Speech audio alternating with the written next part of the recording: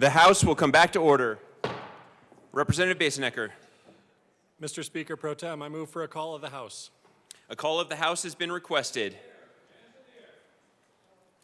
Seeing that there are at least 10 hands raised, the motion is properly sustained. Will the sergeants please close and lock the doors? Mr. Schiebel, please turn on the chimes. Member, please press your buttons to indicate your presence. And we'll give a moment before we ask Mr. Schiebel to start reading the names of members who are not here.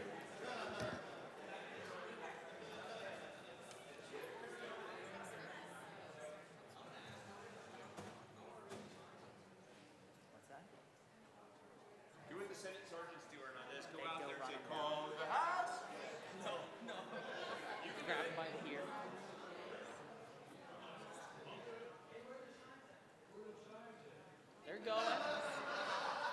They're not that loud. They're going. You just gotta have the door open, honestly. Yeah, I've been noticing that in there.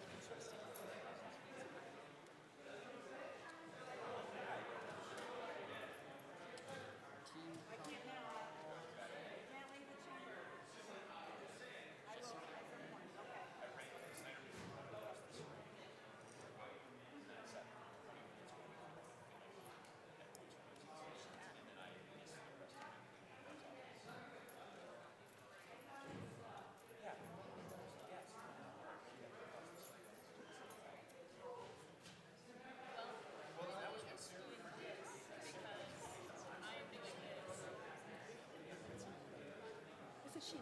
Hello. Of course. Thank you. Mr. Schiebel, please call the names of those who are absent. And sergeants, please locate the members who are missing. Representatives Armagost, Bacon, Bottoms, Bradfield, Bradley, Brown, Catlin, Clifford, DeGraff,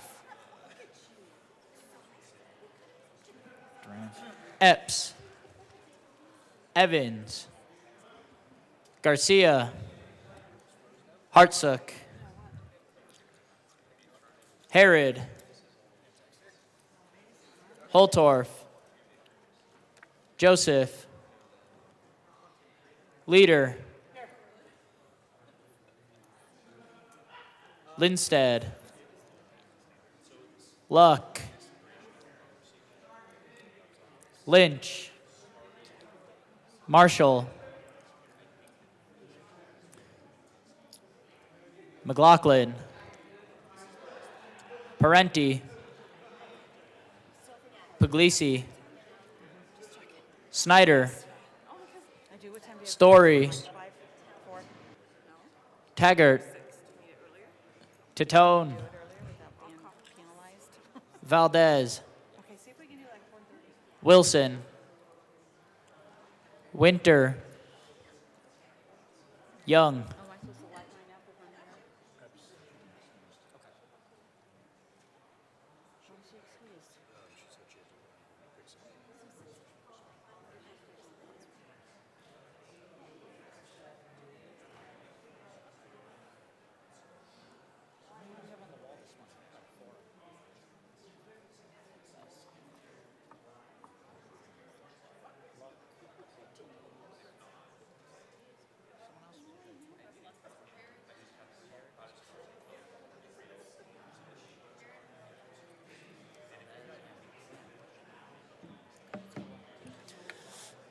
Representatives Bacon, Bottoms,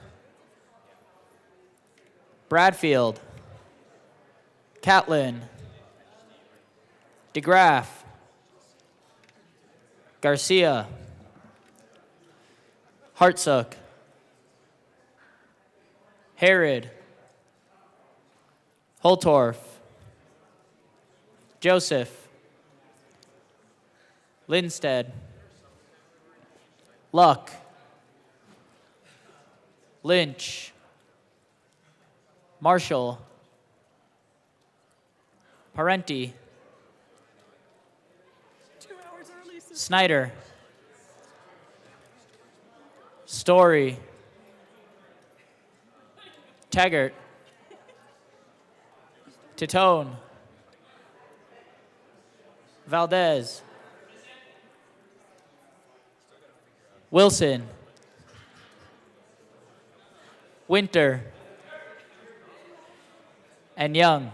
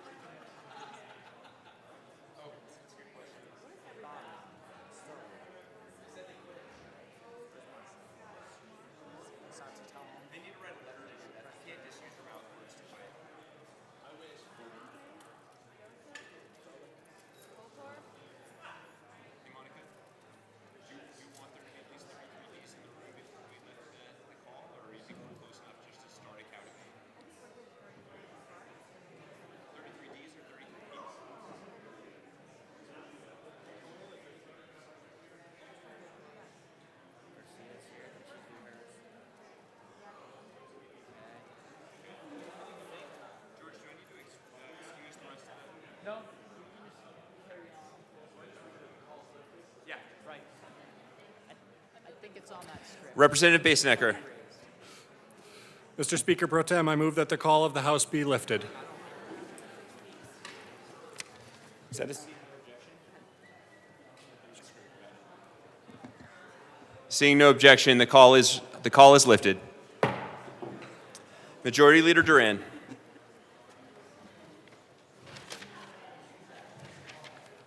Thank you, Mr. Speaker Pro Tem. I move for House Bill 1175 and House Bill 1278 to be removed from the special orders calendar and placed back on the general orders second reading calendar. Is there any objection? Seeing none, the bills listed will be removed from the special orders calendar and returned to the general orders second reading calendar. Majority Leader Duran. Mr. Speaker Pro Tem, I move that the following bills be made special orders on Wednesday, April 3rd, 2024 at 11:30 a.m. Senate Bill 134, Senate Bill 73, House Bill 1030, Senate Bill 128, Senate Bill 66, House Bill 1028, Senate Bill 137, and House Bill 1236. If there is no objection, the bills listed by the Majority Leader will be made special orders on Wednesday, April 3rd, 2024 at 11:30 a.m. Representative Lukens.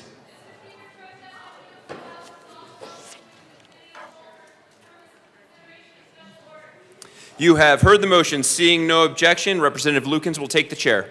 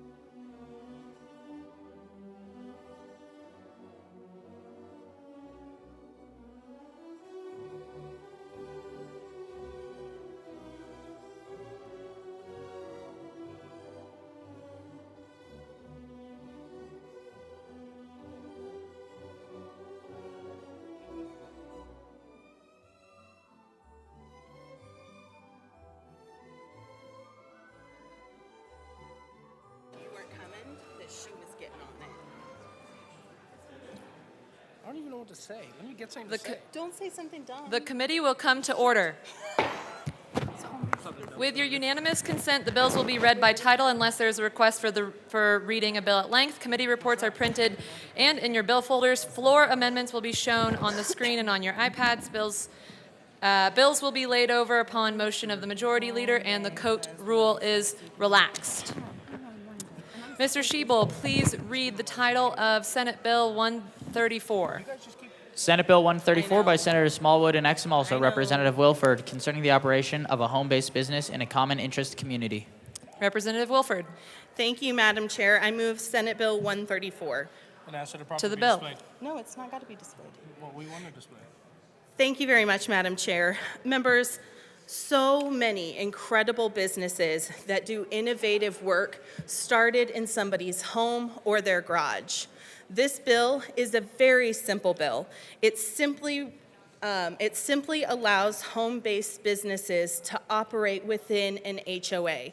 These home-based businesses still have to follow all of the local ordinances as well as many of the HOA rules as well, but it says to HOAs you can no longer prevent people from having home-based businesses and doing the work to start innovation, to create jobs, and to create products.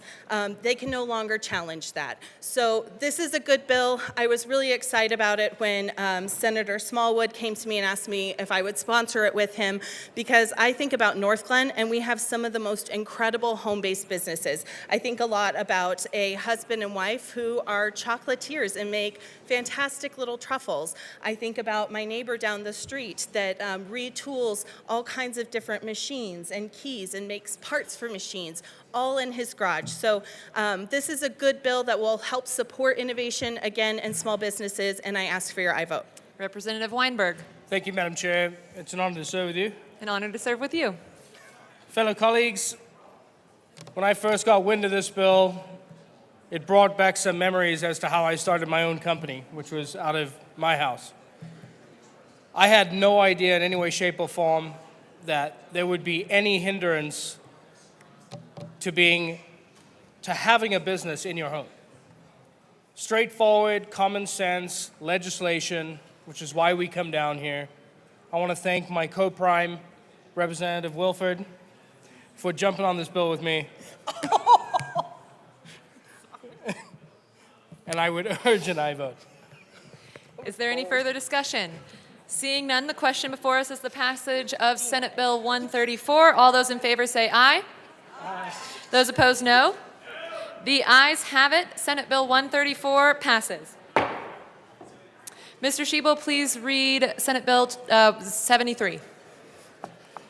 Senate Bill 73 by Senator Smallwood and Rodriguez, also Representatives Velasco and Titone, concerning a change to the maximum number of employees that an employer may employ to qualify as a small employer for health care insurance coverage. Representative Titone. Thank you, Madam Chair. I move Senate Bill 73 and the committee report. To the committee report. All right. In the committee report, we made a few things happen to put some guidelines and guide rails on this bill. So it's a little bit about the bill. The bill changes the number of employees a company will have to be in the small or large group market. Most of the companies, most of the states in the country have a limit of 50 for the small group. We're only a handful of states that have 100. So the bill will be to shrink our number of our employees to the small group plan to 50. But since this has never been done before, we wanted to add a few things to help understand the how this might affect the companies. We think that this is going to be beneficial to the small group market, but we don't know for sure. So this committee report will have some guide rails on it, and I have a couple amendments to the committee report to further do this. And I would like to, I move amendment L004 and have it be displayed. That is a proper motion. One moment.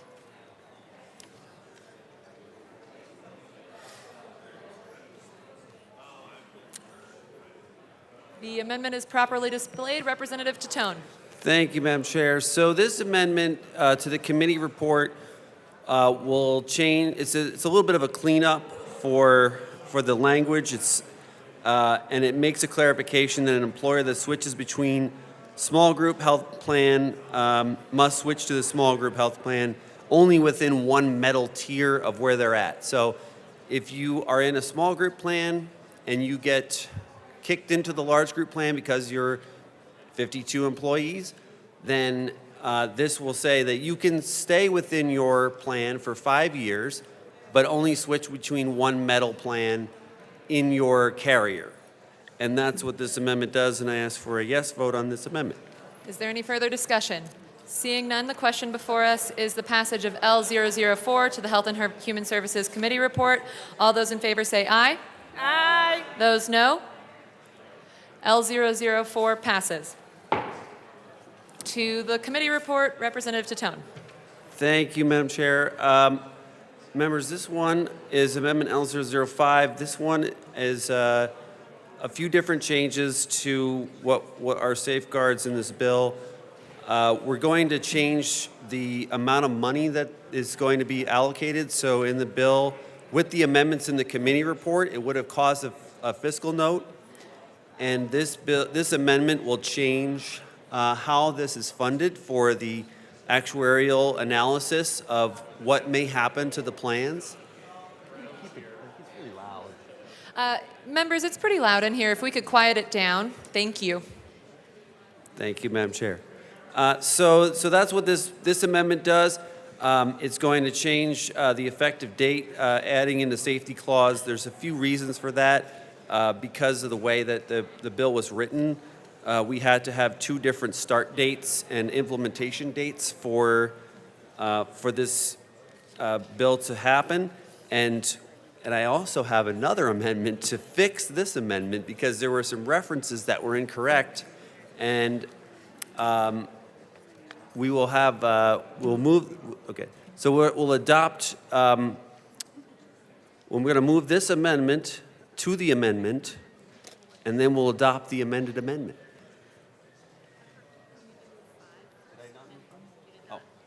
I move L005. And ask that it be And properly. have it be displayed properly. Okay. L005. That is a proper motion. No. L005 is a multi-page amendment. It was put on members' desks on March 26th, and it is properly displayed. Representative Tatone, do you have anything to add? Just the fact that this is what's going to take out the fiscal impact of the bill. And if anybody has anything to say about this, I would say it would be my colleague from Boulder County who is looking at it right now. He just wants to make sure he's seeing it. Do you want to say anything about this? All right, yeah. Representative Brown. some comment. Thank you, Madam Chair, and I want to thank my colleagues from both Jefferson County as well as Garfield County for working with me on these amendments. I think this is a really good compromise and make sure that not only are we protecting small businesses in the event that this bill doesn't work as we intended, but it also makes sure that we are not creating a fiscal note. So I'd ask for an aye vote on both of these amendments, and I really appreciate the sponsors' work here. Representative Tatone. All right, thank you, Madam Chair. And then, as I mentioned before, I have Amendment L009, which amends Amendment L005 and makes some technical fixes to some of the references that Amendment L005, and I move Amendment L009 That is a proper motion. and ask for it to be displayed. There it is. Okay, so there are the technical changes. Amendment I ask. L009 is properly displayed. Representative Tatone. Thank you, Madam Chair. I just asked for a yes vote on this to fix Amendment L005 so we can adopt Amendment L005. Is there any further discussion? Seeing none, the question before us is the passage of L009. All those in favor say aye. Aye. Those opposed, no. The ayes have it. L009 is adopted. Representative Tatone to Amendment L005. L5, and actually, one moment, we're displaying that again. Okay, Representative Tatone. Thank you, Madam Chair. So Amendment L005, as I said, takes out the fiscal impact of the bill. When the Division of Insurance will be looking at what the impact of changing this to the 50 employers will be, if there is an increase over a certain amount, 3% over the average, then they can roll us back to the original way that this was. So there's only an upside here. We really believe this is going to help reduce the cost, but in the event that it may not, this will take us back to the way it was. So I ask for a yes vote on Amendment L005 as amended. Is there any further discussion? Seeing none, the question before us is the passage of L005 as amended. All those in favor say aye. Aye. Those opposed, no. The ayes have it. L005 as amended passes. Representative Velasco. To the committee report. Committee report. Representative Tatone. Thank you, Madam Chair. The committee report are really the safeguards that we put onto the bill. The original bill is very simple, changes the number of employees in the small group market from 100 to 50 to align with all the other 44 states. So I ask for a yes on the committee report as amended, so we can have those safeguards for this policy. Is there any further discussion? Seeing none, the question before us is the passage of the Health and Human Services Committee report as amended. All those in favor say aye. Aye. Those opposed, no. The committee report as amended passes. To the bill, Representative Velasco. Thank you so much, Madam Chair. So the bottom line is that this bill is about making insurance cheaper for business owners whenever they're in the small group or the large group. So we urge an aye vote. Thank you. Is there any further discussion? Seeing none, the question before us is the passage of Senate Bill 73 as amended. All those in favor say aye. Aye. Those opposed, no. The ayes have it. Senate Bill 73 as amended passes. Mr. Schiebel, please read the title of House Bill 1030. House Bill 1030 by Representative Mabry, also Senators Cutter and Exum, concerning railroad safety and in connection therewith, limiting the maximum length of a train operating in the state, requiring certain railroads to use wayside detector systems, limiting the amount of time a train may obstruct public travel at certain crossings, authorizing a crew member's designated union representative to investigate certain report incidents, authorizing the Public Utilities Commission to impose fines for certain violations, requiring fine revenue to be paid to the Front Range Passenger Rail District for the purposes of maintaining and improving the safety of a Front Range passenger rail system, and requiring certain railroads to carry insurance coverage in minimum amounts. Representative Mabry. Thank you, Madam Chair. I move House Bill 1030 and the Appropriations Committee report and the Transportation, Housing, and Local Government Committee report. To the Appropriations Committee report. Thank you, Madam Chair. In the Appropriations Committee, we changed the bucket where the money is going and clarified that, and what I mean by money is this bill aims to collect fines from rails that are violating the rules that we're creating. And this clarifies that the fund goes to the Transit and Rail Division in the Department of Transportation. And with that, we ask for an aye vote on the Appropriations Committee report. Is there any further discussion? Seeing none, the question before us is the passage of the Appropriations Committee report. All those in favor say aye. Aye. Those opposed, no. The ayes have it. The Appropriation Committee report is adopted. To the Transportation, Housing, Local Government Committee report, Representative Mabry. Thank you, Madam Chair. In the THLG committee, we amended the bill first with a request from the Department of the Treasury to clarify that money from the Front Range Passenger Rail Maintenance and Safety Fund is appropriated to the Rail District, and then we actually changed that in the Appropriations Committee, and then we brought a larger amendment that brought some clarifying language for RTD, clarified that this doesn't apply to RTD trains, added a definition of sighting on the train to match federal law, said that the wayside detector requirement that we are building into law, which I will talk about soon, that the railways have some time to meet that requirement and clarified that after an issue is detected, the train can resume authorized speed after the next working detector indicates that there are no defects. We can get into that a little bit more when we talk about the bill. And it clarified union access to accidents, and we added a severability clause. And with that, I would like to move Amendment L7 to the THLG committee report. And ask that it be properly displayed. And ask that it be properly displayed. That is proper motion. One moment. Do we have a talking points on this one? Somewhere. The bill, or the amendment is properly displayed. Representative Mabry.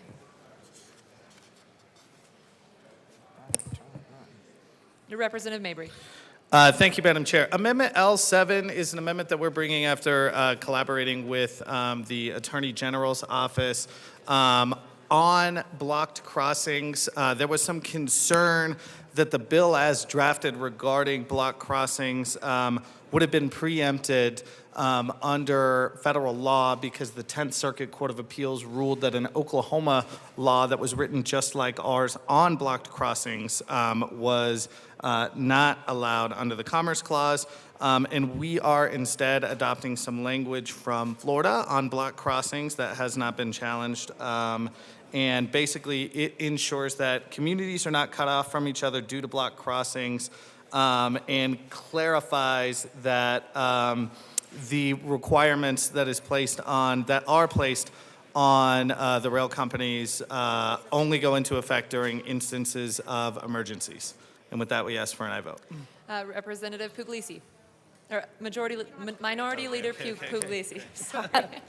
Thank you, Madam Chair. I just have a question for the sponsors, just as I'm trying to work through this amendment. Some of it sounds really great. I am worried about the federal preemption part. So is the severability clause, like in case this goes to a lawsuit, it would save some parts? And if so, what are the parts that are saved and which are the parts that potentially could be preempted by federal law? Thank you. Representative Mabry.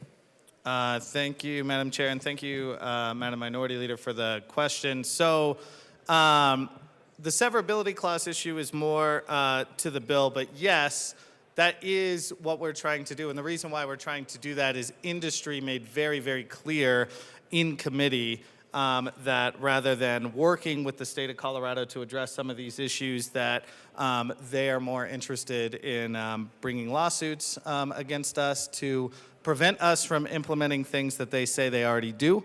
And on this issue in particular, we did get some advice from the AGO that, like I said, because of that 10th Circuit opinion, that we needed to bring this amendment. Is there any further discussion?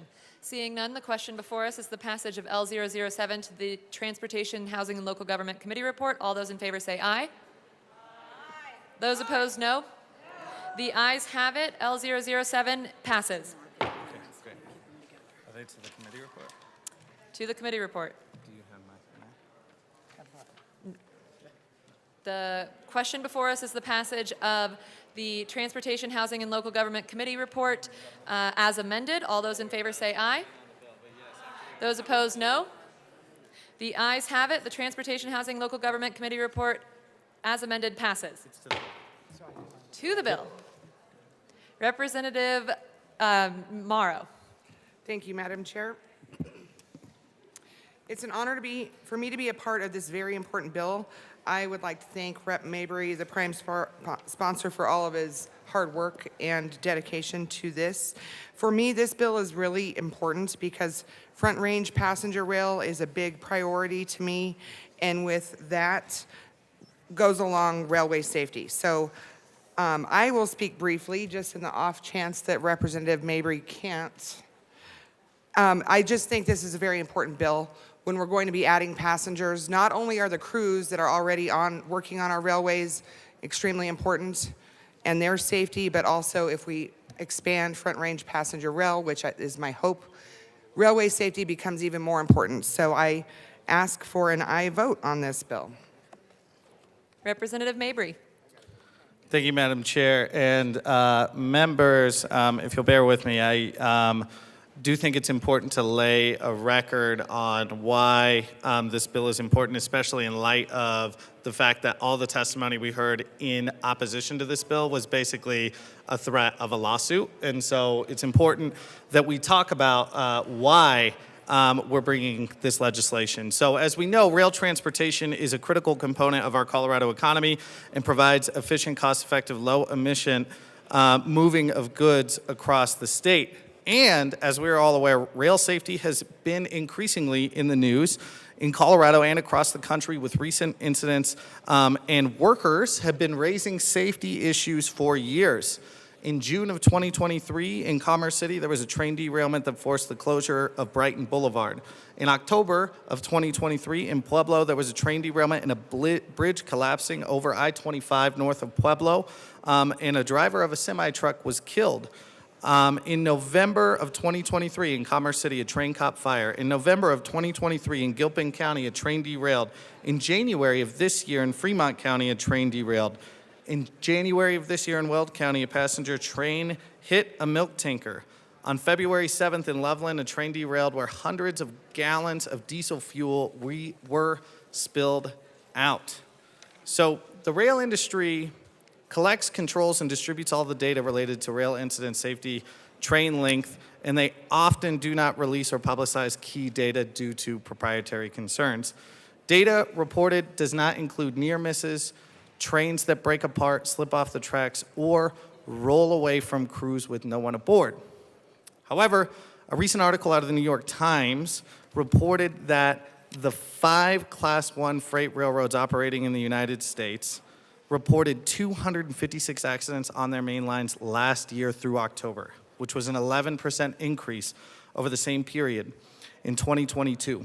Derailments were the most common accident. I want to address why train length is so critical here. Workers on the ground have been reporting concerns with increasing train length for years. And difficulty and dangers caused by longer trains raised by workers is recognized by the FRA in a recent safety advisory stated in train forces, longer trains experience are stronger and more complex than those in shorter trains. Of note, the FRA recently started requiring companies to disclose train length for reportable accidents. And ProPublica reviewed more than 600 investigative reports on train accidents over almost 2 decades and found that the FRA had known of problems with train length for years. This has led to 20,000 gallons of dangerous chemicals commonly used in antifreeze being dumped into a tributary of the Mississippi River, evacuations of entire towns like we saw in East Palestine, and deaths. A United States government accountability study in 2019 found that long trains may be dangerous and that more information was needed. And the FRA also told ProPublica that it has asked companies for data on this and has not gotten it. So, lastly, I just want to address some of the things we heard from opposition in the committee. We heard that the federal government has this covered and that existing federal regulations are enough. We heard that members of this industry are already doing much, if not almost all, of what we are asking them to do here, except for train links, the insurance and crossing requirements. We also heard that the bill we propose here is overly burdensome on their ability to move goods. But we heard from workers that for decades that the industry standard was below the 8,500 feet that we are proposing in this legislation. And there's a federal bill at 7,500 feet that is being proposed, and I will remind members that that piece of legislation is co-sponsored by some of the most conservative members of the United States Senate, including J.D. Vance and Josh Hawley. These members are no fans of overly burdensome regulation, and they see the safety risk here. The need for regulations on length there are stricter than what we are proposing here. And finally, I'll just flag that I'm sick of hearing from industry that there's nothing to see, that they're regulated enough, that they do most of this, or if we do this, we will go out of business. Workers are telling us there is something to see, community is telling us there is something to see, and leaders in this country on both sides of the aisle are telling us there are problems here. Let's pass this bill. And with that, I will move Amendment L6. That is a proper motion. We're displaying the And amendment. ask that it be properly displayed. Okay.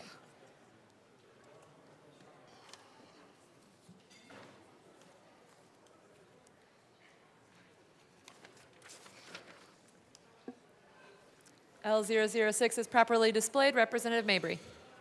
Thank you, Madam Chair. So Amendment L6 is an amendment that we're bringing in partnership with environmental groups to ensure that the training portion of this bill has necessary components to keep community and the environment safe. There is Minnesota law that is similar, and we have even heard from the rail industry that our training portion of the bill could go further to more closely match what they've done in Minnesota. So lines 10 through 4 in line 21 changes the name of the funds. It is no longer going in, as the funds are no longer going into the Front Range Passenger Rail. That's sort of a clarification.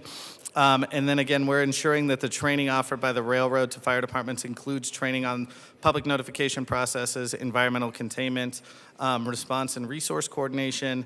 And then finally, the amendment ensures that the railroad is doing a full sail exercise on oil or hazardous material every year and gives PUC rulemaking. And with that, we ask for a yes vote on L6. Is there any further discussion? Seeing none, the question before us is the passage of L006. All those in favor say aye. Aye. Those opposed, no. The ayes have it. L006 passes.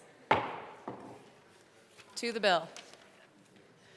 Is there any for Representative Taggart?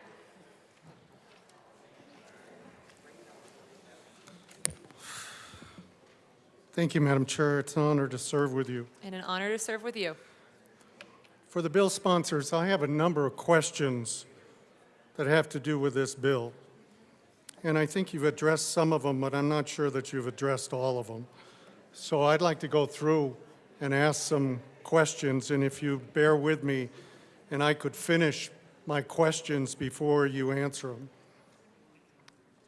I know there's been a great deal of stakeholding with union officials, with environmentalists, but have there been adequate stakeholding with rail company executives, federal executives that have expertise on this particular subject? Secondly, there's a statement in here that our federal government and Congress, including our Federal Rail Administration in the Declaration, states that because basically they're not moving fast enough, we need to do something.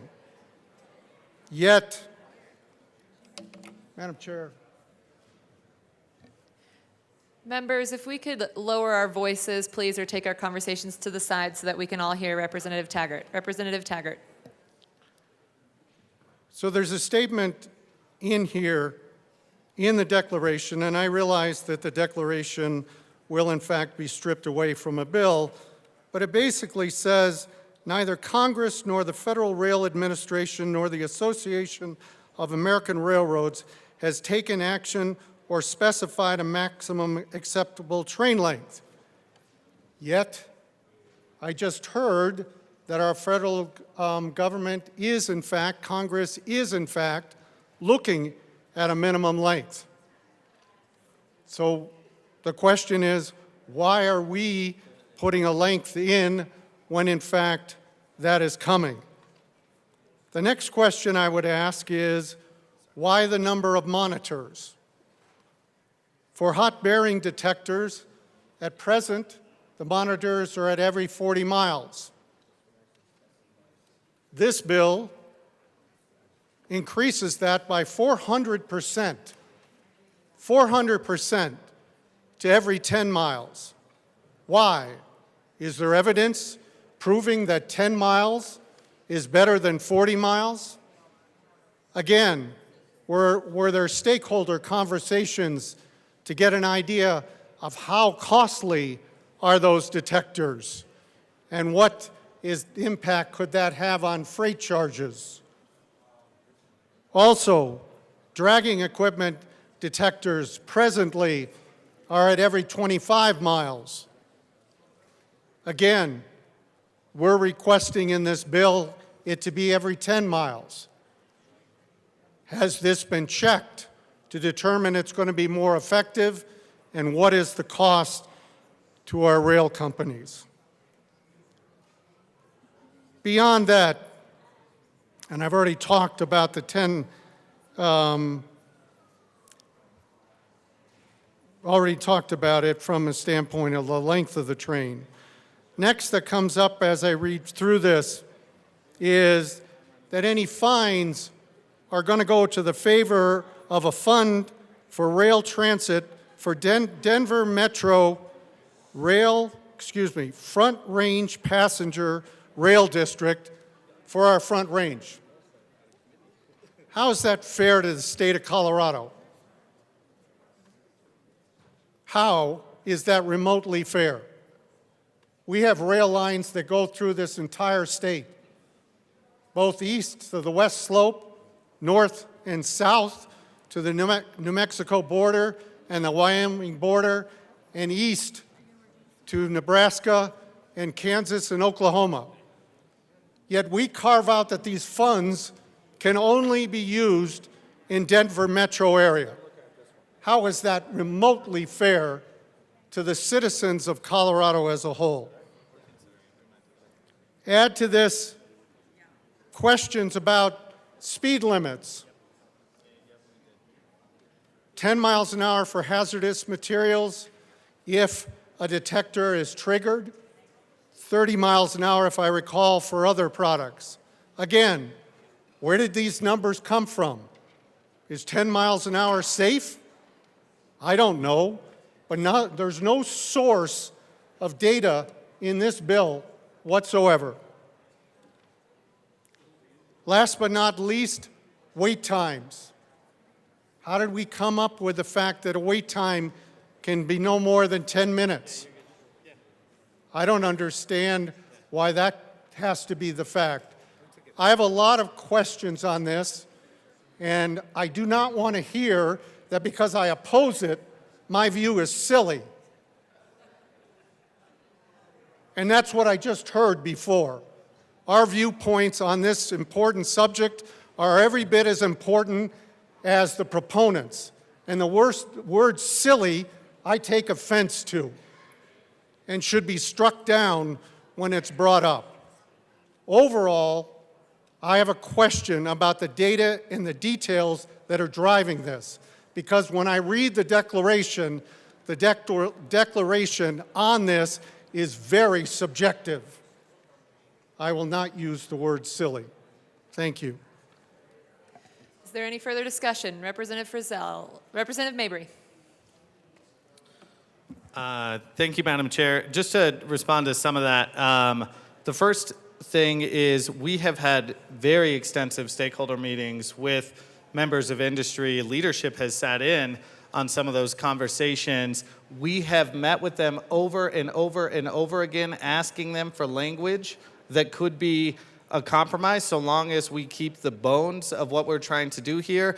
And just yesterday we got language back, and basically what they've asked for, and it looks like there's an amendment that goes to this, is something that could essentially be an email. It says, can we pass a law so that they report what they're already doing, which we did not feel was necessarily in line with what we're trying to do here. We have communicated that we're willing to make compromises on some of this stuff, so long as the heart and soul of the bill is maintained. And then on the issue related to federal action, I think everyone in this building knows that the Congress is not quick or very likely to act on almost anything. There are lots of articles about how at the federal level, industry is spending tens of millions of dollars lobbying against the bill at the federal level, and that has stalled things. And then on the crossing point, we amended that out. We changed it. That's what I was talking about with the 10th Circuit preemption. So that's no longer in the bill. And what is informing this is the expertise of workers who have spent decades working on the rail, based on their perspective, and also informed by research that was done by organizations like ProPublica, journalists, et cetera. Representative Frizzell. Oh. Representative Taggart. Thank you, Madam Chair. I'd just like to come back on that last answer to my question. We're all familiar with the fact that union and executives don't always agree on what is safe and what is right for a particular business or industry. It's fine that we're talking to union folks about what they think is safe and not safe, but that has to be balanced with what the experts from an engineering standpoint, from a corporate standpoint, also have done. And for us to say we're going to adopt these safety standards based on what the union says, that is completely dismissing experts that exist within the administration of a company. And I know for a fact in my company, when it would come to things like this and safety, the first group that I'm going to talk with are the engineers that have expertise in this area. Yes, I'm concerned about my employees first and foremost, but I'm always going to be concerned about who provides the most expertise. And I do not believe in this particular case a union person has more expertise than an engineer that is qualified on these safety subjects. Representative Frizzell. Thank you, Madam Chair. I am really grateful for my good colleague from Grand Junction's comments on who is really qualified to determine what is safe. And I would like to speak about that. Specifically, I want to speak about those portions of the bill having to do with wayside detectors. It's really, really important to understand that this is an industry that is regulated by the federal government. It is not to be regulated by the state of Colorado. It is already regulated by the federal government. And I'm just going to read a little excerpt from the Federal Railroad Administration's website having to do with Wayside Advanced Technology Systems. The Federal Railroad Administration's goal in supporting wayside detector systems has been to promote improved safety and performance through the appropriate and optimal application of automated inspection technologies to detect vehicle component defects and precursors to safety critical defects in railroad rolling stock. That is a really long run-on sentence that only the federal government could come up with. Other long-term goals of the Federal Railroad Administration include the identification of key enabling technologies for automated vehicle inspection and to maintain an awareness of the current state and future potential for advancements, which may be valuable to the railroad industry. So, members, it sounds to me like they're kind of on the ball here. They are forward-looking in their regulation. Wayside technology promotes rail safety and performance through appropriate and optimal application of automated inspection technology to detect defects and precursors to safety critical defects in railway rolling stock. The objective is to promote improved railroad safety and performance, identify appropriate and optimal application of automated inspection technologies, and to partner with various stakeholders. This is a novel concept, member. Partner with various stakeholders, not just one group, to quantify and validate wayside detection systems. The impact of this is that it enhances and supplements existing manual inspection procedures to facilitate early detection of rail defects, very important if you're trying to prevent accidents. And it reduces the number of incidents and accidents caused by rolling stock equipment and component failures by detecting degradation in performance of equipment. This is all very, very important and why I bring an amendment to this bill. I would like to move L010 to House Bill 1030 and ask that it be properly displayed. That is a proper motion. L010 is properly displayed. Representative Frizzell. Thank you very much, Madam Chair. The purpose of this amendment deals with the particular section on page 11 dealing with wayside detectors, because this is where in the bill the state of Colorado is going to attempt to regulate railroad operations, and this just makes the statement that this is the exclusive jurisdiction as previously described in my review of the Federal Railroad Administration, the exclusive jurisdiction of the federal government. And yeah, we're speaking of federal preemption here. I would ask for an aye vote on my amendment, please. Representative Mabry. Thank you, Madam Chair. We would ask for a no vote on this amendment. We have spoken extensively with the Attorney General's office and legal experts who were involved in the formation of the Federal Railroad Safety Act. And yes, there are conversations that have come up on preemption. I've discussed that in terms of emergency crossings. There have not been conversations that have come up on preemption in terms of the wayside detectors. There's a clause in that federal law that says that states can add reasonable regulations for safety. And I have not heard this come up. We had conversations with the Attorney General about places where preemption might come up. The wayside detectors was not one of them, and so we asked for a no vote. Representative DeGraff. Thank you, Madam Chair. All right, I think this bill is a great example of why we need the transparency that we've already shot down. But to my colleague's point about reasonable regulation, I mean, I'd like to know what this reasonable is based on. There's these. How much do these cost? What is their maintenance? What is their, why not increase them 800%? Why we increase them 400%? What is the statistics? What are the statistics? What are the measurements? What are we looking at when we're looking at a cost-benefit analysis? Now, most things you do a cost-benefit analysis, especially if you're going to impose a cost.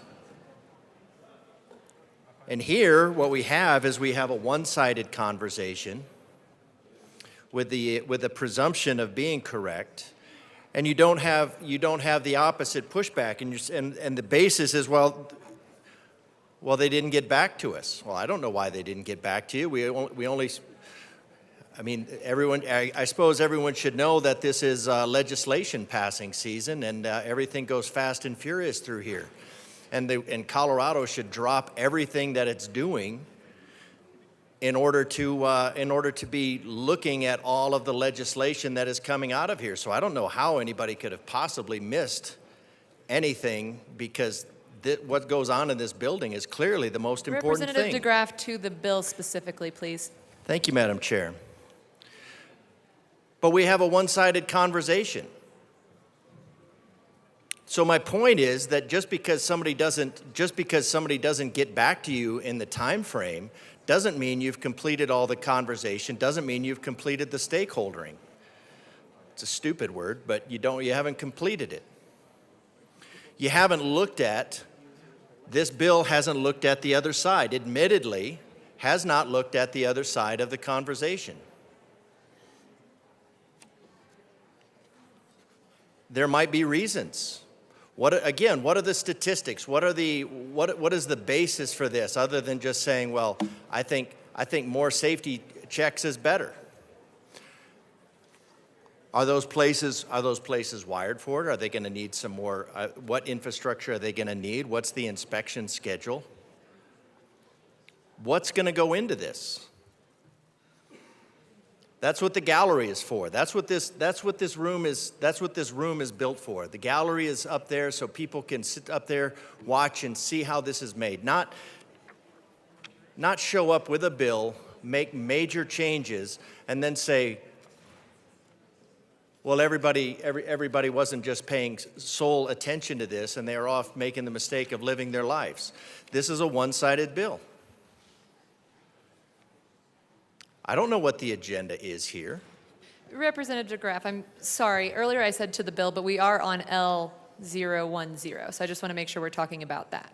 Thank you, Madam Chair. And yes, we are talking about that. We're talking about the addition of more safety monitors.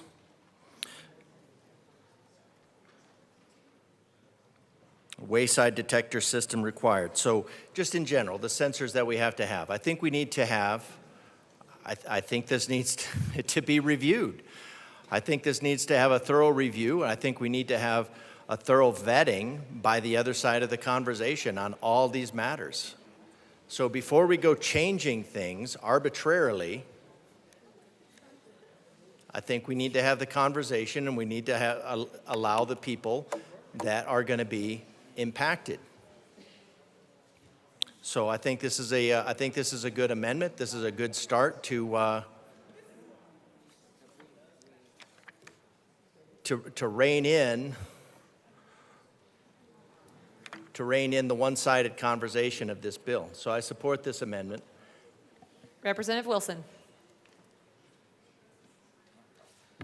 Thank you, Madam Chair. Just want to ask for some clarification from the bill sponsors.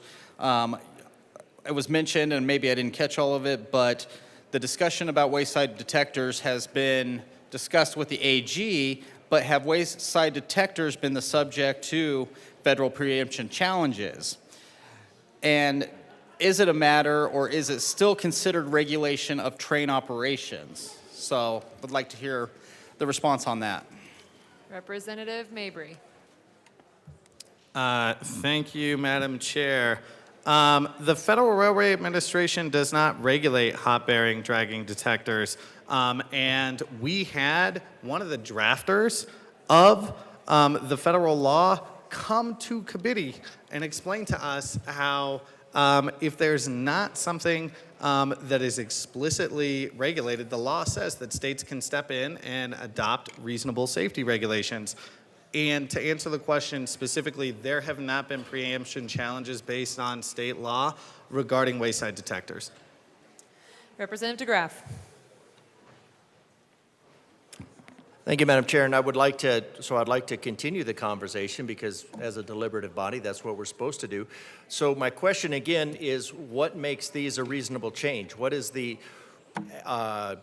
since I wasn't in committee, and committee's purpose is to send it to the floor so that we can have this full discussion, I would like to know what is the basis for increasing, as my colleague said, increasing the number of these sensors by 400%. Has this been done anywhere? What is the basis? How many things are we missing in that gap? That is, what are we missing in that current gap that we need to increase it by 400% or decrease it or increase the number of sensors by 400%? There should be something other than just the idea that more is better. If you're not looking at the on the other side, like are events happening in between these sensors that are currently there, or that shows that the number of sensors are inadequate? Not just we think it would be better, but something that shows that something that is missed on a sensor can go completely wrong before it gets to the next sensor. That would justify increasing these by 400%. Is there any further discussion? Seeing none, the question before us is the passage of L010. All those in favor say aye. Aye. Those opposed, no. No. The noes have it. L010 is lost. Representative Frizzell.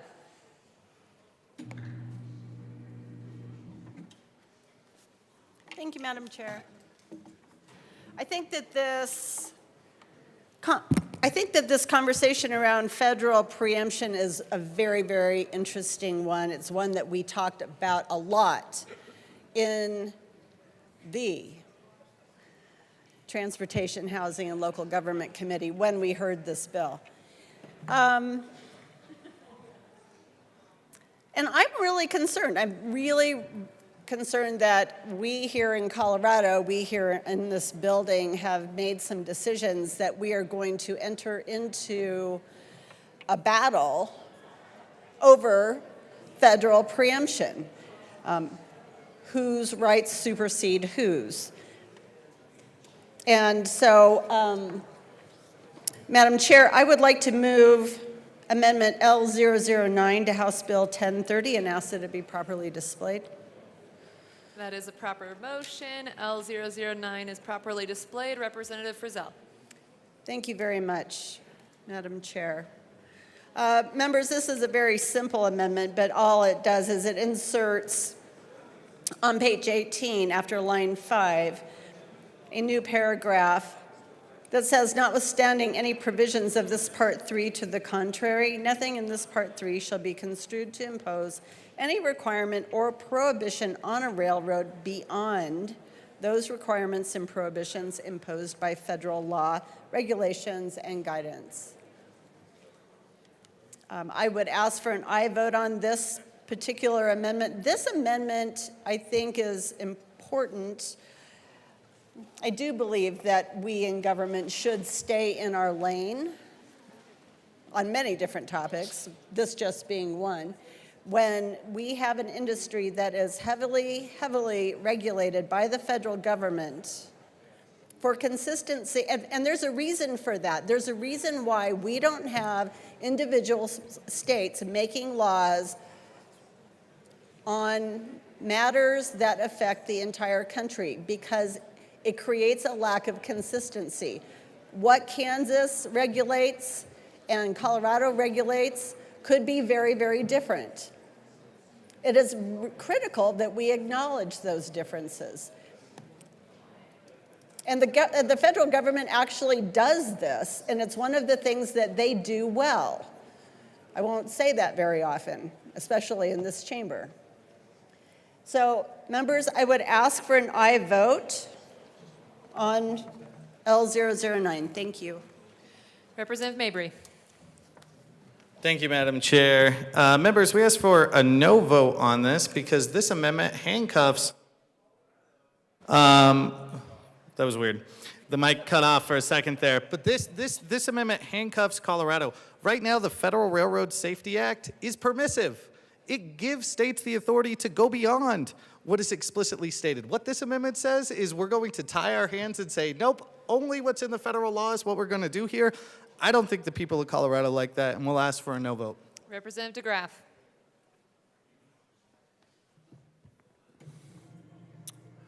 I think the people of Colorado, and I think industry in general, likes not having to ask permission from Big Brother for everything. We have these, now in general, I'm not a big fan of federal, but that's what we have. We have an even application of laws across the board, and in the last case of the last amendment, asking for the basis of the rules that are being imposed in a one-sided fashion by this body because somehow the legislative body has become the experts on railroad. And so all of a sudden we're the experts. You are the experts. And the best thing here to do is just to increase regulation.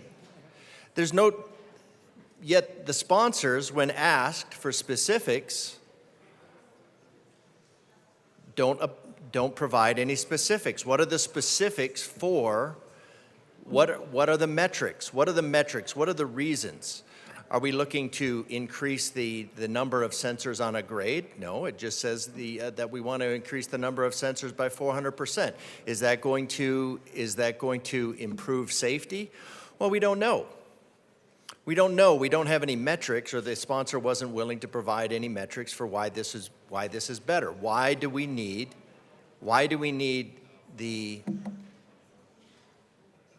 a national rail system to come to this legislative body and ask for permission when we haven't shown that there is something that we haven't shown besides personal preference? We haven't even shown why that's why that's valid.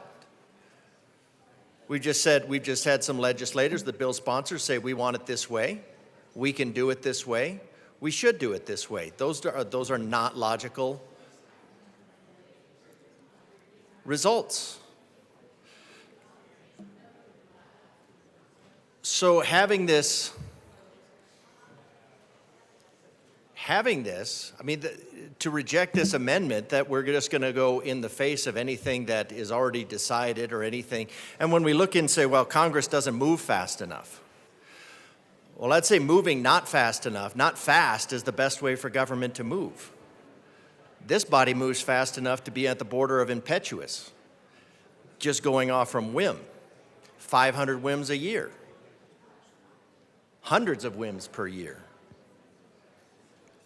Suddenly you're the expert on trains, on rail crossings, on all these different factors. And the basis for passing is I'll pass yours, you pass mine, we all get along.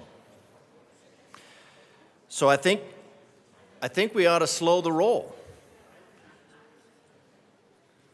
Just because you can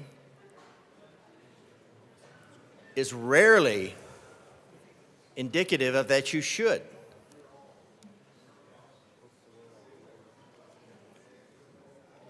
If you come to a gate in the road, as C.K. Chesterton observed, you don't just remove it because you don't understand it. You don't change something. You don't change something just because you don't understand it or you don't like it. You go back and you research it. And based on previous answers, I would say, I don't see the research. I don't see the research that the sponsors have done to justify, besides personal preference, besides whim, that they're going to go in and do this. And we don't even have any idea what it has, what it entails, what this bill entails. What is the workload? What is the imposition going to be? What are the increased costs on freight? Representative DeGraff to the amendment. Thank you, Madam Chair. But the reason for this amendment is to avoid a bunch of conflicting regulations, because now if a train is coming cross-country and then it's going to cross Colorado in the meantime, if it's going to cross Colorado in the meantime and then all of a sudden now they have to abide by a certain set of regulations. And we've seen this in the shipping world,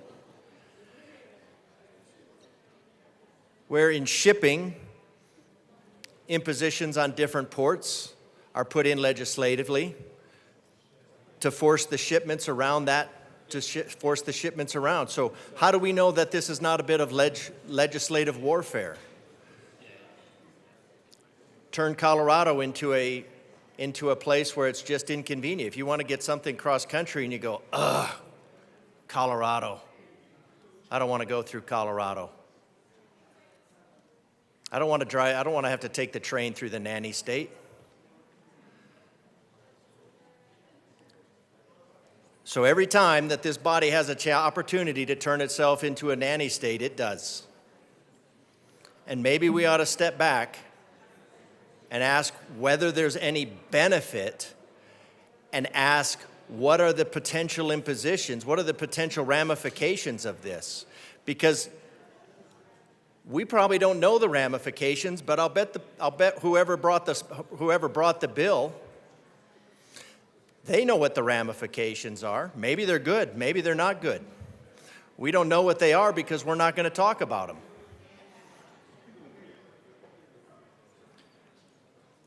This is what happens when legislation happens in the darkness, because we've turned out the lights. Representative Frizzell.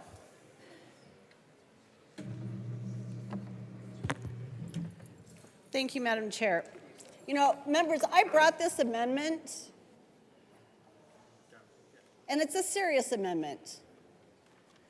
There was no real stakeholder engagement on both sides. The rail industry was not part of the conversation. Federal regulators, safety experts, consumers. The proponents of this bill have offered no credible safety research or data to support this legislation, in my humble opinion. And I find it egregious that we would, given that information, choose to supplant federal regulation, that we should make Colorado an undesirable place to run freight through. It is too important. I'm very concerned about railroad safety. I have a major line that goes right through my district. I worry about it all the time.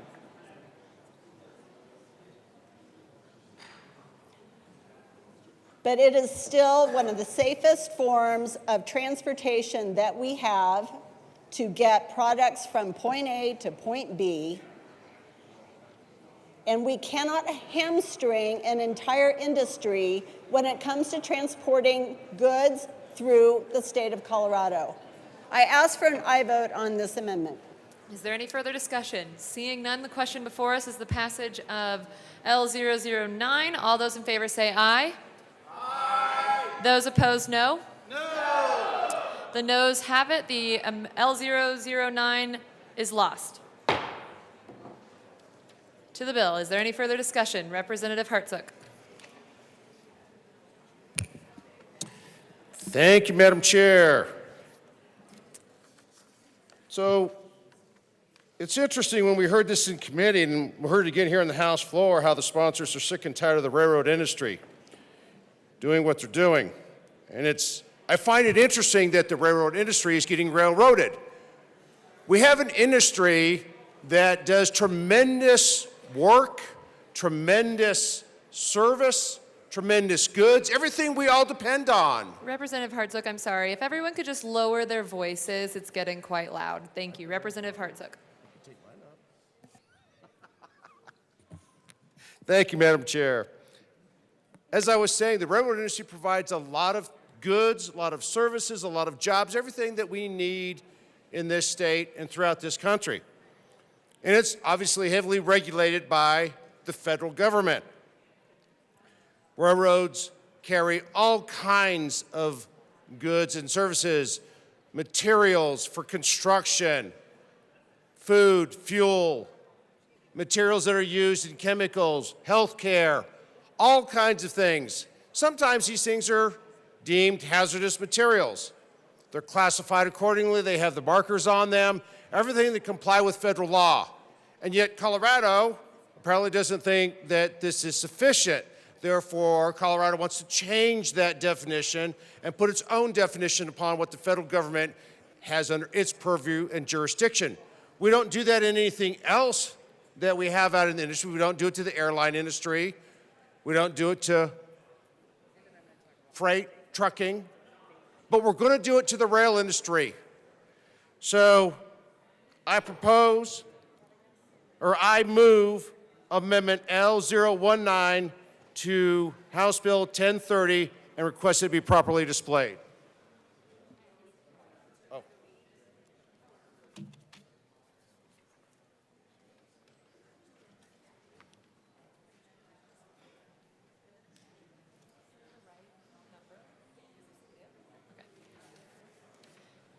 That is a proper motion. L019 is properly displayed. Representative Hartsook. Thank you, Madam Chair. Now, the federal government already has a clear definition of hazardous material. It has been used for decades, and it's updated accordingly. You'll see those markers on every piece of equipment that's rolling down the highway, down the rail, industry-wide, has specified markers and clear definitions of what hazardous materials are. And what are these definitions for? Well, let me tell you. When emergency services respond, which would include your fire department, your police department, your EMTs, and everyone else that's a first responder, they need to know exactly what that definition means so it corresponds to whether they go in with a specified hazmat suit or certain chemicals that they use to fight whatever the disaster is.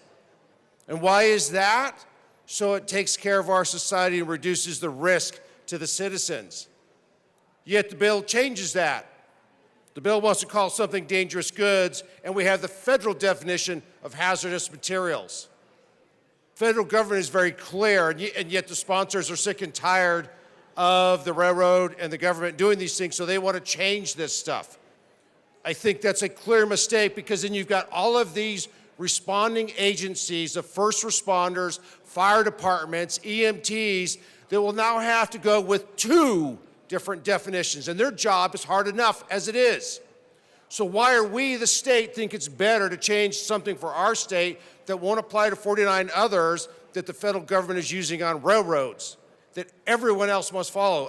Are we a special state? Do we want to do something different? Is that something we want to be known for? I don't think so. I think it's a horrible idea. I think we should stick with the federal government's definition of hazardous materials and leave it at that. I therefore urge an aye vote on this amendment. Thank you. Representative Mabry. Thank you, Madam Chair. Well, I find it interesting that the proponent of this amendment is mentioning the necessity to have clarity on what is covered, and the amendment strikes what provides the clarity in Colorado law. We're specifically outlining what it is here, and what will remain if this amendment passes is a cross-reference to federal law, which you then have to go look up. So I don't think there's anything wrong with us having a little bit of extra clarity in Colorado law, and with that, we'll ask for a no vote on the amendment. Is there any further discussion? Seeing Representative Hartsook. Thank you, Madam Chair. You know, it's interesting, the sponsor said, yes, clarity. It's exactly clear. It's crystal clear. The federal government has a crystal clear definition, and yet we want to change it. And we're going to put people's lives at risk that are responding to these hazards. I think that's irresponsible and wrong.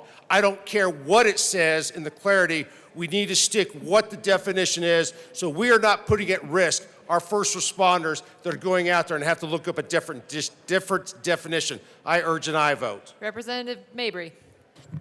First responders like this bill as written, just to be clear. Vote no on the amendment. Representative DeGraff.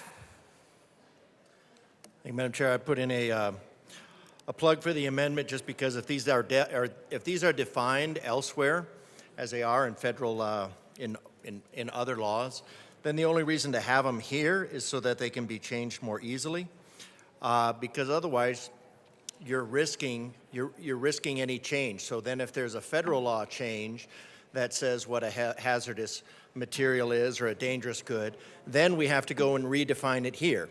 Or if we redefine it here, because next year, as in the case of most of this legislation that gets updated before the ink is dry, that next year, all of a sudden the definition of hazardous good or dangerous good or something changes, and then we're in conflict with the federal law.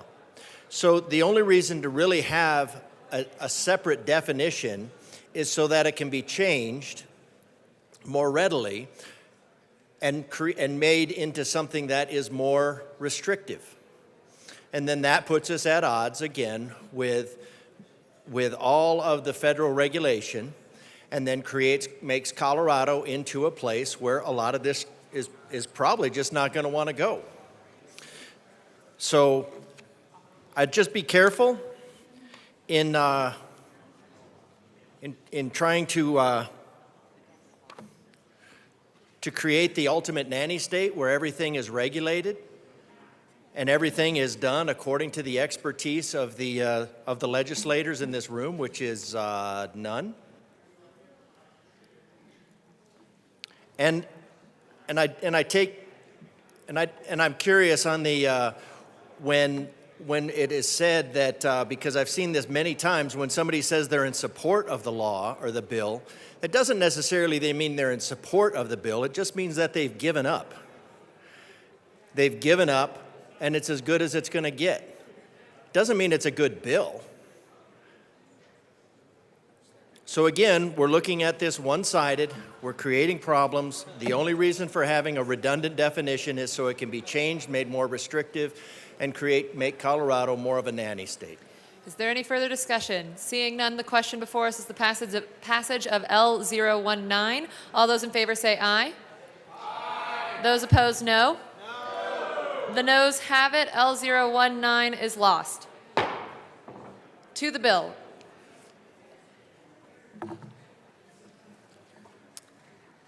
Representative Evans. Thank you, Madam Chair. All right, colleagues, have a couple of thoughts to share with you on this, and I'm not going to lie, I may be at risk of slightly nerding out here just because this really does intersect with a couple of things that I've done professionally, specifically safety and accident investigations. So just want to lay some thoughts out for you here. Obviously, the bill that we're talking about in the first three words in it when we're reading the title are concerning railroad safety. And I think it's important that we pause here for a moment just on that title, because I think everybody in this room, I think everybody under the sound of my voice is critically invested in railroad safety, as it says here on the first page of the bill.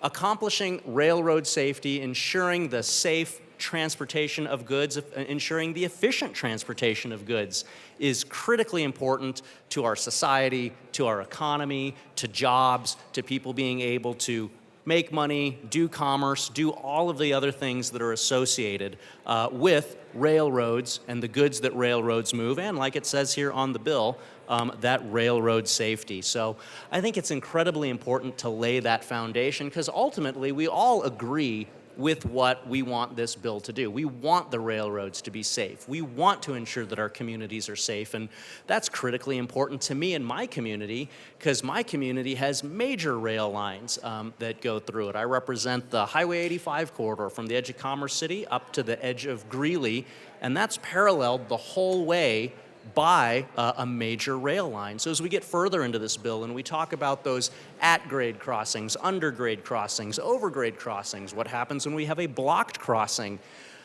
there's a lot of investment from everybody about accomplishing what it says here on the very first page of the bill concerning railroad safety. And so I think that as we continue down this discussion, it's important that we keep that in mind, that at the end of the day, we're all agreed on this. We want that railroad safety. I think the questions that are going to emerge are how do we best accomplish that railroad safety, the title of this bill.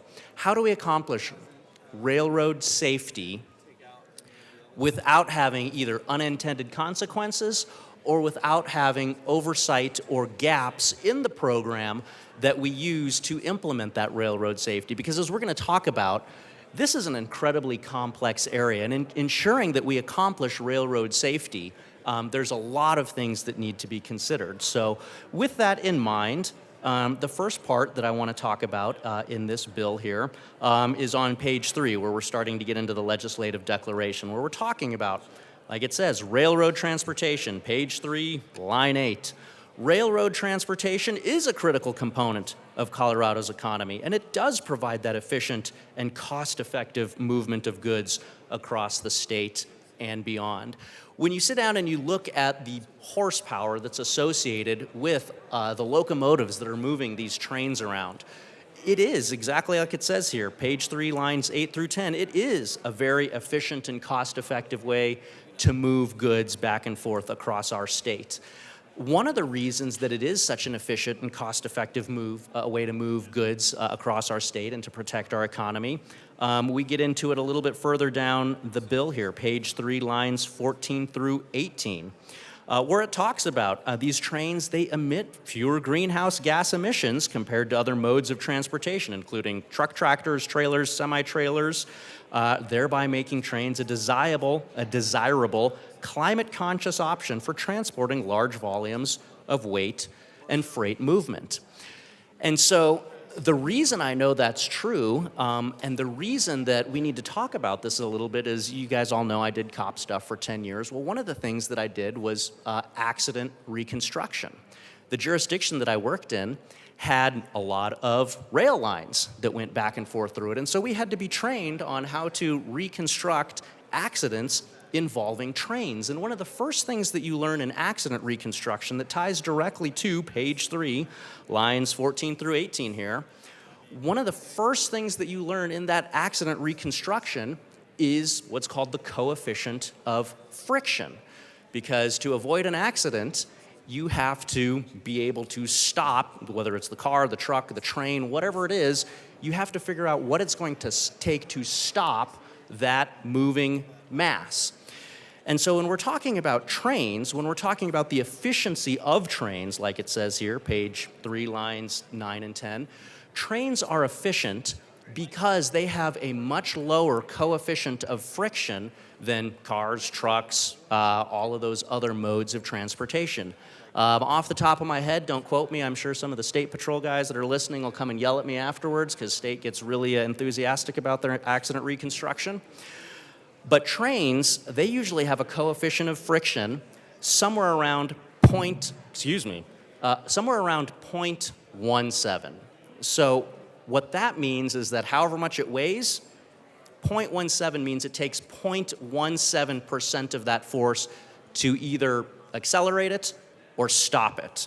So, page 3, lines 9 and 10, where we're talking about the efficiency of trains, that efficiency comes from the fact that you have that metal-to-metal contact. You have those round metal train wheels on the metal rail, and that gives you that much lower coefficient of friction. Versus a car, which your average roadway in Colorado, your coefficient of friction is somewhere around like 0.65%, 0.75% if you get a new freshly paved road with, as we would say, sharp asphalt. So trains truly are more efficient, like it says, page 3, lines 9 down to about line 18, because they have that lower coefficient of friction. That means that you can move more goods with less energy, less fuel, less, as it says here, fewer greenhouse gas emissions because of that lower coefficient of friction. The downside to that lower coefficient of friction, though, is that with less friction in play, it takes longer to be able to stop that train than it does, for instance, a car, a truck, some other sort of vehicle. And so that's an important foundation to lay as we continue this discussion, because when we get to the part of the bill where we're talking about at-grade crossings, below-grade, above-grade crossings, you have to make sure that we're understanding that we've got different transportation methods here that have different coefficients of friction that are interacting with each other. Continuing on through the bill, it talks about Colorado's fragile ecosystems, weather extremes, basically describing the environment here in Colorado. Talks about bisecting with communities of lots of different backgrounds, black folks, indigenous folks, all color and incomes. And then continuing down the bill to page 4, then it starts to talk about the safe and efficient operation of railroads. And so that safe and efficient operation of railroads, as it says here, page 4, lines 16 through 17, and I'm actually going to highlight these on my copy here so I remember, requires, quoting from the bill here, requires several factors, including regularly maintaining railroad tracks and rolling stock, and appropriately using technology to detect and address mechanical and other issues, and then employing experienced and well-paid workers with critical skill sets to recognize and avoid accidents. This is the part of the bill where, again, I apologize in advance, I might geek out a little bit, because when I was commanding aviation organizations in the military, that's what we talked about all the time. How do we avoid these accidents? How do we have a safe industry? And so something that ties directly to train safety and comes actually from the FRA, the Federal Railroad Administration, is something that we call crew resource management. And my iPad timed out on me. So crew resource management. This ties directly to the bill, again, title of the bill, concerning railroad safety. So I'm looking at a document here from the Federal Railroad Administration that talks about the business case for CRM training. CRM is Crew Resource Management in the railroad industry. Crew resource management is a critical component of, as it says on the title of the bill, railroad safety, and then also on page 4 of the bill here, where it's talking about employing experienced and well-paid workers with critical skill sets. One of the most important skill sets in accident avoidance in really any industry is what it talks about here, crew resource management. Crew resource management applies directly to this bill because once you get into the data and the analysis and the causal factors of why do accidents happen, why do airplanes crash, why do trains derail, why do we have situations in which our, as it's talking about here, this critical mode of transportation has problems. In the bill it talks about derailments and other sorts of issues. Well, when you get into the science of this, which is what I did for 12 years when I was doing military aviation operations, when you get into the science of safety, accident avoidance, and like it says here on the bill, employing those experienced and well-paid workers, really what that all ties into is how do you manage human error? How do you wrap your mind around the fact that, like I used to tell my cops, police cars don't drive themselves without human interaction. Like I used to tell my pilots, helicopters don't fly themselves. And relevant to this bill, trains don't drive themselves, trains don't crash, trains don't do anything without some sort of human intervention or human input. And so, to the bill, line 4, lines 16 through 23. The question was, does that apply to guns too? Yes, it does. I can talk about that at length as well. But back to the bill. Lines 16 through 23, we're talking about the critical importance of having well-trained, well-compensated workers who understand the safe operation of these trains. And one of the basic principles there, again, is this crew resource management. It was invented in the late 70s in the wake of several aviation disasters.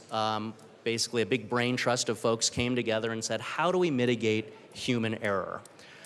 Aviation was the original industry, but since then, it's been exported to numerous other industries that also use these crew resource management techniques. And you guys can't see my iPad here, but what I have pulled up in front of me is actually a report from the U.S. Department of Transportation, Federal Railroad Administration, talking about crew resource management and its applicability to trains, to train safety, as ultimately implemented by those employees, those critical, well-paid workers with skill sets to recognize and avoid accidents. That's crew resource management.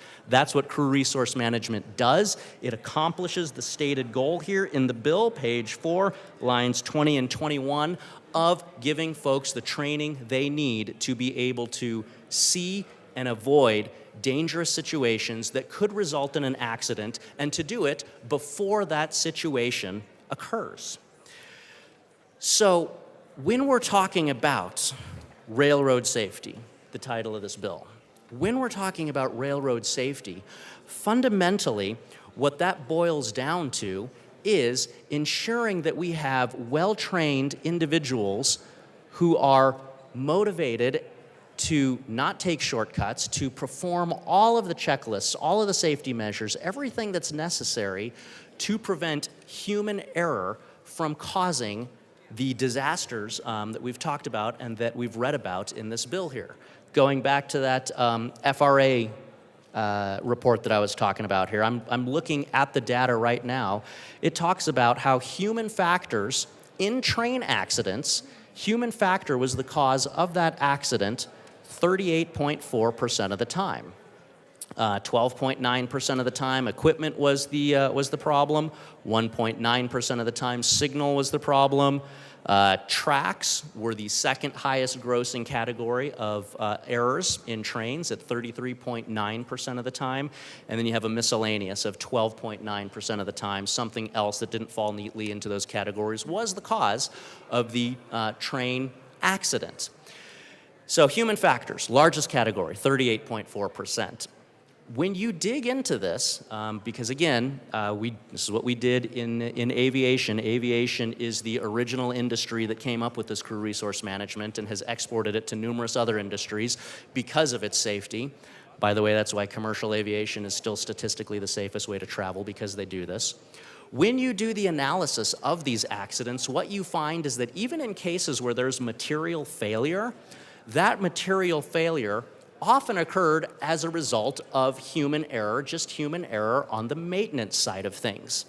So when the FRA says that 33.9% of the time the tracks were the cause of the failure, that also ties back to human error, because human beings are the people who maintain the tracks. And so if those tracks aren't properly maintained, yes, the immediate proximate cause of that crash might be the tracks, but you dig further down into it, why weren't the tracks maintained? Well, oftentimes it ties directly back to that human error. And so as we talk about train safety, as we talk about how do we ensure that this critical transportation mode is operating in our communities as safely and efficiently as possible so that we can realize those positive benefits such as lower greenhouse gas emissions, as it says in the legislative declaration, we have to make sure that we are addressing the right thing. We have to make sure that we are structuring our policies and our laws to be able to be the most effective that they can be in actually mitigating the root cause of these issues, and not just identifying a symptom that then gives the appearance of safety but doesn't actually address, as we've just talked about, per data from the FRA, the Federal Railroad Administration, doesn't actually address that root cause being human error. And that's not just trains, that's aviation, that's really any industry that does these in-depth accident reviews. For my industry, military aviation, over 80% of aircraft that go down in a combat zone ultimately have human error as a major contributing factor, if not the root cause. So it's not just trains, like we're talking here. This is anytime you have humans, you're gonna have mistakes. So for this bill, railroad safety, ultimately the question that we have to answer is, how do we have the appropriate combination of human beings and technology to ensure that we are accomplishing the title of this bill, railroad safety? So, with that in mind, we continue on to page 5 here, where it talks about shorter trains that are well-maintained are less susceptible to derailments, reducing the risk of severe accidents involving hazmat, spills, or other incidents that could pose a threat to safety, ecosystems, and other infrastructure. So I want to highlight something here. There's 2 operative parts of this sentence on page 5, line 4. It talks about shorter trains that are well-maintained.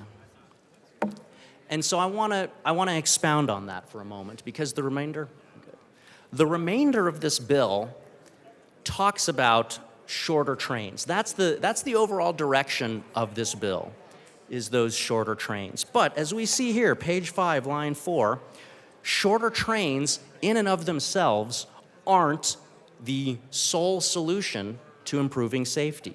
We have to have shorter trains that are well maintained. Page 5, line 4. Shorter trains can probably help the situation, but the bill itself says that they also have to be well maintained. And so we have to do a cost-benefit analysis of, are we appropriately, with this piece of legislation, are we appropriately directing our resources, our time, the hours, the dollars to the appropriate mix of not only shorter trains, but maintenance? We have to do that cost-benefit analysis for safety, and we have to find, as we said earlier, those critical underlying reasons for accidents, because if we are addressing the root cause of those accidents, if we're addressing why perhaps a track wasn't well maintained, why perhaps a train wasn't well maintained, then we're going to be more efficient in accomplishing the title of this bill, which is railroad safety. And again, as we've mentioned before, maintenance involves human beings. Human energy, human input, human training. We talked about it a lot on the previous page about those critical skilled workers. Those are the folks that are not only going to be driving shorter trains under this bill, but are going to be maintaining those trains. And so, as we continue on with this dialogue here, I want to ensure that we have the appropriate weight that's given toward the human component of trains, train maintenance, like it says here, page 5, line 4, train maintenance,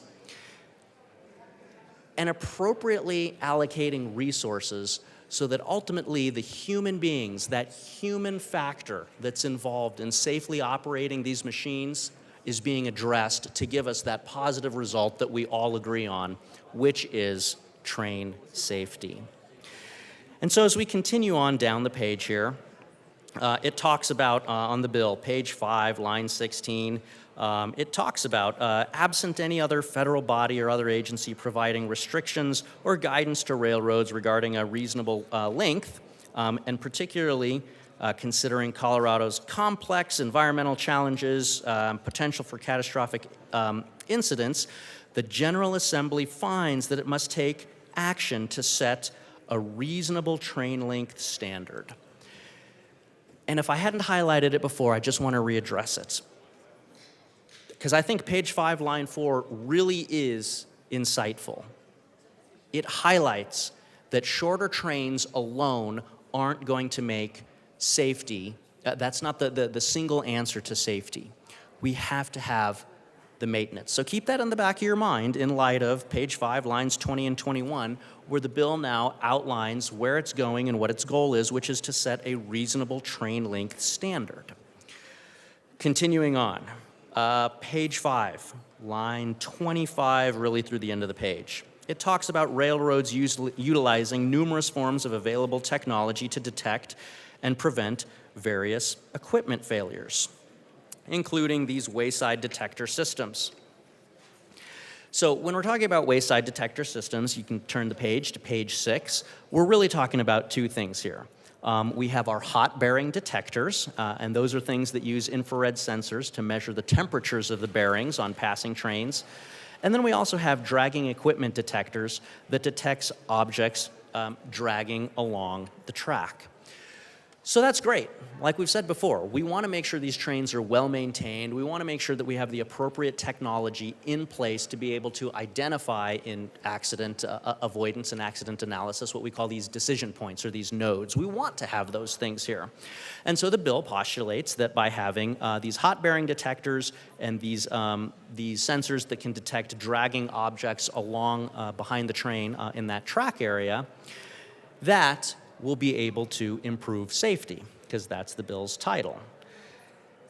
The question that comes up, though, as I read this, as the bill talks about installing these at regular intervals along a railroad track, is how often do they have to be installed? Where do they have to be installed?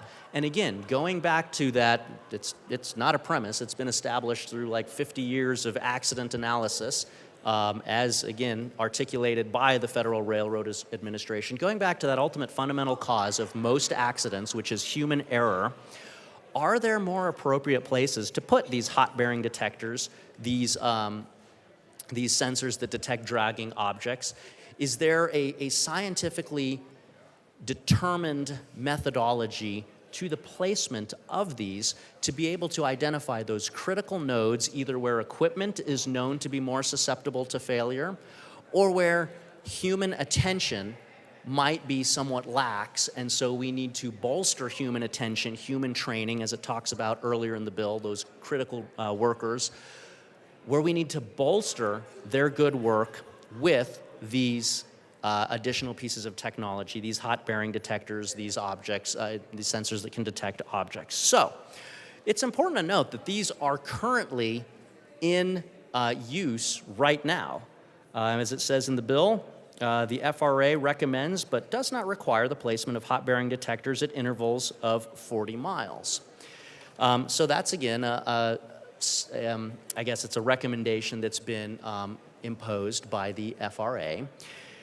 And so when we're talking about imposing these at closer intervals, we have to do that cost-benefit analysis. Again, we all know, especially this year, we all know that we have limited resources. We don't have money, time, and resources to do everything that we want to do. Sorry to all those folks on APROPS that have to make those hard decisions. But guess what? The railroads and every other industry out there is the exact same. If these hot bearing detectors, if these sensors that identify dragging equipment, if there are more appropriate places for those to be located, we need to make sure that we're being as efficient as possible there as well, so that we can spend the appropriate resources to install those hot bearing detectors, to install those object dragging sensors, but to install them in the appropriate places where they're going to have maximum impact, so that we can retain sufficient resources for those other things that we've talked about, most importantly being human error and being able to mitigate the human component of accidents. Again, in aviation, it boils down to about 80% of aviation accidents have human error as either the cause or the contributing source. FRA agrees with that general trend. So, in the bill, where it also recommends but does not require, per the FRA, these dragging equipment detectors at intervals of no more than 25 miles, we have to make sure that we're being appropriate and efficient using science, using data, using accident analysis to be able to appropriately position those things. Moving on to page 7. And I appreciate that the bill does this. The bill identifies the fact that the FRA is making rules for a nation, and that this bill is addressing Colorado's, as it says here, unique and challenging dynamics of operating railroad safety in Colorado. Representative Evans, I'm going to interrupt you for a second. If members could just take their conversations to the side, please, that would be great. Thank you so much. Representative Evans. Thank you, Madam Chair. So, I think that it is very important that we remember, like the bill says here, those unique and challenging dynamics associated with operating a railroad in Colorado, because we do have considerations that can't be broadly addressed by the FRA, given the fact that they're making rules for an entire country, and Colorado's a little bit more unique and more specific than that. The question then that emerges, let me find the part in the bill here. I guess it's a little bit later in the bill here. So we'll get to that here in a minute. When the bill requires, because there's parts of this bill that I like, honestly, page 7, lines 8 through 15. It requires, it says that currently the railroads are not required to consider variable track conditions in the placement of the detectors. That's something that I think is important to discuss, because we want to consider those unique and variable track conditions when it comes to the placement of the detectors. But I also think that it's important to recognize that the railroads, at the end of the day, they're a business. And as a business, they want to operate as efficiently as possible because they want to generate revenue for themselves, for their customers, for whoever else. And so when it talks about considering these variable track conditions in the placement of the detectors, the railroads are doing a lot of this stuff already, because if they're not identifying problems, if they're not taking the appropriate steps to mitigate these accidents and these disasters from happening, at the end of the day, that affects their bottom line. And so while I truly appreciate the bill highlighting that fact, I think that we need to make sure that we're working in conjunction with the railroads who already have data on this, because they want to have an efficient operation that doesn't result in them having big insurance payouts and liability and negative media and all of those sorts of things. The bill talks about recent derailments and accidents across the country. I think we've talked at length about the ultimate root cause of those, whether it's human factors, tracks, equipment. Ultimately, you have human beings involved in these situations. And so when the bill talks about technology, here's a key point that I want to highlight. Technology really is important in mitigating some of these disasters, but that technology has to be appropriately fielded, and that technology has to be appropriately installed and located and then monitored, because again, the technology can tell you there's a problem, but if you don't have human beings that can actually then intervene in what we call the chain of the accident, if you don't have human beings that are positioned to intervene in that chain of the accident, you can have all the technology in the world and you're still going to have major disasters. Just for a quick, to prove that point or to highlight that point. The MIT Technology Review, right? MIT, everybody knows they do good work when it comes to these areas of industry, engineering, science.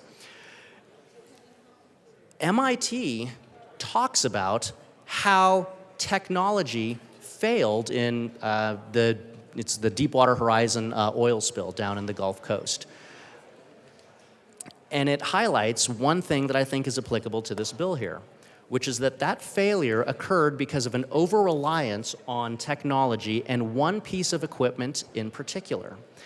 And so as this bill spends a lot of time talking about train length, hot bearings, and sensors that can detect dragging objects, I want to make sure that we're not going down the same route that led to a major environmental disaster on our Gulf Coast, which, as MIT states here, can be caused by an over-reliance on a single piece of equipment and a single piece of technology, or in this case, a couple of pieces of equipment and a couple of pieces of technology. There's a critical, whenever we're talking about accidents, accident avoidance, disasters, the analysis that goes into disasters, things like train derailment, that whole analysis often reveals critical pieces of information that can be leveraged by other industries. Again, we talked about how train safety is tied to crew resource management and to some of the lessons that were learned from the aviation industry. And so as crew resource management ties directly to trains and to train safety, as again indicated by the Federal Railroad Administration, I think it's important to highlight some of the other disasters that have emerged as a result of over-reliance on a single piece or a couple of pieces of technology, like hot bearing detectors, dragging detectors, and these shorter trains. There was again, this is, if you study philosophy, you're going to talk about Plato's cave. If you study accidents, you're going to talk about Eastern Airlines Flight 401. And it relates directly to this bill because Eastern Airlines Flight 401 was an airliner that crashed as a result of over-reliance and fixation on one single piece of technology. They were going to land down in Florida. They hit the button for the landing gear to come down, and the indicator light to indicate that the nose gear was down and locked, the light bulb was burned out. The gear was functioning properly, the light bulb itself was burned out. And so because of over-reliance on technology, all of the aircrew that were flying that airliner with hundreds of people on board fixated on that one piece of technology that had failed. And as a result, Eastern Airlines Flight 401, a mechanically sound aircraft with the exception of a burned out light bulb, ended up crashing in the Florida Everglades, killing just over 100 people. And so anybody that studies crew resource management, anybody that studies accident avoidance, anybody that studies safety, industrial safety, things like this bill, railroad safety, is going to know about that, and they're going to understand the lessons that we can learn from Eastern Airlines Flight 401, particularly in this context for the railroads, because it highlights how even with some of the most advanced technology in the world, a modern airliner, over-reliance on technology can result in catastrophic disasters. And so as we read through the bill here, as we talk about these bearing detectors, as we talk about these dragging, these sensors that detect dragging objects, it's critically important that we keep in mind that we cannot over-rely on technology, and we must, at the end of the day, continue to focus and emphasize on, as the FRA says, those human factors and the chain of error that ultimately brings about these disasters. And in case anyone was wondering, no, I'm not. I'm highlighting I'm highlighting specific portions of the bill, but I don't want to be here forever, so I'm not reading this at length. I'm just highlighting specific underlined portions. So moving on to page 8 to highlight just a couple of specific sentences here. The bill talks about, again, these Colorado-specific recommendations, but it notes that we don't have a specific recommendation. As it says, absent a Colorado-specific recommendation from the FRA concerning the placement of these wayward detector systems, and with no recommendation pending in the immediate future, now we're going to go and implement this bill here. And so that's a little bit concerning to me because, as we've talked about, the root cause of these accidents is human error. So if we don't have a specific recommendation for Colorado, the body of evidence that we ultimately have to defer back to is 50 years of accident analysis, accident avoidance, and understanding where these come from, which again ties to that human error. So without that, like it says here on page 8, without that Colorado-specific recommendation, this bill is now being brought forth. But as I read through this bill, and as we've talked about, the only things that this bill has identified so far are these hot bearing detectors, train length, and the sensors to detect the dragging equipment. And so the question that I ask, the question that emerges for me is, will these 3 specific policy directives accomplish the goal of the bill, which is railroad safety? And how will we know that this will be accomplished, given that there are no Colorado-specific recommendations from the FRA, and as the bill says, no recommendations pending in the immediate future?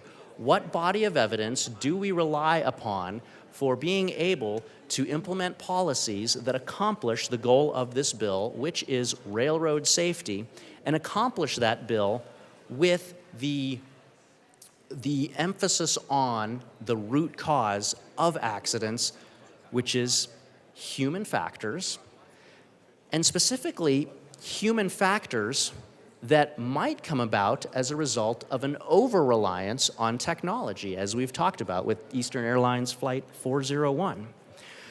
So I want you to just keep that thought in the back of your mind while we continue through this bill here, because then we get into definitions on page 8 of the bill here. Page 8 of the bill talks about dangerous goods. And so as a first responder for 10 years, as somebody that was around hazardous material for 12 years, I was really intrigued by this definition here of dangerous goods because that was not a term. Members, if we could please quiet it down. Thank you so much. Representative Evans. Thank you, Madam Chair. With 22 years of experience working with hazardous material, I'd really never heard of a definition for dangerous goods before. And so I was intrigued by the definition on page 8 of a dangerous good, being defined as, you can read it here, I'm not going to read it for you at length. But I was curious, why are we introducing this new definition of dangerous goods when literally on the next page here, page 9, line 14, we have an existing definition for hazardous material defined under the Federal Code, Code of Federal Regulations, 49171.8. And so the question was, why are we coming up with this new definition for dangerous goods? Why are we inserting that definition here, and how has that definition been developed, given that we have a very broad and robust body of information and definitions around hazardous material and dangerous goods that has an existing definition in current federal law that is also mirrored by state law and that is referenced literally on the facing page of this, page 9, lines 14 through 15. And I'm curious about that because anytime that we're introducing a new definition, as we used to say in the military, words mean things. Words have specific concrete meanings, and when industries have massive quantities of policies, procedures designed to prevent these human factors from causing an accident, when you change up a definition, instead of saying something like hazardous material, now you say dangerous good, that has the potential for a massive ripple effect to go from the legislative level, the bill, the actual proposed state law that we're discussing here, but that ripples down through rulemaking, that ripples down into SOPs, standard operating procedures, that references down to the quick reference checklists that these train operators are going to be using day in and day out as they are trying to, as the bill says, doing everything in their power to safely and efficiently operate these trains. And so this new term, dangerous good, page 8, line 23, that I really haven't seen before, I'm concerned that that's going to inject a lot of uncertainty and a lot of misfocused attention on now making sure that state law, state rulemaking, standard operating procedures for operators, again, all the way down to that quick reference checklist that anybody that's worked in these industries, probably has in their pocket. We're going to inject a lot of uncertainty and potentially chaos by having this new definition. And that, to me, is concerning because the title of this bill, Railroad Safety, is going to be negatively impacted when you have that introduction of uncertainty and potentially chaos, because the folks that are actually operating these trains, instead of now being able to refine their day-to-day operating procedures, instead of being able to focus on properly and efficiently and effectively safely operating trains, now they're bogged down in the dictionary, they're bogged down in administrative reviews, they're bogged down in updating SOPs, they're bogged down in more paperwork to figure out what's a dangerous good, what does a dangerous good mean with regards to hazardous material, what's the difference between the two, where are those areas the same, and why do we have this new definition? Why is the existing definition of hazardous material not sufficient? Members, we really need to be quieter. I love to socialize just as you all do, but if we could just take it down, thank you so much. Representative Evans. Thank you, Madam Chair. Why do we need this new definition of dangerous goods? Moving on. As you're following along, you may turn to page 10 now. Now we're getting into some of the other definitions. So page 10, line 16. Now we're talking about pathway crossings. For everyone following along at home, please note that I skipped page 9, line 16, all the way to page 10, line 15. Didn't talk about those. Nobody can accuse me of reading this at length. Page 10, line 16, we're talking about the pathway crossings here. This is something that's particularly important, not just to me, but that's also important to my community. As I mentioned earlier, my community has major rail lines that bisect some of our major roads, a lot of our major thoroughfares, and so ensuring that we have appropriate standards and guidance in place around our passenger rail system and the entire rail system, and also these pathway crossings is critically important. And it's important because of the science that goes into these, as I mentioned earlier when we were talking about the coefficients of friction and stopping distances for trains versus cars.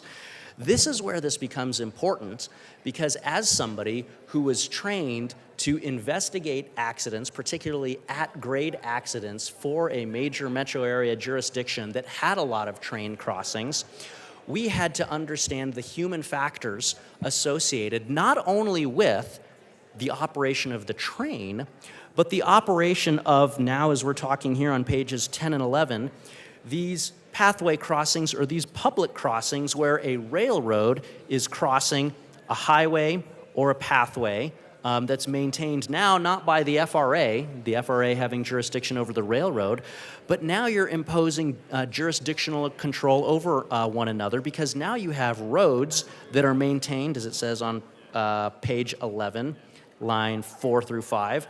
Now you have roads maintained by state or local authorities that are open to public travel that are now crossing these railroads. And it's not just roads, you have bike lanes, you have walking paths, you have all manner of traffic that's intersecting with and crossing either below grade, at grade, or above grade these railroads. And so we have to consider the human factors there, not just of the railroad and the railroad operators, but your pedestrians, your bicyclists, your folks that are driving motor vehicles. And so one of the things that we talked about there just at these controlled grades is the technology and the computer programming, the equipment, and the timing, down to the very timing that goes into safely managing these grade crossings. Don't quote me on this. What I remember from my accident reconstruction stuff was that when you have these grade crossings, you have to time, if you've got guardrails that are coming down, you have to time those guardrails so that they come down 10 to 20 seconds before the train comes through and 6 to 15 seconds after the train has departed. And that ties directly back to the human factors that are associated with avoiding accidents, because if those guardrails come down too soon, what happens is people don't see a train, the train didn't show up, they tend to ignore those guardrails and they'll drive around the guardrails because folks are becoming desensitized to that railroad safety and the crossing those railroad tracks. They become desensitized if these pathway crossings, page 10, line 16, and page 11, line 2, if these crossings aren't properly managed to provide the appropriate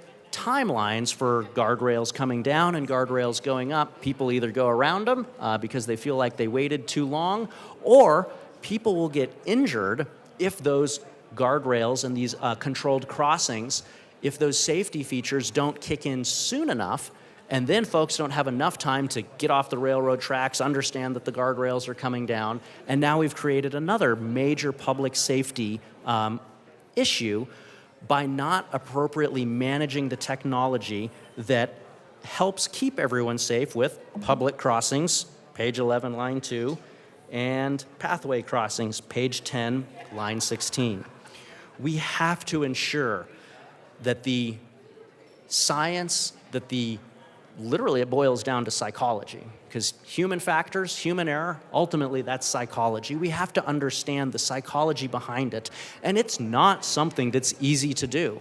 My jurisdiction with it's not precisely passenger rail, but it's rail that moves people back and forth. My former jurisdiction, it took well over 2 years just to get the grade crossing software and hardware to work appropriately.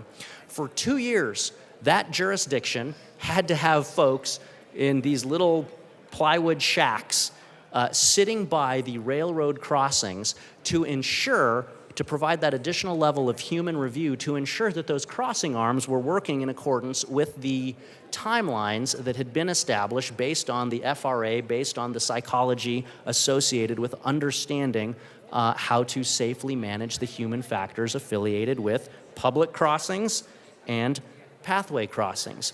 So this is something that it sounds easy, but if we get it wrong, it can have years of effects, years of consequences that result in thousands, if not millions of dollars to correct and rectify. And so, as we talk through this bill, it's important that we drill down to these details and that we identify whether or not the specific nodes that have been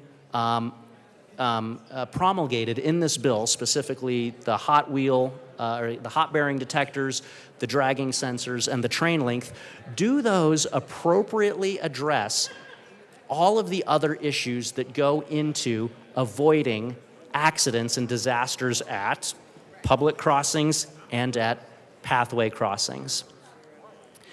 And I'm worried that they don't. When we talk about accident avoidance, when we talk about the analysis that goes into these disasters, we talk about something called the chain of error. And it's basically a sequence of if-thens. If this happens, then this. If then, if then. And what the peer-reviewed literature, again, I nerd out about this stuff, what the peer-reviewed literature has shown whenever we're talking about accidents, accident avoidance, mitigating these disasters, is that there are 7 times, an average of 7 times, where somebody was aware that something was wrong and took an inappropriate step that thereby allowed the trajectory of that error to continue. They did not break the error chain. So when we're talking about safety at public crossings, pathway crossings, we have to look back on average a minimum of 7 decision points, 7 steps, 7 links in the chain of the error to find ways to accomplish the goal of this bill, which is railroad safety. Moving on to the bottom of page 11. Here we get to the heart of the bill. A railroad shall not operate a train that has a length greater than 8,500 feet on any main line in the state. And that's where I have 2 legitimate questions. Where did that length come from? Has that length been, as we've talked previously throughout the bill, has that length been scientifically analyzed to be the appropriate length for Colorado, for the unique geographic considerations that we have in Colorado? And not only is that 8,500 feet, has that been analyzed with regard to the specific considerations that we mentioned earlier in the bill, not only has that length been analyzed, but has that length been analyzed with the states with which Colorado shares a border? Because Colorado is the greatest state in the nation. I'll argue that till the day I die. I was born here, and I don't plan to leave anytime soon, which means y'all are stuck with me. But Colorado borders, I believe it's 7 other states. And those other states also have railroads that run through them. So if Colorado is coming up with an arbitrary length, and I don't know if it's arbitrary, I truly want to understand where that length came from and the science behind that length. But if Colorado is saying 8,500 feet is the length for a train in Colorado, how does that impact the commerce that we share with the surrounding states through which, that have rail lines that come into or leave Colorado? Because if this is creating conflict with the surrounding states and how the surrounding states do business, how do we ensure that that doesn't have a negative impact on trains, on train operation in Colorado, on commerce in Colorado, that results in our railroads being less efficient to operate and ultimately contributes to more emissions and more greenhouse gases, like it talks about all the way back on page 3, if we make it more difficult for trains to operate across state lines with the states that Colorado shares a border with. So I truly want to understand, does that length have a grounding or a basis in science, in peer-reviewed literature, in the wide variety of robust analysis that is required to make a law such as this, or that ought to be required? And subsequent to that, does that length actually make rail traffic, make grade crossings in Colorado safer? And does it make them safer without falling into the trap of an over-reliance or fixation either on a particular piece of technology, like we talked about with Eastern Airlines Flight 401, or as MIT talked about in their analysis of some other major disasters? On to page 12. A railroad operating a train on any main line shall have an operational and properly maintained wayside detector system. Anytime that we talk about properly maintained, what my brain, with 10 years of being a cop, 12 years of flying, almost 12 years of flying helicopters for the Army, thinks of, properly maintained is an immediate nexus to human error, to human factors, to the folks that are actually performing and doing this maintenance. And so if we're going to install these pieces of technology, that's great. But that doesn't do anything, as it says here on the bill, page 12, line 2, if it's not properly maintained. And I would postulate that they have to be more than just properly maintained. They have to be properly maintained, and then folks have to actually comply with what those sensors and that technology is saying. And that's, again, another friction point that I have with this piece of legislation, is it gives a whole bunch of shalls. Shall update the definition of dangerous goods, whatever that is, shall install these wheel-bearing heat detectors every 10 miles, shall have this equipment to detect items dragging from the train, shall limit the length of a train to 8,500 feet. That's all well and good if it actually accomplishes the goal of the bill, railroad safety, and if, again, we have limited resources, limited time, limited money, and if the attention that is being given to those 3 items does not unnecessarily detract from other critical areas of emphasis, such as properly maintaining these wayside detector systems and properly then responding to the information that is provided by these wayside detector systems. We have to identify whether or not these systems have a causal link to improving safety, and whether or not the time and the effort and the energy and the resources that would be spent to install and maintain these systems has a cost-benefit analysis that identifies whether or not, the term is opportunity cost, whether or not those resources, that money, that time might have been more efficiently used in another capacity. And I haven't seen or heard a whole lot of conversation around that. And so to me, having done forensic accident investigation, I want to make sure that we're not forgetting properly maintaining this equipment, properly responding to this equipment, the human factor that's associated with ultimately safely operating these trains. You can turn the page now to page 14. I didn't talk about page 13 at all. You're welcome. Page 14. Now we're getting into the violations, the penalties, the rules that are associated with enforcing this. And so page 14, line 19, it talks about the PUC, so that's going to be the state entity that's responsible for overseeing and enforcing in this area. The PUC may impose a fine of not less than $10,000, but not more than $25,000 on the railroad. Okay, I mean, when we pass laws, they're supposed to have an enforcement mechanism, because if you can't enforce the laws, then like we talked about with the crossing arms, you're just you're desensitizing the folks to a law that's not enforced. So, okay, we're gonna enforce the law. Sounds good to me.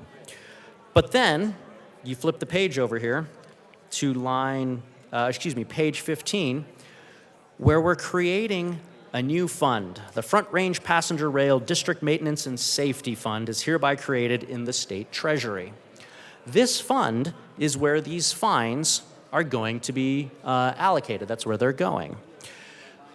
So then the question that I have is, all right, so what is the purpose of this Front Range Passenger Rail District Maintenance and Safety Fund? Well, fortunately, that information is included in the bill because it is a new fund, and so the fund has to be described. So if you go down to line 19 on page 15, money in the fund is continuously appropriated.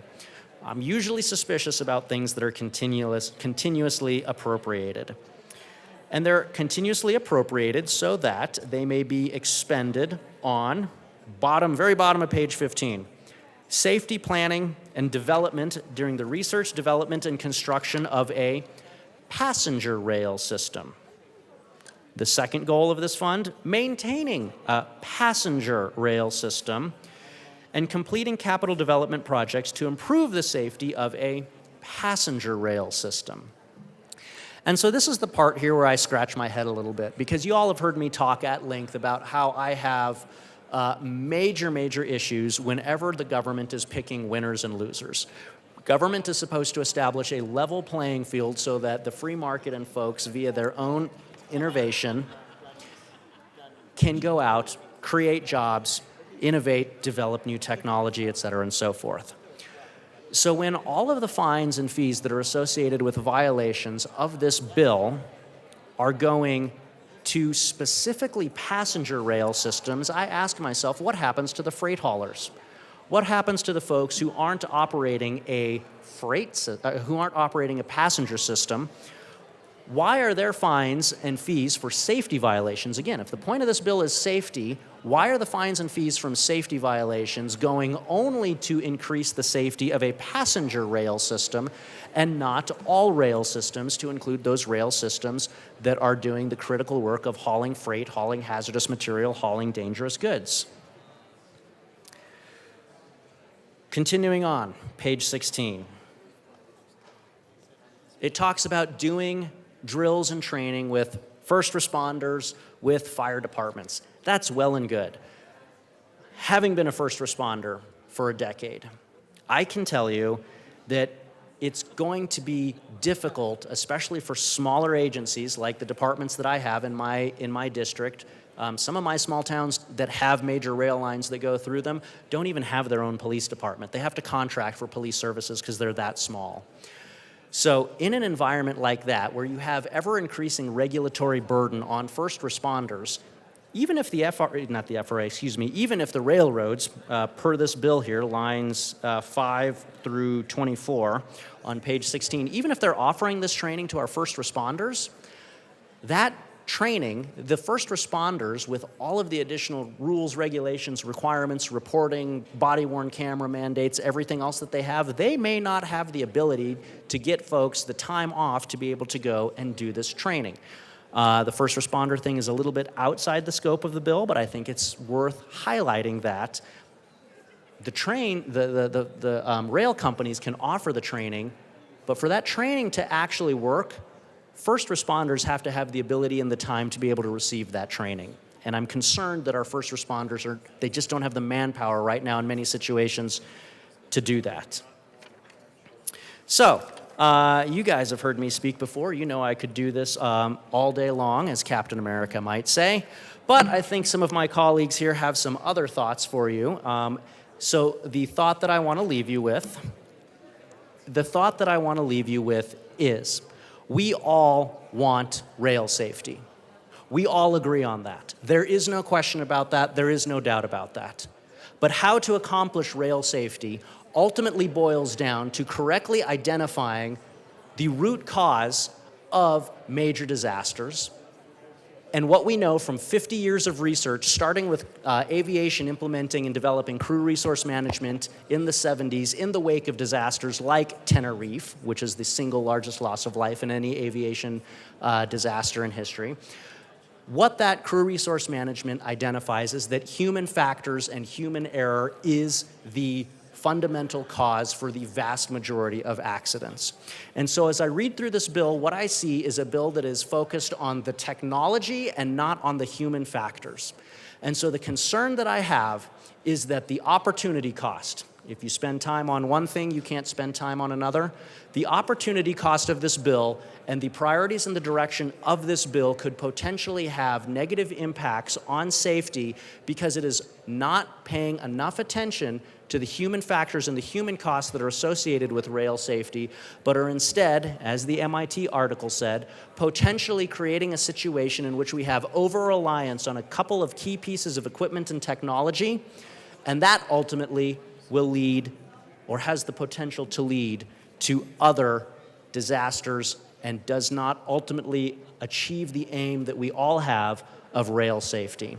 So for those reasons, I don't know that I will be able to get to a yes on this bill, and I thank you for your rapt attention. Is there any further discussion on House Bill 24-1030?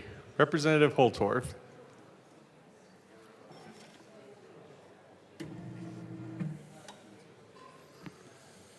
Thank you, Mr. Chair. I want to thank my colleague from Weld County. I've got a new nickname, Captain America. Great American patriot, very thoughtful with respect to his commentary on that crew resource management thesis that you all received. I'm not here to talk about that. I have an amendment that I would like to run to this bill. I'm going to move L012 to House Bill 1030. That's 1030, and ask that it properly be displayed. I have also given this to the bill sponsors out of professional courtesy about an hour and a half ago, so we had lots of time to review it. That is a proper motion. Give us a minute to get it displayed.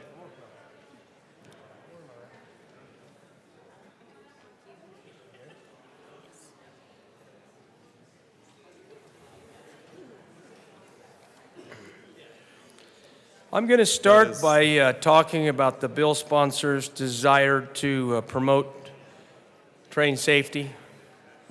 It is important in light of many things that have happened that we have safe rail transportation. I also want to point out, and I did talk to the bill sponsors, that rail transportation is so very important to Colorado. And it's also very important to my district and to agriculture because of the contributions of transporting energy and also commodities across and through our state.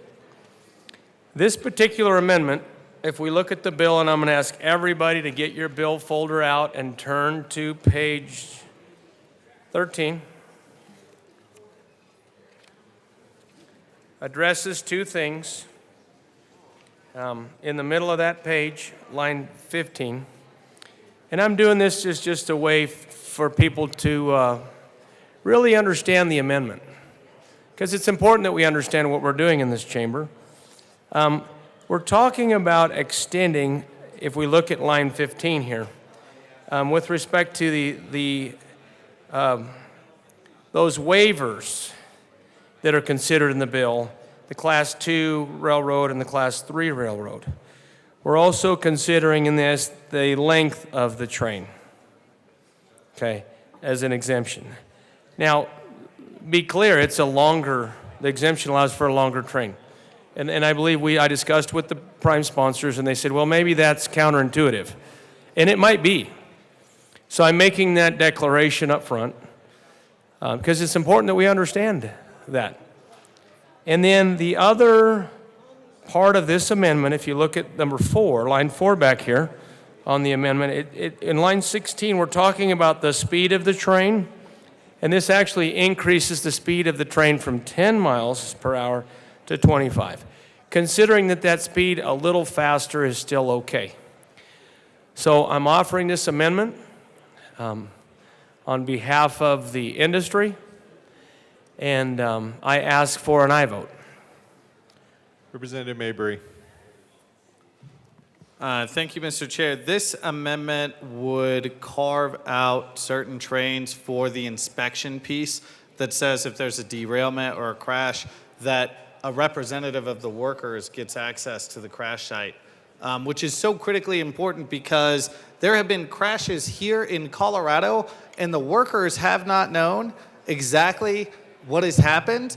And then the rail industries are saying, well, this is user error, right? And I think it's important to have a representative of the workers on site to figure out exactly what's happened. And this would narrow that part of the bill, and we ask for a no vote.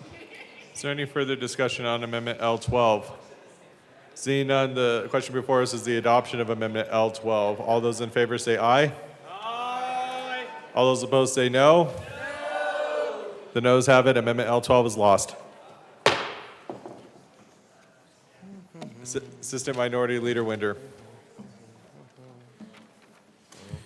Thank you, Mr. Chair. I would like to move Amendment L016 to 1030 and ask that it properly be displayed.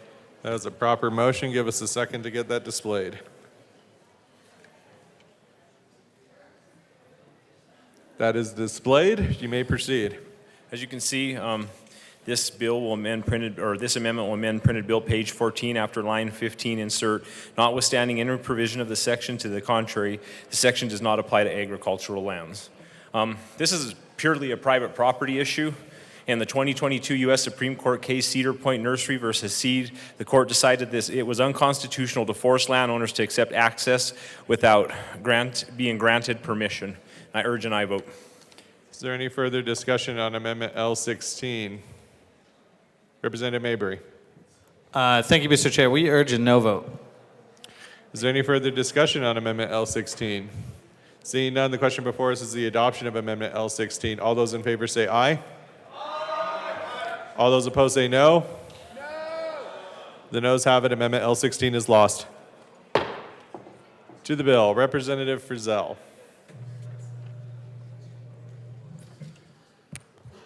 Thank you, Mr. Chair. It's an honor to serve with you. And an honor to serve with you. Thank you. Members, I would like to move L015 to House Bill 1030 and ask that it be properly displayed. That's a proper motion. Give us a minute to pull that up. They had to dig it out, I suspect, Mr. Chair. All right, that is properly displayed. Please proceed. Fantastic. Members, I'd like to talk a little bit about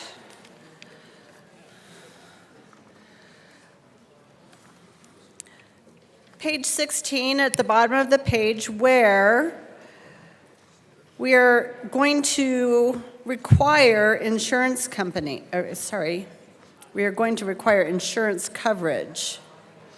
So basically, the bill states, in addition to any insurance coverage required by any provision of law, a railroad that transports hazardous material in Colorado shall maintain insurance coverage in an amount that is adequate to pay for costs, damages, liabilities, et cetera, et cetera. This particular amendment actually creates a study. And the reason why, and so I'll just talk a little bit about what that study might look like, rather than jumping into the deep end of the pool with this insurance requirement, this would ask the Department of Transportation to conduct a study concerning whether the state should require railroads to carry a minimum amount of insurance coverage, and if so, the amount of coverage that should be required and which exclusions and self-retentions must be included in the insurance policies, as opposed to putting the burden on the Public Utilities Commission that may or may not be actually informed or equipped to determine the amount of insurance required, because my guess is it might be different depending on what types of materials are being transported. For example, going back to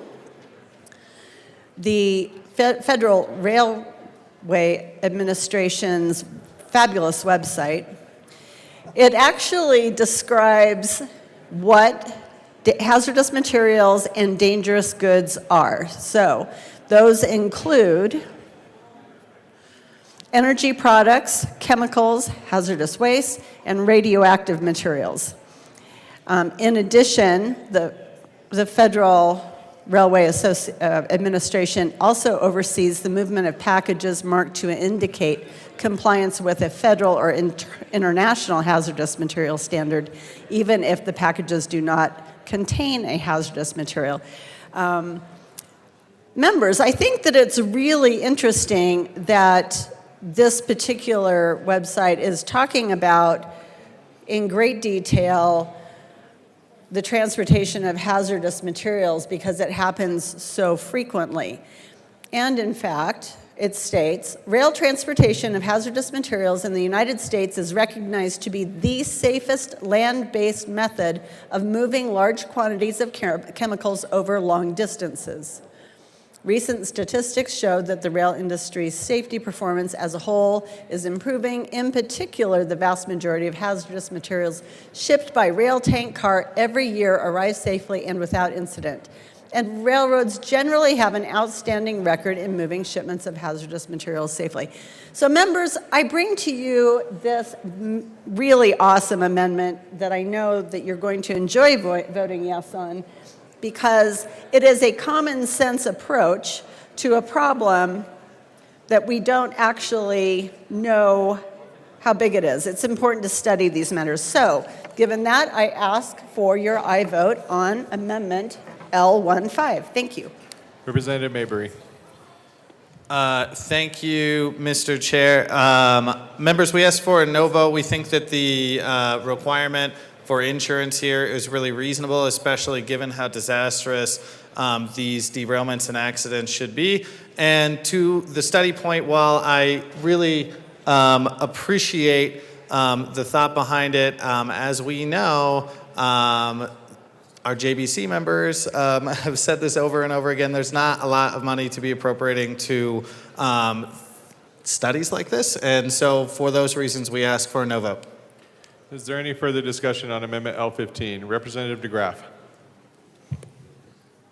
I'm just curious on the data then that we have, if we haven't done a study that demonstrates that the insurance or that the cost, because a railway can choose to self-insure, an entity that does not purchase insurance merely incurs all of that cost onto itself. So if they are taking that risk themselves, or it may be necessary that they do take that risk themselves because of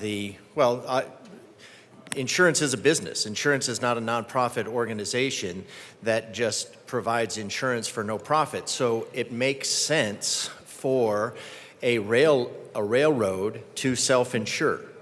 There's no reason for a railroad to go outside of itself, outside of its own profits, to an agency that may or may not have the capacity to insure something. So you could, because it seems that this entirely one-sided bill that has whatever as an unstated agenda could inadvertently shut down rail in Colorado by forcing a railroad to have an external source of insurance instead of self-insuring. Individuals self-insure all the time. Any risk that you take that you do not buy a policy for is self-insurance. And self-insurance would actually be a motivation for making sure that you don't have any accidents, so that you do those things. So it's actually it could be that the insurance, the requirement to go outside of the insurance would actually be a detriment, because self-insurance means the entire cost of a mishap is going to be borne by the railroad themselves. And now instead of looking at insurance externally, they have to look at the cost. They have to look at the cost benefit instead of just the amortized rate versus the cost. Because you could have these sensors and say, well, these sensors cost so much, this insurance costs so much, and now you create a situation where you have to do this cost benefit analysis, and it could, without a study, because clearly this has been written without really a good understanding of the rail industry, you could have a situation where not doing a study could run completely counter to your actual desires. You could end up making a position, and you could look at this. You could look at this in terms of health care. When people have to fund their own health care, they tend to make more conservative choices. If you say you have to bear the entire cost of your medical, then people tend to wear a bike helmet. But if they have a medical, and the military does this, if the military does it and says, well, if you're riding a bicycle and you're not wearing a helmet and you get in a wreck, then you are self-insuring. And the result of that is that people become more conservative, and they take less risk because of the cost benefit. When you subsidize that, when you have an insurance policy, people are more likely to take risk. And it seems in this case like you want to have these railroads taking less risk. So unless there's an unstated agenda, and there's always an unstated agenda, I think having a study of the insurance and the effect, what railroads are doing now, why they're doing it now, and whether it makes sense for them to purchase insurance, which is going to not only be the cost, but it's going to be the profit. And if they're doing that all internally already, then they already have insurance. And so you're fouling up an already fouled up business model by the intervention of the nanny state. And this building is the epitome of the nanny state, meddling in things that it has absolutely no clue as to what's going on. Is there any further discussion on Amendment L15? Representative Frizzell.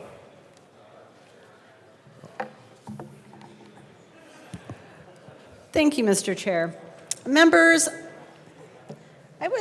there are several important things about this particular amendment, but one of them is that, we are very concerned that this requirement for insurance violates what is called the Federal 4R Act. And I know that you're sitting on the edge of your seat wondering what in the world is the Federal 4R Act.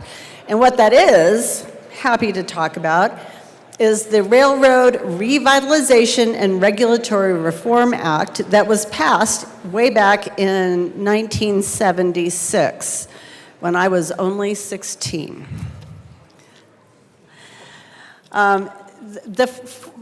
The Federal 4R Act did many, many, many things, but it does require all modes of freight to have equal cost burdens, taxes and fees.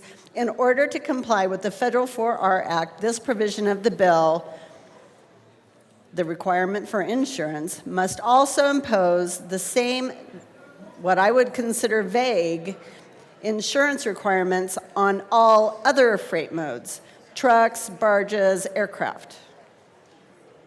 Any way we transport freight in the state of Colorado.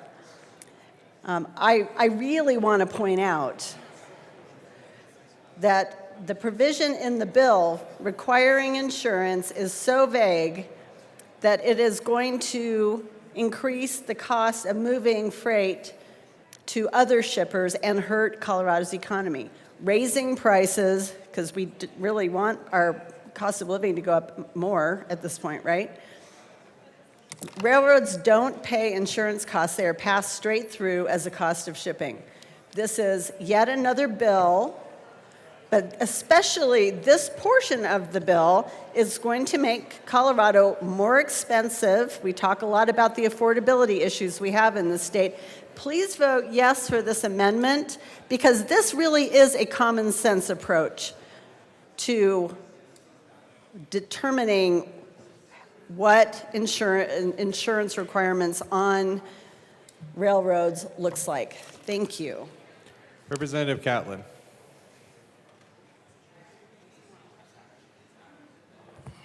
Thank you, Mr. Chair. It's an honor to serve with you. And an honor to serve with you. Thank you.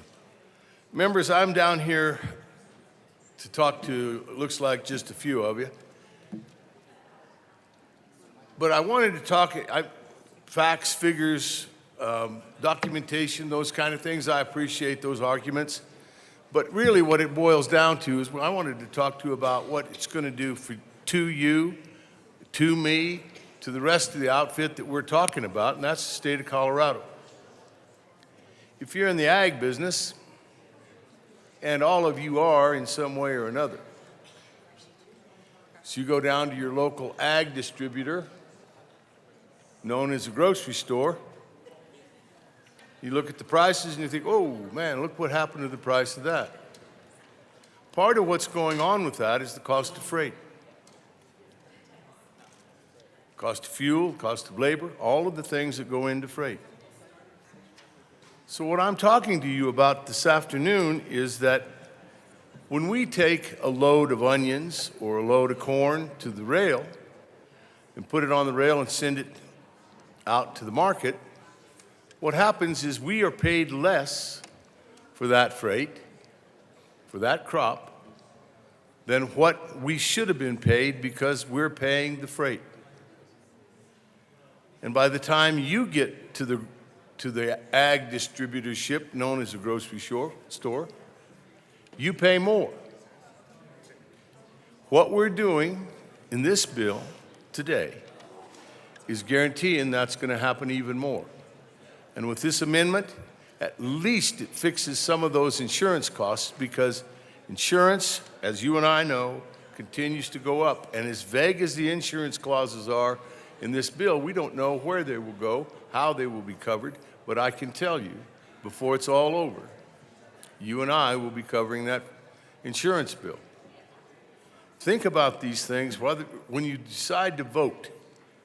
Think about what it's going to do to your neighborhood and or your district. This is one of those.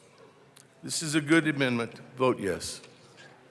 Is there any further discussion on Amendment L15?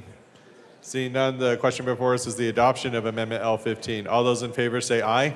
Aye. All those opposed say no. No. The noes have it. Amendment L15 is lost. Representative Wilson.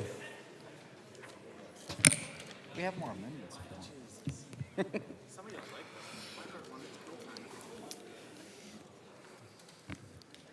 That doesn't say. Representative Wilson. Thank you, Mr. Chair.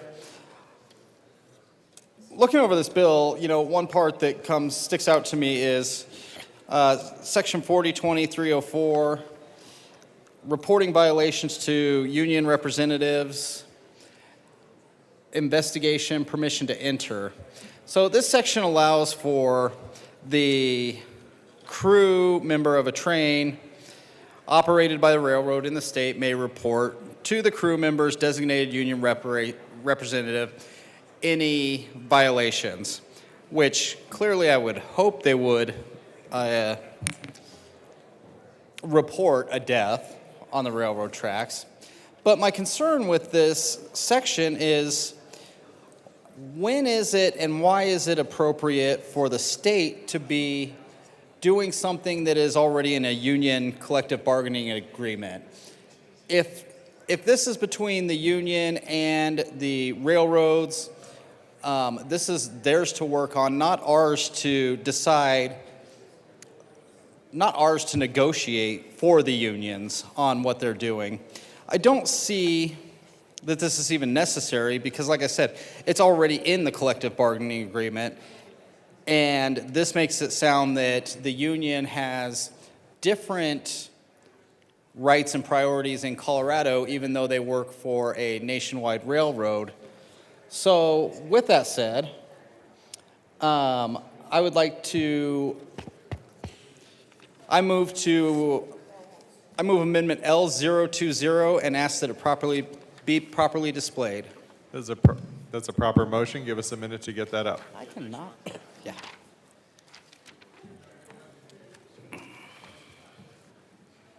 That is properly displayed. Please proceed. Thank you. And this amendment goes to just what I was talking about, just taking out the state probably should not be bargaining, doing the negotiations for unions and their employers. It's not really the state, it's not really our responsibility here. This is done between the union and the railroads or their employers, depending on what group it is. So I would ask for an yes on this motion. Representative Mabry. Thank you, Mr. Chair. I spoke a little bit about why this part of the bill is important a few minutes ago. Maybe it was like an hour ago now. But we believe that it is important for workers to have access to the crash site, a representative of workers to have access to the crash site. In the wake of some of these disasters, when we're trying to figure out what's going on, sometimes in the press, the rail companies have said, well, it's been user operator, or it's been operator error, when that after the fact has not been the case. And I think it's important to have a representative of a worker be there to figure out what's really going on. So we ask for a no vote. Is there any further discussion on Amendment L020? Seeing none, the question before us is the adoption of Amendment L020. All those in favor say aye. Aye. All those opposed say no.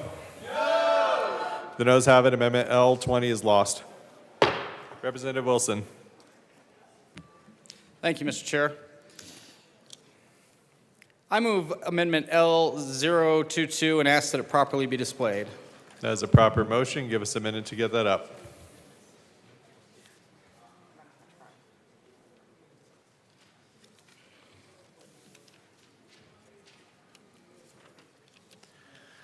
That is displayed. Please proceed.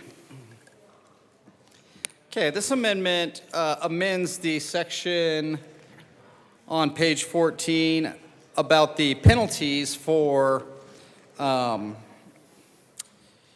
violations of any railroad laws that we put in place. And it's what it does is it asks for money.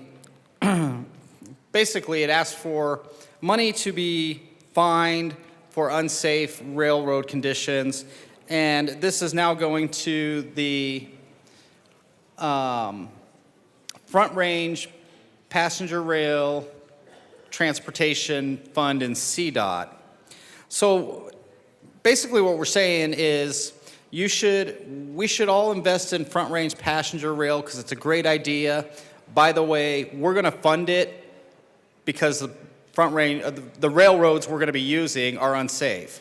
So does that make any sense to be asking to fund something that we want people to use based on the fact that it's not safe, there's been safety issues, and that's where we're getting the money for this? So I would ask for an aye vote on this amendment. Thank you. Representative Mabry. Thank you, Mr. Chair. Members, this is actually a settled question because the Appropriations Committee report completely strips out a lot of this language and changes how the fund works. And so we'll ask for a no vote. Representative Wilson. Yes, we went over that. It changed where the fund was. It did not change the fact that the fund is still railroads aren't being safe. So we're going to take money from that and put it to the Front Range Passenger Rail. Representative Mabry. Thank you, Mr. Chair. Members, please vote no on this amendment. Is there any further discussion on Amendment L22? Seeing none, the question before us is the adoption of Amendment L22. All those in favor say aye. Aye. All those opposed say no. The noes have it. Amendment L22 is lost. Is there any further discussion on House Bill 241030? Representative Taggart. Thank you, Mr. Chair. It's an honor to serve with you. And an honor to serve with you. I raised this in my opening comments, that if we're going, I don't think anybody in this room for a moment would say that we aren't all concerned about the safety of our railroads. However, having said that, all players associated with this safety need to be around the table. And we can't be making statements that because some groups oppose it, that their viewpoint is silly. Their viewpoint is as valid as any others. And with that, I'd like to move Amendment 21 to House Bill 1030. That's a proper And motion. I ask that it be properly displayed. Thank you. That's a proper motion, Representative. Give us a minute to get that displayed. This amendment is very straightforward and needed. So on and before December 31st of this year, all the parties need to participate in a study that defines the requirements and prohibition that is described in this bill. And the groups that need to be around that table are the railroad industry professionals,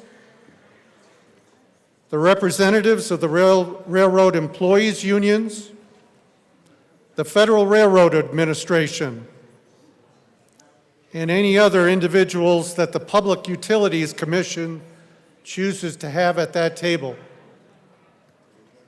The purpose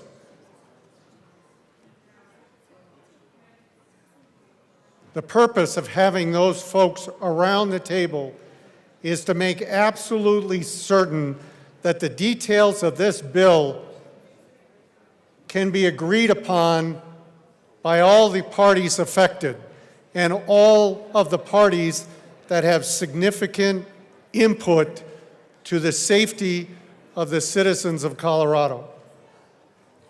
It is not an unreasonable ask to have all the players around the table to make these final recommendations on requirements. And I ask for an aye vote on this amendment. Representative DeGraff.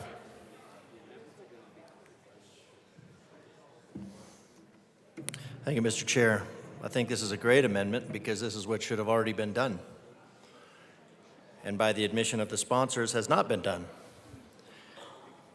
So that some of these organizations did not jump through all the hoops of foreseeing a bunch of uninformed legislation doesn't mean we should go forward with this legislation. Now, likely we will. And then, and then at some point, we'll find out what the actual agenda of this bill was. But I think if we actually want to deal with the intent, the stated intent, if we want to affect the stated intent, then this is a great bill. This is a great amendment. If we want to just find out what the unstated agenda of this bill is, then we ignore this amendment. But like so much of our legislation, we've got to vote for the bill to find out what's in the bill. And that's a really big bill. And that's a bill that's going to be paid by the citizens of Colorado in a lot of different ways. Now, I don't think any of that is unintentional, but I think we should roll back the speed at which we implement the unstated agendas that are going on in this building, and this is a great way to roll back the speed. Representative DeGraff, you can withhold any aspersions about agendas stated or unstated and stick to the amendment. Thank you. I don't know what the agendas are. So stick to the amendment. Excellent. Thank you. I think this amendment is a great way to ensure that the bill that we would elect, that we would put into our Colorado revised statutes is actually in line with the title.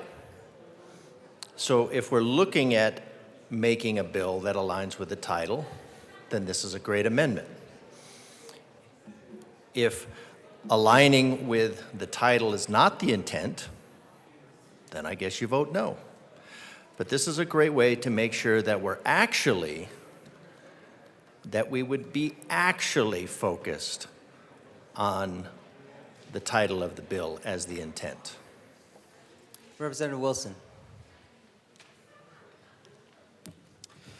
Thank you, Mr. Chair. I just want to clarify to my colleague that brought this amendment. So if these individuals get around a table before December 31st, 2024, and everything is kosher, this doesn't affect the bill. Even if they do get around a table and discuss certain portions of this bill, it still doesn't end anything in a sense. Can you clarify that for me? Representative Taggart. Thank you, Mr. Chair. It's an honor to serve with you. It's an honor to serve with you, sir. I'm sorry. The answer to that question is it just doesn't change things. The only thing that it changes is if this group of experts gets together by way of the PUC, gets together and makes recommendations, particularly on the numbers side of things, like the length of the train, speeds, the number of sensors, et cetera, if the commission, through this expertise, comes back with different numbers, then we, as a body, need to pay attention to that recommendation from the PUC and modify accordingly. If they end up saying it is what's in this bill, no harm, no foul. Representative Bradfield.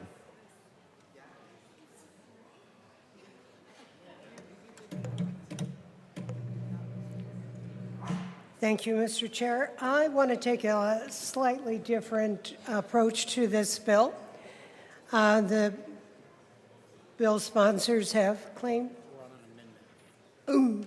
We are still on the amendment, Representative Bradfield. Do you want to talk about L0121? Representative Catlin.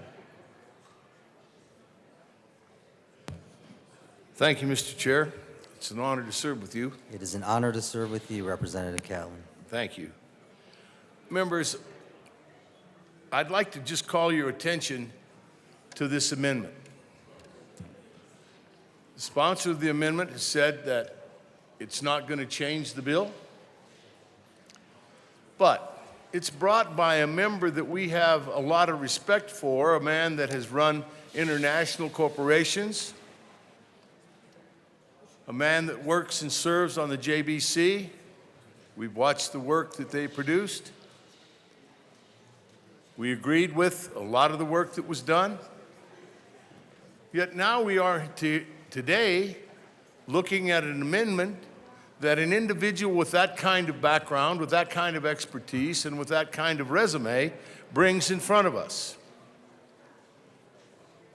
What he's asking for and what this amendment asks for is for us to put the brakes on, so to speak, and take a look at, from the experts in this industry, what they think, how it would work, where it wouldn't work. Good legislation gets that kind of attention. And here we are today asking for it as an amendment. Members, this would be a good idea to let the industry in on it. Sitting at the table has never hurt any of us. In fact, it's made better bills. It's made better law. And this amendment is one of those instances where we can do something to make it better. This is a good amendment. Please vote yes. Representative DeGraff.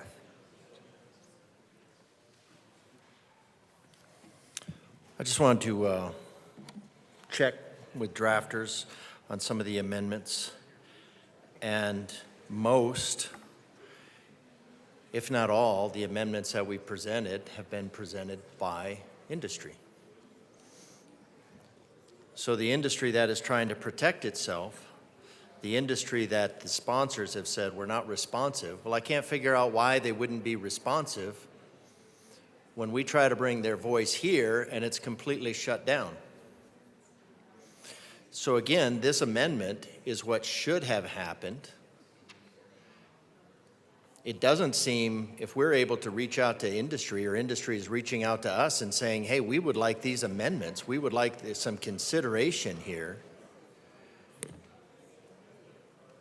for the sponsors just to say that industry was disinterested in this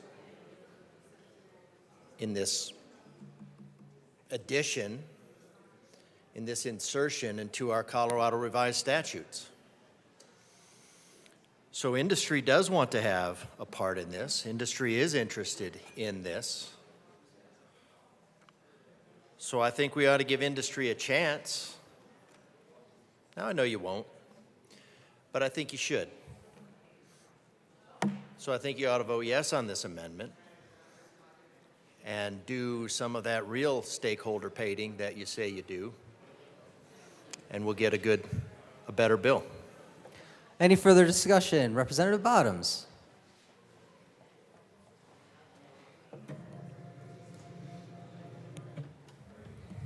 Thank you, Mr. Chair. I'd like to get in on some of this railroad action. I've been thinking and processing this with this amendment, and I think this amendment actually does some things that are pretty vital for this bill. One is we can see from the different things that have been said by the proponents and those that don't like it, that this has not been investigated healthily by the people that actually know what's going on. Just because we run bills doesn't mean we know what we're talking about.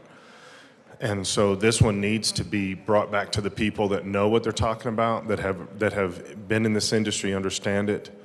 And while there needs to be maybe some things in this bill that should be enacted, a lot of it should not be enacted, and that needs to be looked at, reviewed by people that understand. And even going back to the insurance thing, these are things that need to be done by the people that know.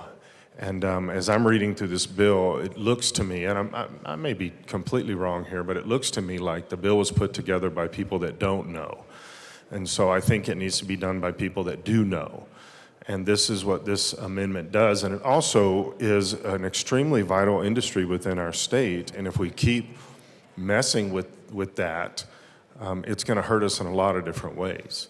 And so I would urge a strong yes vote on this amendment. Any further discussion? Representative Armagast? All right, Representative Mabry.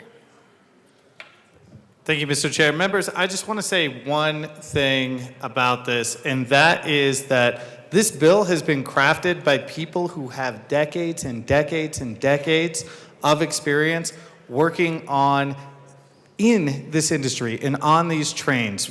Today we had workers here who have the expertise. And I do find it a little bit insulting that we're completely ignoring their perspective. That is who this is coming from.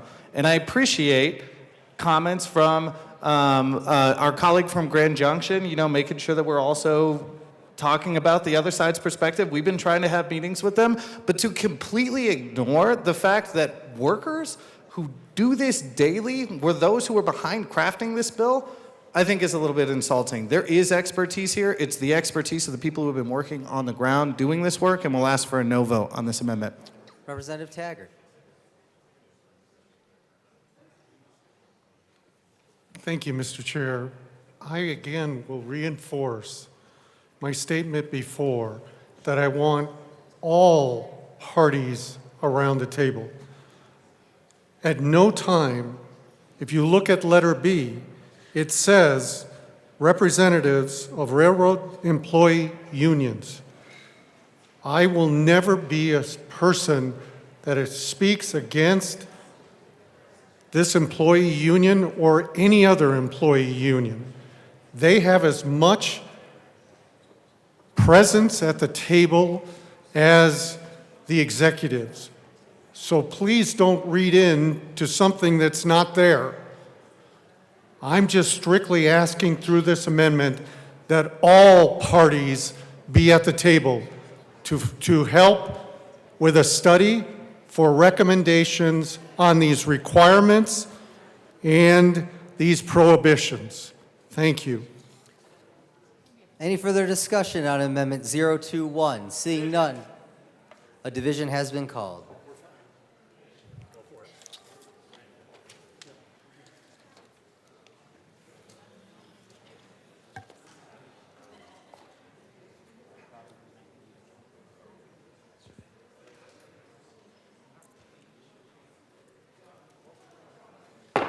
Members, the question before us is the adoption of Amendment 021. A division has been requested. All those in the chamber not entitled to vote, please be seated.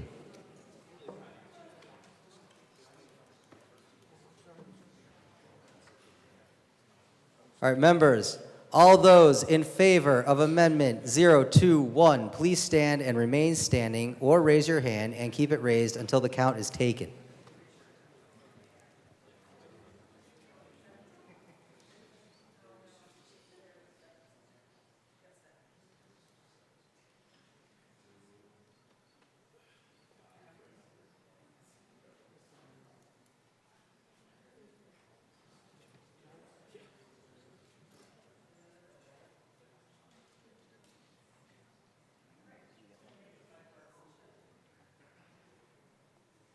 You may be seated.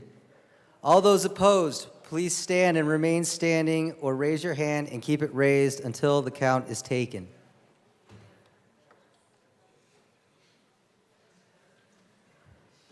I'm not sure we can see Representative Weissman.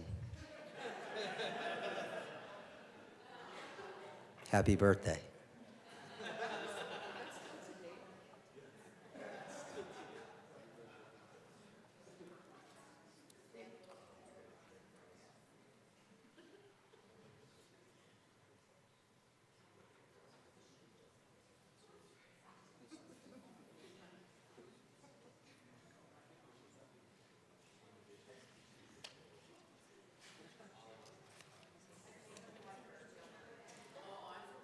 You may be seated. Amendment 021 is lost.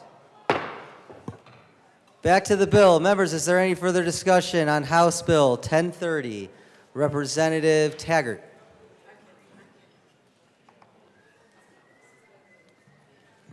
Thank you. I'm the designee today. I think we should always be measuring the effectiveness of whatever bills that we pass. And in this particular case, we need to measure it very, very carefully. So with that thought in mind, I move Amendment L023 to House Bill 1030 and ask that it be properly displayed.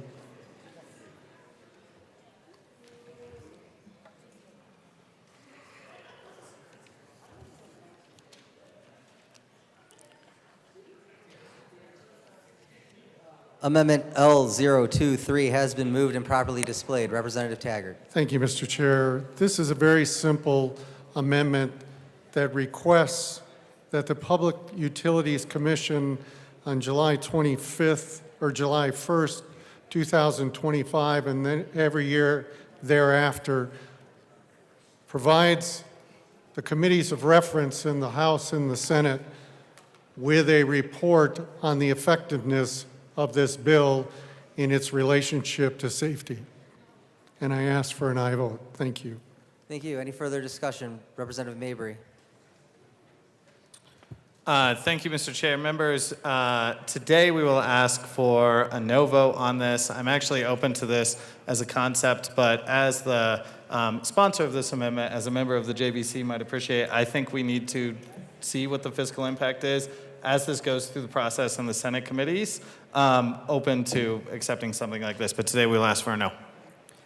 Any further discussion on Amendment 023? Seeing none, members, the question before us is the adoption of 023. All in favor say aye. All opposed, no. The noes have it. 023 is lost. Back to the bill. Members, is there any further discussion on House Bill 1030? Representative Bradley. Bradfield.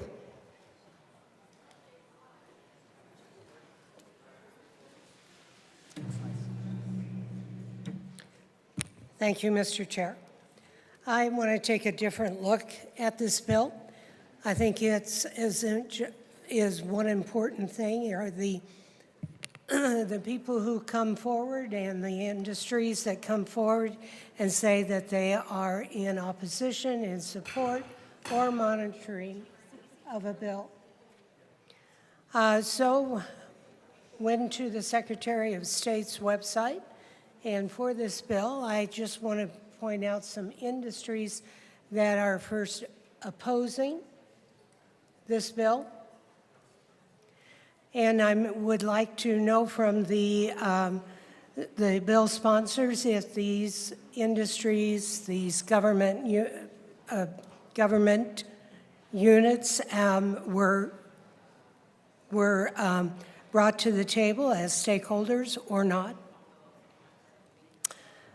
Some of these industries use the rail systems very heavily because that is the safest and the best way to transport their product. And that would be true of the American Chemical Council. A government of the Northwest Colorado is in opposition to this bill.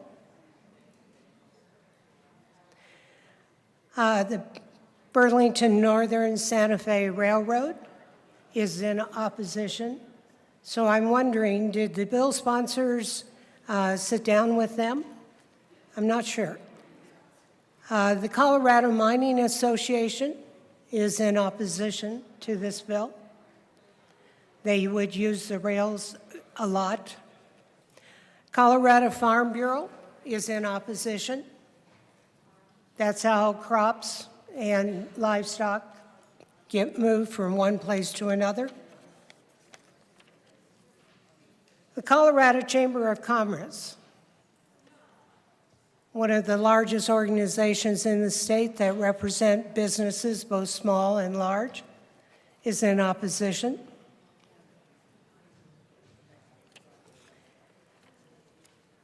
The Colorado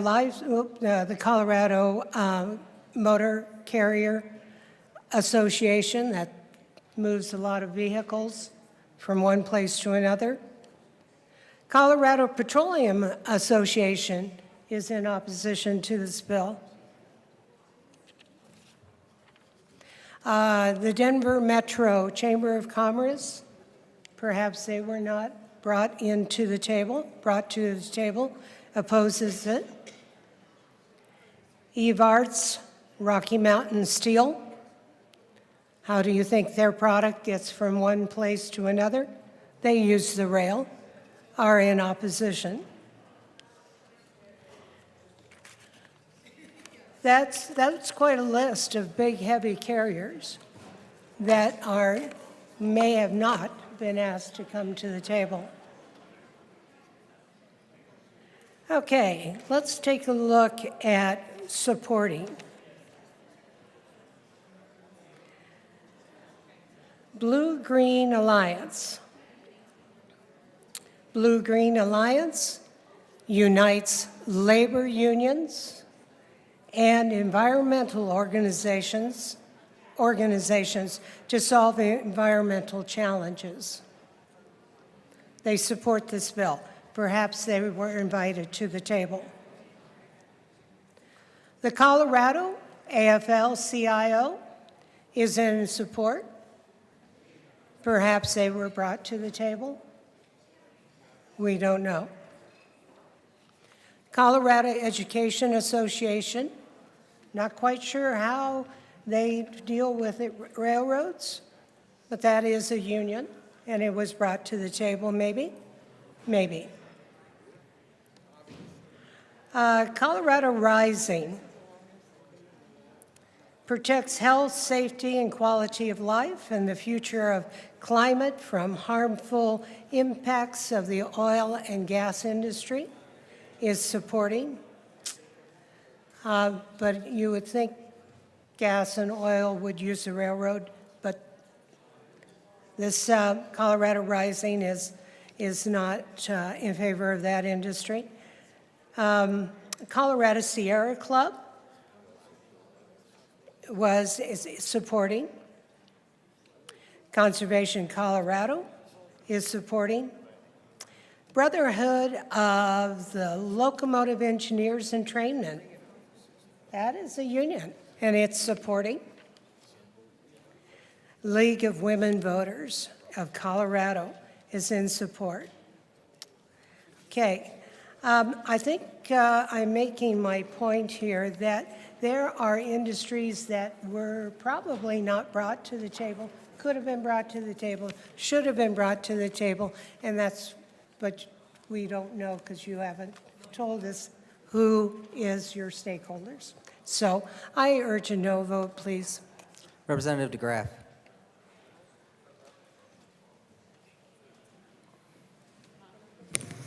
Thank you, Mr. Chair.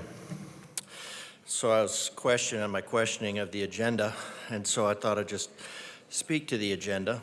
And I mean, it's not actually unstated, so if you look at the title, Bill for an Act, blah, blah, blah, blah, blah, blah, blah, authorizing the Public Utilities Commission to impose fines for certain violations requiring fine revenue to be paid to the Front Range Passenger District for the purposes of maintaining and improving the safety of a Front Range passenger rail system. So we have a mechanism to impose fines for a purpose. So I think the actual purpose can be found here, buried. So my apologies for saying that the agenda was unstated, because it is right here, that the Front Range Passenger District is created to expend the money for warrants for the purposes of safety and planning, development during the research, development and construction of a passenger rail system. And this passenger rail system, this Front Range passenger rail system, looking it up, is to go from Pueblo to Fort Collins. So it's a very specific, so we're talking about imposing fees on railroad operations all across the state to support the PET project that is tied to the carbon map to road to nowhere. So it is in here, the purpose is in here, maintaining the passenger railroad system, completing capital development projects to improve the safety of the passenger, capital projects to improve the safety of a passenger rail system. So it's interesting that we would take the money from safety issues that are specific, mostly at least, around safety issues around rail transport, to develop a PET project. And now we know that there's other funds, the U-Haul fee funds, enterprise rent-a-car funds, the $3 a day.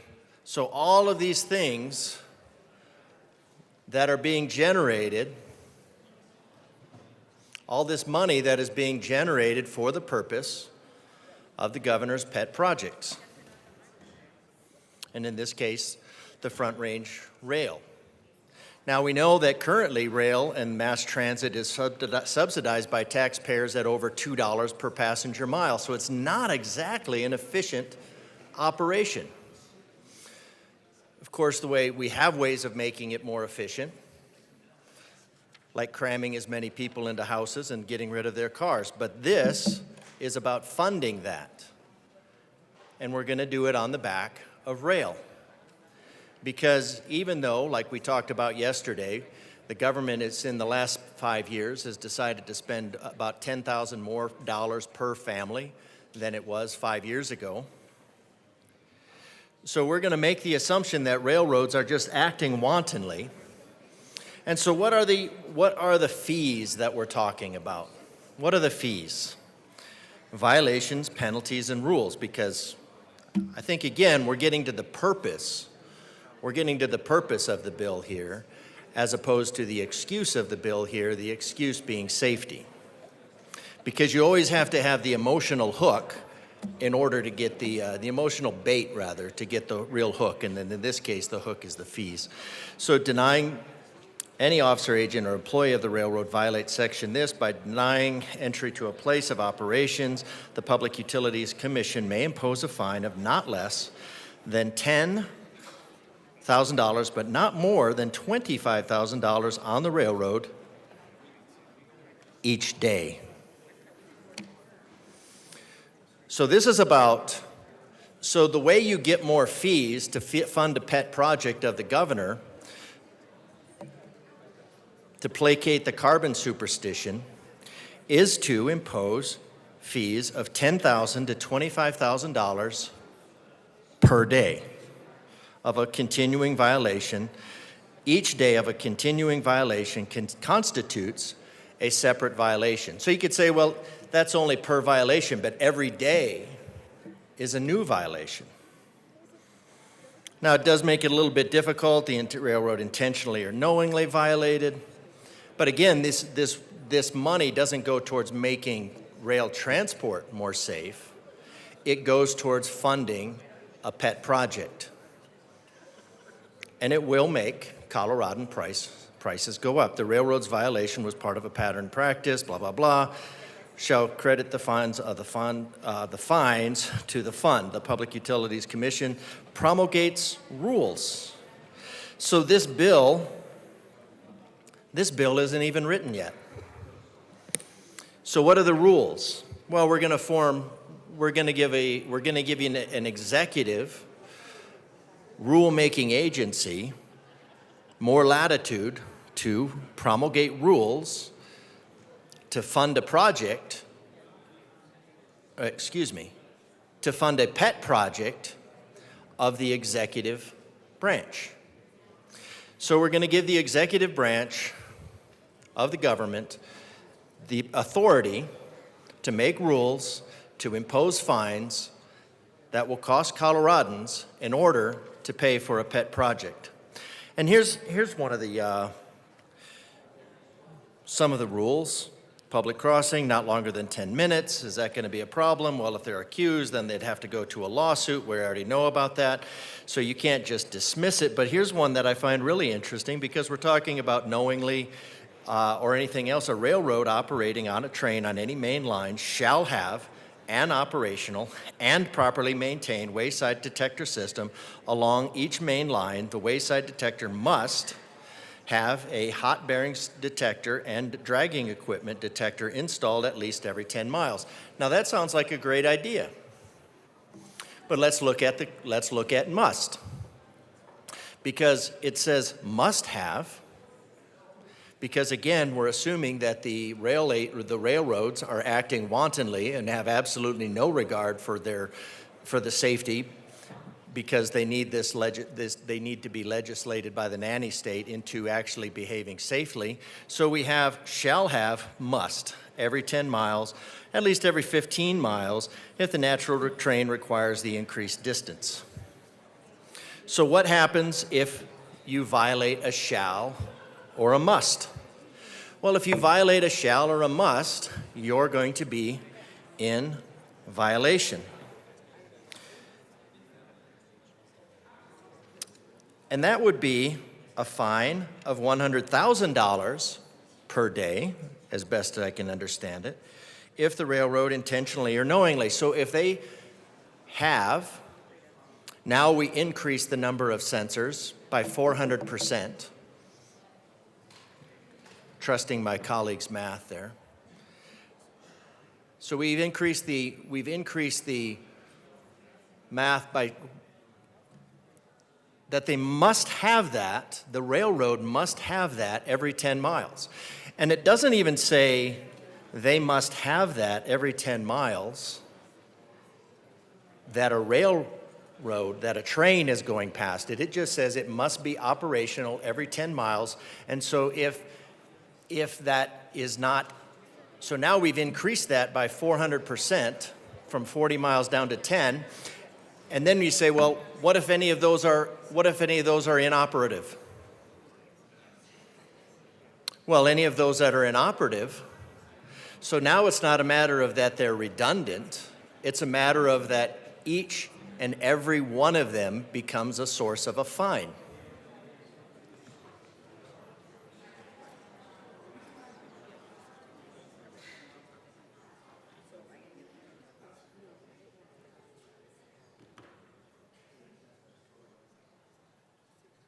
Did you need a minute, Representative?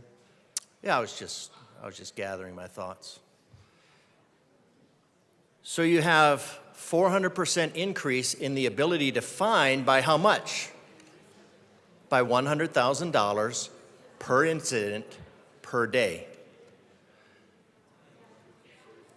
Now, I don't know why any railroad would function in this state after this passes. Because that is a lot. That is a lot of money that would be siphoned out of anything functional and into the governor's pet project that has absolutely no legs of its own unless it's siphoned out of the people. So I think the actual agenda, unlike my previous characteristic, I think the actual agenda is pretty clear. The agenda is pretty clear. The agenda, this is a fundraiser for the governor's project. And the governor's project is to fund stuff for your climate superstition, of which the entirety of Colorado can impact by 40 parts in a million.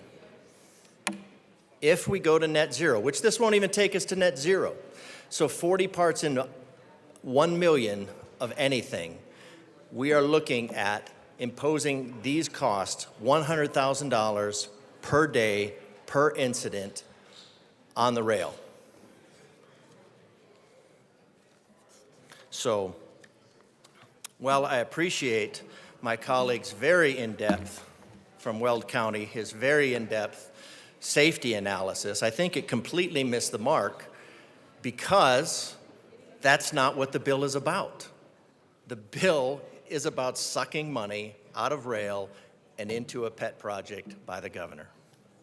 Representative Bradley. Thank you. I was having so much FOMO, I thought I would come down and join the robust conversation we're having. Something struck me that the representative from El Paso spoke about is that this bill imposes arbitrary requirements on railroad operators in the state and threatens them with fines for noncompliance. Unsurprisingly, the fines collected by the PUC will go toward constructing and maintaining passenger rail systems. I find that so unfair. I think it's unfair to impose arbitrary restrictions on industry to fund pet projects, which the good rep from El Paso just talked about. In the bill, we talk about how derailments bisect communities with populations of different communities, but in the middle of funding a passenger rail system, guess where you have to go through? My county. And I'm just wondering if the good people of Laviers or Sedalia were even brought to the table, because 50% of the people in that community are on free and reduced lunch, and most of them don't even have running water. So if we are running bills that target low-income communities across Colorado with derailments, I'm wondering if we're going to, in the bill that is sponsored by our governor, going to talk about communities that will be impacted by that. I also find it very interesting that this bill would increase the cost of consumer goods for Coloradans in the nation. Is that what we want in a state with the highest inflation rates? I will tell you, I go to the grocery store to feed a family of 7, and one bag of groceries is $150. We pass bills in here, millions of dollars in bills to feed hungry children, to feed elderly. And now we're going to pass a bill that is going to raise the cost of consumer goods in a state where most people can't even afford to live here, much less eat. I also find it very interesting that when we limit the ability for trains to bring said things to our different districts, air pollutants and greenhouse gas emissions in trucks are going to be far worse than in trains. So it's always interesting to me that we limit, in the name of climate change, the one thing that is not affecting said climate change. The other problem I have with this is safety. We talk about this from the well all the time. Safety, safety, safety. And here we try to pass an amendment that was killed that would secure the safety. In this bill, we're going to codify into Colorado law reduction in the amount and frequency of first responder training presently conducted by railroads in Colorado. That just seems odd. This bill ignores important national load information systems for first responders. This will reduce Colorado emergency responder training and increase the likelihood of an accident. So are we only concerned when said accident happens? Because it seems that way if you're going to kill an amendment that offers the safety, especially in these areas and communities that are disproportionately impacted, now we won't have the training for the first responders. So seems like we're talking out of both sides of our mouth. And then finally, the Federal Railroad Administration, charged with national rail safety, is developing national rules to address train length and installation of equipment detection systems, taking into consideration corresponding safety factors, current and evolving safety technology that will be applicable to all railroads operating in all 50 states. It seems interesting that we're not willing to wait on the federal government when we were willing to wait on the federal government when foreign adversaries are purchasing land in Colorado. So it's just interesting that the federal government's actually doing the work, but at the state level, we're saying, no, that's not going to work for us. But when it comes to people buying up our farmland, we're willing to wait on the federal government. And then the stakeholdering. I hear all the time by my colleagues on the left, did you stakeholder that? Did you stakeholder it enough? Did you bring people to the table that opposed your bill? And we get told all the time that we don't stakeholder enough. But stakeholdering is not just bringing the people to the table who agree with you and having a temper tantrum with people that don't, or not letting them be part of the bill process. Was there engagement with the rail industry, federal regulators, safety experts, shippers, the Colorado PUC, or consumers? Because I've sat here for hour after hour after hour, and I have yet to be told that that happened. But it does sound like there was a lot of union engagement. There is zero evidence or data to support any correlation between train length and safety. U.S. railroads are the safest ever, resulting in a 99.98% hazardous material safety record, despite operating longer and more efficient train sets. There's a lot of problems with this bill that the good representative from Weld talked about that I don't need to go by line. To me, the bill proposes to grant labor union activists, investigator powers, and access to railroad private property, which will interfere with and delay formal agency investigations of railroad accidents or incidents. I'm appalled that we didn't have more stakeholdering, especially the communities that will be affected by this, especially the communities that will be affected by the fines and the passenger rail system that's going to go through my community. And I urge a no vote on this bill. Thank you. Representative DeGraff.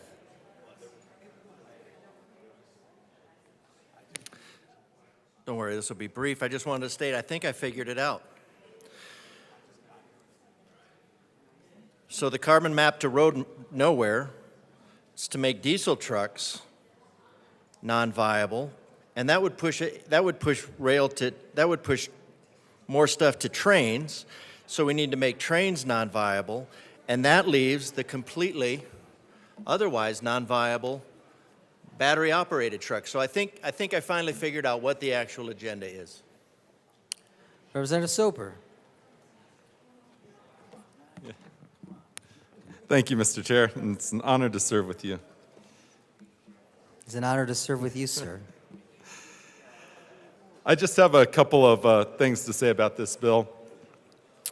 I stand here asking for a no vote on this particular bill.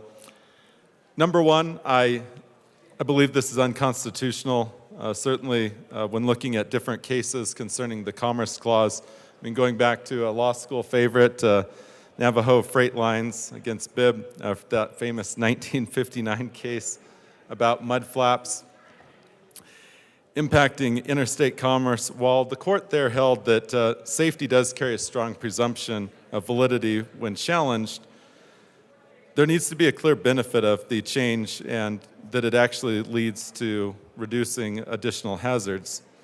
This has been upheld by Raymond against Motor Transport and Rice in 1978, and we can go on down through the number of cases that have confirmed that when states decide to place extra burdens on interstate commerce, the Supreme Court throughout the years has said no, that we're not going to allow that. One concern, aside from the constitutionality, that I also have concerns the Western Slope. So right now, there's only one train line that gets through to the Western Slope, and that goes through Glenwood Canyon. If we're breaking up the trains into more trains, because right now the train line is at capacity, mostly that's cargo lines and a few passenger lines with Amtrak. What would happen is as you put more trains on the line, because Amtrak, which is passenger rail, has the lowest ranking priority, Amtrak gets squeezed out, which means the Western Slope would no longer see Amtrak being able to go through Glenwood Canyon. Furthermore, the squeeze by having more freight lines on the track when the train is already at capacity, when certain passenger rail does not have priority, would also mean that trains using, for example, the Moffat Tunnel, Colorado's famous ski train, those would be squeezed out of the system as well. That would have a devastating impact to Colorado's tourism economy, and certainly as we're trying to develop a train line going up to Craig, that would cut out that train line as well. I'm just really afraid that what's happening here by placing more freight line on the rail, by having more trains, not necessarily a few more cars per train, that means that passenger rail is the rail that gets squeezed out of the system on the western slope. It will be devastating for tourism. It'll be devastating for those people who do rely on the train. And it will also mean that the commerce in Colorado will move from being parallel to the I-70 corridor up to Wyoming or below us to New Mexico. And cutting across the United States, I'm one of those that I've ridden passenger rail all the way from Montreal to South Carolina and from New York City and Washington, D.C., all the way out to San Francisco via Chicago and Denver. And I can tell you, as a big fan of riding the train across our great country, that I enjoy going through Colorado. And if we're going to put an additional burden on interstate commerce here to where the passenger rail gets squeezed out, I don't really want that train choosing the Wyoming or the New Mexico route, because those are the other two routes that are the options, because there's no longer capacity, because we're requiring shorter trains. Therefore, because freight has the priority on the line that goes between Denver and Grand Junction, that they would use the freight for those lines. So for these reasons, I would ask for a no vote. Thank you. Any further discussion? Members, seeing none, the question before us is the passage of House Bill 1030 as amended. All in favor say aye. Aye. All opposed say no. No. House Bill 1030 passes. Mr. Schiebel, please read the title of Senate Bill 128. Senate Bill 128 by Senators Hinrichsen and Pelton B., also Representatives Bradley and McLaughlin, concerning the repeal of an obsolete provision that required the Department of Transportation to make recommendations to the General Assembly by 2011. Representative Bradley. Go first. Am I doing the? Yep, you're doing the whole thing. The year was 2011. The year has passed, and now it's done. It's bestowed on us to write a bill, vote yes, and seal the deal. Representative McLaughlin. Yes, I move Senate Bill 24-128 on second reading. That is a proper motion to the bill. Thank you. Good afternoon. This bill repeals an obsolete provision required by the Department of Transportation to make recommendations to the General Assembly by 2011. That is done and gone, and the Statutory Revision Committee asked for a no vote. Yes vote. I'm sorry. Any further discussion on Senate Bill 128? Seeing none, members, the question before us is the passage of Senate Bill 128. All in favor say aye. Aye. All opposed say no. Good job. The ayes have it. Senate Bill 128 is passed. Mr. Schiebel, please read the title of Senate Bill 66. Senate Bill 66 by Senator Sullivan, also Representatives Froelich and Mabry, concerning a requirement that certain businesses with relationships with firearms merchants use the appropriate merchant category code. Another Mabes bill. Representative Froelich. Thank you, Mr. Chair. I move Senate Bill 66. That's a proper motion to the bill. Representative Froelich. Thank you, members. I am very proud of this bill. And I'm very proud of the work that Colorado has done to address the public health crisis of gun violence. This session, I'm particularly focused on enforcement, implementation, and where possible, prevention. And that's where Senate Bill 66 comes in, by providing a tool to law enforcement in the form of merchant codes specific to firearms. Currently, firearms have a generic code of either other or sporting goods, and this is a credit card company measure that gives a 4-digit code to the purchase of firearms and ammunition, and we ask for an aye vote. Representative Mabry. Thank you, Mr. Chair, and thank you to my co-prime sponsor for all the hard work on this bill and for all the advocates for all the hard work on this legislation. So I just want to flag a few things. So these merchant codes are used in literally every other industry. This industry is uniquely exempted from having a merchant code. And, you know, we have heard pushback saying we're creating a registry. This is not creating a registry.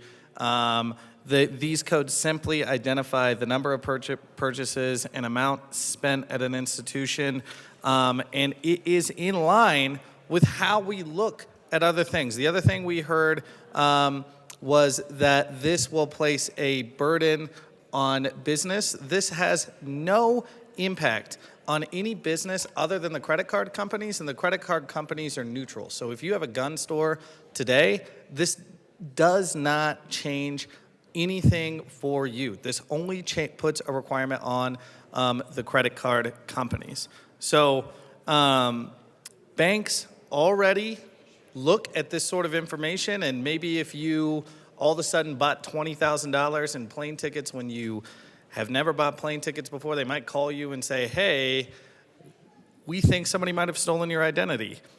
This is what this is about. This is literally what this is about. So that's a step that we can take to flag suspicious gun and ammunition purchases so that law enforcement can potentially have an opportunity to intervene before anyone is hurt or killed. The nonprofit Guns Down America published a report highlighting 8 cases where a shooter used electronic payment to buy staggeringly large numbers of guns and ammunition. In Aurora, the shooter bought $11,000 worth of guns and military gear just 6 weeks before the massacre just down the street here in our community. In Orlando, Florida, the shooter used credit cards to buy $20,000 worth of weapons, and this was extraordinary for a man that normally spent about $1,500 a month. In Las Vegas, the shooter spent $95,000 leading up to the mass murder at gun stores in California and Nevada. This does not create any mandates on law enforcement. It doesn't say that once they have this information, they have to go check out what's going on. It doesn't even put any mandates on the banks or credit card companies to say, once you have this information, you must report it to law enforcement. It just adds this in line with every other category. And what I will say is how we use this now for public safety is law enforcement can use these merchant codes to identify if people are buying large amounts of fast food or clothes or hotels, to identify behavior that is in line with human trafficking. We could do that too, to identify behavior that is in line with potentially committing a mass shooting. And again, I just want to emphasize this industry is uniquely exempted in this space. And with that, we'll ask for a yes vote. Representative Armagost. Thank you, Mr. Chair. I just want to talk about some of the points we had in committee on this bill. Biggest things are, there's really, I mean, we're talking about merchant category codes. So if we're talking about the merchants themselves, we're not talking about individualized codes for products that you're buying. We're talking about merchants. So that merchant category code is going to say sporting goods. That merchant category code is going to say firearm, whatever, should this bill pass. Food, liquor establishment, something like that. We don't have anything that is going to define anything on this that can maybe say there's a pattern or something that's going to flag somebody. So when we're saying that we're not going to be tracking people, I don't understand how you can say that you're going to have some sort of a pattern when we're not talking about individualized items. You're not going to be able to see that somebody went and bought 7.62 ammunition. You're not going to have individualized items on a merchant category code. So it's kind of contradicting of itself in the fact that it doesn't do that. These are simply the merchant's codes, what they're registered as a business. And if there is a firearms business that's going to have that merchant category code, they're probably going to make themselves registered as some sort of a sporting goods store so that it doesn't show as a firearms dealer, manufacturer, whatever. You can buy, should this pass, you could buy a firearm, you could buy ammunition, you could buy accessories at a sporting goods store, and it's going to show sporting goods. So there begs the question again, what are we actually tracking? Are we tracking that somebody purchased something at a sporting goods store? Okay, they bought a sleeping bag. Are they going to commit a mass murder? What is going to flag these credit card agencies? What is going to get them to alert law enforcement, and how is this going to be done? Because what that also does is, as a firearms instructor, for me, if I tell students, okay, for this class, you need to have this type of firearm, these types of holster, magazine holder, and at least 300 rounds of ammunition for this training. Is my student now going to be flagged and contacted by law enforcement because they want to be more proficient with their firearm? I'm really concerned with where this is going. There was never any clear answer as to what the tracking method was, what the pattern somebody would need to do in purchasing things over a day or a period of days that would flag them and need them to be contacted by law enforcement. So to me, this seems like there's going to be some sort of legislation that's going to follow this next year, which concerns me again. There's just more and more increasing concern with this bill because we're in a day and age where our current federal administration is labeling people that are attending school board hearings and opposing. They're labeling them as domestic terrorists. If we're doing that, what's to say that's not going to happen to somebody that is purchasing firearms and ammunition? They're going to be labeled as a mass shooter. This is very concerning to me. When we have people that don't trust the government as it is, they don't trust our legislation as it is, we keep making rules like this, we keep making laws like this that further invade people's privacy. It just fans the flames of that poor relationship that people have with their government, the law-abiding citizens and the government that they elect to support them. We are here doing this in legislation and creating that level of distrust, creating that level of invasion of privacy. What we aren't doing is focusing on the criminal aspect of this. We're going to have all of these invasions of privacy on law-abiding citizens that have no ill intent, while we're still, I cannot see how this can possibly reduce any level of crime. We're going to have those levels of crime persist or maybe even increase. Meanwhile, law-abiding citizens are being flagged for purchasing ammunition, purchasing firearms to build their proficiency and their safety and ability to protect themselves, their families. What does it take for us to focus on the criminal aspect and address penalizing people that are attempting to commit these crimes of violence, stealing firearms, the people that are actually there purchasing firearms or in possession of firearms as a previous offender, a felon, a violent offender? Those are the things we need to focus on, the people that are the threat, the people that are known threats to the public. And here we are saying, here's another thing we're going to do for those of you that buy firearms. For those of you that don't buy firearms, it's probably something that's concerning to you. But if you haven't trained with firearms, haven't taken any type of classes to build your proficiency, sure, it's probably alarming, it's probably scary. But to punish the law-abiding citizens for that, to punish the people that are simply buying things for their own protection, for their own house, their own reasons, not of ill intent, which this bill tries to flag them as. This is not okay. This goes along with the red flag law. It adds on to something that we keep throwing more at. We keep throwing more and more at the red flag gun law. Nothing's working on that. We still have issues where every time something happens, well, there were concerns and the family didn't tell law enforcement, or there were these other circumstances that weren't reported, or that were reported and weren't addressed. This is another thing that isn't going to be addressed. This is another thing that simply, if we're focusing on the criminal aspect and not law-abiding citizens, we're looking in this direction while something's happening back here. This is the wrong direction, again, to take something. All we're doing is invading the privacy of people with nothing that has been stated as far as what you're going to do that's going to trigger some sort of flag, some sort of alarm that's going to have to require these credit agencies to contact law enforcement and have you contacted by law enforcement. So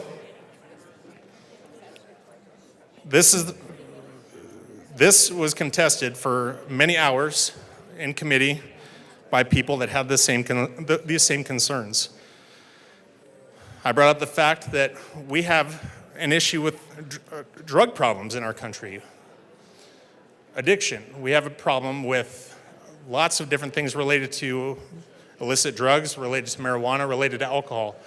Why don't we have something in place for those? If somebody were to visit and purchase from a dispensary, and in the same day or the same week where they've made a purchase from a liquor store, why don't we contact somebody that has an intervention for that? This is something that we don't do. That's an invasion of privacy, but this is something that we're willing to do to those people that own guns. Why? Because they own guns. And for people that don't own guns, it's scary. This is something that is one-sided. It's blindsided. I mean, there's no real communication with people in the industry or even in law enforcement of how they're going to address this. So a credit agency contacts law enforcement. What are they supposed to do? You have the ATF going and knocking on someone's door? Is this going to be state police knocking on someone's door? The sheriff's office, police department? It's dangerous. You're having somebody contacted, they're going to be alarmed, and then you're going to have lawsuits against law enforcement because somebody's going to feel like they were erroneously tagged, flagged, whatever, identified as a threat. So of course, there's going to be issues and lawsuits between citizens and their own law enforcement agencies. They're there to protect them, but we're pitting them against each other as well because we want to invade people's privacy for making purchases that we're considering a threat to the public because they're buying a firearm or more and ammunition. Representative Armagost, hold on just one moment. Members, it's getting a little loud in here. Can we, if you have conversations, can you please take those off to the side? Members. Members, if you have conversations, please take them off to the side. Representative Armagost, please proceed. Thank you, Mr. Chair. So again, we need to stop invading privacy. We need to stop punishing. We need to stop holding these things to our law-abiding citizens that are simply purchasing firearms for their own protection, ammunition for their own protection. Things that we want people to do is be more proficient with firearms. They want to go to the range. You're not going to go to the range with less than 100 rounds.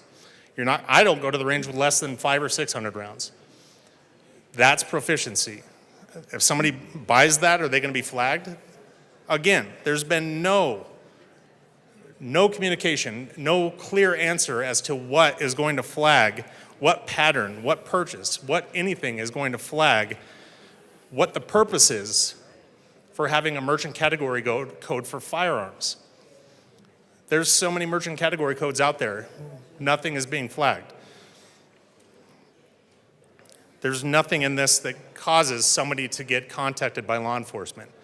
There's no reason for this. It's simply an invasion of privacy, and I think it's something that's bringing legislation in the future that we're going to have even more concerns about. So I definitely encourage a no vote. I will definitely be one. Thank you.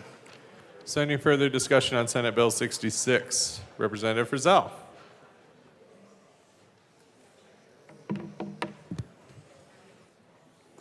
Thank you, Mr. Chair. I too heard this bill in committee along with a whole lot of testimony. And, one of the things that has struck me, many things that have struck me about this bill, is that, the bill sponsors spoke of a variety of perpetrators of mass casualty events, mass shootings,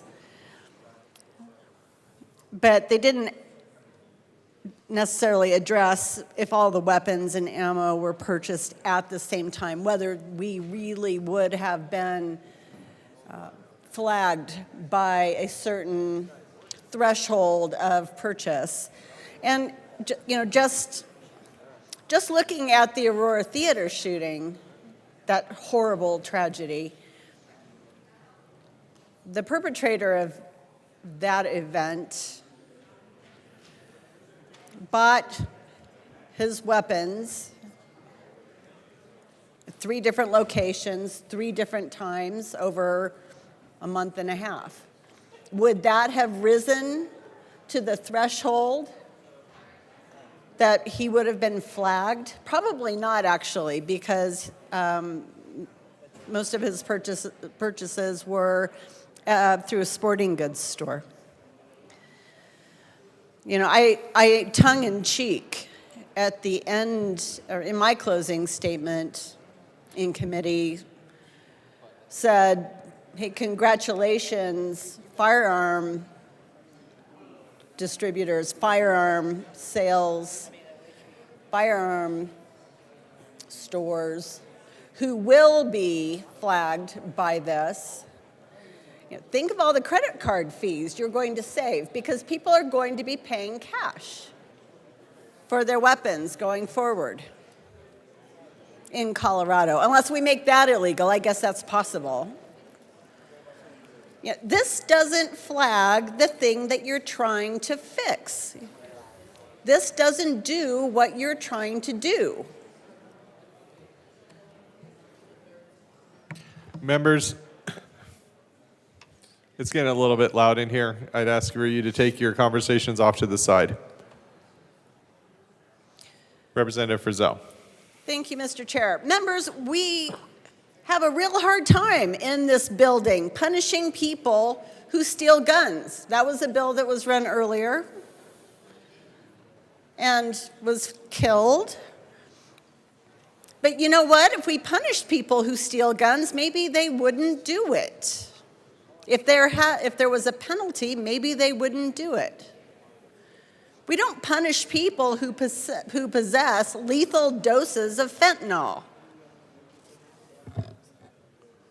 And lately, in the last several years, we've been plowing hundreds of millions of taxpayer dollars into behavioral health with not a lot to show yet. And now we are putting some kind of code on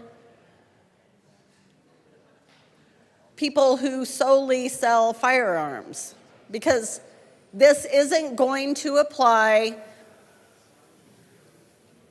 to big box retailers that sell other things.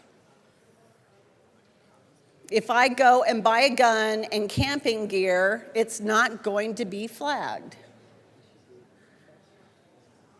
There is no threshold. There's no way to determine a pattern. Nothing like that is established by this bill. I continue to ask, let's be relevant in our lawmaking. We have real things that we need to do, real things that we need to address. Members, our citizens are already skeptical about what we do in this building.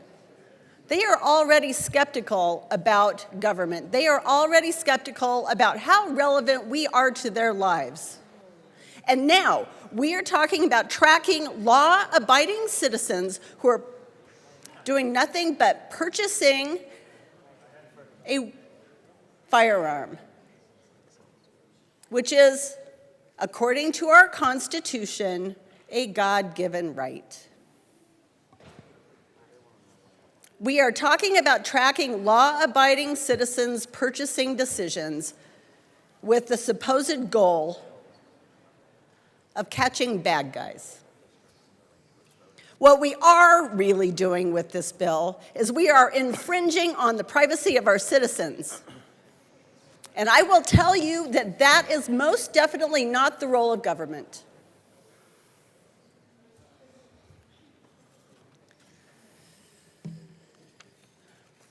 I am going to step away and let some of my colleagues speak to this legislation, but I will be back because I have a few more things to say. I am most definitely a no vote. Representative Lynch. Thank you, Mr. Chair. So I love it how we talk about these bills, but we never really discuss exactly what the heck is going on with them. But overall, the big picture of this bill is this is a piece of a bunch of other bills that the real goal really is to reduce gun violence. And nobody in this room is a proponent of gun violence. This is one mechanism, one part of that. However, I think it misses the mark, and let's talk about what the bill does. And so what the bill does is it simply makes an MCC code, which is a credit card code, and what these codes are really, really used for in this world is for marketing. Really, that's the biggest use. They figure out where you're spending your money with your credit card, and they then market you based upon how that code is used. This just adds another one of those. However, it doesn't add another one of those specifically within departments of stores that already have established codes. This would only impact stores that currently don't have those codes, and that would be gun stores, don't have any code that comes up. If they do, it's sporting goods. So now we are creating a completely separate code that specifically targets gun stores, small gun stores. So in committee, we heard from gun stores, small gun stores. And here's the feedback we got from people on the ground. These are people that run these stores. These are people that are selling, a large amount of the firearms that are sold in this state. And they said, well, if you pass this, our customers are now going to think that you are simply tracking me, and I'm now going to pay with cash. So the last time I checked, criminals are not the most upstanding humans in the world because they intend to commit a crime, and so they're also not dumb. If they're going to go to a gun store and they're going to purchase a firearm to commit a crime and know that they're going to be tracked, now they're just going to use cash. Okay, so who does that leave left in this scenario with this legislation in place that is being impacted? Well, simply, it is the law-abiding citizens in this state that now are going to be tracked with their purchases. So, and initially, when I looked at this, I thought, well, this isn't that bad of a deal. We're going to track the people bought guns, no big deal, because they can't, as the law exists today, they can't proactively go after and seek that data. They have to have a reason to go pull it. It's not going to be just fed to law enforcement. So I'm thinking, well, this is somewhat harmless. But that's this year. That's this year. Now that we've made this one little incremental step, next year we'll say, well, while we've got this data, why don't we be proactive and use AI and start doing algorithms and start trying to be smarter than humans are with computers. And then now next year, the piece of legislation will tie all this together, and it'll make it so they are proactively targeting anybody who goes to buy a firearm. Once again, back to the 30,000-foot level, what we're really doing here is another little chisel away at trying to ensure that nobody has guns in this state. Let me remind you, a state that has one of the highest crime rates in this nation, and now we are taking the ability away ever so incrementally from our citizens to be able to defend themselves. I don't live where law enforcement can get to my house in any short period of time. And if there's a snowstorm or it's rainy, it's pretty hard to get there through the muddy roads. And so, and there's a lot of people in this state. Matter of fact, if you look at a map geographically, there's a lot of people in this state that rely on the comfort of knowing that they've got firearms in their home to defend themselves. And this just takes another step at chiseling away at the ability for these people to have firearms. Now we're gonna have some pretty intense conversation about this before the day's over, something tells me. And we're gonna go down all kinds of rabbit holes, but I think it's important to focus on what this does and what it really doesn't do. Because all it's going to do is it's going to push law-abiding citizens that don't want to be tracked to go buy with cash, but criminals are not idiots. They're going to go and buy their guns if we happen to have a somewhat decent criminal that's not buying it off the streets illegally. By the way, there's not a lot of those. And once again, if we're trying to fix gun violence, this is kind of a waste of our time, and it'll be a waste of the rest of our afternoon, I guarantee you that. And we've got to stop targeting those citizens that just want to either participate in a sport, being a shooting sport, or those that just want to protect themselves. All this does is just adds one more incremental titch into making sure that law-abiding citizens are punished for having firearms. So like my colleague before, this will probably not be the last time you hear from me. We've got some great amendments that we'll be bringing today, trying to bring some common sense into this.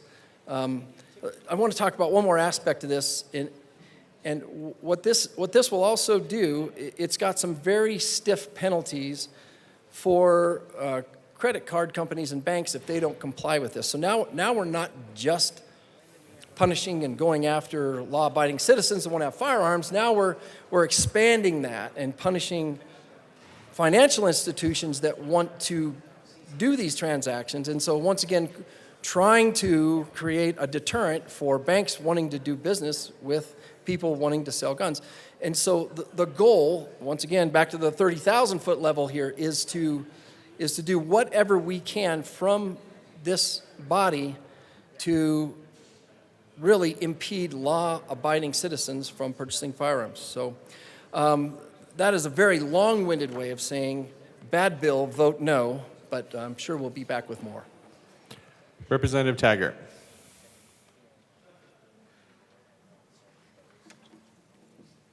Thank you, Mr. Chair. I bring to your attention page 3, number 6.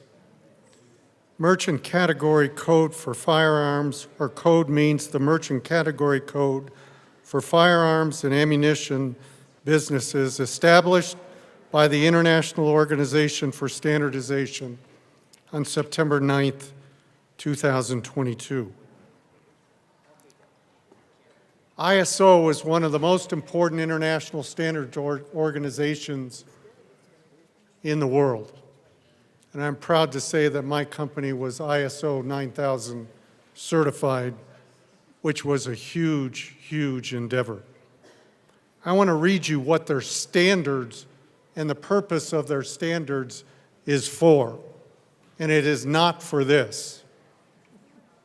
A, quality management standards to help work more efficiently and reduce product failures. B, environmental management standards to help reduce environmental impacts, reduce waste, and be more sustainable. C, health and safety standards, and I'll pause here for a second, to help reduce accidents in the workplace. D, energy management standards to help cut energy consumption. F, food safety standards to help prevent food from being contaminated. And IT security standards. These standards are misstated in here. They're not for the purpose whatsoever of creating a merchandising category code that identifies firearms specifically. That is not their purpose. Those standards were put in place to work with what we also refer to in international business as the harmonized code, so that we can in fact know when products are being shipped around the world that they are properly categorized for the purpose of duties and quotas. That's the purpose of this, not what's being said in this bill. Also, even if these codes are applied in this particular case, there is nothing in this bill whatsoever that talks about these codes being collected by credit card purchases, that it's then obligated to, it has to go over into enforcement side of things, that being our police departments, our sheriff's departments, et cetera, et cetera. So how in heaven's name is the code from a categorization have got anything to do with enforcement? There's no mechanism in this bill, nor could there be a mechanism in this bill to require that kind of information. That's a huge loophole in this bill that cannot be filled. So let's be careful when we use organizations like the ISO. Let's be honorable to that organization that, in fact, that's not their purpose. It never has been their purpose. And to say that it is in this bill is completely misstating what they do. Thank you. Representative Hartsook. Thank you, Mr. Chair. Honor and pleasure to serve with you. It's an honor and pleasure to serve with you. And one of the things that's interesting about this, and listening to the sponsors of the information where they said it's the only industry. Having worked, and it'll be interesting to hear some of my colleagues that have been in law enforcement, but when I was working counterterrorism investigations, some of the things we specifically looked for were high volume indicators of certain products, certain travel, certain information that would help us zero in on somebody. I can't begin to tell you the number of false leads we would run down because it was just somebody doing something. It wasn't a terrorist, wasn't nefarious, just somebody doing something. You had people like, back in the day, Timothy McVeigh, who bought ammonium nitrate and a lot of other things. Nothing unusual about that whatsoever. Hundreds, thousands of ranchers and farmers use those materials all the time. They buy it in bulk. Nothing that he did would have popped up on a radar screen. The things that we do when we're doing investigations, we want to track stuff that has been pointed out by the sponsors that, oh, if we'd had this information, we might have been able to interdict a shooting. 20/20 hindsight is an amazing thing. Everybody can sit there with 20/20 hindsight and go, oh, well, we should have done this and we should have done that, and we would have stopped it. Well, here's the simple reality. It doesn't work that way. When you're the man or woman that's physically out there doing the investigation and you're trying to stop the next act, it's based on experience, it's based on information, analysis, factors, and everybody's putting their heads together. And yet when we start gathering this information and you start interviewing people and you find out they don't have anything to do with it, but when you go in there and they see that you're from the federal government, and in the case when I was working, you start talking to them about counterterrorism, well, they get real nervous real fast. So here we've got a bill that's going to not only infringe on the Second Amendment, but it goes after tens, hundreds, millions of people that buy bulk ammunition. We have the Olympic trap and skeet champion out in California that she had to quit buying the bulk ammunition because of the laws that were passed out there to limit that. Because she would pop up on the screen as, oh, here's someone buying bulk ammunition. What is she doing with it? And she's like, I'm a gold champion. I'm practicing. So suddenly we have the heavy hand of government, and we'll be sending people talking to folks, why are you buying a few thousand rounds of ammunition? Why are you buying these weapons? Why are you buying these parts?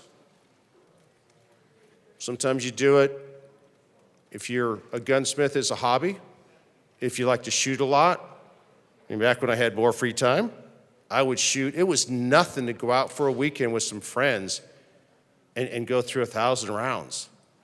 I mean, that was easy. We would spend the day on the range shooting. Of course, ammunition was a lot cheaper back then, too. But now, if I were to do something like that, I would pop up, why am I buying thousands of rounds of ammunition? Because I just want to go out on the range. Why are my friends, why are we all clustered together and buying this? Because a bunch of us would go out and buy it, and then we would all go out and shoot. Well, you run through the scenario, if you flip over to the other side of the investigator, you're like, okay, here's a group, in my case, of military-affiliated and aged men buying thousands of rounds of ammunition. What are they doing? Is it a terrorism cell? Is it a shooting? What's it going to be? No, it's just a bunch of guys that want to go out on the weekend and shoot and have some fun. Yet, under this, we would pop up and likely get a talking to. How do I know that? Because when I used to do the investigations, I was that guy. So to sit here and say, oh, we're not collecting, we're not doing this, that's a crock. Because if you're on the investigation side and you don't run something down, you don't do something, then everybody's going to be second guessing. How many people started second guessing after they flew the airplanes into the World Trade Centers? Oh, why didn't we check all of that? Once again, 20/20 hindsight is an amazing thing. Yet we don't do more to enforce laws on criminals. We don't do more to enforce people that physically break laws, physically hurt people. We don't do more in truth in sentencing. We don't put people away that should be locked up. But we want to now track when people buy things in bulk or buy things in a pattern. And then who decides what's the criteria? Who decides what becomes the excess number? How is that defined? How is that appealed? How is that adjudicated? How do we look at all of these things? That becomes A, very subjective, and B, I would submit, nearly impossible. And then you're asking law enforcement to discern what's going on here and still not violate the Second Amendment. We set not only law enforcement up for failure, we set merchants up for failure, we set everybody up for failure. Not a good road for the legislature to go down. I urge a no vote. Thank you. Representative Froelich. Thank you, Mr. Chair. Just wanted to clear something up. There's no pinging, there's no flagging, there's no popping. This bill does none of those things. This is in conjunction with a law enforcement investigation. So if we look at how this has been used for human trafficking, you think of I-70, there is a suspicion of criminal activity involving human trafficking. Law enforcement is able to look at purchases and have those purchases help them to pinpoint their investigation. So somebody bought 5 hotel rooms, $200 at McDonald's, $200 at a women's clothing store. And they're able to use that information in their investigation. Similarly, if there's a criminal investigation, they are able now to see if there was a firearms ammunition purchase in conjunction with other activities in that investigation. So there's no purchase that somehow sends off a ping, a flag, any of those things, and that information is held by the credit card company. It's not held by the government. It's held by the credit card company, who, by the way, knows the last time you bought a pair of shoes and how much you paid for them. And so this allows for firearms and ammunition to have a place that sells firearms and ammunition to have a merchant code just like every single other industry. Assistant Minority Leader Winner. Thank you, Mr. Chair. And I have a quick question, Rep. So you said that, in the case of trafficking, that they were pinging the different things. So you have somebody that comes to Colorado to go hunting, and they decide to be on a 1-month hunting trip. So they decide, like the rep from Douglas County said, a bunch of buddies want to get together and go shooting. So they buy some stuff if they land in Grand Junction. And then they drive to Denver, and they go to Cabela's, and they buy some firearms and some more sporting goods stuff. And then they decide to drive to Pueblo and go to a shooting range and buy some more stuff. Wouldn't that fall kind of in the same thing? And then good actors, people that are here enjoying Colorado hunting, enjoying Colorado shooting, wouldn't that be the same thing? Representative Froelich. Thank you, Mr. Chair. No, there's no suspicion of illegal activity, and there's no illegal activity in there. So where's the law enforcement investigation pursuing the investigation of those purchases? Assistant Minority Leader nope. Representative Armagost. Thank you, Mr. Chair. So my question to that is then, if we're not flagging people, but we're not essentially following a pattern similar to that, what is the pattern? And I mean, how is it preventing something if we're talking about helping with an investigation that is retroactive? That's something that's already happened. Representative Froelich. Thank you. And again, if we think of past experiences, so imagine the Aurora Theater shooter wrote a manifesto in which he stated his intent, and under our new ERPO provisions, mental health professionals can instigate an ERPO. So you find out that someone has expressed intent to commit a crime. Law enforcement is able to then see that that person has also, in the case of the Aurora Theater shooting, bought almost $20,000 worth of guns, ammunition, and other things in planning his assault on the movie theater. So it is in conjunction with that, and the hope is, and I understand that you guys may not feel that way, but this is the hope of the folks who are proponents of this, that if the Las Vegas shooter had said if he had expressed intent to commit a crime, and in conjunction with that, they were able to see that he had purchased $90,000 worth of guns and ammunition, that maybe somewhere along the line, somebody could have asked him a few questions. That's our plan. Representative Mabry. Thank you, Mr. Chair. Just to follow up, nothing in here is a mandate or a tag. There's no automatic trigger. We're just treating this like every other thing, right? Like currently in law, there's no trigger for somebody buying a certain amount of fast food or hotel rooms that says, hey, this looks like suspicious activity, right? Just like there's no trigger necessarily on your credit card company for when, they might trigger you for fraud saying that, oh, you wouldn't buy, Representative Wilson would never buy a flight to Fiji. Maybe he would. But there's no mandate in here. This just treats this like every other product. Representative Evans. Thank you, Mr. Chair. And so just to continue this train of thought, though, I just looked through major stakeholders. None of the major law enforcement entities or their trade associations or prosecutors or anybody like that have even, there's only one group, a group that represents chiefs of police that's even taken a position on this, and they're in a monitor. So I just want to make sure that the record reflects that, that it's not like this is something that our law enforcement partners and our district attorneys are coming out saying is going to help them. Otherwise, I would anticipate seeing them in a support position, but I really don't even see them engaged in the conversation. Representative Froelich. So you're saying they're not opposed? Minority Leader Representative Evans. I think we need to get some numbers going on in here. Representative Evans.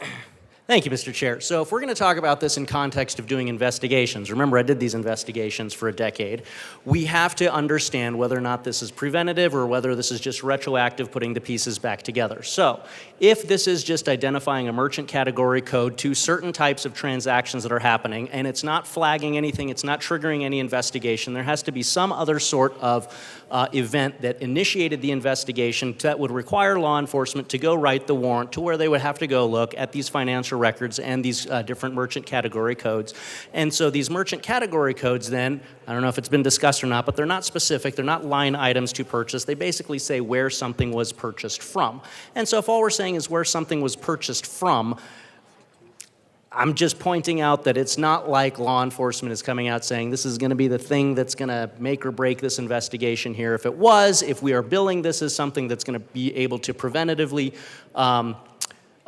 interdict and stop a pattern of violence, then I would expect to see this being something that law enforcement would advocate for. But I don't see them advocating for it, which makes me question its usefulness in actually being able to interdict or stop any of these crimes.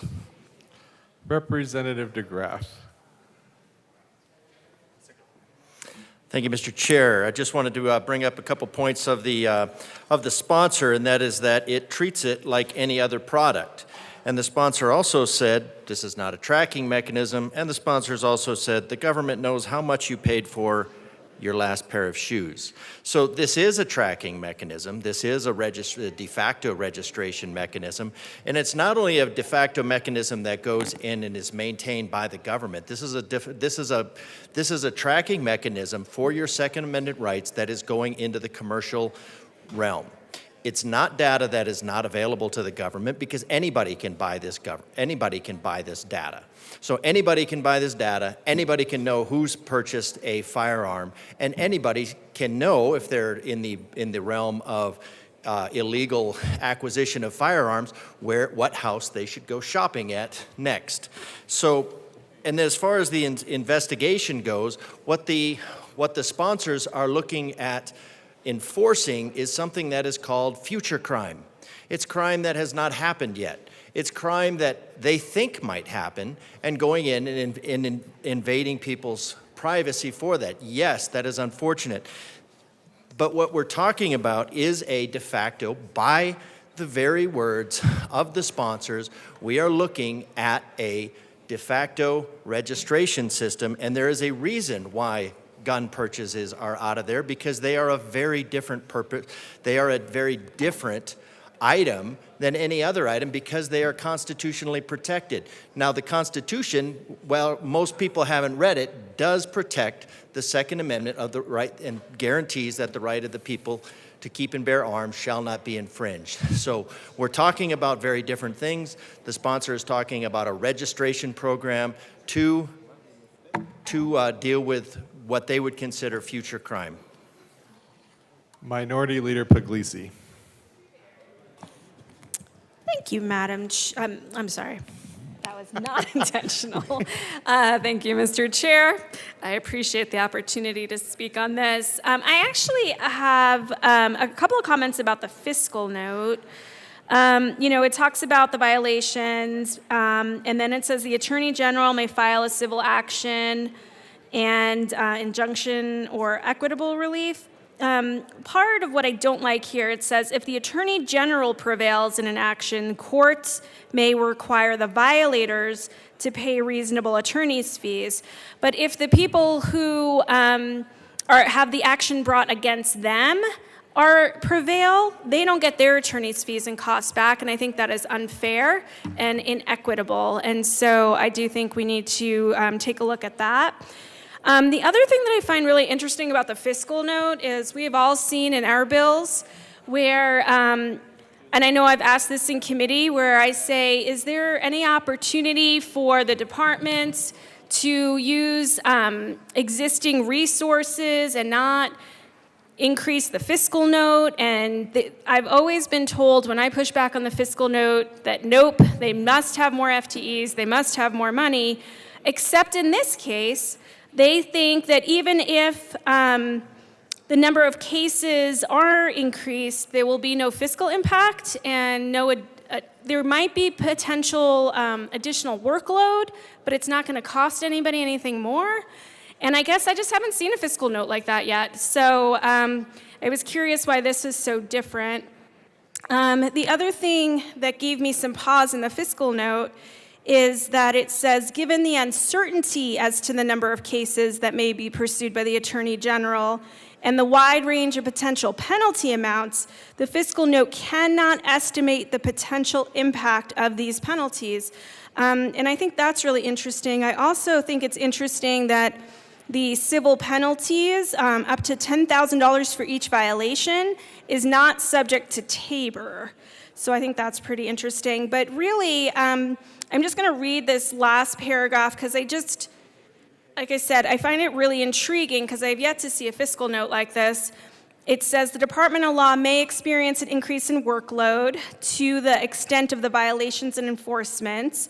The department will prioritize investigations as necessary within available resources. Well, what does that mean?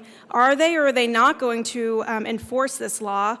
Trial courts may experience an increase in workload, but it is assumed that most payment networks, merchant acquirers, and firearm merchants will follow the law, so therefore there will not be any prosecution. That was my addition. So no change in appropriations is required. I have not seen a fiscal note that has not had any sort of impact to the state in any way. And I was just, it's rhetorical. I'm just curious why this bill, they think they can work within existing resources when most of our bills they can't. So I just want to put that on the record. Thank you. Representative Mabry. Thank you, Mr. Chair. And thank you for that line of questioning. Just to respond directly to it, the reason why is because they don't think anybody's going to violate it, because the only people that are regulated are the only entities that are regulated are the credit card companies, and they're neutral on the bill. And so the fiscal note is expecting them to comply, and so the fine won't be charged. Representative Bottoms.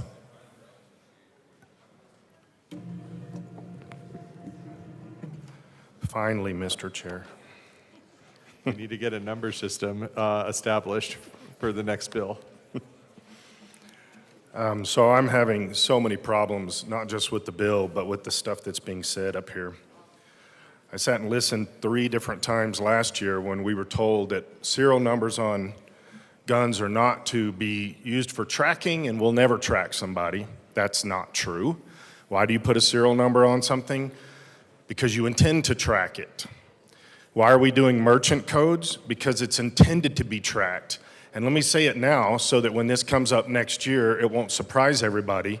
This will be directly tagged to red flag laws next year.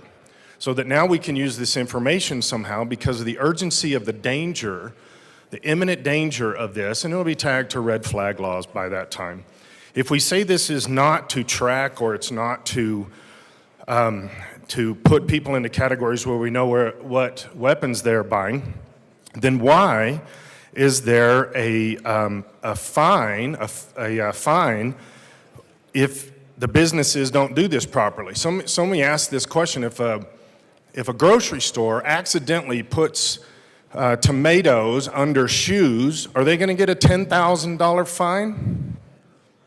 Because if this is just an innocuous bill that means nothing, why are we doing this stuff? The reason is because that's not true. It is specifically the intent of this bill to track.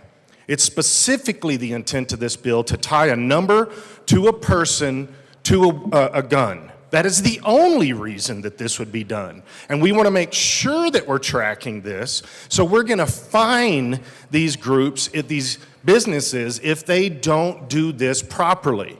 We're not going to fine King Soopers if they accidentally say that a tomato is a shoe on the credit card bill, but we're going to fine these businesses $10,000. This is the same thing that we've been seeing these last few years.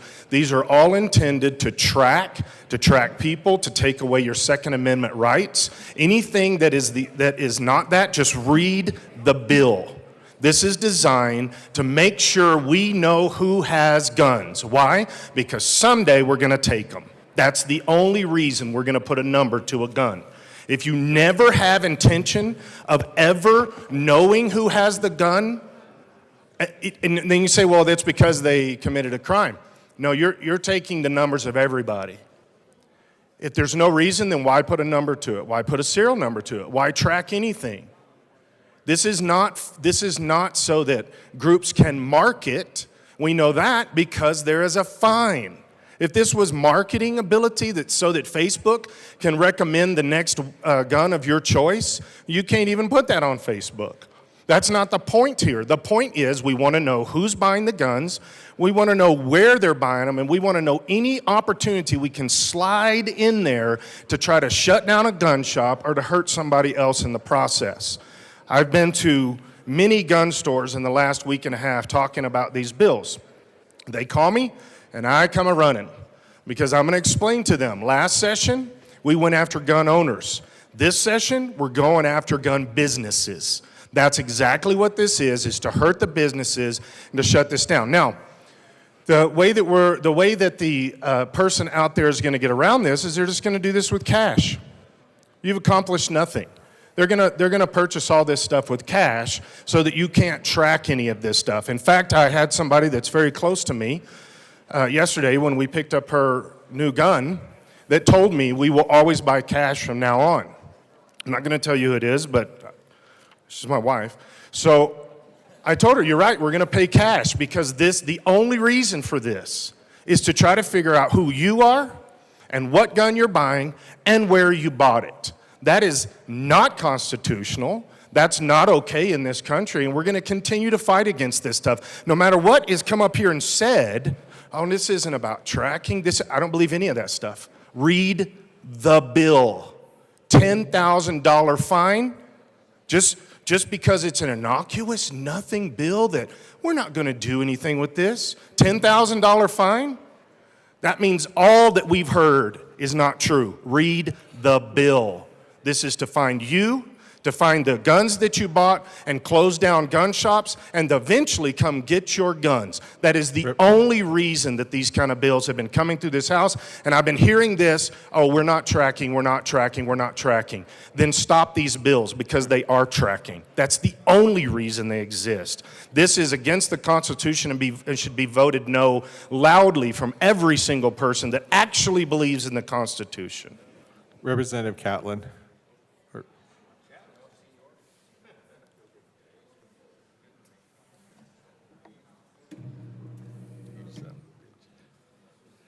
Thank you, Mr. Chair. It's an honor to serve with you. And an honor to serve with you.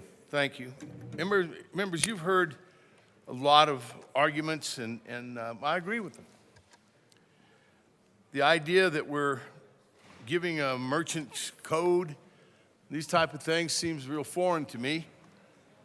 But one of the things I wanted to bring up, and I want you to think about some, is that it may not just be about the individual who's buying a gun or ammunition or any of the other items that are listed. What happens if there's a very successful gun store and there are lots of guns bought from that store? Don't you think that there would be certain attention paid to that individual store? There are people that are good business people, and they go about making sales, and they bring customers in, and they want to sell more and more products. The same is true in the gun business. I don't think any of them are doing this as a hobby. They're doing it to make a living.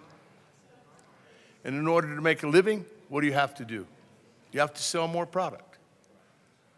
There'll be a day when some of the biggest gun dealers are being looked at very carefully because of the fact they're successful. That concerns me. It bothers me that if they wanted to track me, they could. But it bothers me even more to be thinking that possibly someone is too successful or has sold too many guns in that local community. Success will bring more observation of your store. To me, that's not a motivating factor.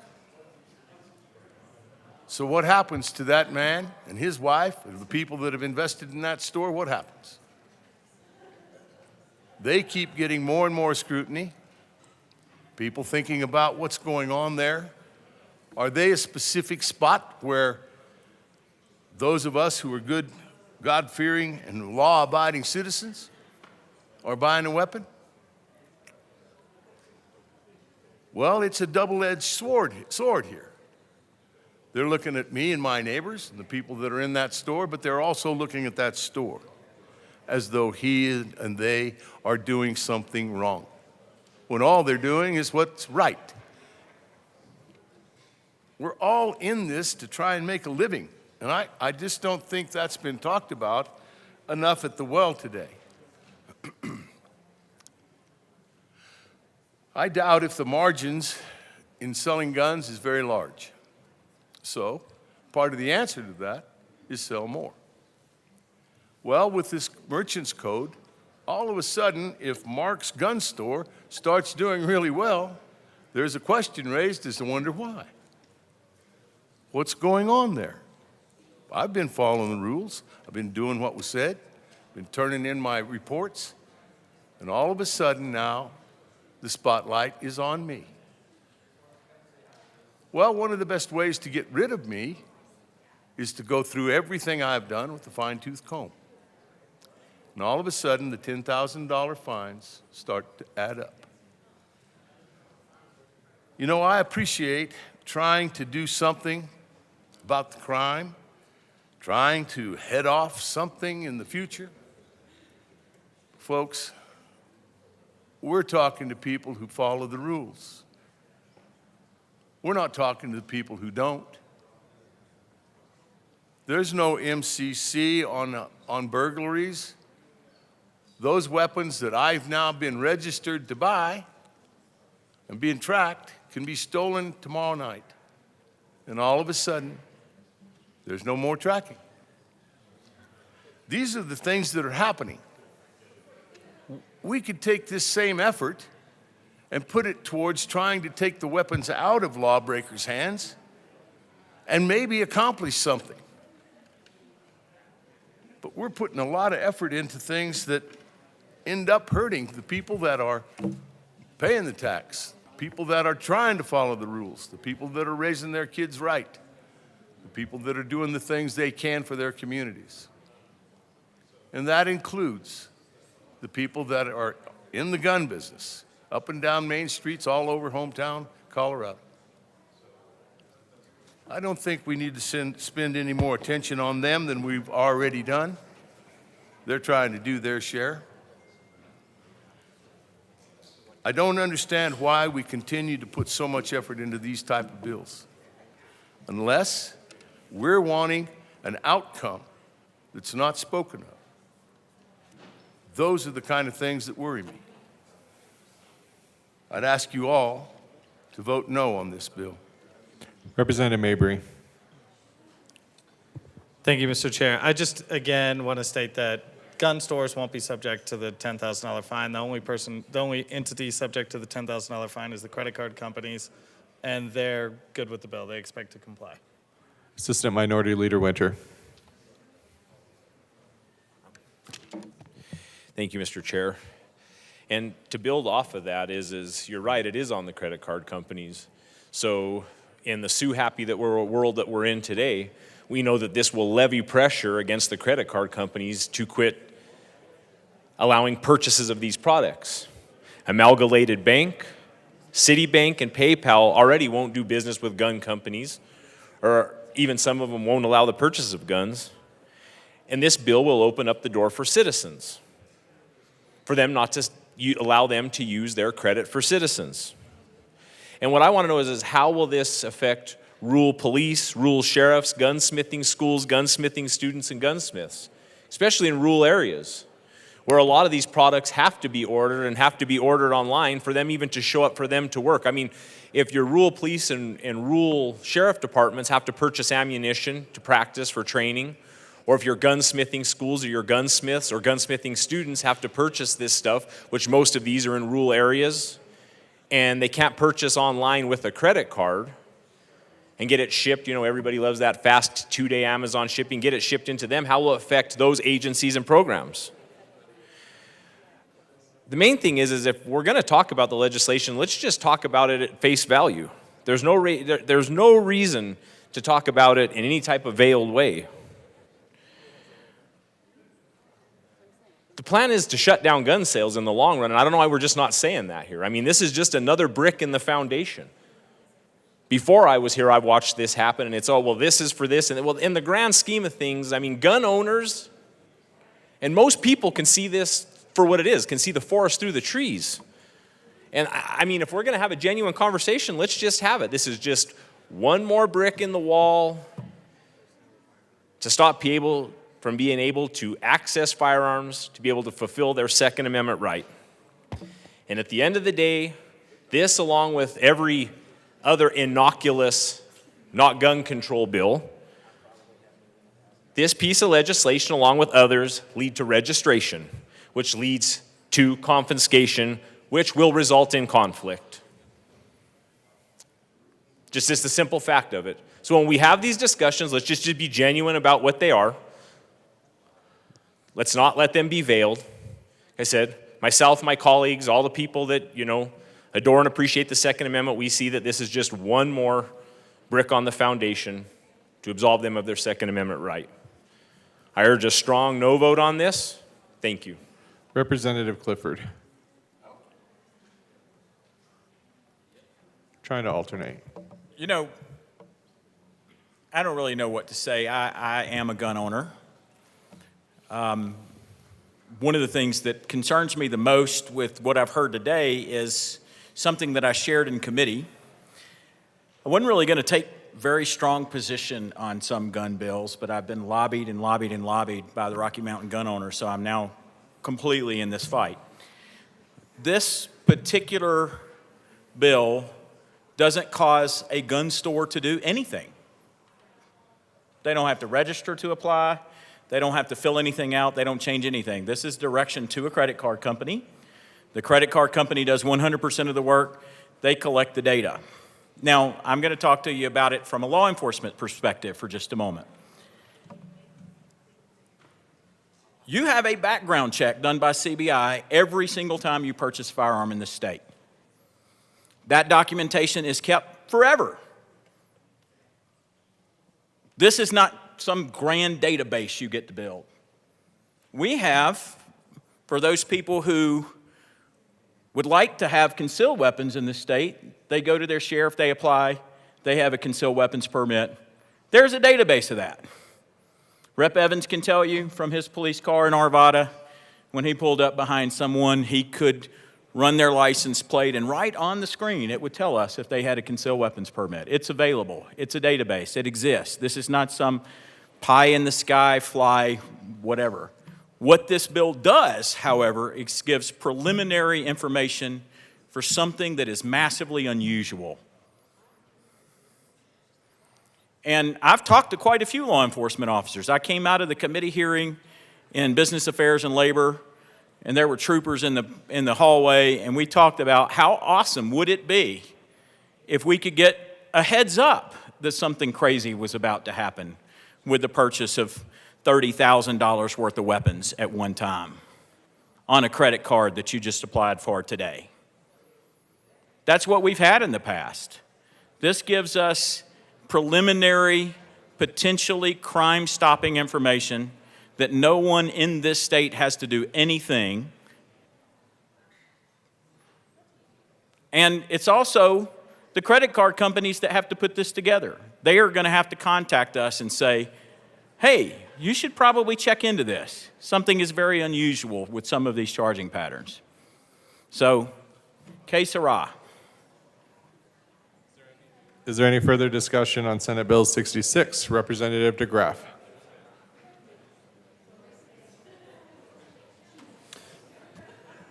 Thank you, Mr. Chair. And I appreciate that. I appreciate the knowledge. It does beg the question. It does make me ask the question, why do we need a bill if we don't need the bill? But, and we're talking about preliminary investigative information for something that's not going to be tracked, and we're talking about our financial mechanism. We're saying that it's a credit card, so it doesn't really matter that it's a credit card, not the store. It is requiring the credit card companies to participate in this, well, to be complicit in this. So you have as far as I know, from what I know of concealed weapons permits, that's not supposed to be something that's out and about and shared and all that stuff. So that database that exists is a little bit problematic in and of itself. And I understand why the police would like to have it, but that doesn't negate the fact of why firearms and Second Amendment infringing laws in general are very problematic.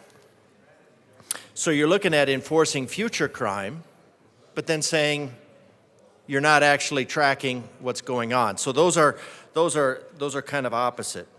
And if there's a fine, the only way that the government could impose a fine is if they are immediately investigating and saying and finding out what's going on. So they're immediately tracking. So again, like my colleague said, we're not talking about what's actually going on.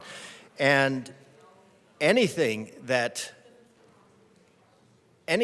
gets to the point of registry, and this is not just registry, this is not a government registry, this is a public database registry.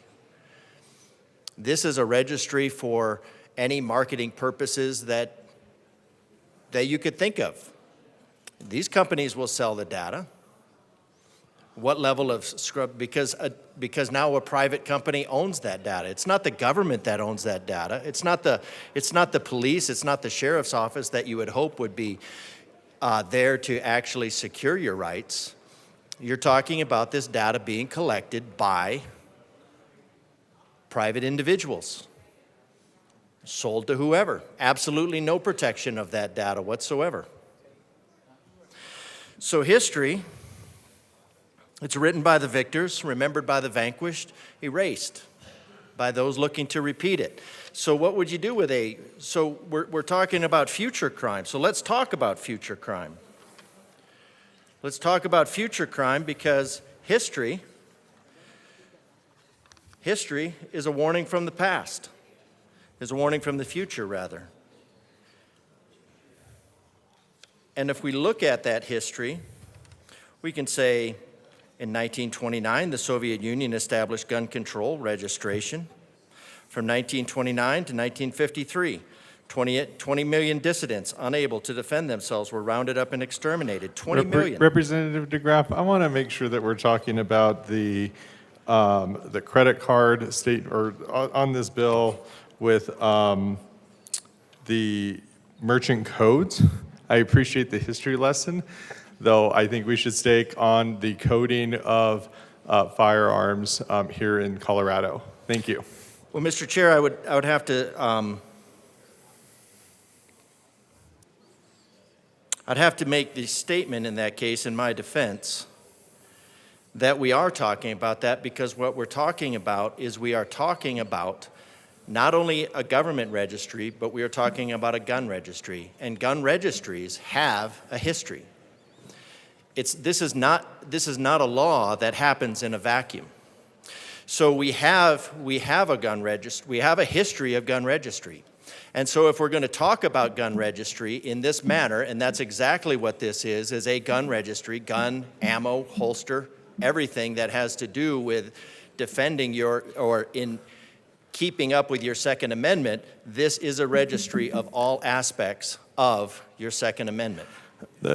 Hold on, Representative Graff, we're going to go into a brief recess.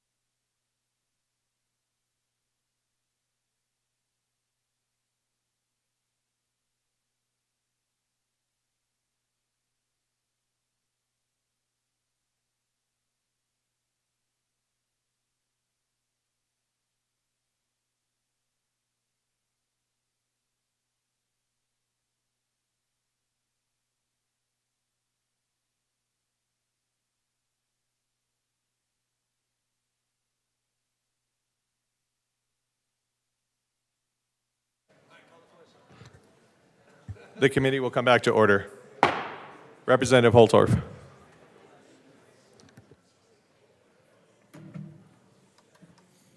Thank you, Mr. Chair. In the spirit of collegiality, in the spirit of working as colleagues in very contentious issues and subjects, I have come to speak to all of you to talk a little differently about this piece of legislation. What I want to do to the bill sponsors and introduce them to what's going to happen potentially in what I call the rest of Colorado. And I'm clearly glad Representative Clifford's coming down here to join me. And I do appreciate his perspective. So in the rest of Colorado, of the 64 counties, the district that I represent, 7 counties in northeast Colorado, where there's more cattle than people. And previously, the 9 counties in House District 64, where there's more cattle than people. We have a culture that's very Western. We have a culture, and many of you youngins don't know who John Wayne is, I found out. Don't even know who John Wayne, the Duke. Don't remember in the Old West, the Wild, Wild West that used to be called, that everybody carried a gun, a firearm, a pistol or a rifle. Now, the caliber was a .30-30 typically, or in many cases, your pistol was a revolver and it was a .45 or .44. Those are heavy calibers. But it was very common to have a rifle at your side, on your saddle. I still have, and we still have on our ranch, the ability to carry rifles on our saddles. And we do that from time to time on long rides. We can carry pistols. Now you might ask yourself, if you're on the range in the rest of Colorado, why you'd carry a pistol? Well, if you've been around mountain lions like to jump their prey, and they're very careful and crafty.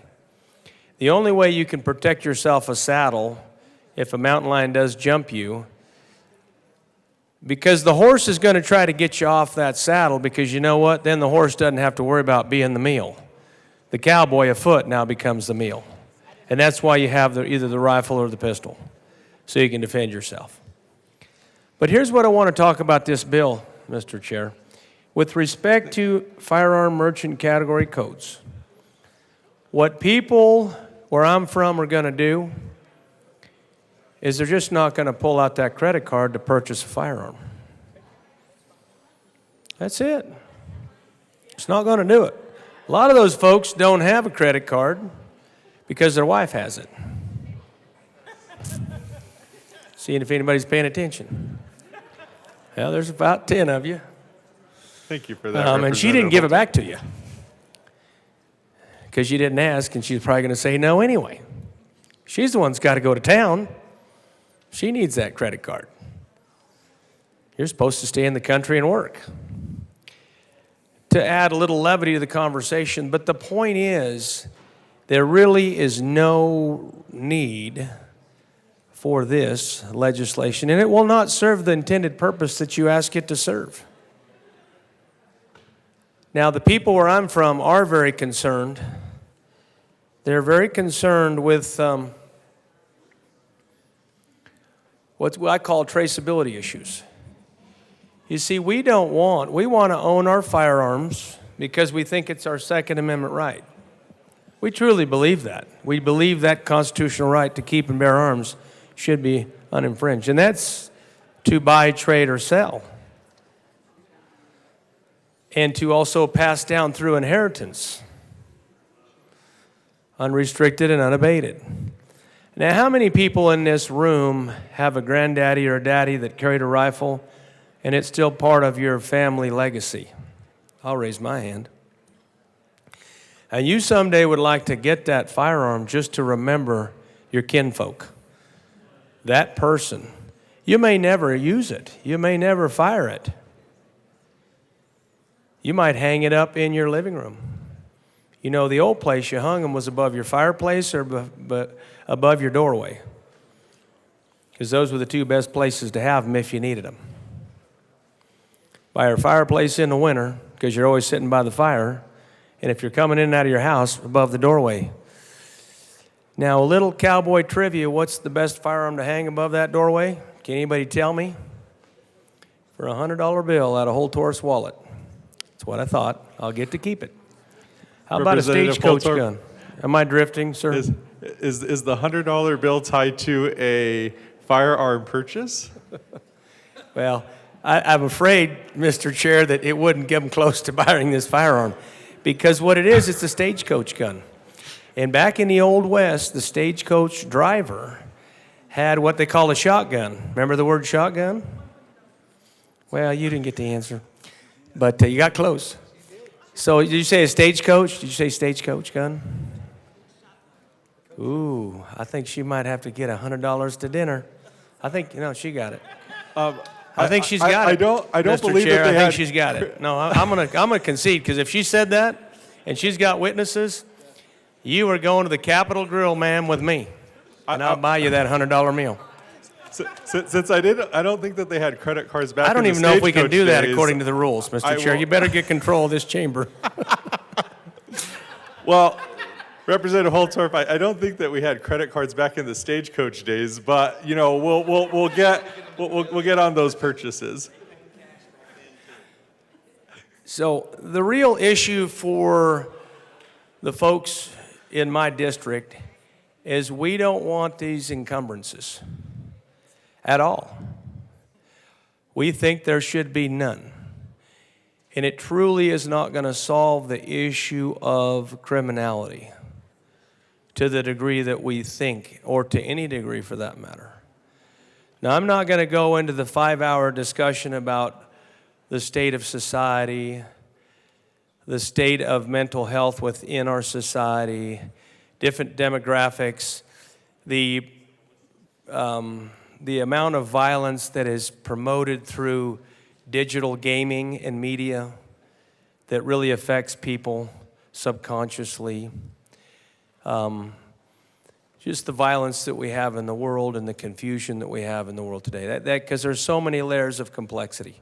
I just want to get to the point here and talk as we have this discussion that we, by passing this legislation, those of you are not going to achieve what I believe you are wanting to achieve.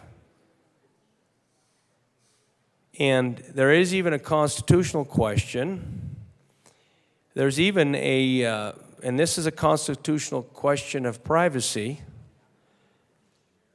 and proprietary rights of information, whether this can even be done. And I think the chamber needs to consider those things. And there will be many challenges as we try to litigate public safety and we try to legislate public safety. Now, you may not have heard me say this, but you cannot legislate morality. You just can't. And we're not going to be able to legislate compliance in this space with respect to firearms, because those that want to do harm will find their ways to do harm. With respect to this particular bill and the firearms merchant category code, and yes, people are just going to pay cash. It's already happening.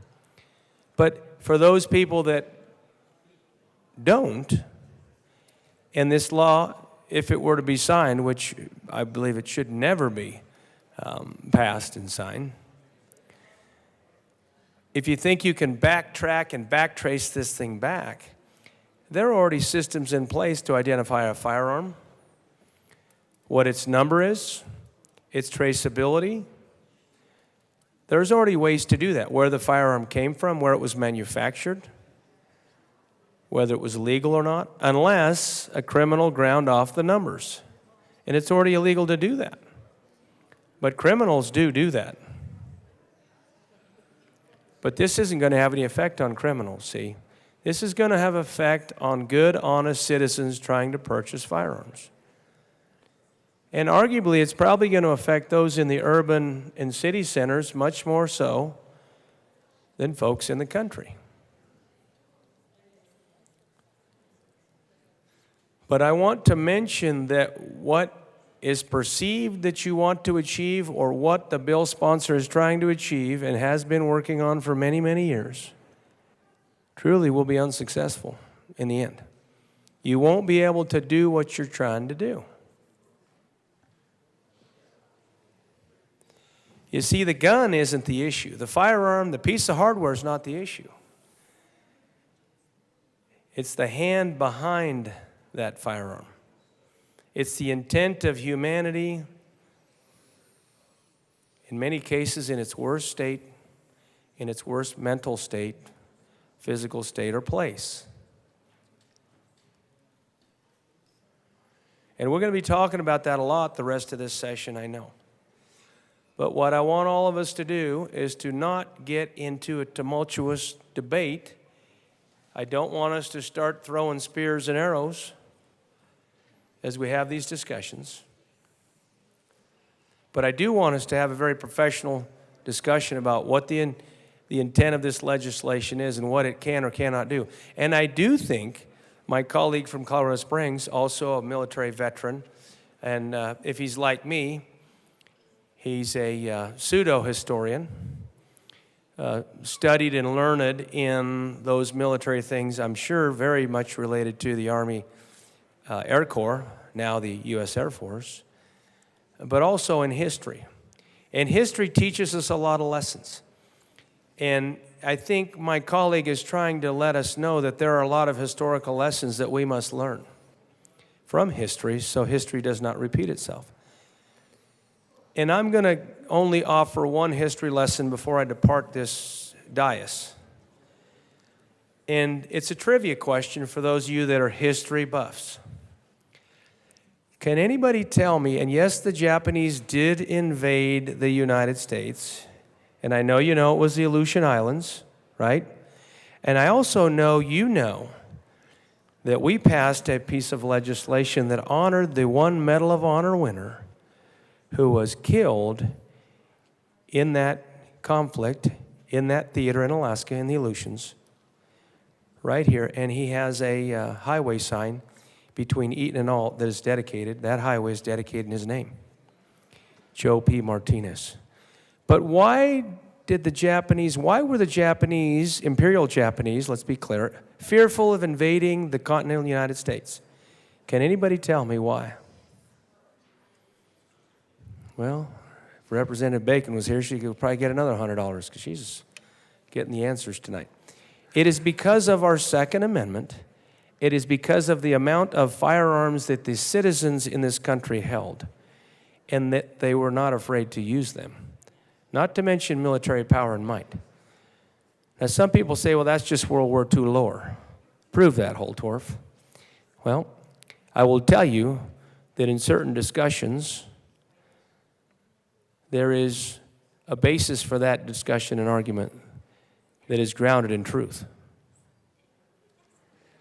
You've got to understand that when you have firearms, you have the ability to defend yourself from enemies, both foreign and domestic. You have the ability to defend yourself from an assailant or attacker. As a father of 5 daughters, and you know I was going to mention it, you know I can't go one day without talking about my girls. I love them all. I have encouraged every one of them to go through firearms training, concealed carry training, and carry a firearm to protect themselves. Because I think that, and be responsible. Be a responsible firearms owner and be a responsible citizen. But I will tell you, that is part of Americans, our Second Amendment right, our legacy, and it needs to continue. Now, I'm going to turn it back over to my good colleague from Colorado Springs. I know he has some more historical references, and I can tell that he has some very important things that I want to listen to as he presents why he's a no on this piece of legislation. Thank you, Mr. Chair, for your patience and time. I appreciate your leadership. Absolutely. Thank you. Representative DeGraff. Thank you, Mr. Chair. I'll tread carefully through this. But there's reasons, I want to start with reasons that we have for firearm purchases and anything around firearm purchase to be handled in a different way, to be handled with caution. And it gets back to our founding documents. We hold these truths to be self-evident, that all men are created equal, that they are endowed by their Creator with certain unalienable rights, that among these are life, liberty, and the pursuit of happiness, that to secure these rights, governments are instituted among men, deriving their just power from the consent of the governed. So this is another bill in a series of very aggressive anti-Second Amendment bills. The Second Amendment guarantee that your right to keep and bear arms shall not be infringed is considered an auxiliary right supported by the natural rights of self-defense and resistance to oppression, as evidenced by the laws of nature and nature's God, such as an animal will defend itself, its family, or territory. So what we're dealing with is not just whether you like to have guns. We're talking about your ability to defend yourself. We're talking about the basis of the individual sovereignty. Now that flies in the face of statism in general and the Hegelian doctrine, but it's the basis on which we're founded. And it's why these conversations have to happen, and we can't just allow good intentions to go without challenge. So beyond self-defense is a defense against oppression, delineated in the fifth self-evident truth, that whenever any form of government becomes destructive of these ends, it is the right of the people to alter or abolish it and to institute a new government, laying its foundation on such principles and organizing its powers in such form as to them that shall seem most likely to affect their safety and happiness. Essentially, to get back to the founding purposes of the reason why our Declaration of Independence was created in the first place, was formed. James Madison framed the tension between government and individual liberty. If men were angels, no government would be necessary. If angels were to govern men, neither external nor internal controls on government would be necessary. In framing a government which is to be administered by men over men, the great difficulty lies in this: you must first enable the government to control the governed, and in the next place, oblige it to govern itself. And so this is what the Second Amendment is based on. It's based on the checks and balances. Ostensibly, we have checks and balances in our branches of government, although I'd say they're all basically running rogue at this point. But we have also a check and balance of the people on the government, and that is the Second Amendment. If a government fails to control its penchant towards tyranny and becomes destructive towards the rights of the citizens, then it is the duty of the people to abolish it. That is what is in our founding documents, and that is what we take an oath to. We pledge allegiance to these principles every single day. This certainly is not an undertaking to be approached lightly, so the only reason for a government to feel the need to disarm its law-abiding citizens my opinion, would be that there's an intent to exceed. And Jefferson spoke of those evils that mankind are more disposed to suffer because we're not inclined to do so. We are obligated then to resist that penchant towards the enslavement by defending our right to keep and bear arms. So again, that is not the intent of the bill. I don't think it's the intent of the sponsors. But we can't enter into these conversations lightly, and we can't enter into these conversations with constraints. This is why any infringement to our right to keep and bear arms needs to be ardently opposed. Reasonable gun control measures only means control imposed incrementally over time because the statists don't care. These laws won't deter criminals. We've talked about that. These laws won't deter criminals because these laws are for law-abiding citizens. So again, we're putting more constraints on law-abiding citizens, the ones that we need for our Second Amendment to keep our government in check.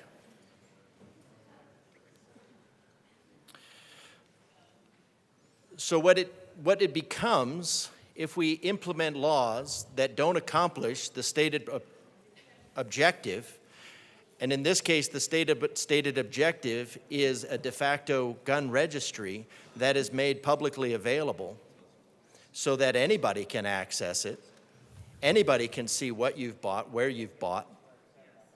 It can be scrubbed by AI forever.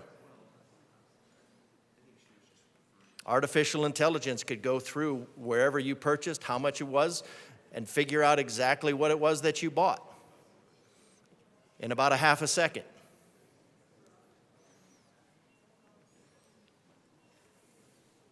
So what will happen is this won't achieve what it purports to achieve, and then the next, well, probably next week or in a couple days, we'll need another gun law. And we'll need another gun law. And the reason the Second Amendment says shall not be infringed very clearly is because that auxiliary right that defends the self-evident rights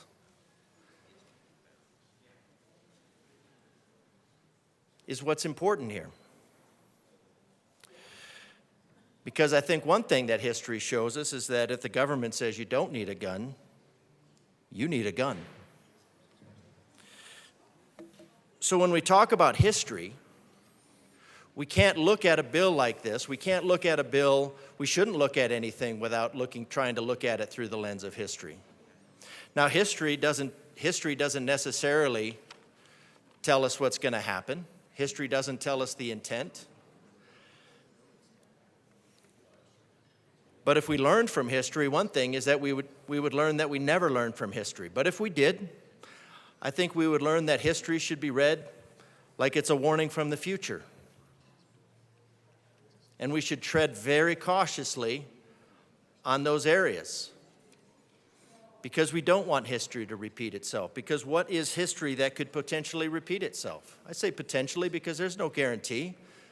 This is not the repeat of history is not the intent of the sponsor. I'm fine with that. But we also know that if there's anything that can be weaponized in legislation, it will be weaponized. And so we have to be very careful. Now we're talking about codes, we're talking about purchasing with cash, but one thing that the ATF has indicated is that they feel that purchasing Second Amendment products with cash, the ATF considers that terrorist activity. So we're talking about, well, you can just get around this by purchasing in cash, but by purchasing in cash, the ATF is saying, that looks pretty suspect. And cash would be mostly for small purchases. Not just $20,000 purchases, not hundreds of dollar purchases, but small purchases. So the ATF is looking at tracking the small purchases, and they don't even have to look to track it because this is forming a public registry of everything you purchase according to your Second Amendment rights. So again, this is a historic look. This is not impugning motive. This is just what happened in history. In 1911, Turkey established gun control. That was based on registration. From 1915 to 1917, 1.5 million Armenians, now this is over 100 years ago, unable to defend themselves, were rounded up and exterminated. That happened. That's history. That's not the intent of this bill. Germany in 1938 established gun control, and from 1939 to 1945, a total of 13 million were killed. China established a gun control in 1935, and from 1948 to 1952, 20 million political dissidents unable to defend themselves were rounded up and exterminated. This is not the intent of the bill. These are just things that happened in history after an extensive gun registry. Now, right now, we do have a gun registry, as we've been told, based on the background check, and it's maintained. But that is not a public registry. This is forming a public registry so that anybody can buy the data. They can buy the data, they can scrub the data, they can know exactly what products have been purchased in accordance with somebody's Second Amendment. And if the people use cash, then the ATF has indicated that they view that as terrorist activity. Guatemala in 1964 established gun control, gun registration. 64 to 81, 100,000 Mayan Indians unable to defend themselves were rounded up and exterminated. Uganda established gun control in 1970. So these are getting very close. These are getting very close in history.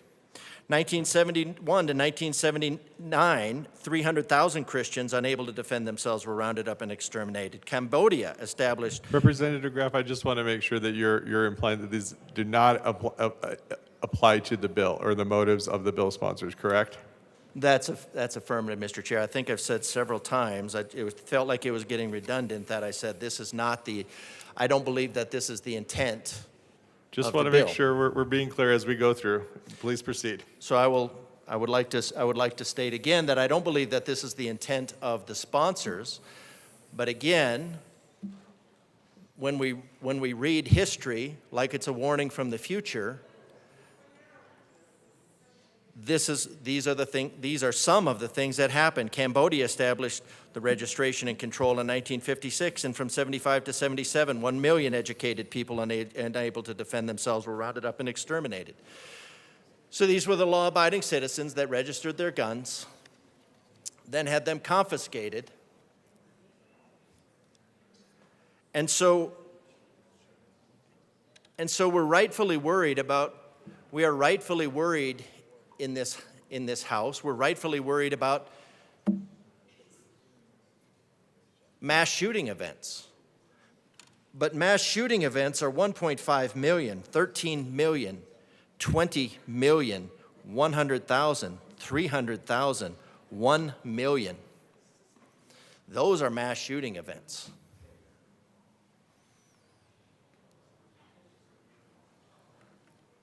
And so we can't just walk in blithely and accept the good intentions of the sponsor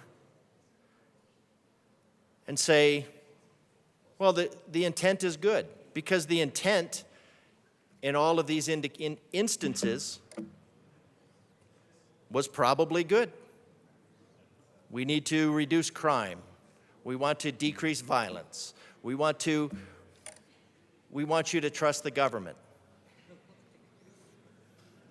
1.5 million, 13 million, 20 million, 100,000, 300,000, 1 million. And that's really just the start of it. The article goes on, it's been 12 months since gun owners in Australia were forced by a new law to surrender 640,000 personal firearms. Cost more than $500 million. In the first year, the results, Australia-wide, were that assaults were up 8.6%. So the intention of the bill is to lower crime. But the historic results of gun registration and gun control are to increase crime. So that's not the intent of the sponsors, clearly. But that's why we study history. We study history so we don't have to repeat it. If we wanted to actually reduce gun crime, if we wanted to actually reduce crime in general, we would be looking at constitutional carry. That constitutional carry has an actual track record of reducing crime. But it seems to be the only measure in this House whose primary purpose is to secure the rights of the individual. The only thing that we don't look at in this House is constitutional carry. But it's the only thing that has a record of actually being effective at reducing crime. Australia-wide, armed robberies were up 44%. 44%. In Victoria, homicides with firearms were up 300%. That while law-abiding citizens turned them in, who didn't? Oh, the criminals did not.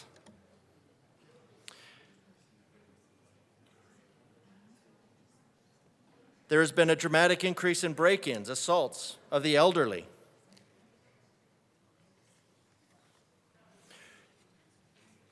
When they outlawed these things, when they outlawed firearms in, reading about places in Europe where they're outlawed, the criminals will just come into your house during the day because they know then you have all your best stuff out.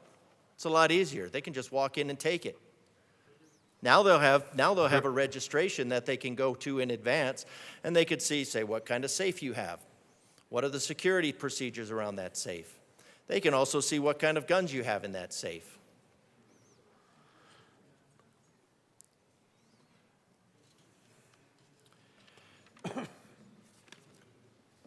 So historically, we have a lot of reasons for not chasing down the road of good intentions, because the road to hell is paved with good intentions. It doesn't make the intentions bad, it just means the road to hell is paved with them. That's how we get to hell. Historically, that's how we get to a hell where 20 million people are killed by their government, by their statist government, by the government where only the government has guns. Representative DeGraff, I've given you a lot of latitude. I guess I want to go back to, or get you back on the merchant codes with firearms like for today here in Colorado. So the merchant codes go beyond a gun registry that is pretty unconstitutionally maintained by the government right now. And again, this gun registry goes beyond that, and it creates a gun registry that is open to everyone. It's open to everybody that has access to the data of the credit card company. And that credit card company will sell the data. They do sell the data. That gun registry is not just open to every citizen in the United States. This gun registry would be open to every adversary of the United States. This gun registry that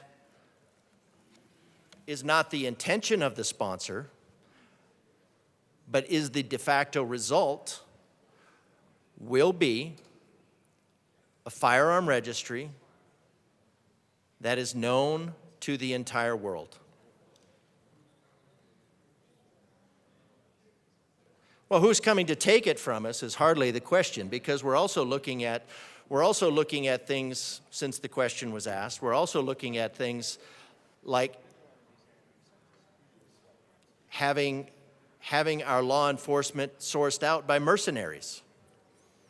Representative DeGraff, I just want to, again, guide you back, making sure we're talking about merchant codes with credit card statements on firearms, not on mercenaries or police at the moment.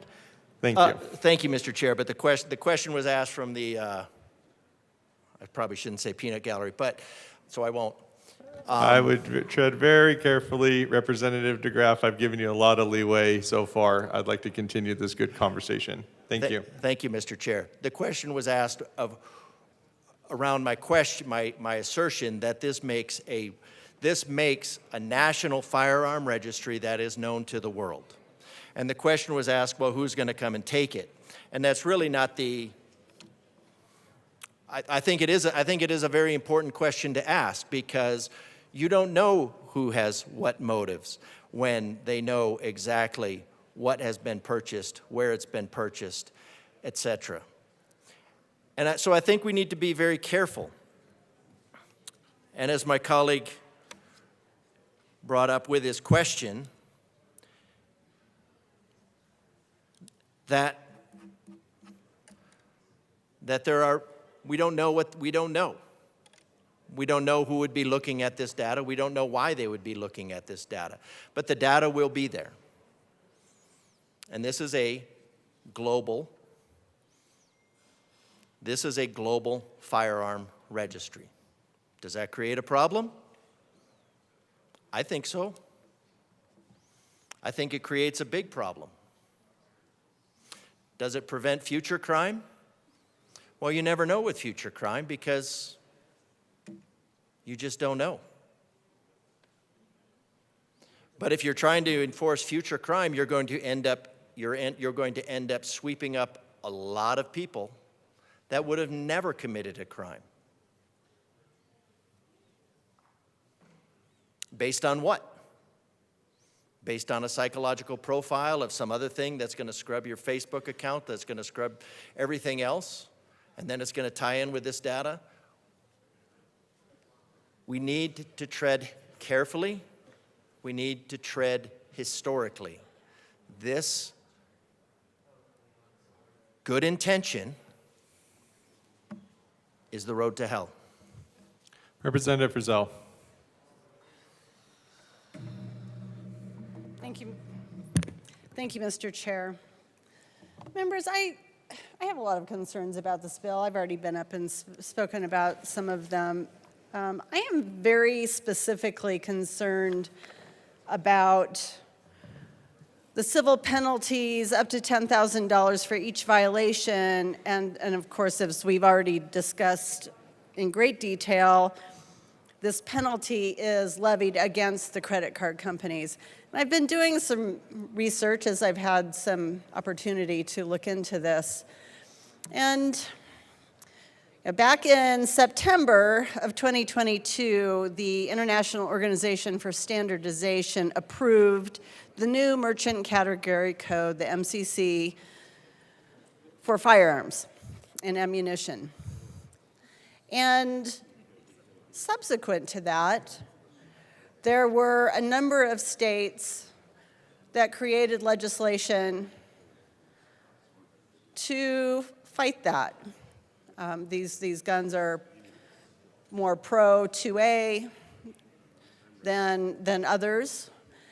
And in March of 2023, and I am citing an article from Reuters, American Express, MasterCard, and Visa, and I probably shouldn't say those names, but they're germane to the conversation. So major credit card companies paused work on implementing these codes for gun merchants.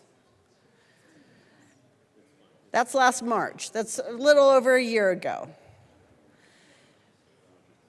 I have another publication that I'm looking at that's talking about the only other state that has implemented the firearm merchant categorization code, I believe it's called, which is California. And California has just rolled their new code out, their new law out. And as of February, these credit card companies, these major credit card companies have not started working again on implementation of MCCs for firearms dealers. So, why are you worried, Representative? You're asking yourself. Well, I'm worried that we're going to institute a law that these credit card companies cannot comply with because they have paused work on the implementation.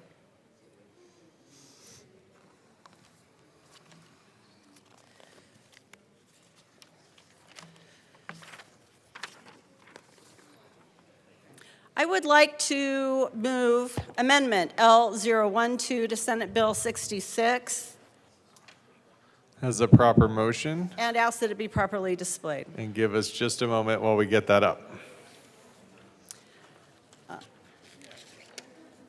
So it's one That thing is to properly implement. displayed, Representative Frizzell. You may proceed. Thank you, Mr. Chair. It's one thing to implement legislation. That's fine, right? That's fine. But this legislation requires that these major credit card companies comply, and if they cannot, literally because they haven't implemented the codes or they've paused implementation, and there are reasons why they did that, it is not proper for us to hold them accountable. So members, I ask for your very serious consideration of Amendment L012, which strikes $10,000 as a penalty and substitutes $1. I ask for an aye vote, please. Representative Mabry. Thank you, Mr. Chair. Members, again, the fine here is only on the credit card companies, and the credit card companies aren't asking for this change. We think this is a reasonable regulation, and we ask for a no vote. Is there any further discussion on Amendment L12? Representative, we can go back to the number system. Representative Bottoms. So just for reference, I would like to know the information directly from the credit card company that said they like a $10,000 fine. Is there any further Representative DeGraff? Thank you, Mr. Chair. There is a term for the collusion between the government and industry. I don't think it really matters whether industry is on board with this or not, whether they're neutral, whether they're on board. It's really irrelevant, because we have a credit system, and if you have the credit system that says to the agencies, it's like, you can't participate with our credit system unless you provide this data on purchases around the Second Amendment. And so yes, it is a imposition in theory only on the credit card companies, but that goes down to the stores, because where is the credit card company going to get the data? If you go to the credit card company and say, well, you didn't include that code for firearms purchases, where did that come from?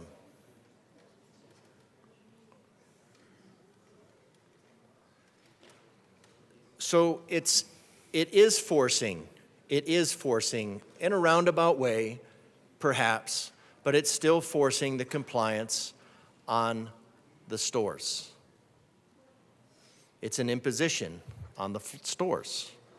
It's an infringement on the rights of the individual. And the Second Amendment guarantees that auxiliary right that's based on the self-evident rights of self-defense and the opposition to tyranny, that those rights will not be infringed. Those rights will not be inconvenienced. Those rights will not be held back. Those rights will not be restricted in any way. But now you have a restriction placed on them by the code. That is an infringement. That is what the Second Amendment is talking about, and that is what we took an oath. I just want to make sure we're talking about the Amendment L12 on reducing the fine from $10,000 to $1. It sounded like more on the bill that you're on, but I want to make sure we're on the reducing, or the Amendment L12, making sure that or the proposal to reduce the fine from $10,000 to $1 for not including that on the statements.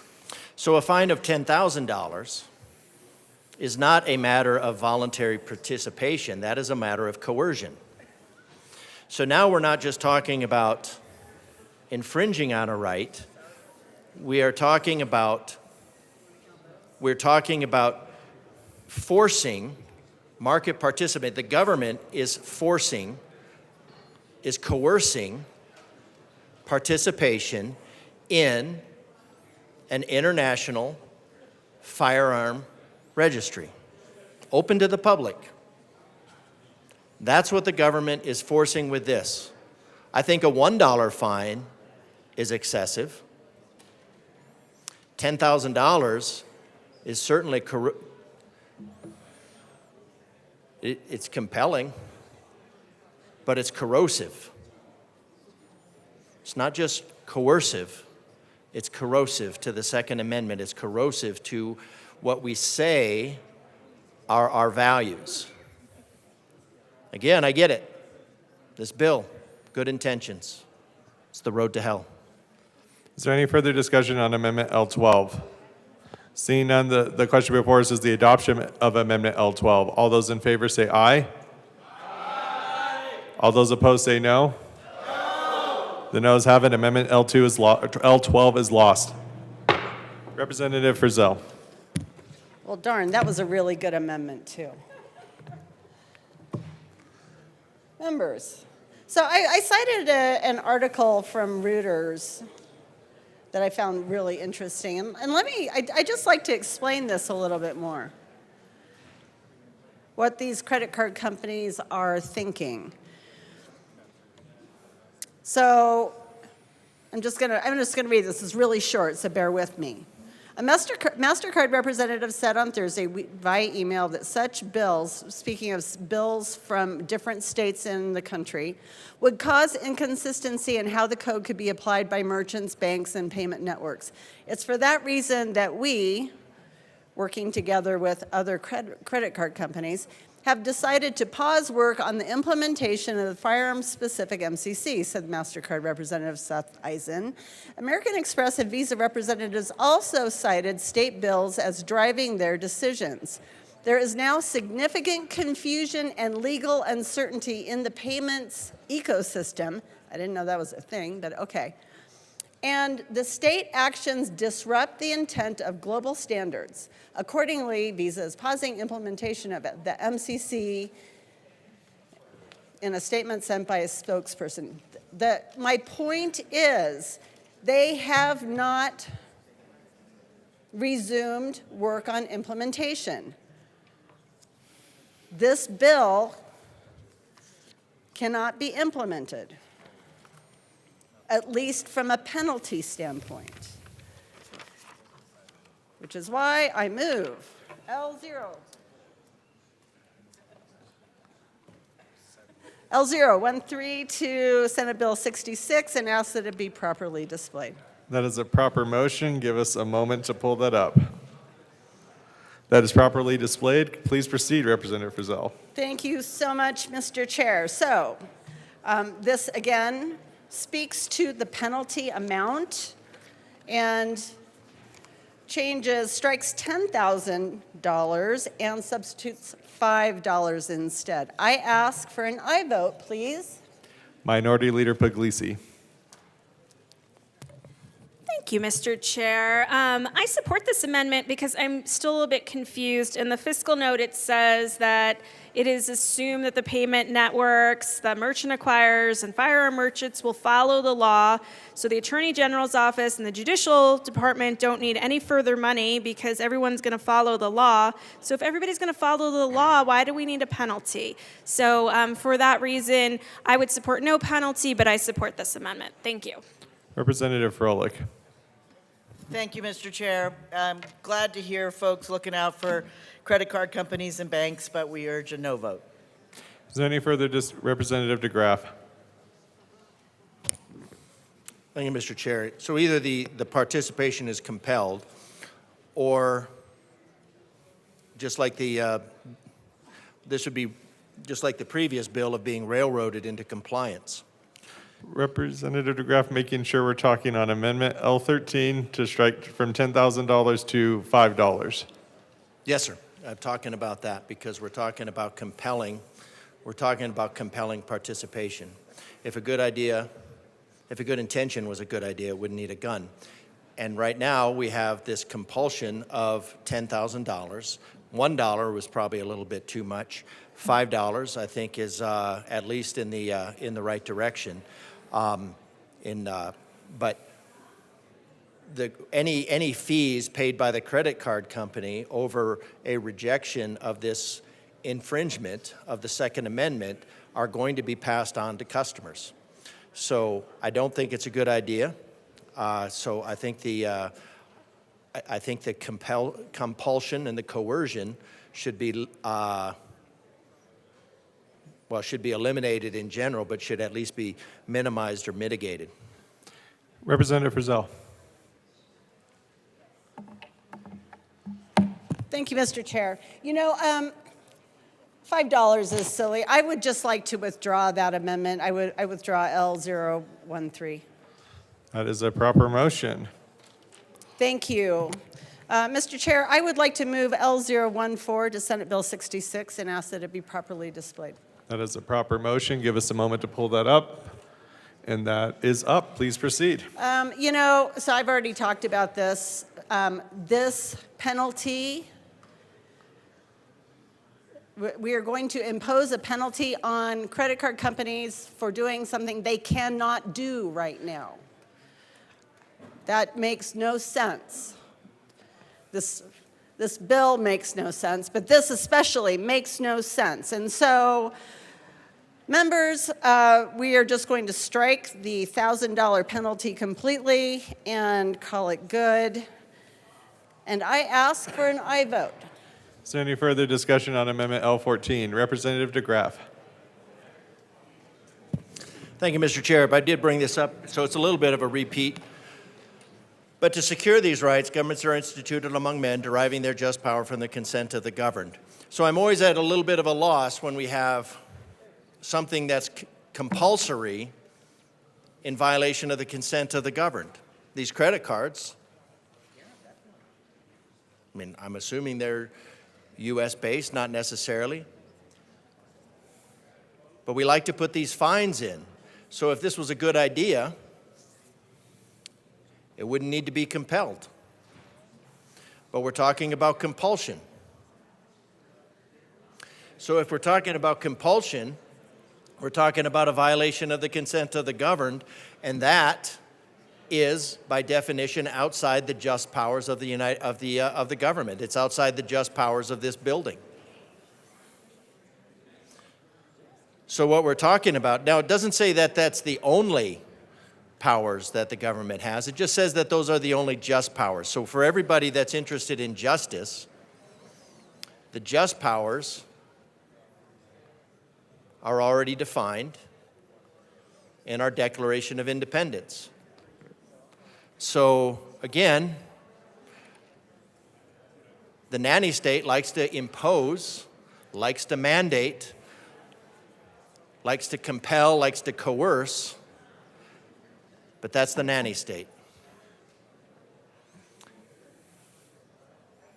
That's the majority of the legislation in this General Assembly. So I think we ought to get rid of these compulsory things and look at what we can do inside, look at legislation that we can do, look at solving problems, like perhaps why we have a nation that is death-oriented. Representative DeGraff, I want to again make sure that we're talking on the amendment that we have that is striking 1,000, so just i.e. $10 that the fine would be that was proposed. Yes, sir, thank you. My point is that is compulsion. That is still compulsion. That is still a recognition. I do appreciate that the sponsors are recognizing that this is an unjust bill outside of the consent of the governed with their imposition of coercion. So I do appreciate that. I think it does clarify it because it is unjust. It is, and it's corrosive to the very nature of the United States. So at least $10 is vastly over what this should be, since there should be no compulsion to participate in an infringement of the Second Amendment rights. Is there any further discussion on Amendment L14? Seeing none, the question before us is the adoption of Amendment L14. All those in favor say aye. Aye. All those opposed say no. No. The noes have it. Amendment L14 is lost. To the bill. Representative Bradley. Thank you, Mr. Chair. No amendments. So I understand that this is going to impose regulation on the credit card companies. I get it. But what we're trying to say is that eventually it will be yet another attack on the innocent firearm retailers who comply. They comply with existing laws, and it will not address gun violence. And that bothers me as a woman. I sit down in this well and I talk about it all the time. My Second Amendment right is an equalizer for me. It's an equalizer for me to protect myself and to protect my families. And if we continue to run these people out of Colorado, then I guess I'll just drive across state lines. We treat the retailers like criminals for owning stores to help people like me defend my Second Amendment right. Firearms used to commit crimes are often obtained legally first and then up in the hands of criminals through illegal measures. And I'd be remiss not to stand down here. We've reduced the penalty for breaking into a vehicle. We had a great bill that would make the penalty of a theft of firearms from a petty theft to a felony, and this body says no. So we're driving up the criminality in our state. Again, I'll tell you, fourth least safe state out of 50 is our great state of Colorado, because we are not making criminals accountable for their crimes. And instead, we're going after law-abiding citizens. My mind is blown. When I talk to people in my district, they are wondering what in the actual world we're doing down here. California and Colorado would be the only states with legislation like this, whereas many other states are actually going the opposite way. They're prohibiting financial service companies from using a gun MCC. In fact, 5 different states, red and blue alike, are prohibiting this type of legislation. And then I want to hear, has California stopped future shootings? Like, what are the statistics?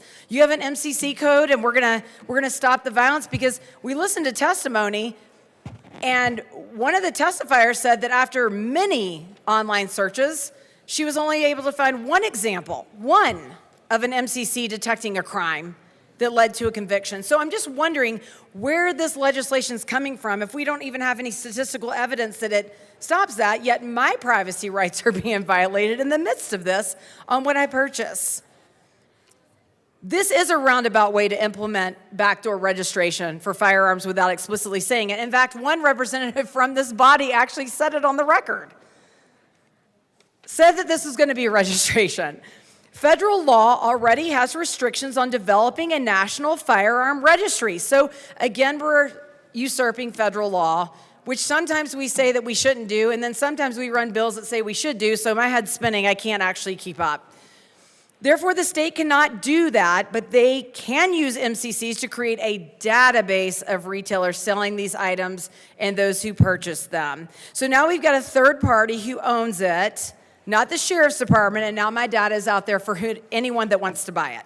I mean, let's call a spade, because that's exactly what's gonna happen here. You don't know if this can lead to credit card companies raising interest rates or fees on firearm merchants, which I think probably would be part of the reason we like this bill, as a way to dissuade them from selling guns and ammunition. If firearms become less and less available to law-abiding citizens like myself, they will be the only ones left unharmed. This bill will not enable law enforcement to act before violence occurs unless criminals are required to use an MCC when stealing a firearm from the trunk of a car. I mean, this is only aimed at law-abiding citizens, because the criminals that we could reduce the amount they steal, we end up lowering the felonies and the theft. So unless we put an MCC on stolen firearms, which this is not going to do, this bill will serve no purpose and protect no one. The bill requires MCCs to be used for not just firearms, but also firearm accessories. This includes ammunition. And it's so subjective. Am I tagged for one gun because my husband's purchased guns and I haven't? Am I tagged for buying rounds of ammunition because I haven't in the past? It's just subjective. There's no pattern. We go skeet shooting on our property. We like to do target practice. I'm not going to tell you what targets we use because that might incriminate me. I'm just kidding. We like to do all kinds of different things, and we go through a lot of ammunition. Is that then going to tag me? Kind of like the school board elections tagged parents as domestic terrorists? There's just no end in sight. It's subjective, there's no pattern. And the Attorney General will have complete control and authority, as outlined in this bill, which is completely alarming because he has openly been in support of infringement gun control. He has stated time and time again that ERPO laws and cracking down on ghost guns is just a start for Colorado. So that's completely scary. And then I come down here and I listen to the House sponsors say that this is not a tracking system, but the Senate sponsor actually said on record that he clarified that enforcement would be directed at the credit card companies, not retailers. He also emphasized that purchases would only be tracked. I'll read that again because they said we weren't tracking. Would only be tracked if they rouse suspicion, similar to how banks notify customers if a purchaser raises suspicion of fraud. So again, we are tracking. This is going to be a registry. To the constituents out there, they are going to track you with this. And that's why we'll be fining the credit card companies. We're tracking. This is a tracking system. And the senator that's on this bill said it, the quiet part, out loud. $10,000 violation. We don't even have violations like that for people that steal guns. The other part that I find very troubling, and there was a great quote by Seth Stern, who is a gun owner in Granby, who called this a grotesque violation of the Second Amendment, and I couldn't agree more. Neither banks nor government should be trusted in a free society, he said. These feel-good legislative maneuvers, ostensibly created for public safety, are in fact backdoor gun registration and grotesque violation of the Second Amendment, as ours is the only retail industry protected by a constitutional amendment. Stern also suggested that the FBI, let's talk about this because the bill sponsors came up and said, oh, we can tag this and we can track and then we can circumvent. The FBI had prior knowledge of several mass shootings before their crimes occurred, yet the shootings still happened because inaction took place. So now you're monitoring my activity when the FBI had been flagged in several of these shootings and they did nothing. So now law-abiding citizens get to pay the price of that. It's amazing. This bill, just like all other gun legislation we are seeing this session, will have a lasting impact. However, not the one the Democrats are suggesting. These bills will penalize and victimize the law-abiding, desensitize firearm dealers, retailers, and effectively do nothing to stop criminals and end gun violence. And I will say it again, we are more concerned about putting people in cages than we are about putting people in graves. This is against the Constitution, and this bill should be voted down. Thank you. Representative Evans. Thank you, Mr. Chair. All right, colleagues, so I've been sitting in the well for, since we started this debate, and just trying to wrap my mind around this bill and what are we actually trying to do here? Because I've heard a lot of different things, and so I just want to talk about some of those things. First of all, we talked about this bill and this code that we're assigning, and it seemed like the conversation went one of two ways. Is this like preemptively flagging suspicious purchases so that we can, and when I say we, I mean law enforcement, can go out and identify and interdict in these situations? Or is this just creating information that can then be accessed after the fact because we're not flagging anything, we're not identifying anything? We talked about how this is going to protect public safety by empowering law enforcement to have tools that they need to be able to, again, respond to these situations. But then when I went to check and see which industry groups representing law enforcement or prosecutors were taking positions on this, I didn't really see any positions other than one monitor from a group that represents chiefs of police. And so it makes me wonder, like, is this actually going to help them? Because it seemed like if it was going to help them, like maybe they might be a little bit more involved in supporting it. So those are some of the broad questions that I have, and I did want to just, I guess, add a little clarity to one thing that was stated earlier when I was talking about databases and concealed carries. Being a cop full-time for 10 years, doing thousands of traffic stops, I never saw anybody's CCW information pop up when I ran a license plate. That's not how that particular database works. Can I get the info? Yeah. Never saw it pop up on my computer when I ran a plate. So, with that, to the bill. Page 2 of the bill. line 14, we start talking about firearms accessories. We had this conversation last year, the last time we had a piece of legislation that was talking about firearms and firearms accessories, and had a lot of thoughts on it last year, and it looks like we're going to do it again because I have concerns with this definition of firearm accessory. As the bill states, firearm accessory means a device designed or adapted to be inserted into, attached, or used with a firearm if the device alters the capability, the firing capabilities, the lethality, or the shooter's ability to hold or use the firearm. I have a lot of concern with that "or adapted," because "or adapted" can apply to pretty much anything. Or adapted to improve the grip. We can be talking hockey grip tape.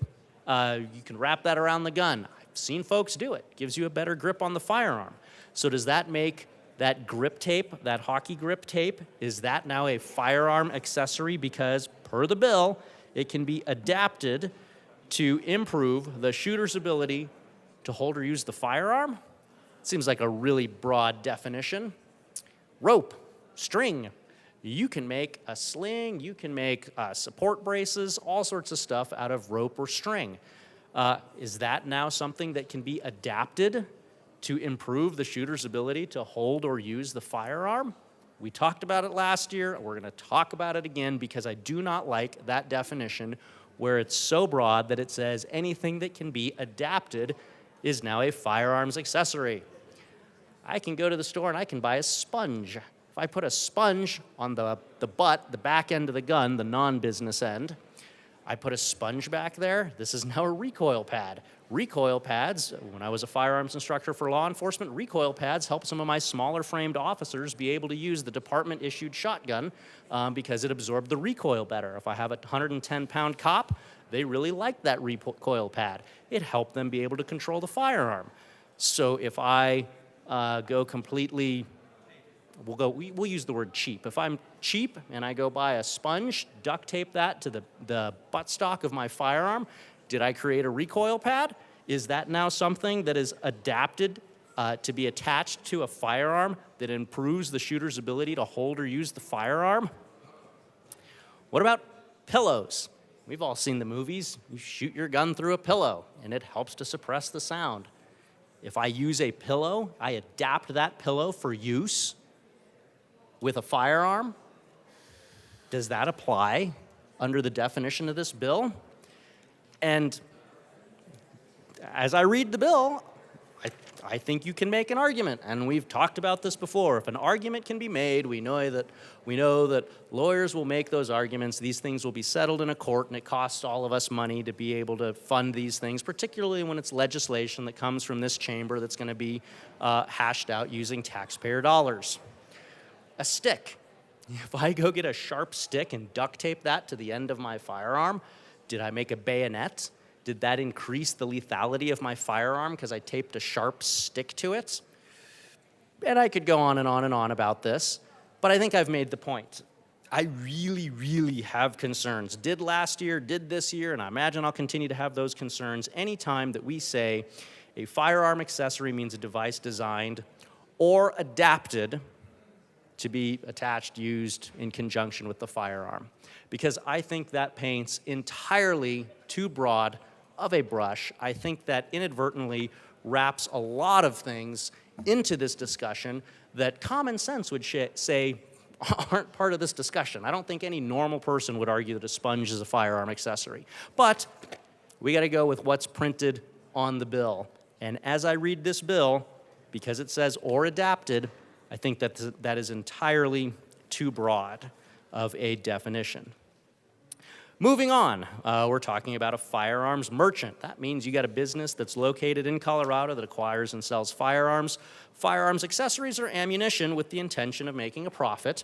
And then it's further defined in that, page 3, line 6, it has to have its highest gross revenue or expected gross revenue from that combined sale of firearms, firearm accessories, or ammunition.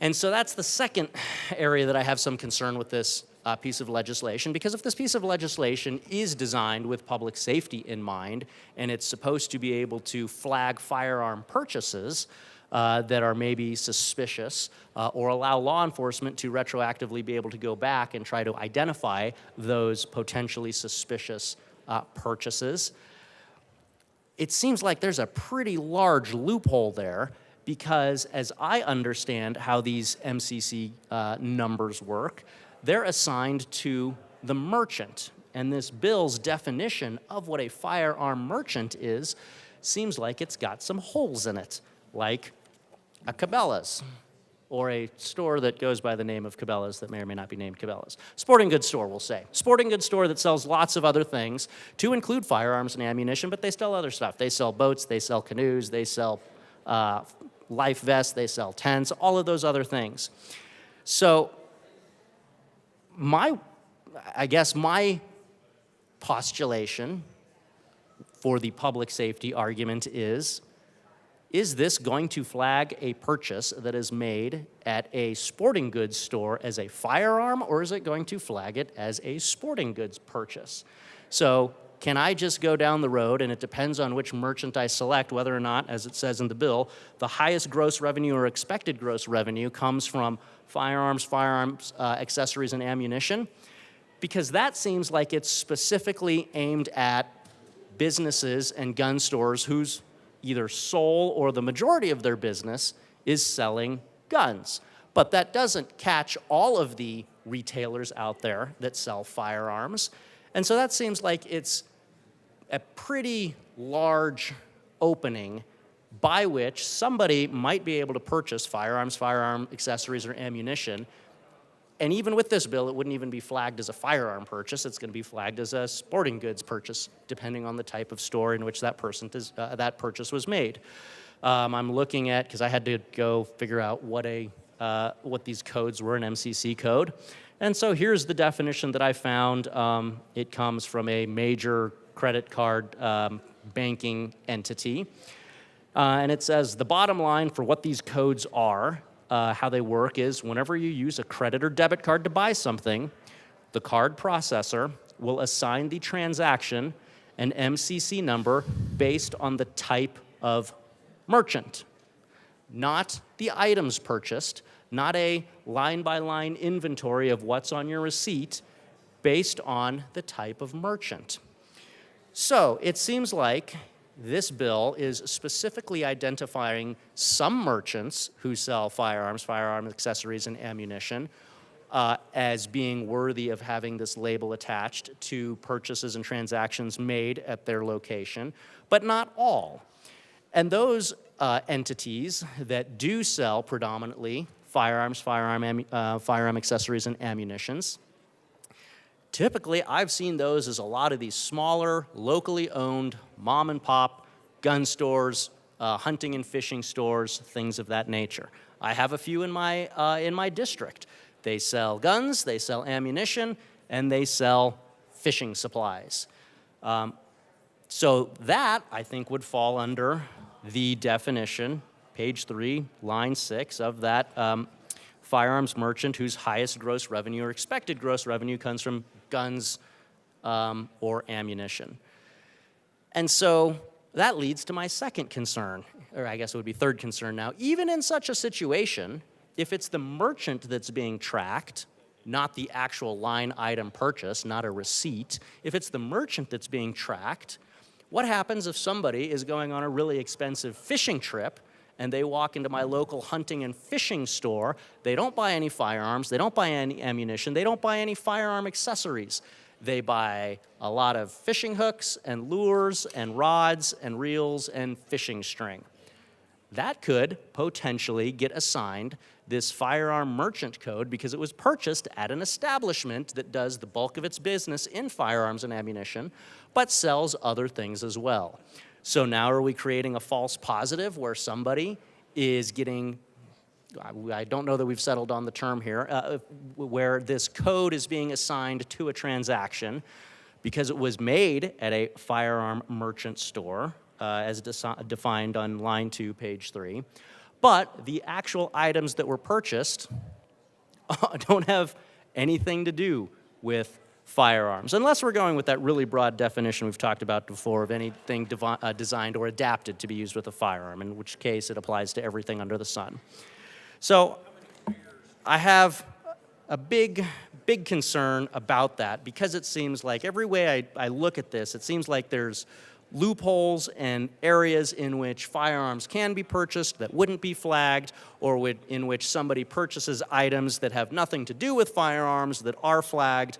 And I really ask myself, what is the actual concrete practical result of all of these things? And as we talked about previously, I don't necessarily know that it improves public safety, because if it was a public safety benefit, I feel like folks who specialize in public safety might have had some more opinions on this. But so far, it seems like they don't really. Moving on to page 4. So this is the part here where it talks about all of the enforcement of this. I think my colleagues have talked about this at length. Page 5, there was something that stood out to me. And this is talking about violation happens, the AG sends the notification, says you've done something wrong, go fix it. I do appreciate that the bill has a right to cure. I'm generally a fan of right to cures. But on page 5, line 3, it talks about if as we've heard from the sponsors, the credit card companies, the financial institutions that are actually doing these transactions, if those financial institutions have cured the violation, they also have to make any necessary changes to their internal policies to prevent future violations of this section. And that stood out to me. You guys heard my long conversation this morning about how we prevent errors and accident, and how human error is the driving cause behind pretty much every accident, or, as it says here, line 3, violation. So if we are working to prevent future violations, we have to ensure that we are interacting with and dealing with the human beings that are managing, implementing, and working with these systems.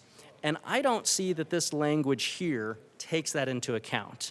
It seems like you get one chance to cure under this bill, and then, line 3, you have to prevent future violations. I would find this more palatable if it said reasonably prevent future violations.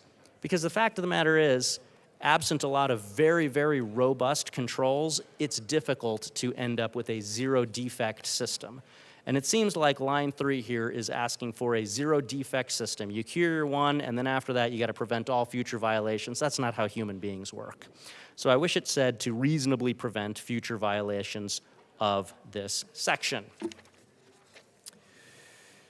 And I think those were my notes on pages 5, 6, and 7. See, I told you I'm not reading these things at length. I'm actually trying to have thoughtful conversation about it. So I think I've gone through the bill and highlighted a lot of my concerns with it. Fortunately, I have come prepared with some amendments to address those concerns. And so I move Amendment L018 and ask for it to be displayed. Thank you, Rep. Evans. Give us a second. The amendment is displayed. Please proceed.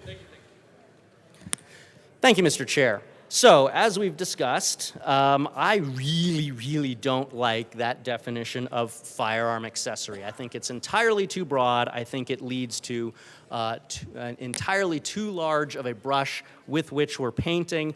And so we can fix that right now with the adoption of L018. What it does is it takes out the firearms accessories language and just has the bill focused on firearms, which I think is what the intent of the bill is to do, and not to regulate sponges and pillows and flashlights and skateboard tape. And so I ask for your aye vote on Amendment L018 to refine this down to firearms and not all of the accessories that are designed or adapted to be used with a firearm. Rep. Avery. Thank you, Mr. Chair. Good to be having this debate again. Deja vu. So a couple reasons why we will ask for a no vote on this. One, the language mirrors what we were working on last year. Second, if we were to include this language, it could exempt stores that sell primarily things like bump stocks. And, I think no reasonable court would think we're trying to loop in pillows or ropes or duct tape. And on top of that, your number one, it has to be the majority of your sales has to be firearms or firearms accessories. So most gun stores are actually reaching this threshold through their sale of firearm accessories. And so creating this exemption would almost make the bill toothless, and so we're going to ask for a no vote. Rep. Evans. I would just like to note that there are stores out there that sell high volumes of sponges, and if a sponge is used as a buttstock, then that could be considered a firearms accessory, and under this bill, they would then be tracked as receiving a lot of their volume of sales from the sale of sponges. I think that's too broad. I ask for your aye vote. Representative Mabry. Thank you, Mr. Chair. Rep. Evans got me. I hate the sponge industry. Let's stick it to him. Vote no. Seeing no further discussion, the question before us is the passage of L018. All those in favor say aye. Aye. All those opposed, no. No. The amendment is lost. To the bill. Rep. Evans. Thank you, Mr. Chair. All right, well, you guys know me. I don't give up easy. So I move Amendment L021 and ask for it to be displayed.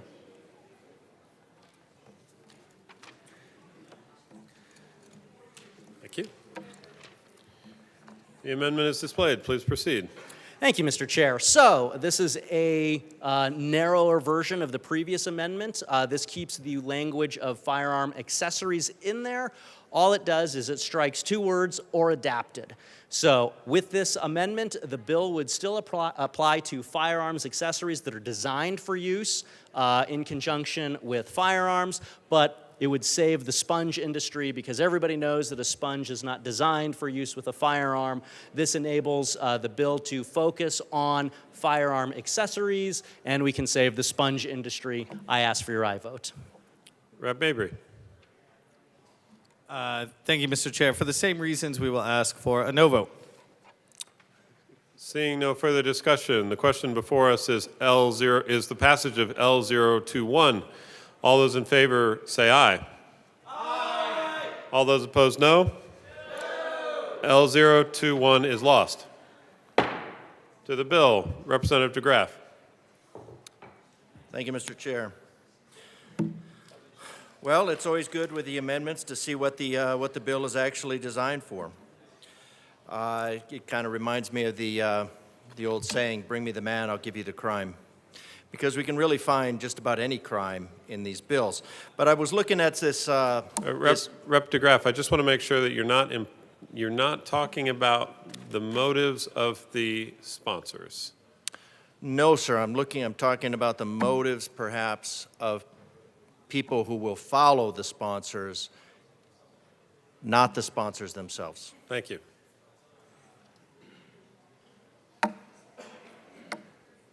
So looking at this article and talking about what can be saved, one thing from the Firearm Owners Protection Act of 1986, FOPA, under Article 18 U.S.C. 926, Attorney General is authorized to prescribe the rules and the regulations necessary to carry out GCA, amended 926 to prohibit a registry of firearms, firearms owners, or firearms transactions. Prohibit the registry of firearms, firearms owners, or firearms transactions. And so that was a law enforcement prohibition, and what we're talking about is an international registration, an international publicly available register.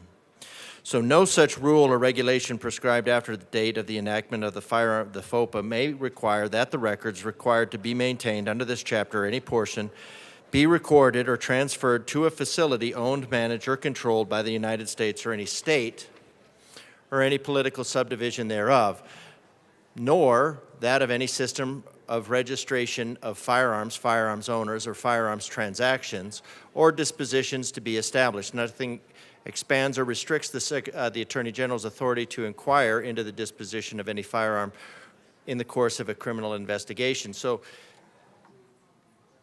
it looks to me that this would violate, at least on the face of it, that this would violate the Firearms Owners Protection Act of 1986. So not just violating it by keeping a federal register, but having the state compel an internationally available public database. I'm not really sure how you get around that. The Brady Handgun Violence Act Prevention Act of 1993, the Brady Act prohibits the establishment of a registration system of firearms, firearms owners, or firearms transactions, or any dispositions, any records generated by the NICS, except for records on persons found to be ineligible. So if somebody is found to be ineligible in a record search, then the Brady Handgun Prevention Act, Violence Protection Act of 1993, then that record. But again, what we're talking about is a record that is going to be permanently maintained in a public database, internationally accessible, compelled by the state. So it doesn't say that the state can authorize a public entity to do it. And it's not really authorizing a public entity to do it. As we've talked about before, this is compelling a public entity to do it. So it's compelling a public entity to collude in the infringement of your Second Amendment rights. The collusion between industry and government is a very dangerous place to be. The Brady Act prohibits the establishment of a registration system of firearms, firearms owners, firearms transactions, or dispositions with any records generated by the NICS. So this would say that the intent of previous legislation, because of the nature, this very sensitive nature of the Second Amendment, is to not have a registry. So I don't think an internationally available public registry would fall under that intent. No department, agency, officer, or employee of the United States may require, and this bill requires, that any record or portion thereof generated by the system established under this be recorded at or transferred to a facility owned, managed, or controlled by the United States or any other political subdivision thereof. The use of any system established under this section to establish any system for the registration of firearms, firearms owners, firearms transactions, except with respect to persons who are prohibited by this section. So again, the only records that can be maintained are records on people who were prohibited from having a firearm. But what this wants to do, this bill specifically creates an internationally accessible public database,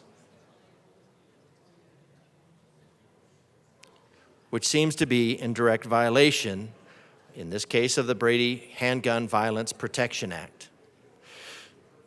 And that was in 1993. So if the sponsors are saying that the Brady Handgun Violence Protection Act was also inadequate, and now what we really need is an internationally accessible public database on the law-abiding citizens of the United States, I think that's a bit of a stretch. The NICS records destruction within 24 hours for 9 years, 2004 through 12, required the FBI to destroy within 24 hours background check records on persons who are found eligible to receive and possess firearms. So again, the intent of the law, because of this very sensitive nature of the Second Amendment, is that those records would be destroyed. Because the citizen is the citizen is sovereign. The job of this government is to secure the rights of the individuals. The job of this government is not to streamline the imposition and the infringement of government on the citizens, yet that's exactly what we're doing. We, you. And I don't know why, I don't know what the motive is for the intent to infringe on the rights of our citizens, because you're supposed to be securing them, not violating them. It required the FBI to destroy within 24 hours background check records of any person found eligible. Hereafter, the implementation of any tax or fee that does not require and result in the destruction of any identifying information submitted on or behalf of any person who has been determined to not be prohibited. So no fees, no impositions, no infringements. And see, those things were considered reasonable. And this is why no one trusts the term reasonable, because reasonable just means incremental. Reasonable only means incremental. Incremental imposition, incremental infringement, incremental intentional infringement. In 2022, the ATF fact sheet indicated that the Bureau had collected 54.7 million firearms transactions. And the way the ATF digitizes those, at least was, probably not now with the AI, that they had to be hand-read and could not be read by an optical scanner. And again, we have a decision, the appeal heard in January, to be heard on February 28, but a decision maybe not be handed down until 2024, so June of 2024. So the law, this seems to be getting well out in front of anything. The intent, and I don't know why the intent, but the intent is clearly to create an internationally available public firearm registry of law-abiding citizens in the United States. Why? I don't know. Because the threshold doesn't have to be $20,000, it doesn't have to be $30,000, it can be whatever is set. Yes, sir. To be clear, we do not talk about the intent of members of this chamber. You can talk about what you believe the bill does, but you cannot talk about the intent of the bill sponsors. What I believe the bill does,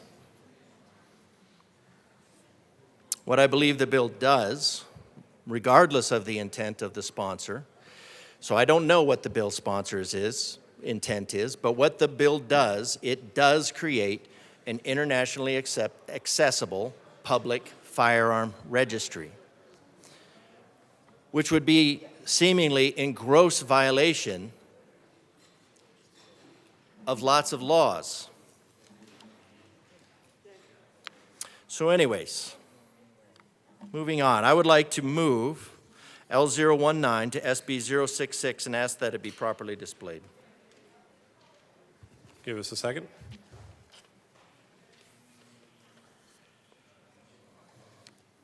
It is displayed. Please proceed. Thank you, Mr. Chair. This is to amend the re-engrossed bill, page 5, after line 17, because we've talked about how this is not supposed to be something that is used against the citizens. So this should be an easy lift. This is not something that is meant to compel, meant to engage the citizens. This is just for the credit card companies. So we'd like to change this civil action, injunctive relief and damages. A person may bring a civil action against a financial institution or government entity that causes the customer's financial information to be disclosed in violation of the person's constitutionally protected right of privacy, or in a harmful manner resulting from the misuse of information obtained pursuant to Part 2. The court may award a prevailing plaintiff damage, injunctive relief, or both damages on injunctive relief. So I'm not really sure where the sponsors are on this bill or how they're going to address it, because I don't think they heard it. So what I'm going to do is I'm going to read it again. So the amendment because the sponsors have stated that their intent is to only deal with the credit card companies themselves and not violate the privacy of the individuals. I don't know, did you want to read it, or you have it already? A person may bring civil action against a financial institution or government entity that causes the customer's financial information to be disclosed in violation of the person's constitutionally protected right of privacy, or in a harmful manner resulting from the misuse of information. So we're only talking about violating the individual's right of privacy, or an intent or a misuse, which would be an intentional information from the misuse of information obtained pursuant to Part 2. The court may award a prevailing plaintiff damage, injunctive relief, or both damages of injunctive relief. So if the intent of this bill is to not violate the privacy of the individual, this amendment should be an easy lift. If. So I think we should have a yes vote, an easy yes vote on this to protect the privacy of Coloradans while actively infringing on their Second Amendment rights. Representative Mabry.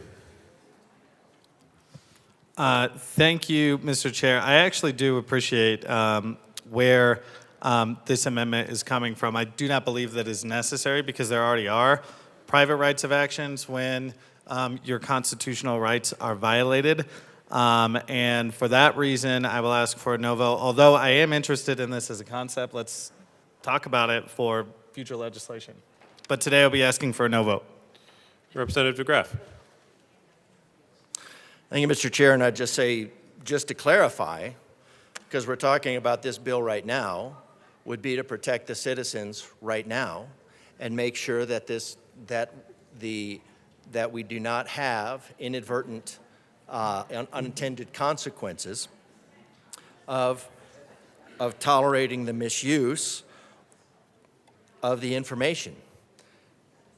So I'm not really sure why, if these are already built in there, then specifying them shouldn't be a problem. And if the intent is there, then specifying them should not be a problem. So I think this would go a long ways towards ameliorating a lot of concerns, not all of them certainly, but a certain level of them. And so I would recommend an aye vote on this as at least a demonstration of intent to not have the data be used against the citizens of Colorado. Seeing no further discussion, the question before us is the passage of L019. All those in favor say aye. Aye. All those opposed, no. No. The amendment is lost. To the bill. Representative Bottoms.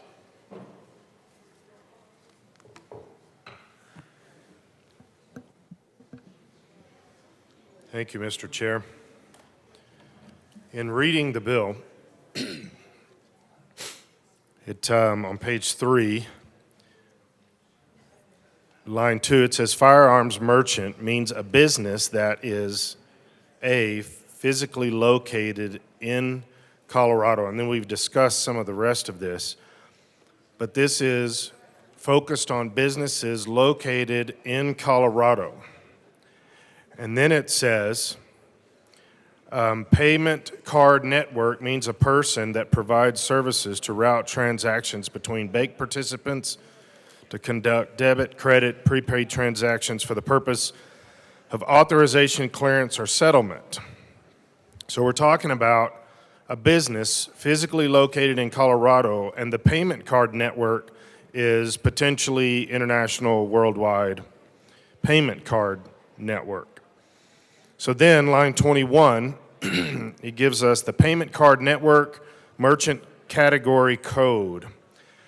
And then it says something that is literally impossible. On and after September 1, 2024, Payment Card Network shall make the merchant category code for firearms available for merchant acquirers that provide payment services for firearms merchants. There's no possible way that a credit card company payment card network could possibly accomplish this. And so I move Amendment 009 and ask for it to be displayed.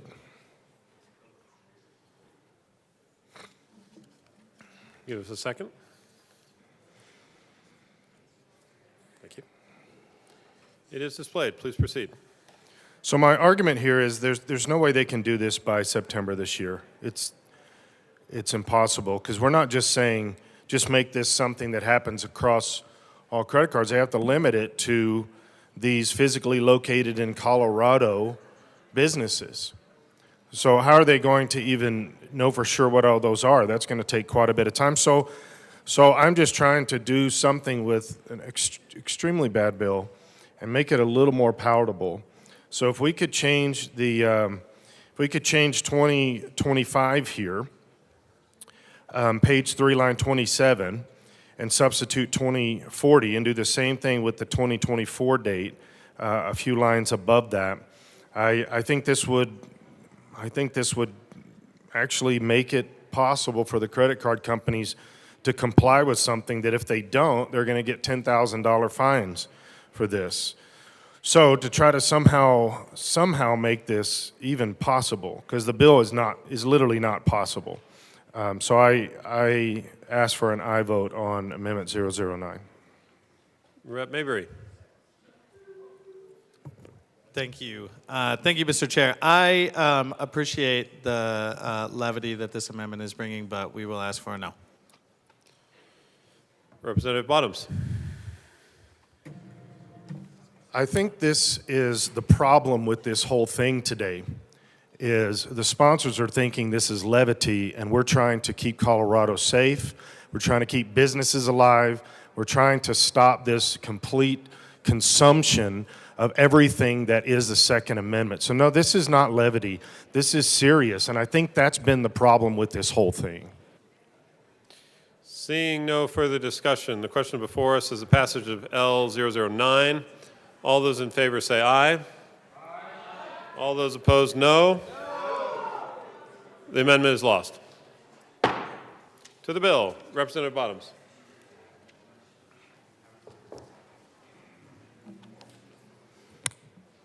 For another moment of extreme seriousness before we destroy the constitutional right of people in our state to own firearms and not be tracked, because that's all this bill is tracking, as our good police officer previous said. I move Amendment 010 and ask for it to be displayed. Just give us a second. The amendment is displayed. Please proceed. Again, there's no possible way. This bill is written to accomplish something that it literally cannot accomplish. It is not possible for the credit card companies to do this by September of this year. Not possible. And everybody in the room knows it. This is that's the actual levity. And so I would like to move that we change it from 2024 to 2035 and also from 2025 to 2035. Rep. Mayberry. Thank you, Mr. Chair. Members, the entities that are burdened by this law are neutral. If it was impossible for them to implement this in time to avoid that fine, to not avoid that fine, I assume that they would not be neutral, so we will ask for a no vote. Representative Bottoms. I asked earlier, and I still haven't seen any emails or documentation or anything that says that credit card companies are neutral for $10,000 fines. In fact, I find that ludicrous. Seeing no further discussion, the question before us is passage of L010. All those in favor say aye. Aye. All those opposed, no. The amendment is lost. To the bill, Representative Bottoms. Again, trying to take the Second Amendment very seriously. Our side does do this. I also move Amendment 011 and ask for it to be properly displayed.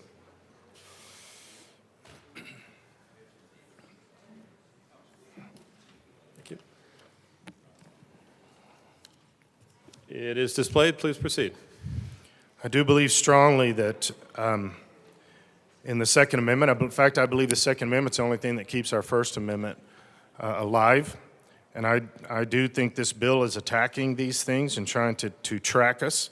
Again, the credit card companies, there's no way that I believe for 1 second that the credit card companies are neutral on being charged $10,000.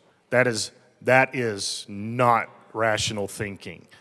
And so there's no way they can do this. They cannot accomplish this. Give it one more shot. We'll change the date to 2030 and try to get some kind of sanity around this bill. Is Representative Froelich? Thank you, Mr. Chair, and thanks for disputing the fact that the credit card and banking companies are neutral. You could go to Secretary of State's and check it at any time on your phones right now. We ask for a no vote. Representative Bottoms. Again, I've asked, this will be the 4th time, just show me one piece of documentation where the credit card companies say, no, please, charge us $10,000. Representative Froelich. Thank you, Mr. Chair. Well, you only get charged $10,000 if you don't comply, and they don't have any problem with complying. And one credit card company asked for amendments, which they received in the Senate, so all's good on that front. We asked for a no vote. Representative DeGraff. So while we're talking, I just wanted to see if are they neutral in terms of we can't get any better than this, so we just accept it?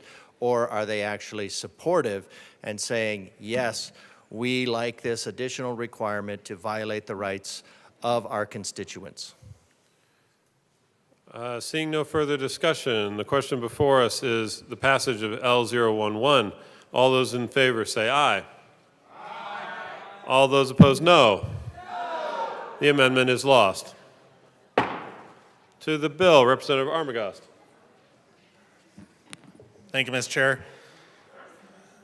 As everyone, I think, knows, my focus on where this legislation should be going versus the direction that it is going.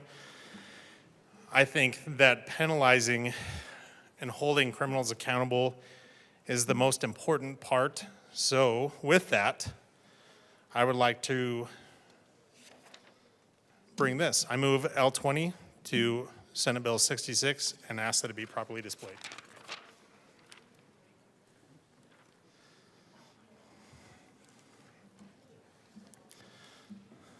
Thank you. It is displayed. Please proceed. Thank you, Mr. Chair. So as you can see, this would hold people accountable if they did purchase a firearm from a firearm merchant that is assigned a code. Any of them that violate that section by using the firearm to cause the death of 2 or more individuals shall be punished by the death penalty. That would take effect September 30th, 2026. And I ask for an aye vote. Representative Mabry. Thank you, Mr. Chair. Well, the last time around, Representative Bottoms mentioned that everything that was being brought forth was deadly serious. So I don't know if Representative Wilson is going to appreciate having his name on this, with us under the understanding that all these amendments are dead serious, but, we'll ask for a no vote. Seeing no further discussion, the question before us is the passage of L020. All those in favor say aye. Aye. All those opposed, no. No. The amendment is lost. To the bill, Representative Armagost. Thank you, Mr. Chair. So I think in the seriousness of this, I don't think there was anything unserious about punishing people and holding them accountable for committing atrocious crimes, rather than going after the law-abiding businesses and individuals that purchase firearms for their own personal protection. Since we don't like taking things like that seriously, I think one thing that we can take seriously is overall the enacting clause. So I move L15 to Senate Bill 66 and ask that it be properly displayed.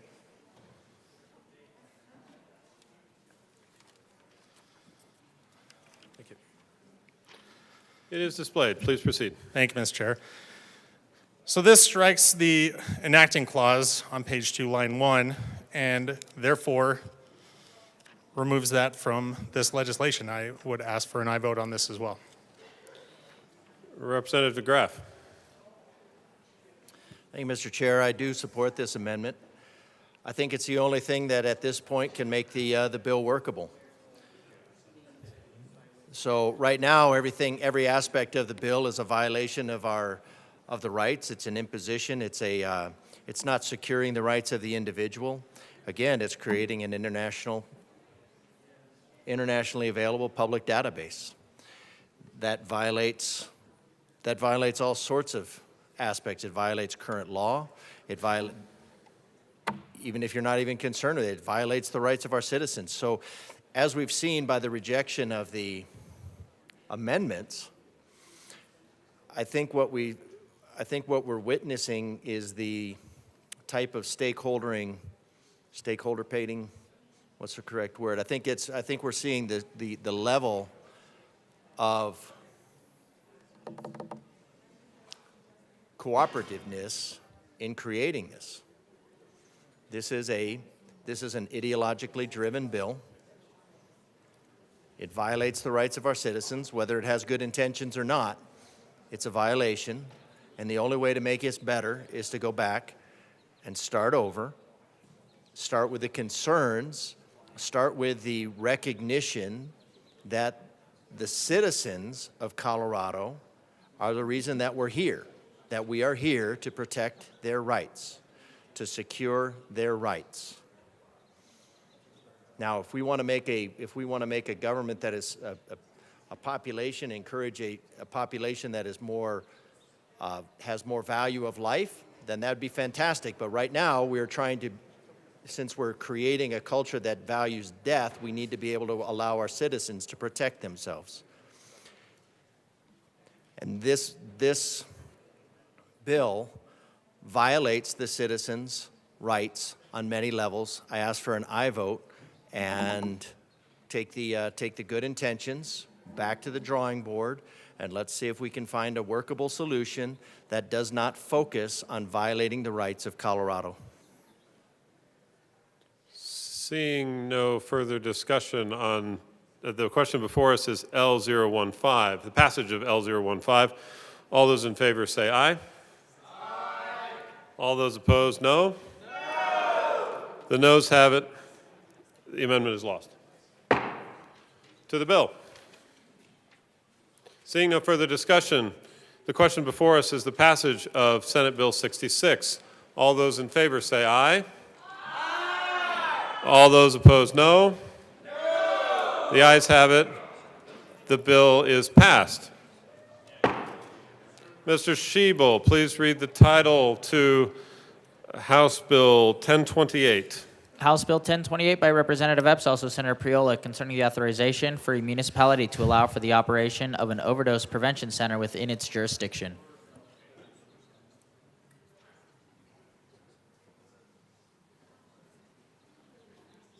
Representative Epps.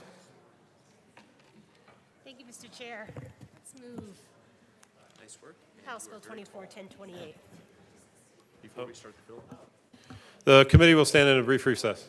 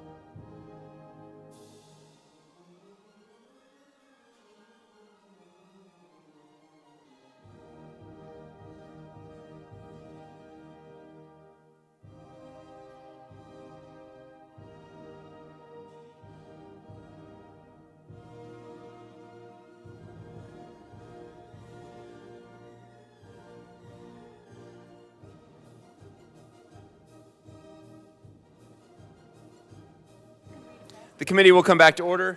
Mr. Shebel, please read the title of House Bill 1028. House Bill 1028 by Representative Epps, also Senator Priola, concerning the authorization for a municipality to allow for the operation of an overdose prevention center within its jurisdiction. Representative Epps. Thank you, Mr. Chair. I move House Bill 241028. There is no committee report, and I ask for a yes vote.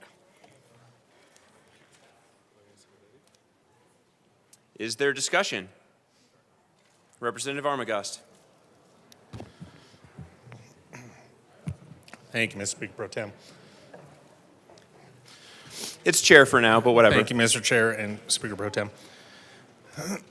So, we all saw this last year with the kind of the same concept of things.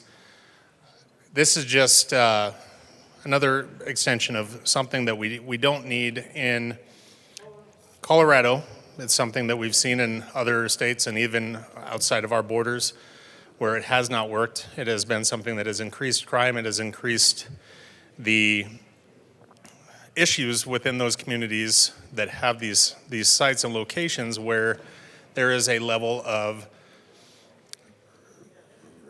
demand, supply and demand, where you're supplying something in a demand area where somebody might be able to go inject in a place where they might have medical professionals there to revive them if they were to overdose. But you also have the people that are also making a living off of that, that are outside of those facilities where it's causing those issues. So when we're doing this, we're enabling, again, the criminal aspect of this, where you have the dealers that are making a living off of this, that are parked outside of those places because this is a location they know they can sell what they need to sell, that will be used inside, and they have return customers that aren't going to overdose. They're going to go in and use where they can be revived, come back out and buy more product. So this is what, in the testimony we heard even last year, it's what we're seeing in these other states that have this, and even outside our borders, these locations that have these sites set up are finding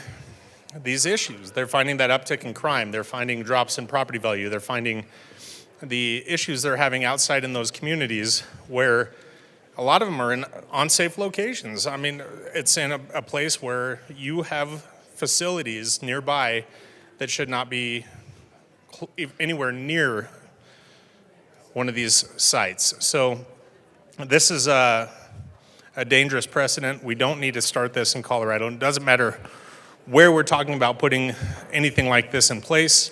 This is not something that any community member would say, I want this next to my house, I want this next to my school, apartment complex, anything like that.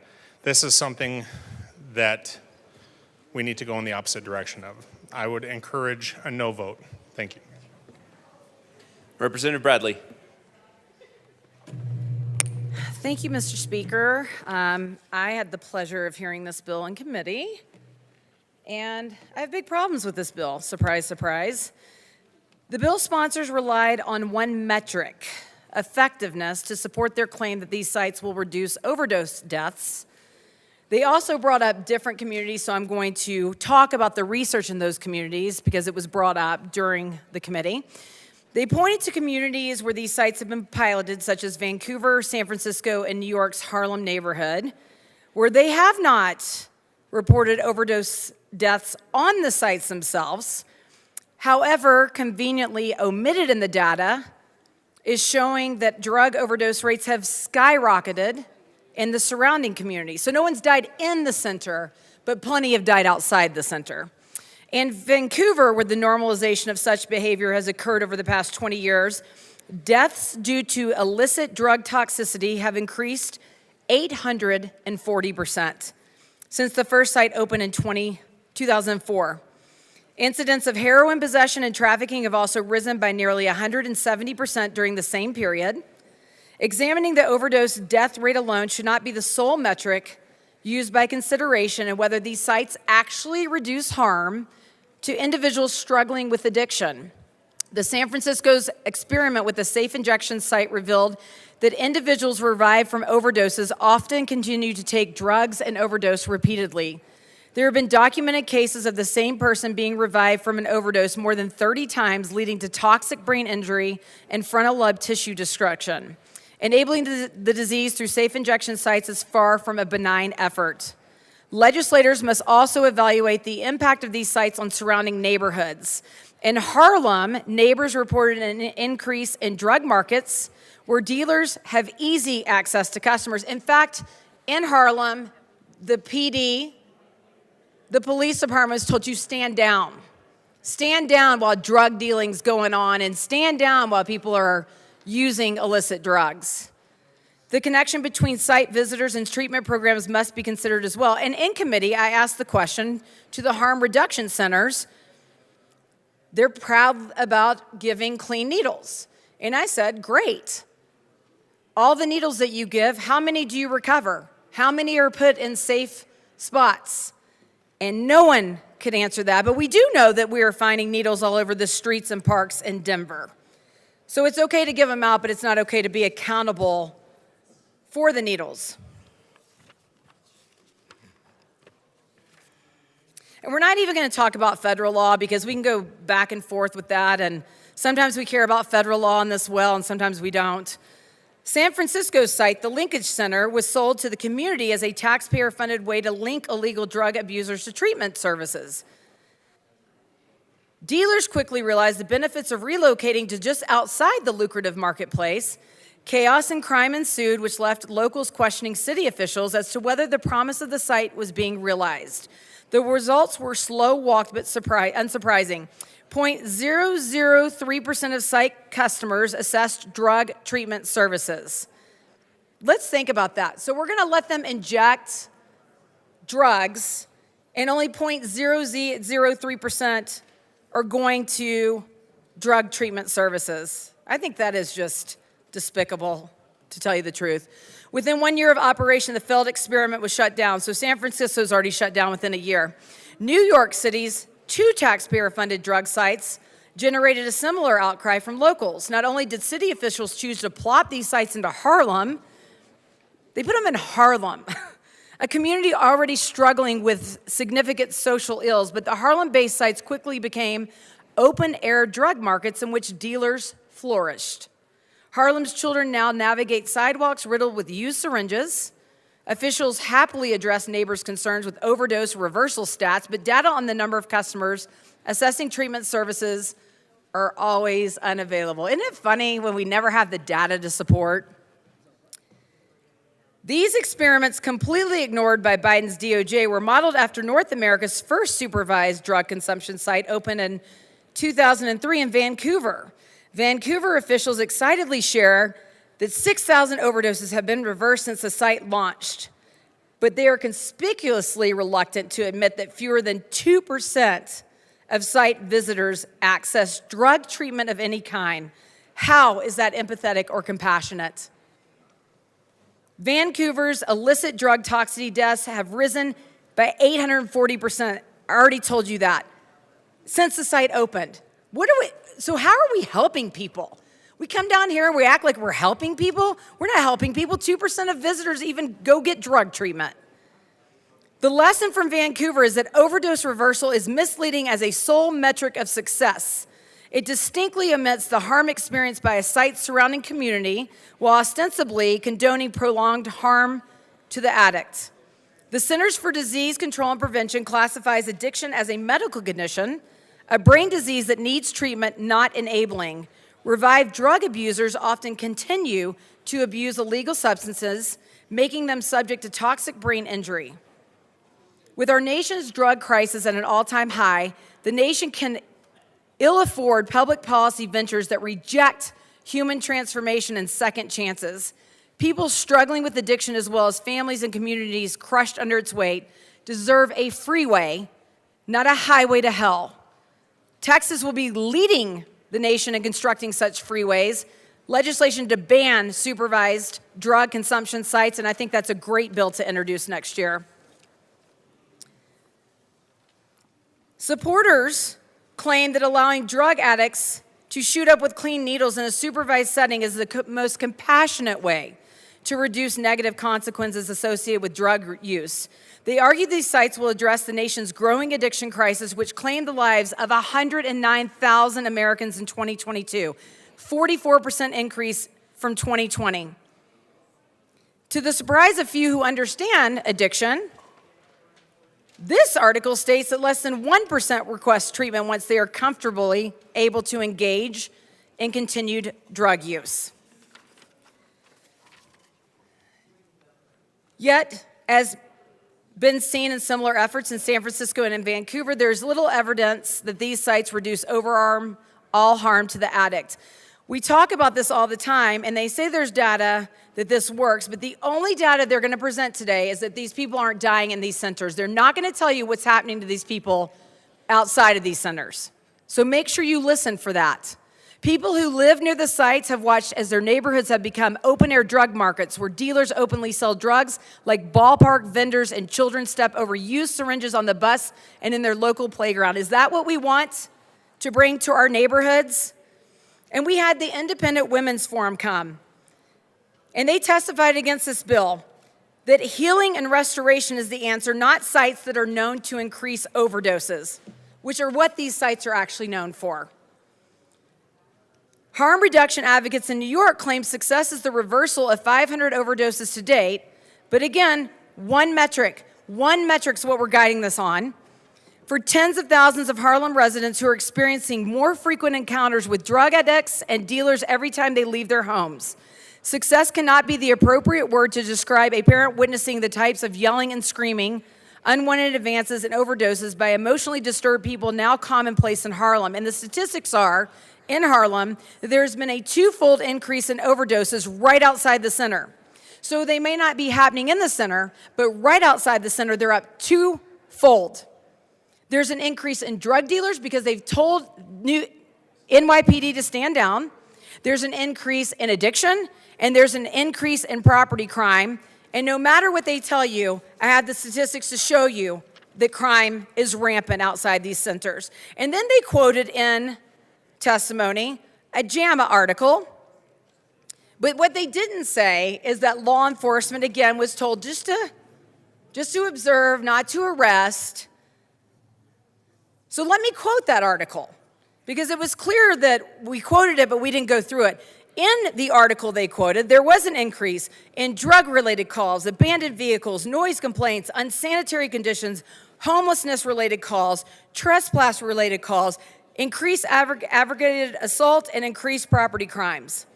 And then let's go to Denver, because 5 of Denver's city-owned or leased homeless hotels have created more than 4,000 911 calls during a 100-day period. And as of 2 days ago, on April 1st, crime calls are up 2,900% at a hotel converted to a homeless shelter. And this isn't even about safe injection sites. They're now experiencing at the homeless shelter assault, sexual assault, trespassing, disturbances, murders. Neighbors are fearful, with one resident stating that hotel residents appearing to ingest drugs and walking the streets like zombies.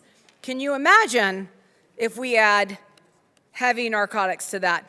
And then another huge study with thousands of residents around Canada and around these safe injection sites, tons of questions asked of them.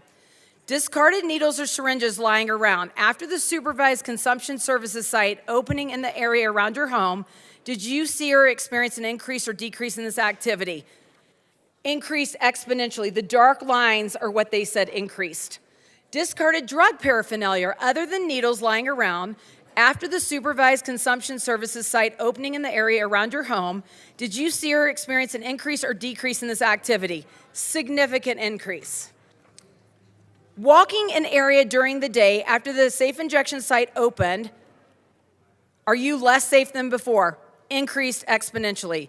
In your home after dark, less safe than before. People dealing drugs in public after the safe injection site opened, increased exponentially. Any incident which required you to call police after safe injection site opened an area of your home, how often, if ever, did you see or experience activity? Increased significantly. How supportive are you of having a safe injection site in the same area as your business? Not supportive. Please indicate how, if at all, this aspect of your business was impacted by the presence of a safe injection site in your area. Significant increase. How much impact do you believe the presence of a safe injection site has had on your neighborhood? Very much, quite a bit. Overall, how supportive are you of having a safe injection site in your neighborhood? Not supportive. Increase exponentially. So when we say that crime hasn't increased around these sites, that is false. That is false on all fronts. And I find it very interesting that we're going towards local control so we can escape a fiscal note. So I just want to tell you, since you represent so many different districts, Calgary, average cost per visit, $52. 33,000 visits has cost the state about $1.7 million.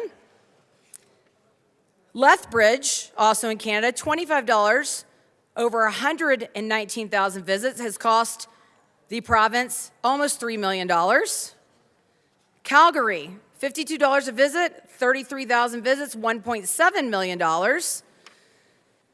George Spady, $45 a visit, almost 8,700 visits, $393,000.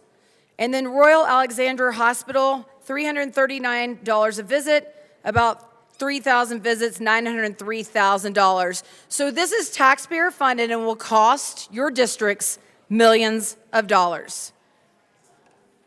2017, safe injection sites, there's been a rapid increase in overdose deaths. May not be in the centers, but directly outside the centers we had testimony. 2019, 65,000 overdoses, even with more sites. I hope you're paying attention because I don't feel like a lot of people are, but 2017, we had a rapid increase when these injection sites opened. 2019, where more have opened, we had even more overdoses. In 2023, 112,000 overdoses, twofold increase in overdose deaths, along with, I mean, you get a lot with this. There's a lot of layers. Not only do you get more overdoses, but you get increased crime, increased drug dealers, increased property theft, and then you also get decreased safety of children in the neighborhoods. So it's a four-fer, man. You get all kinds of stuff with this. 1 to 2% rate of intervention with treatment. 1 to 2%. We're going to let these people come in, inject, and 1% of them are going to go get help. I think that is the most cruel thing we could do to our society. But as long as you don't overdose, just keep going. You can live your life with brain injury and everything else, but as long as you don't die, we don't need you to seek treatment. We don't need to help you with that. Because I could maybe get on board if 99% actually got treated for this. And then we put it in underserved areas where people struggle with addiction. I think that is appalling. Our goal as lawmakers should be to reconsider priorities and focus on comprehensive solutions to address Colorado's rising drug, mental health, and homeless problem. This includes investing in effective programs, strengthening law enforcement efforts, and providing support for individuals struggling with addiction. The push for drug shooting galleries in Colorado is a prime example of misguided policies that prioritize ideology over the well-being of the people. It is time for lawmakers to listen to the concerns of the public and focus on evidence-based solutions rather than pursuing failed experiments that only exacerbate the problem at hand. And I will tell you that the National Institute of Health calls the Alberta OPC review flawed. So if they come up here and talk about the Alberta study, let's talk about the National Institute of Health. Despite peer-reviewed studies demonstrating that supervised consumption services prevent poisoning deaths and reduce other harms for people who use drugs, they continue to face opposition. The Alberta government's pseudoscientific report, although presented as credible findings, is methodically flawed with a high risk of multiple forms of bias. Drug policy should be based on the best available evidence, aimed to protect structurally vulnerable populations' access to health care, and not be contingent on prevailing ideology. There's an urgent need to shift away from commission reports that at their core seek to create moral panic. The Alberta's government injection site review report could continue to be used to justify decisions that jeopardize the health and well-being of people who use drugs for years to come and erode trust in public health policies and practices. Article after article about how flawed the system is. So I ask you to not even give this bill a second thought. It increases crime. It does not help with addiction. It does not help people struggling. It is unfair to them, and I urge a no vote. Thank you. Representative Mabry.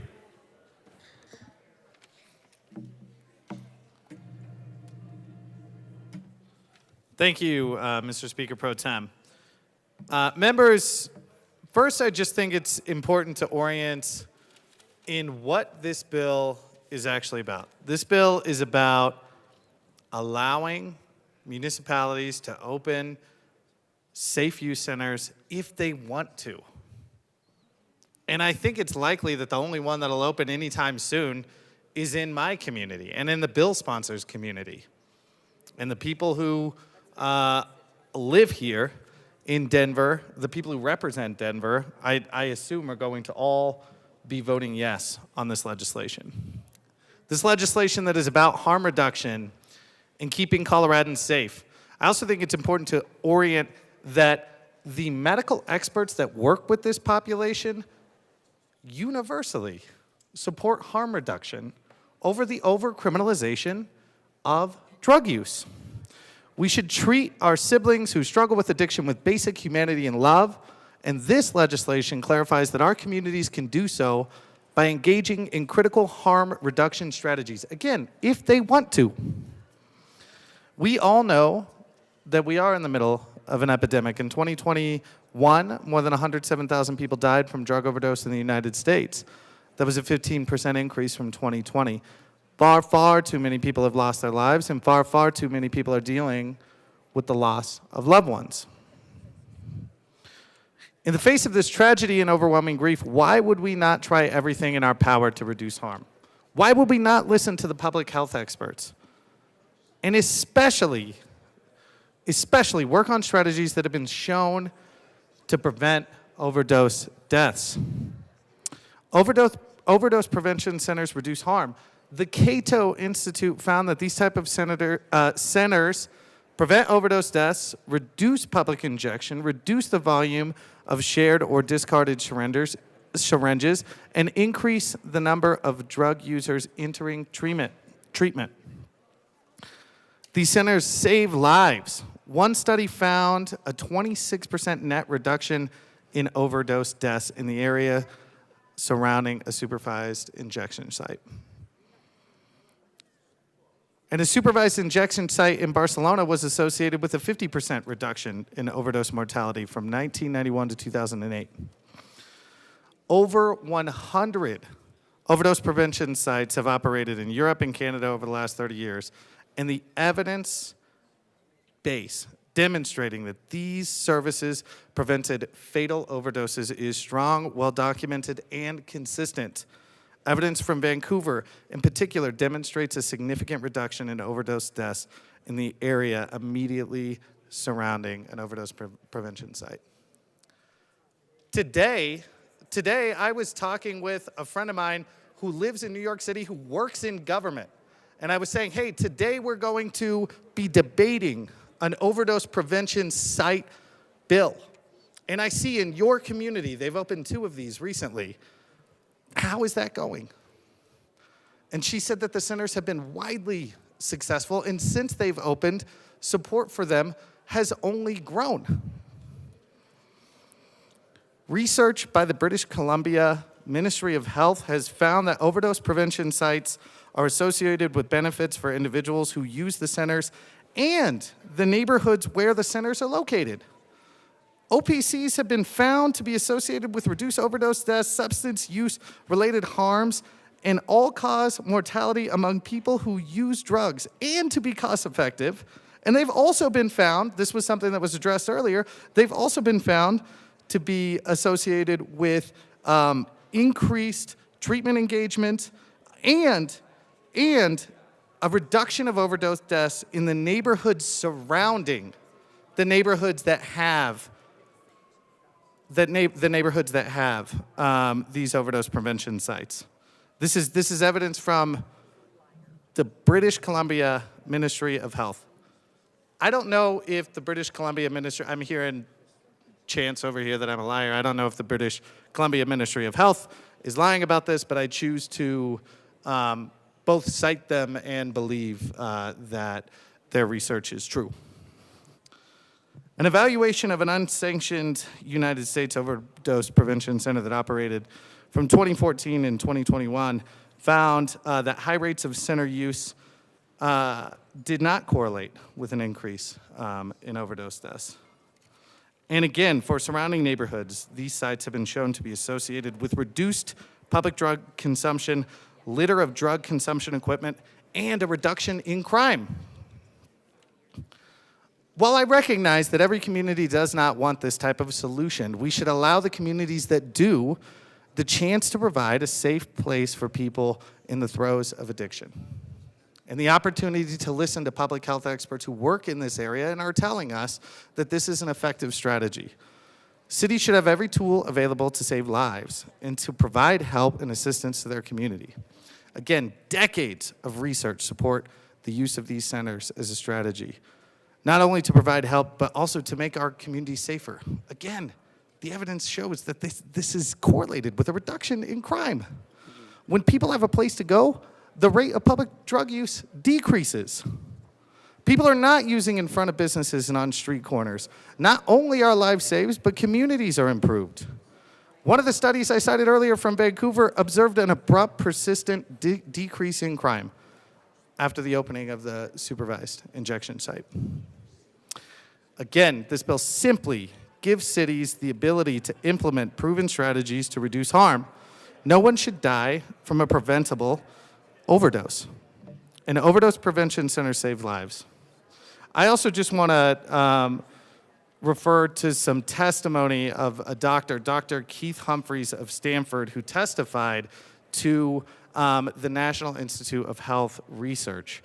One of the things that this doctor testified, a few of the things that the doctor testified to, he said that lives are saved, that no one who isn't already using drugs indicated to be now using drugs because these facilities opened, and that it was not correlated with an increase in crime.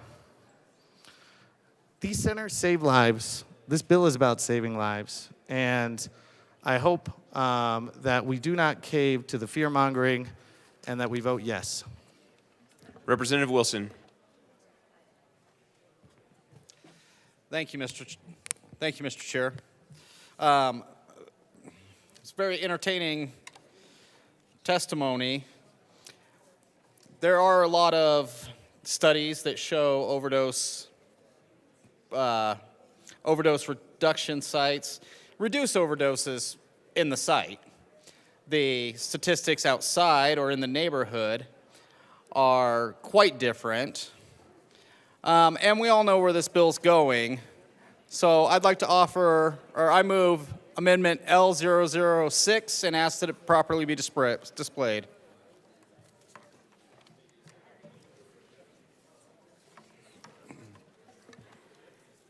The amendment is properly before us. Please proceed.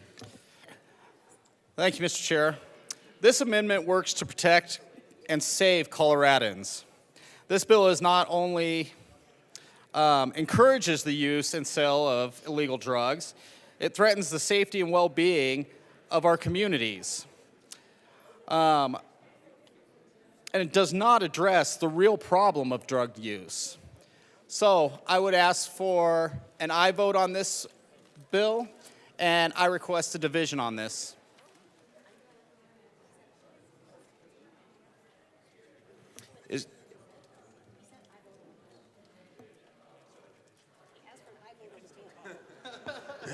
Representative Epps to the amendment. I am quite sure that the member asked for an aye vote on the bill. And I agree. No, but I'm just procedurally, what am I responding to? The issue, it doesn't matter what he said. The motion before us is the adoption of the amendment. Thank you, sir. Having given this amendment the amount of thought and consideration of which it is worthy, I would ask for a no vote. Representative DeGraff to Amendment L6.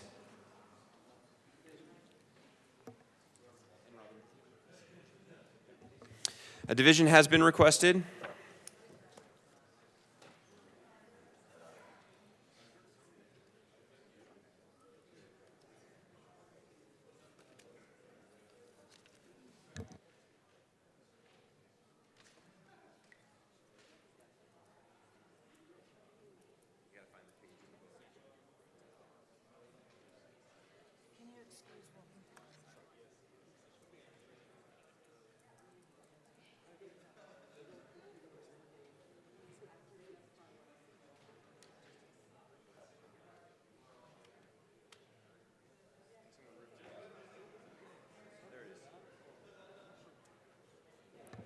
I got it.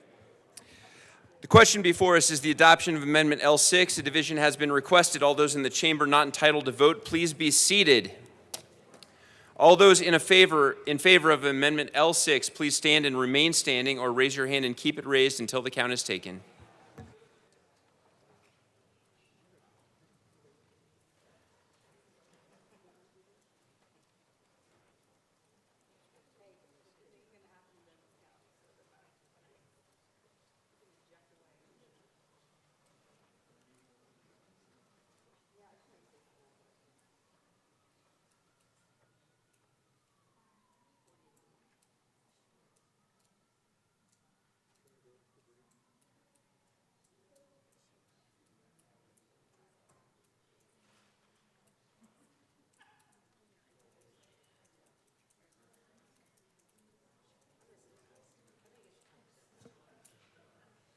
You may be seated. All those opposed, please stand and remain standing in one place until the count is taken, or raise your hand and keep it raised.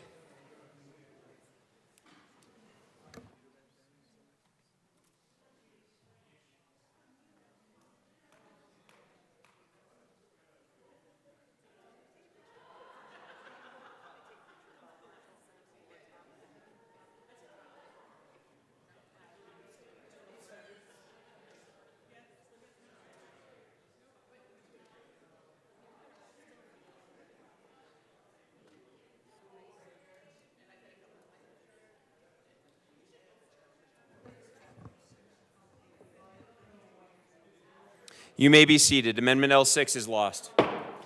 To the bill. Representative Bradley. Thank you, Mr. Chair. I think we should be very careful when we come up here, when we quote random statistics. It's not good for the people of Colorado. So I'm going to quote, and if you guys want to see my statistics, I'll share them.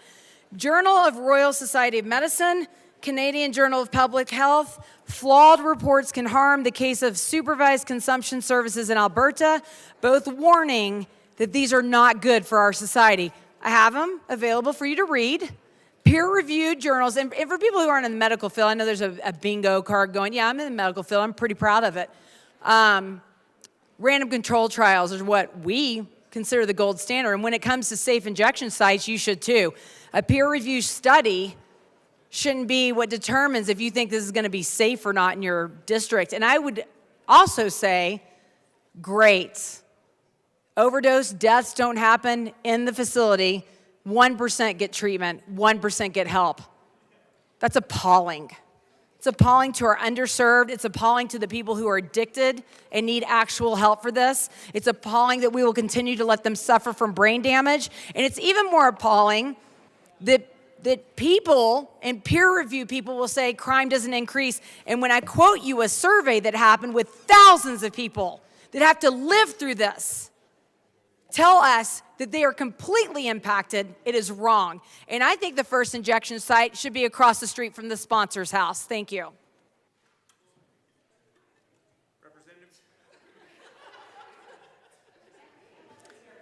Representative McCormick.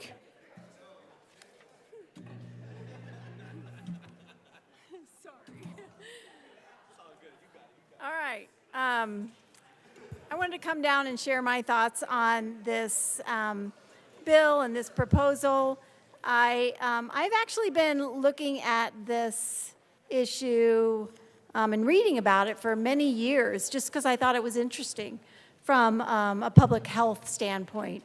And so I just wanted to share some of the things that I found in my research over the last about 4 years. These statements are from the Johns Hopkins School of Public Health in Baltimore, which I'm sure many of you have heard of, where they certainly describe what overdose prevention sites are, which we've heard, that these are supervised spaces where medical professionals and other trained staff provide a safe location for individuals to use drugs. These sites typically also provide additional services such as fentanyl test strips, healthcare services, counseling, referrals to health and social services, including drug treatment as part of this integrated care model. These folks that are out on the street and behind buildings are not getting access to any of those things. 2.5 years ago, New York City opened the first of 2 overdose prevention sites, and in the first 3 months of operations, these sites saw over 10,000 visits by about 900 people. What's really interesting is that their sanitation department in New York that was tasked with collecting syringes in a nearby park, what a unsafe thing for the people collecting the syringes, but also the people that visit that park. The discarded syringes decreased from 13,000 per month to about 1,000 per month. That's a significant public health protection there just on that one data point. Certainly, I've heard from my chief of police and my public safety department. I've had conversations with them about this idea, and they bring up the legal status of overdose prevention sites. It certainly is controversial in the United States, some arguing that this will violate the Controlled Substance Acts, and this has certainly contributed to some legal challenges. There is a site in Philadelphia that has been working through this, and the United States Department of Justice is currently in discussions with that site because they have agreed to listen to the stance that these are truly providing a vital public health service and therefore not in violation of the law. So the fact that those conversations are opening up is a positive move. But let's look at what the evidence is already there. And again, I remind you, this is from Johns Hopkins, which is a very renowned and respected organization in public health. Outcomes from overdose prevention centers have been studied and published, we've heard, over the last 30 years. So we do have a lot of data, and the data falls into 3 main buckets: health outcomes, cost effectiveness, and public perceptions.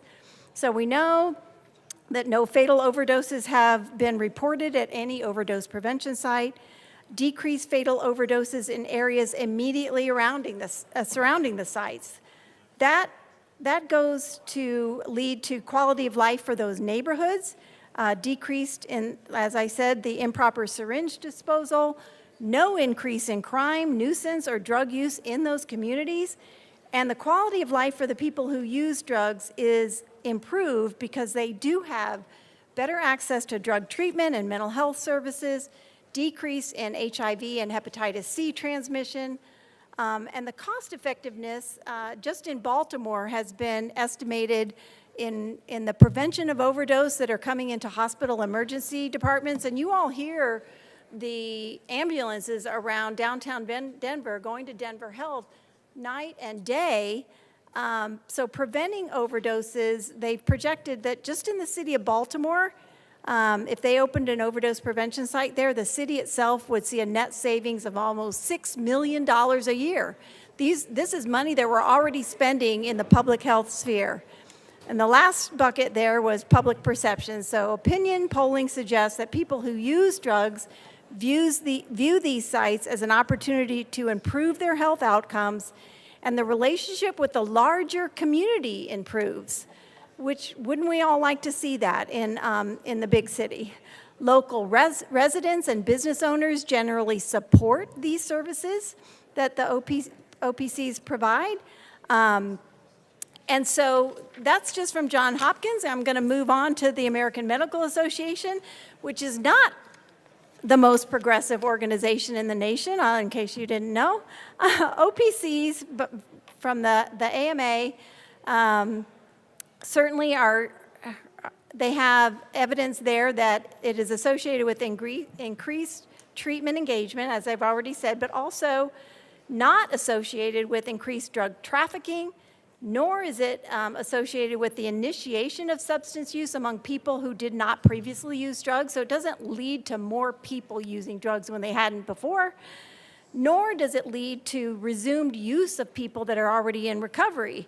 And for surrounding neighborhoods, these OPCs have been shown to be associated with reduced public drug consumption. Again, reduce litter of drugs consumption equipment and reduce crime. All of these things are things that we want for our communities.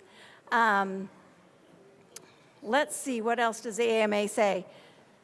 They suggest that these centers are not only feasible, but the fact that a large percentage of the people that used the one in New York City were unhoused, so they were at extremely high risk of overdose death, and they were willing and interested in using these centers.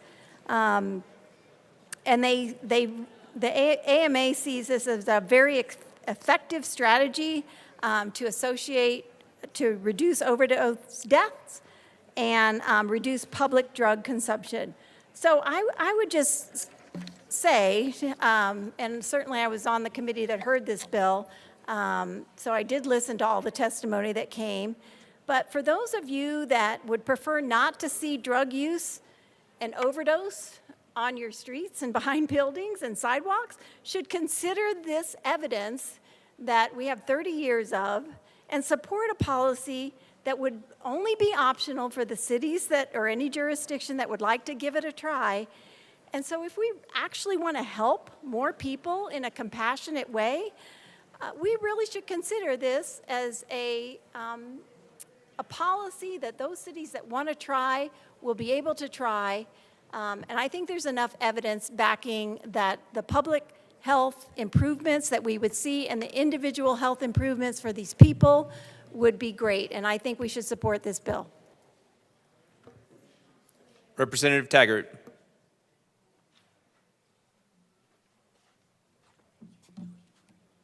Thank you, Speaker Pro Tem. I lived in Europe at a time where the longest experiment of this type of program existed. It was in a place called Platzspitz, which was nicknamed Needle Park in Zurich, Switzerland. And I want to read to you what happened over that 10 to 12 years of this experiment. Needle Park in Zurich, and again, same premise that we're talking about here, that we would help addicts in many different ways. So Needle Park in Zurich was an open drug scene in the 1980s and the early 1990s, when heroin users could freely inject the drug without being arrested. As addicts and dealers flooded in from across Europe, the world looked on in horror until authorities shut it down in 1992.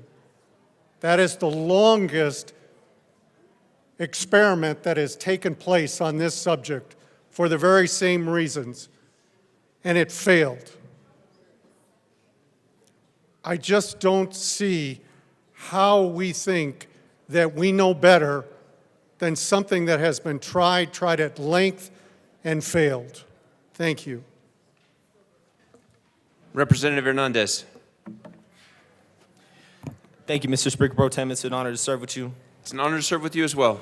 Colleagues, I rise today because I'm in deep support of this bill, and I ask for an aye vote because I think that what we're discussing is the opportunity for municipalities to have a full set of choices in how they can serve the members of our community who may be struggling with addiction.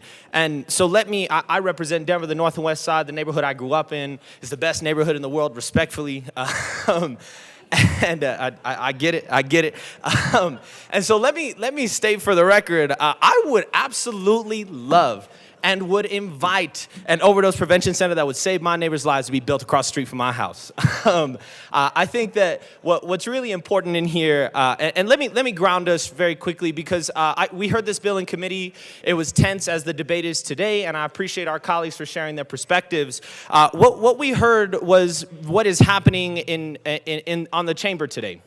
We heard members of the Colorado community come and describe open-air drug markets and all of these other ways of discussing addiction in ways that I felt were dehumanizing, because what I also heard in committee was people who come to ask to keep our neighbors alive, The Harm Reduction Action Center in Denver, if you haven't visited, I don't think that anybody here should be speaking unless we're willing to go and actually visit and hear from the folks that directly do this work that keep our neighbors alive. And as we visit, I'll tell you about my visit. They have an entire wall of photos of people in the city and county of Denver, people from across the state of Colorado who have died from overdose.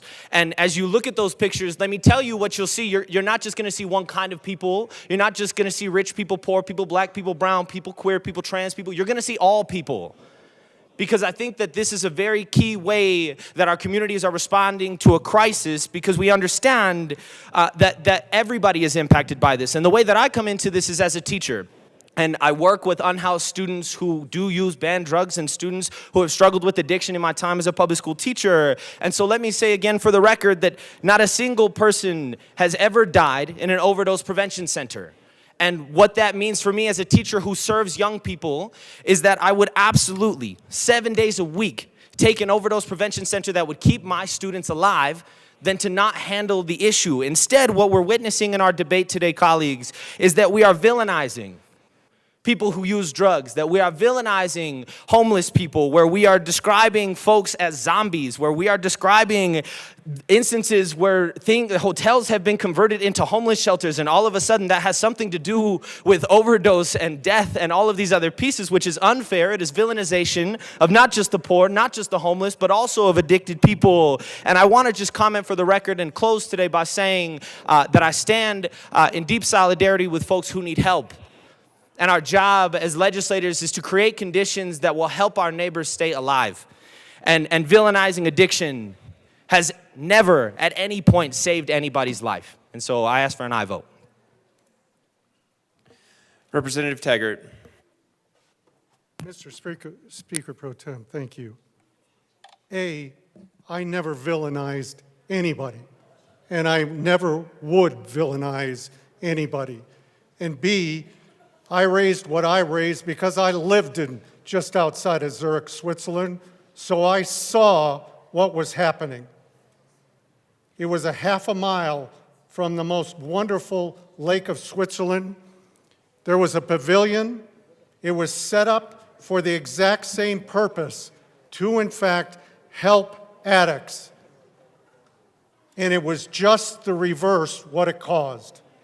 So please don't tell me that I don't have experience with it. I lived in Zurich during this period of time.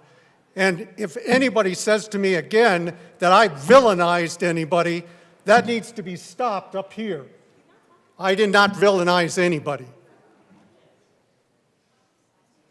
Assistant Majority Leader Bacon. Thank you, Mr. Speaker Pro Tem. And thank you, colleagues. I did want to speak right after you. I think regularly we can understand what it means to feel particular emotions here. And I want to be sure to clarify a little bit too. And so I will speak in the sense of intentions of villainizing anyone. And I don't think that was the case. But I want to be able to share too, just on that note, that hopefully as we have this discussion, we can put things on the table in the realm of policy. We can respect each other's positions and experiences. And also, as we're talking about the people in which this would serve, I would say over the course of this year, 20 minutes ago, or even over the last year, a big part of this discussion is talking about drug addiction. And so what I'd like to ask for then, in honoring your perspective, honoring your experience, is that we do not put ourselves in a place where we have to have our characters challenged. I think that is fair. I also think, though, we are talking about today addiction. And the truth of the matter is, we have heard characterizations of crime, of unsafety, and those types of things as well.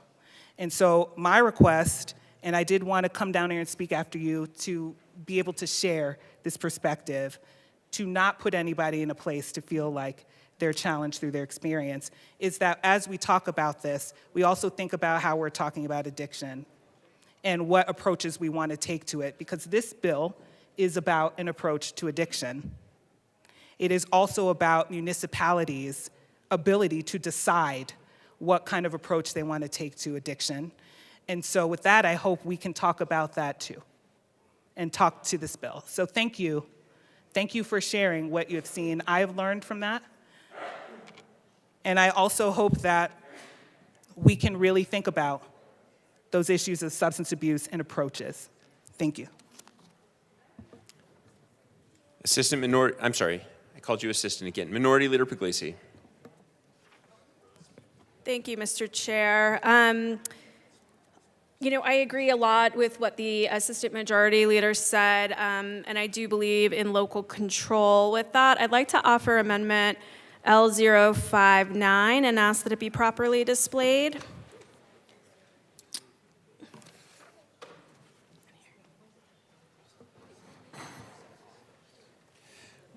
Representative Puglisi, would you please move the amendment? Oh, I'm sorry. I move Amendment L059 and ask that it be properly displayed. You may proceed. Okay, thank you, Mr. Chair. I think it's incredibly important, especially as we discuss local control, that these decisions affect the people within communities. And as a former local government official, I think it's really important that we actually hear the voices of our communities on an issue this important. And so with that, my amendment would do is say that if a municipality chooses to bring this forward, that they would have to bring it to a vote of the people and let the people decide if this is what they want in their communities. And I think that that is a fair request to hear all voices and make sure that they're all at the table during these very important discussions for their communities. So with that, I would ask for a yes vote. Thank you. Representative Weinberg. Thank you, Mr. Chairman. Again, I stand in support of this amendment very simply. Local control, as the Assistant Majority Leader just hit home, is vital to all of our communities in the state of Colorado. All 65 districts that we all represent would have no issue, shape, or form with this amendment. Put it to the voter, put it on the ballot. I think this is something that's simple that we can all agree upon, whether a community wants this in their area or not. Saving lives, as we heard this morning from our opening prayer, if even one, was everything that we took to heart for those that were in the room for the prayer. I would ask that you take that to this amendment here and now this evening. This is simple. The people that we represent, upwards of 90,000, should be the deciding factor every single day when we walk through these doors. There is no argument that could be presented at this point in time to be against anything to where the voters would be able to decide yes or no on something so specific as whether they want this or not.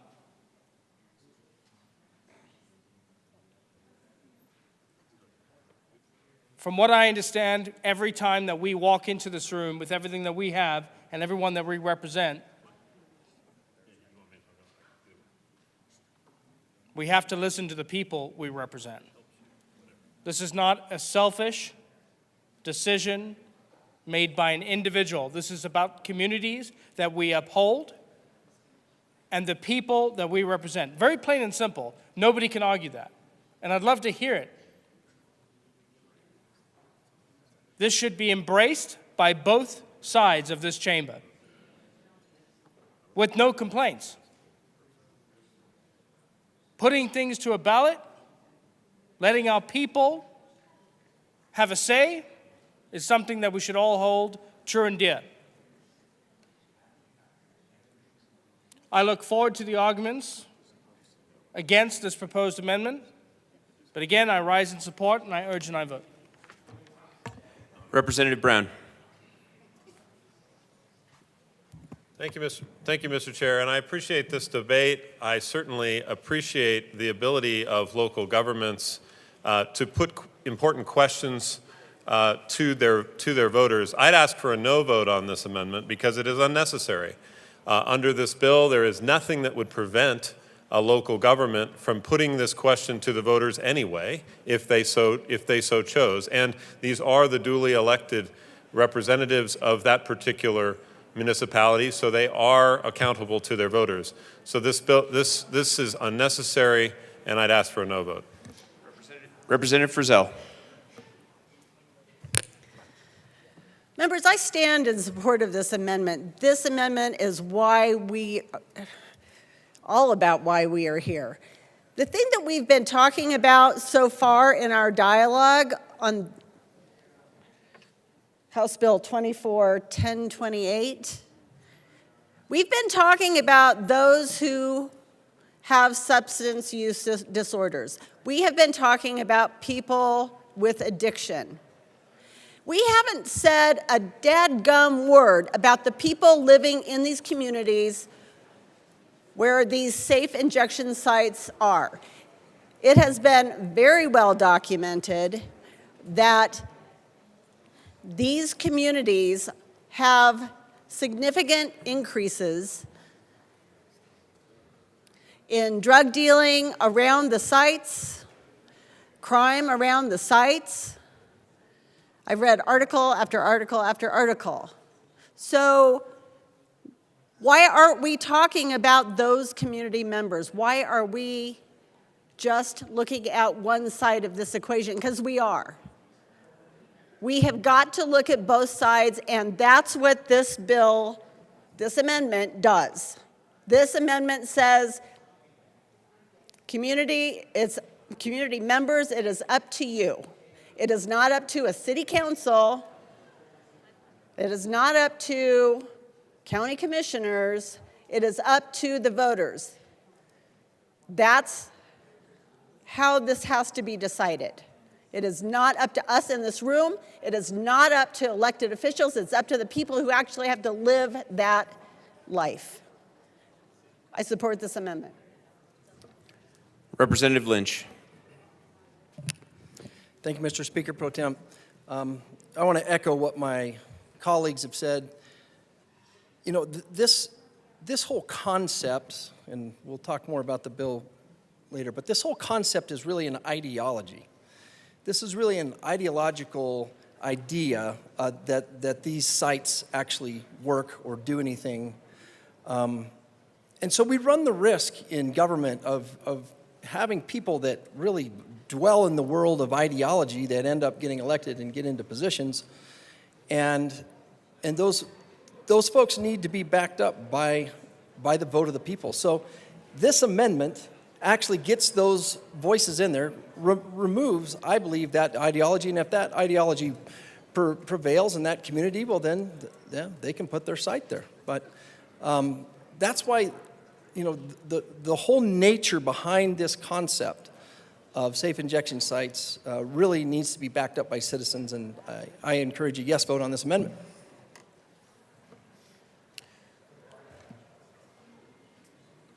Representative Epps.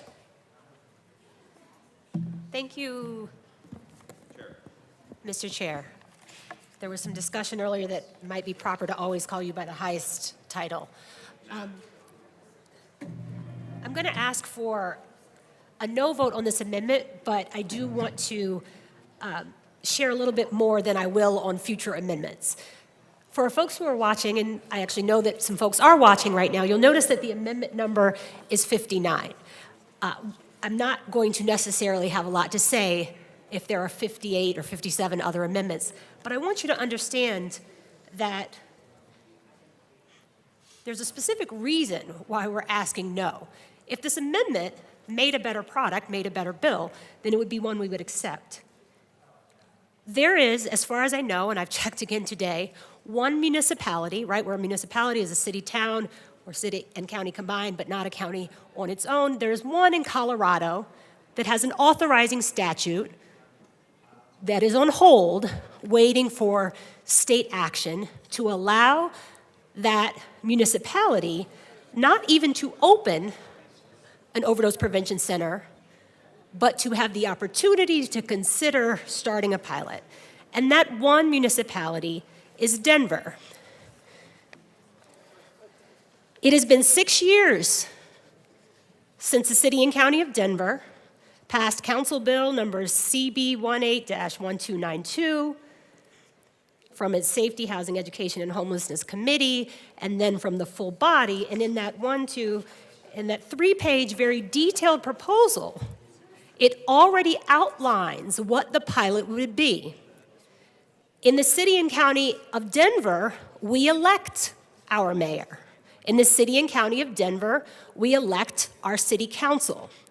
And in doing so, we assign to them duties and responsibilities and powers for them to legislate on our behalf.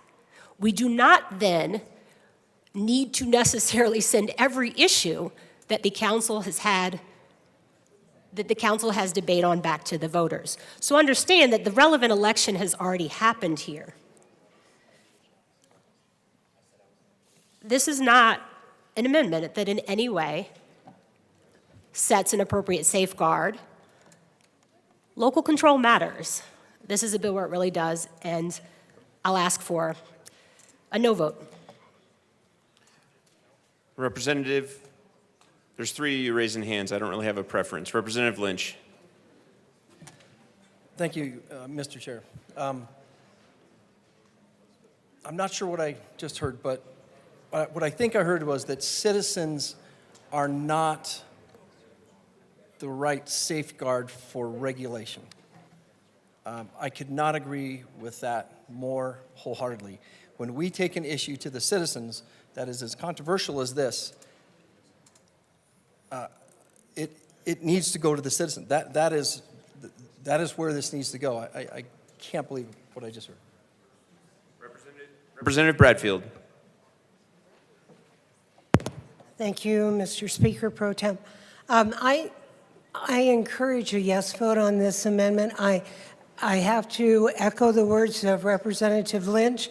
This is too big a deal to not have everybody involved in it, and everybody then can say, I voted for it, I voted against it. I can't complain because I didn't vote. But this is something that's bigger than the elected people, and so therefore it needs to go to the citizens of that municipality. I urge a yes vote on this amendment. Representative DeGraff.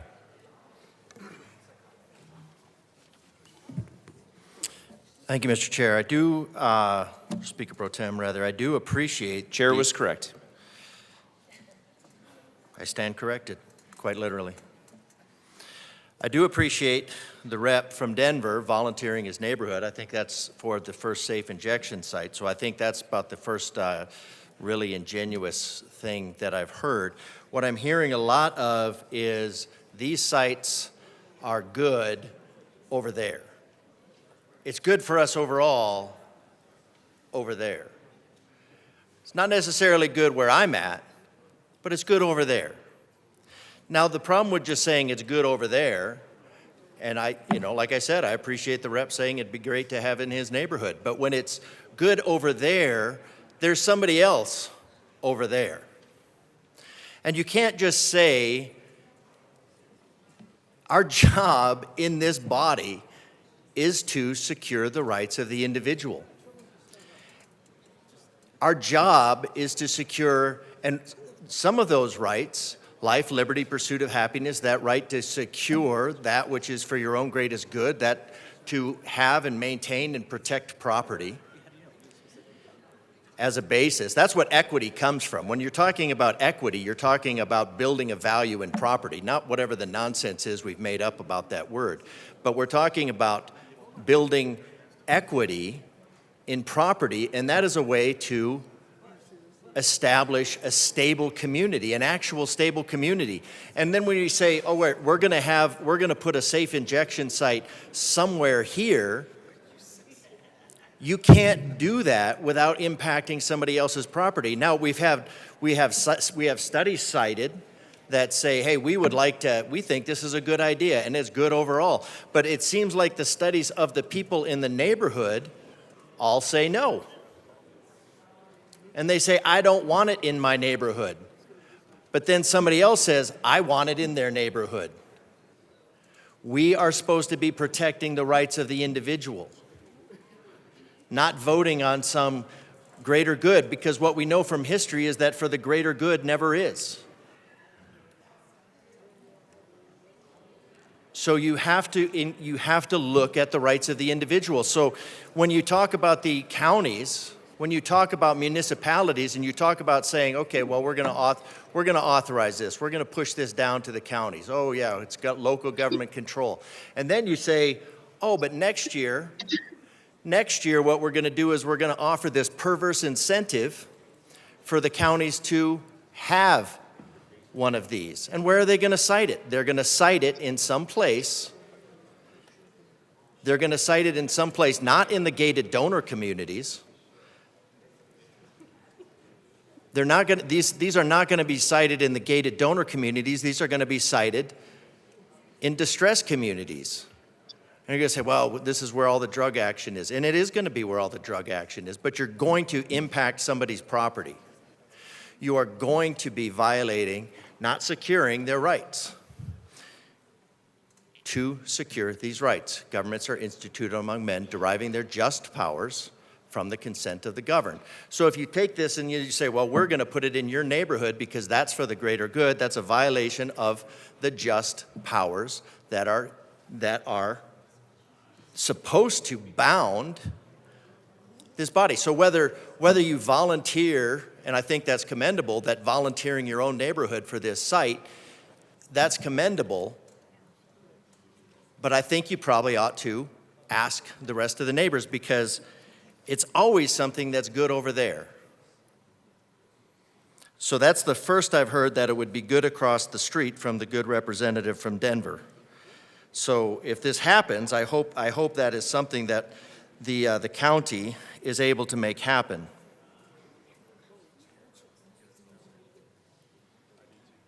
So again, we have to protect the citizens. We don't open up our citizens to have their rights violated by their local government when next year somebody offers them money in order to take on a safe injection site because it meets somebody's ideological vision. So this is not vilifying. This is not vilifying anybody. This is the job that we have, and that is protecting the rights, because we have a social contract when we live in close proximity that we're not going to violate the rights of others.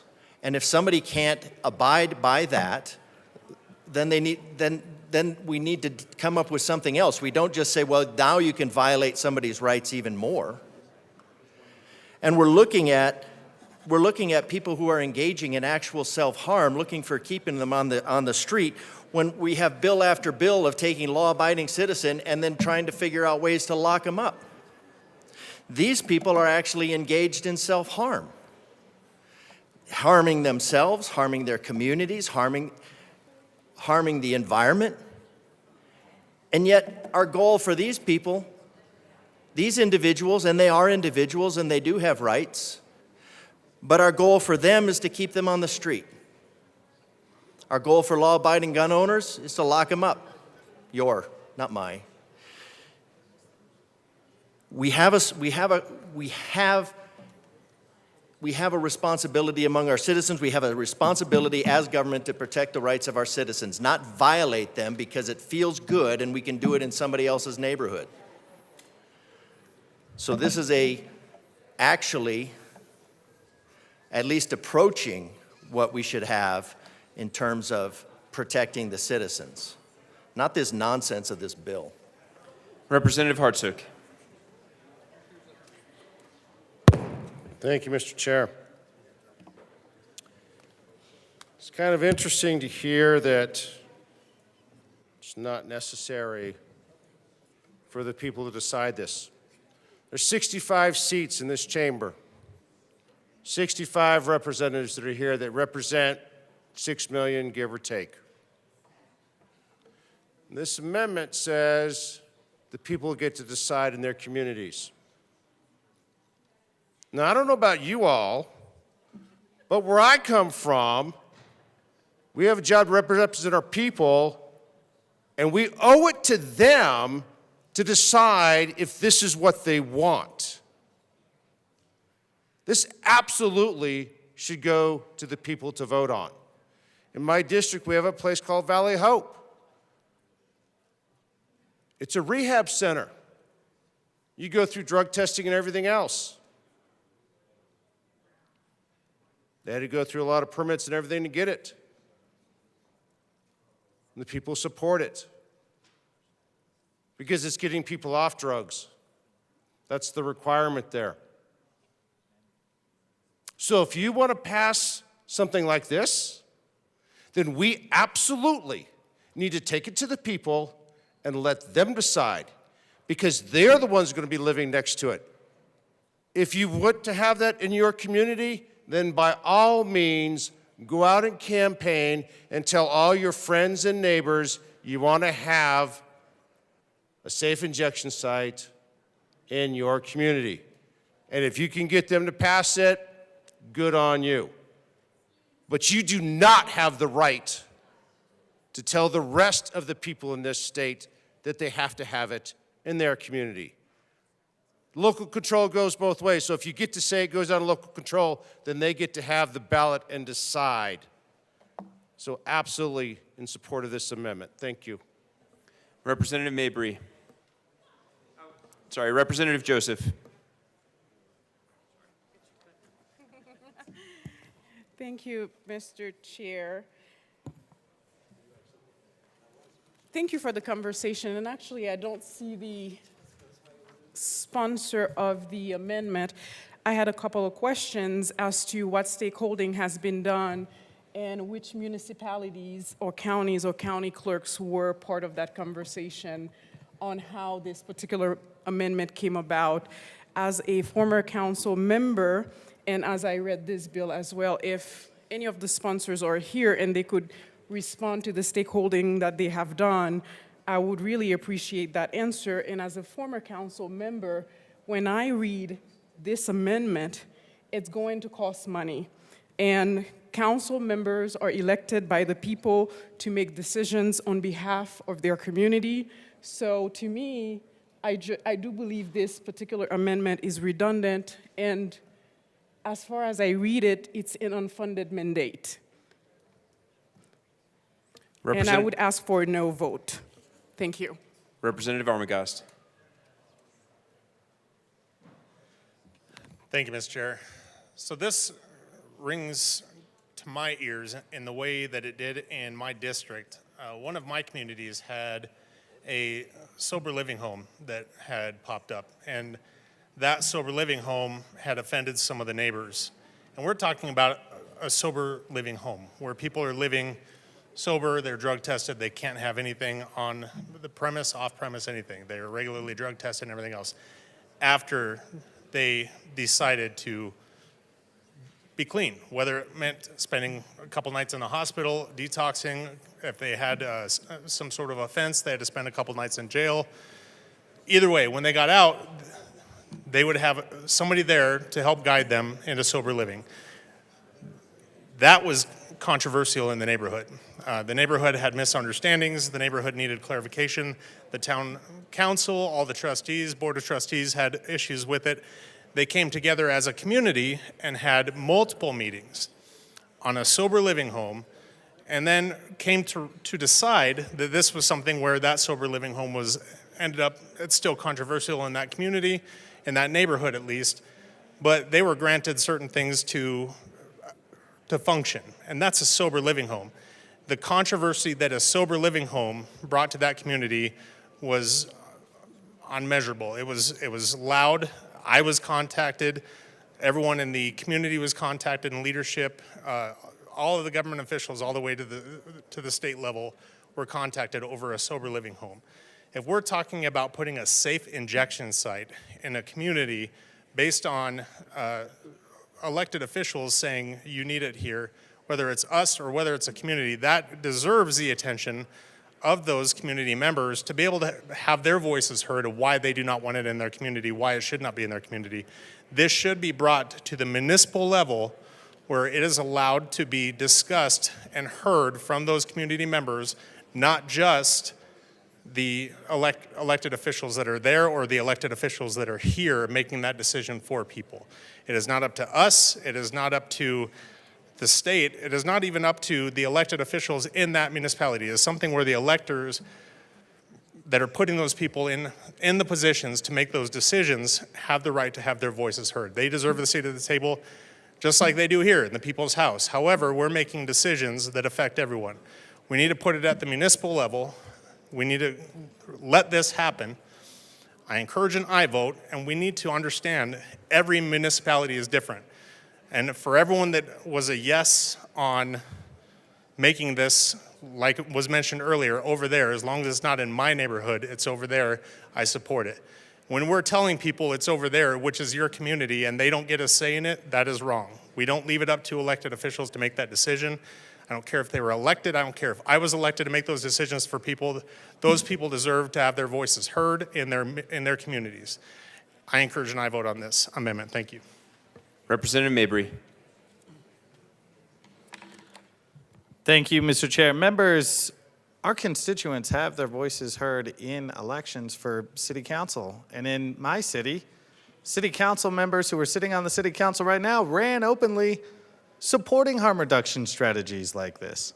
I ran openly supporting harm reduction strategies like this. These sorts of policies are popular in some communities in our state. That's the reality. And there is accountability. There is the people getting their say. The people get their say when they vote for us. The people get their say when they vote for their city council members. I believe this amendment is unnecessary, and I urge a no vote. Representative Weinberg.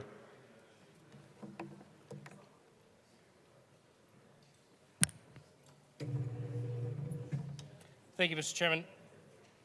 So, fellow colleagues, I've heard a couple things since we've put this amendment forward to all of you.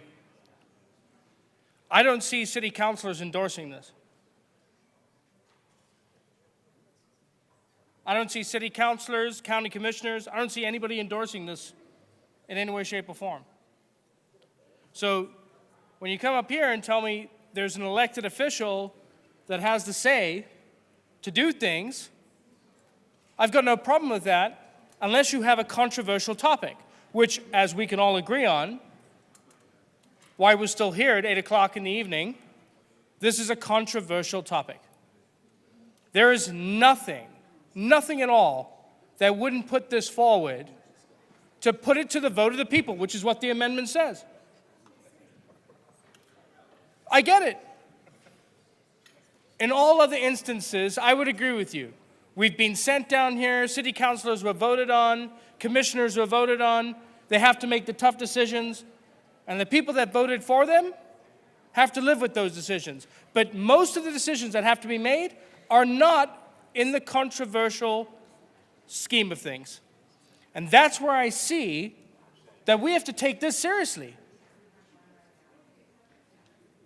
This, as we can all identify, has some controversy.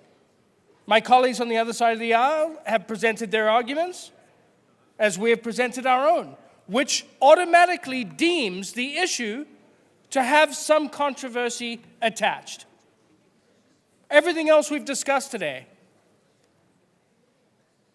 if it doesn't go tit for tat, I understand where you're coming from, but this one very specifically, when it's in their backyard, should be addressed very specifically. And I don't think this is right. I don't know. I want to hear that without this amendment, you'd be okay with these sites being in your neighborhood across from you. I haven't heard one argument from the other side of the aisle come into this well right now say I'd be perfectly fine with this being next to me or my school to where my children go to. I haven't heard that once. Say it again. Say it loudly, say it clear to your voters. Come into this well and be okay with injection sites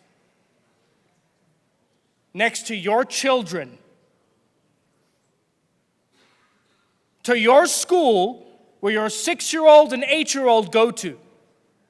How about that? That's a valid point. You might be okay with it because it's you, and maybe you have some way to protect yourself. But the others that live in this community don't. And what are you going to do when they get harmed? You going to come back in this well and repeal? Be careful, Representative Weinberg.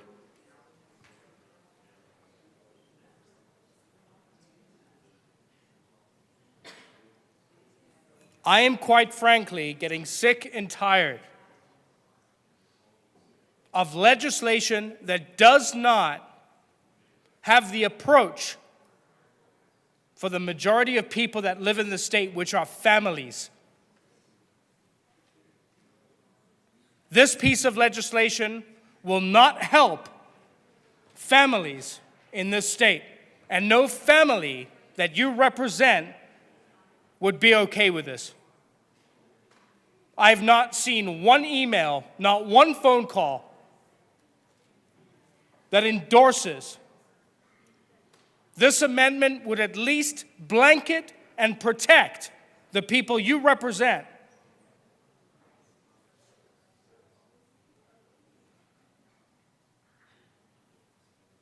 There is something very simple about legislation. The family unit in this state is who is the majority of your constituency. And amendments like this at this point would protect them. And if you would put this amendment towards anything that has to do with your constituency, they would be in favor of this. And I would urge an aye vote. Representative Joseph. Thank you, Mr. Chair. When we talk about people with substance abuse, we talk about them as if they are the people over there. They are not our friends. They are not our family members, but they are. We all know people in our families, in our neighborhoods, who are dealing with substance abuse. And having these harm reduction prevention centers in our backyard is part of keeping the community safe and also keeping families together. Again, I ask you for a no vote on this amendment because it is an encumbrance on the work that we want to do in order to prevent overdose in our community. It's going to be costly, and I did ask, and I'm still waiting for the answer. And I think from the good representative from Loveland, you mentioned you have not heard from the council members, the county clerks, and the county representatives who are in support of this amendment, and you're right. I have not heard that today, and I think this amendment should fail because, again, as I mentioned, this amendment will make it more costly for certain municipalities to do this amendment. It's just not a good process. And not only that, when you think about it, a lot of communities have very, very robust public engagement. As a city councilor from Boulder, I can tell you, we spend months and months doing community engagement when it comes to different issues. And if this bill were to pass and we were to decide to move forward with implementing this policy, I can tell you we would have a robust process in Boulder. Very, very robust process of community engagement. And I do believe other municipalities have also those same processes and systems. And we're talking about actually not putting our thumb on the scale when it comes to municipalities and not telling them what to do. This amendment is actually telling municipalities what to do, actually. It is bypassing the public process in one instance, actually, because we do have a community engagement in a lot of these communities, months and months of community engagements. But what you're saying essentially is that your community engagement is not enough. Being elected, first of all, is not enough to implement this process. and the community engagement that you do through your city council process is not good enough. So you need to put this question to the electors. Yet you're not telling the municipalities and the county clerks how they are going to pay for that process. And as of today, and as of right now, I have not heard from anyone who brought this amendment forward what stakeholding they have done, how they intend to pay for this amendment. So I ask for a no vote. Thank you. One moment, Representative. There's about 5 people in line. Assistant Minority Leader Winter. Thank you, Mr. Chair, or thank you, Mr. Speaker Pro Tem. You had it Also right the first time. When it's the cow, it's always the chair. Thank you, Mr. Chair. I also rise in support of this amendment. I rise in the support of letting the citizens speak to this. I think it's part of the process that we use. We hear it all the time in this building and outside this building. And I do understand that you say that this is stakeholdered with your constituents, but I do not believe that 100% of the people that vote for anybody agree with them 100% of the time. And I think they should have that ability, if they want to have that disagreement with you at the ballot box, even though they may support everything that you do. I've yet still myself to find constituents that support 100% of what I do. And I think this is a good delineation. And as my good colleague from Boulder said about unfunded mandates, I would urge that we all think about that every time we do something in this building. Because it's nice to talk about this being an unfunded mandate, but I constantly see unfunded mandates come out of this chamber all the time. So, if we're going to talk about the spirit of unfunded mandates and we stick through that with all the legislation that we do, I think that would be I think that would be a win for the state of Colorado as well. So let's stay in the spirit of no more unfunded mandates to communities around the state. And I urge a aye vote on this to make sure that the constituents that vote for you, let's see if they vote with you 100% of the time. Thank you. Representative Lynch. Thank you, Mr. Chair. Just because we've been all around the world here, let's relook at what this does. All this amendment does is says that we want citizens to vote on the placement of one of these in their community. And I want to be really clear that what I just heard is that citizens voting on a measure in their community is an encumbrance. That is what I just heard, that citizens are an encumbrance to policy being in their community. I cannot support this more, and I just want to be real clear that I don't believe that citizens are ever an encumbrance to a policy. Representative DeGraff.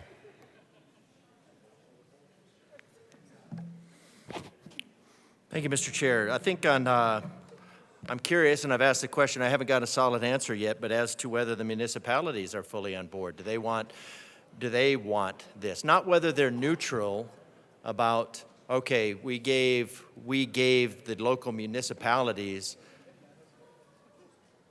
local control. We gave local control to the municipalities.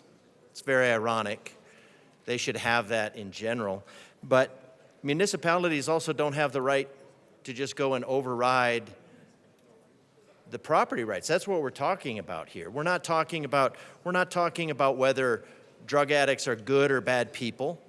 We're not talking about addicts are good or bad people. We're talking about people's property rights. Now, I know property rights are anathema, but that's what we're still talking about. And you can't just say, well, you can't just give the municipalities authority to override those. So yes, I'm for local control, but ultimately what we need to do is we need to protect the rights of the citizens, and this starts down the road. This puts municipalities down the path of violating the rights of their citizens. So I think we need to, because elections have consequences. They have really bad consequences too, as we're living. But these injection sites, if you elect a local government and they decide to put it in a certain neighborhood and it gets overwhelming support, you've still lost your property. You've still lost something that the government is supposed to be protecting. And it's at the expense. you're looking at expensing, you're looking at taking from people that are living and abiding by the social contract that we all have in order to live in close proximity, and you're saying, no, we are going to give favoritism to those who refuse to follow that social contract. So you're favoring the destabilization of the society that we're doing. So I don't see this as a huge expense. The only reason that this would be a huge expense is if you needed to do it in a special election. And that would be, you don't need to do this in a special election. This would be something that could be a normal thing on a normal ballot. And then we'll see who actually runs to support it. So, ultimately, this is a zoning issue, and it affects certain people more than others, and they should have the biggest voice. So I think this is a good amendment. Is there further discussion on this amendment? Seeing none, the question before us is the passage of Amendment L59. All those in favor, please say aye. A division has been requested.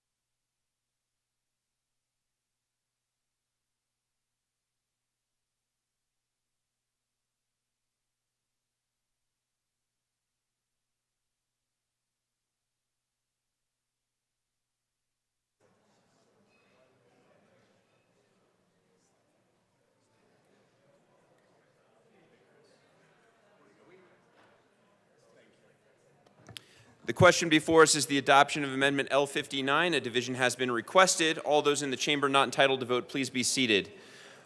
All those in favor of Amendment L59, please stand and remain standing or raise your hand and keep it raised until the count is taken.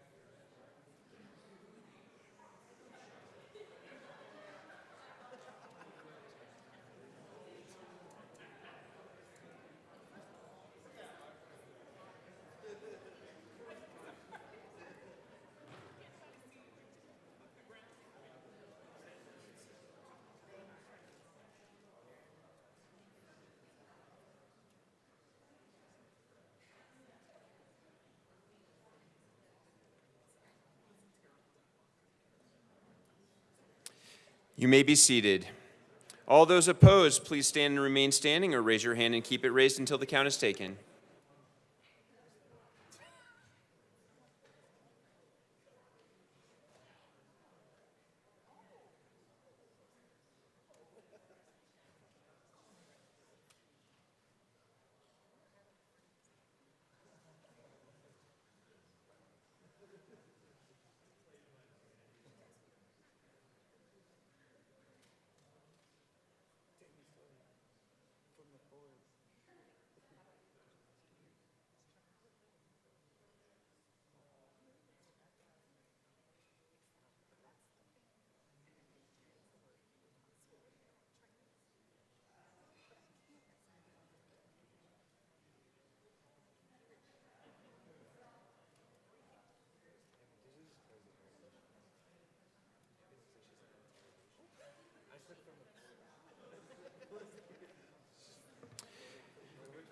The amendment is lost. Back to the bill. Representative Lynch. Thank you, Mr. Chair. And thank you for the work that you do in this space. Thank you. You know, there's a group of us that get together during the summer because we can't get enough of this, and we talk about these issues. And go through, you know, a very serious issue that this is in our state. I mean, we're talking about addiction. We're talking about, if you ask me, why we have a lot of the problems that we have on our streets. And I appreciate varied approaches to how we go about fixing this issue. And I also, you know, from a competitive perspective, appreciate the tenacity of folks that run a bill, it dies, bring it up in committee in the summer, and it dies, and then keep bringing it back. So just from a competitive standpoint, I appreciate that. But I want to read through, I want to settle in here a little bit. We're not talking about amendments, but I want to read through this bill so that the throngs of people that are watching know exactly what we're talking about. So I'm just going to start, and this is, you know, I can say I read a bill at length, but the good news is it's only a page. It says, this bill specifies that the governing body of a municipality, which includes a city, town, and city and county, may authorize the operation of an overdose prevention center within the municipality's boundaries for the purpose of saving lives of persons at risk of preventable or overdoses. Be it enacted. Short title of this is called, the short title of this act is the Local Control of Life-Saving Overdose Protection Centers Act.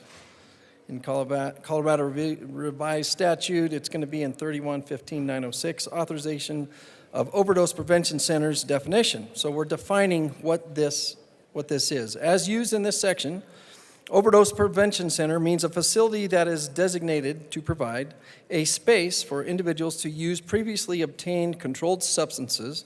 So that's important, previously obtained, so they're not going to obtain anything here, in a monitored setting under the supervision of healthcare professionals for other trained staff.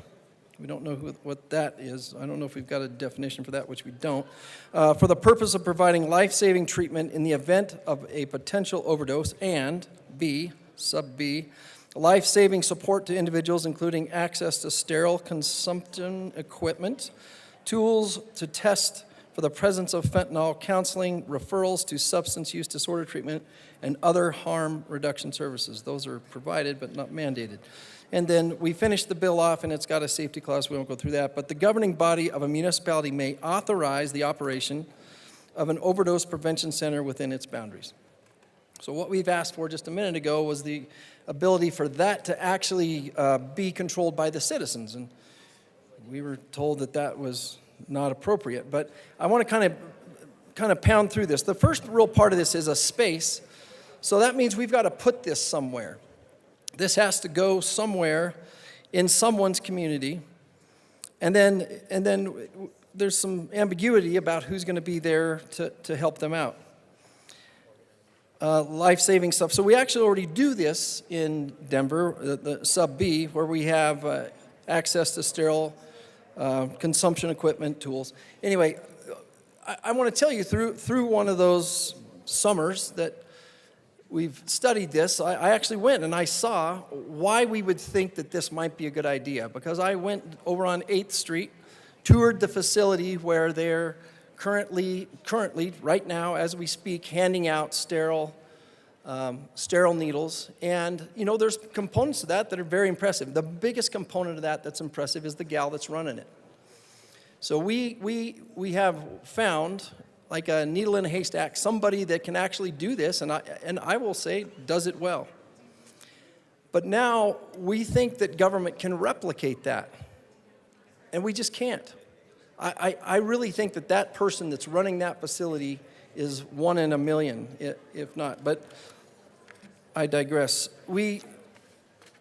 Against the better judgment of what has gone on around the nation. So we like to, whenever we talk about overdose prevention centers, like to talk about what they did in Canada and how good that's gone. And I pulled up just an article a little while ago where they're talking about how, well, in British Columbia, it says 2,500 people died. deaths. These are deaths, not just overdoses. And in 23, there's about 6.9 deaths per day in that scenario. The place that had first adopted this a number of years ago has not slowed down at all. The deaths have not slowed down. And I believe, with all the good intentions behind this, it is to slow down deaths. But we've got a model where they've been doing this for a number of years, and we've not seen that result. So the idea that these have been proven out to be good and successful are a bit of a misnomer. We literally have, the state of Pennsylvania has actually ran the opposite of this bill last year, where they actually made a law and statute that says you cannot open these. You can't do it. They're going the other direction, and they're closer to the East Coast where they're a little more progressive and trying these things out. Matter of fact, just yesterday, there was a lawsuit that was settled. It says here, and I'll just read from what was in Reuters, group loses latest bid to open Philadelphia safe injection site. So why would we have lawsuits associated with this if it's just doing good things? Well, it's because what we're doing is we're taking something that is federally illegal, and allowing it to legally happen within the boundaries of our state. So that obviously is going to cause some commotion. We went through this with marijuana in this state.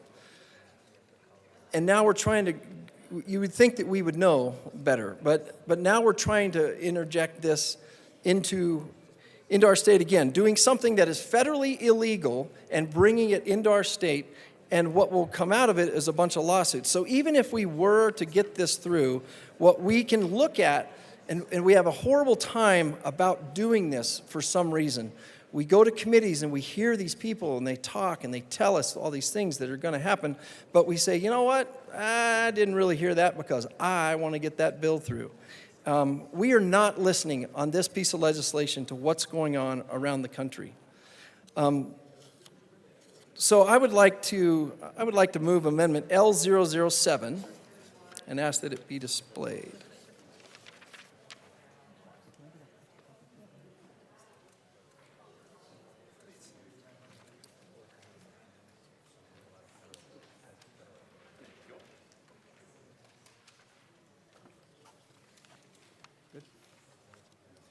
So all this does, so we've determined that we don't like in here the idea of it going to a vote. Okay, I don't get why on something that's this controversial we wouldn't actually seek guidance from our citizens. So let's try a softer approach, and that is for us to actually have a public hearing. So we are big on stakeholding around this building, and this gives us the opportunity to actually hear from citizens. So, I mean, I got to tell you, I was really taken aback by the fact that we would actually say from this well that the voters' voice and constituents' voices don't count in the form of a vote. So, okay, let's try this in a little different approach, which is to make sure that we at least have a public hearing. Because as it reads right now, yes, I understand we are giving the ability to the municipalities to take this and run with it. We're just giving them permission from the state to do it. But when it comes down to them actually executing it, we need to hear from people that this will affect. This is a simple amendment. All this is asking is that within the boundaries of where this is going to go, after a public hearing, they can move forward.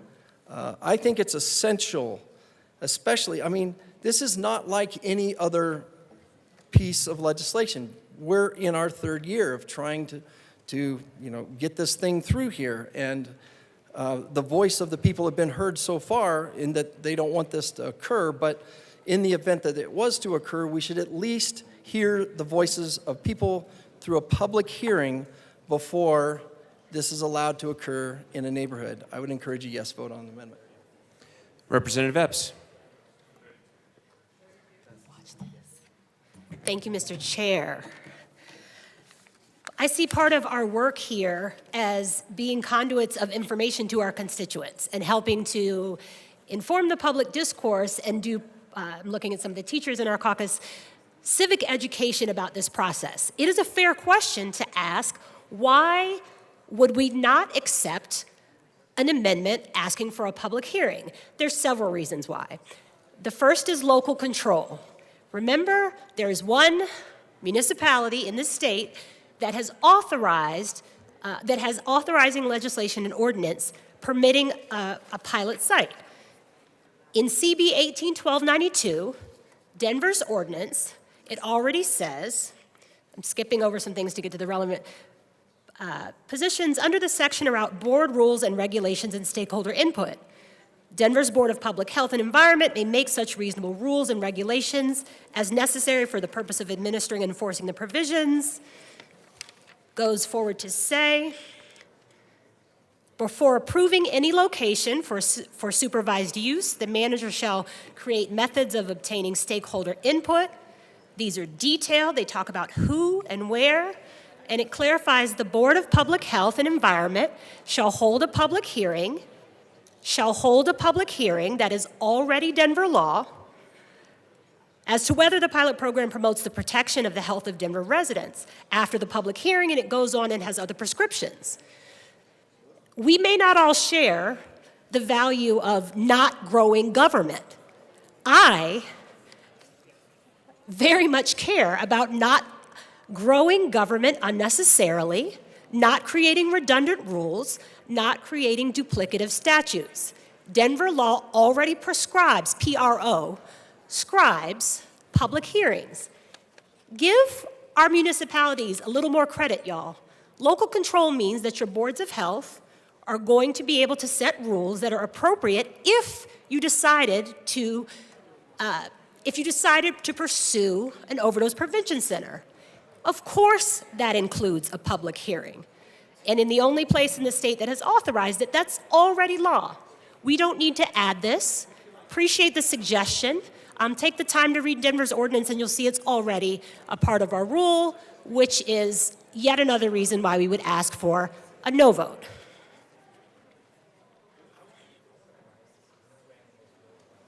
Representative Lynch. Thank you, Mr. Chair. Well, I appreciate that Denver does that, but unlike a lot of things that happen in this building, we're making legislation for outside Denver. So Denver's covered, so that's good. We've got just a few other communities around the state, and we want to make sure that they actually have a public hearing. Because, once again, we want to hear the voices of citizens that doesn't include what Denver does. I know we really believe in this building that everything revolves around Denver, but we are making law for the state. That's why we need this amendment. Is there any further discussion on L007? Seeing no further discussion, the question before us is the passage of L007. All those in favor say aye. Aye. All those opposed, no. No. The amendment is lost. To the bill. Representative Lynch. Thank you, Mr. Chair. Well, swing and a miss. That's happened before here. I just want to tidy up what we talked about with this. This whole concept, and trust me, like I said, I don't know that anybody cares more than the other person in this building about addiction and about overdose deaths. We obviously disagree on some of the ways to handle it. I believe we should do something to stop it before it starts, especially when we have things like fentanyl in this state that just kill people. There's no recovery from fentanyl. So I appreciate that we're coming at this from all kinds of angles. I must say, though, that this particular angle has fallen on deaf ears, all of the testimony of why these sites are bad and how they're not effective. And we just cannot be disingenuous in having committees where people come and tell us from around the country that have experienced this, that have put these things in place, or we look at statistics from other countries and see how much of abysmal failure they are. And I don't care what they do in California. I don't care what they do in Washington. I don't care what they do in Oregon. And I sure as heck don't care what they do in Canada. They can screw up their states all they want. We're here to make sure that Colorado doesn't go down that same path. This is a horrible bill. Please vote no. Representative Brown.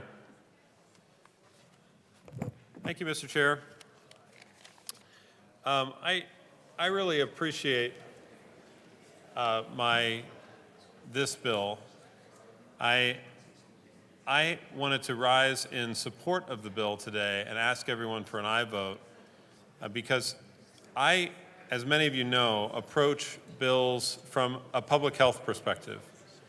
And, you know, this bill is really about keeping people alive so that they can seek treatment, so that they can continue to have birthdays and attend birthdays. And overwhelmingly, what the evidence that I have reviewed has shown, peer-reviewed research, over and over again, of 75 different studies, a meta-analysis, has indicated that not only does this policy make it more likely for people to be able to seek treatment, but it also helps to improve the surrounding communities, lower crime, reduce deaths. I want to emphasize what some of my colleagues have said earlier today about the number of times that people have died in an overdose prevention center, and that number is 0. You know, it's 20 years worth of evidence of overdose prevention centers from across the world that indicate that no one has died of a drug overdose while at an overdose prevention center, and that these facilities are associated with reduced public drug use, lower demand on local health care and emergency response services without an increase in crime. Studies also suggest that overdose prevention centers are associated with increased access to substance use disorder treatment. In fact, a preponderance of evidence suggests that these sites are able to provide sterile equipment, overdose reversal, and linkage to medical care for addiction in a virtual absence of significant direct risks like increases in drug use, drug sales, or crime. They are an important tool that local communities can use to stem the tide of overdose. And on a personal note, I have been struck by the fact that during this opioid epidemic, this epidemic of substance use disorder and addiction, that people, because they do not have a safe place to go, they end up using drugs in bathrooms, in coffee shops, in bathrooms, in libraries, under bridges, in parks, and they die there. And it is against every fiber of my being that we would allow people in these situations who are struggling with legitimate substance use disorder issues to not have a safe place to go where they can be safe from a potential overdose. So I'm going to ask my colleagues today to follow the evidence from years of research about how this particular harm reduction strategy can be helpful to our communities, to the communities that want them. Because again, this is about giving a local community a new tool to fight the overdose epidemic. So I'd ask for an aye vote. Representative DeGraff.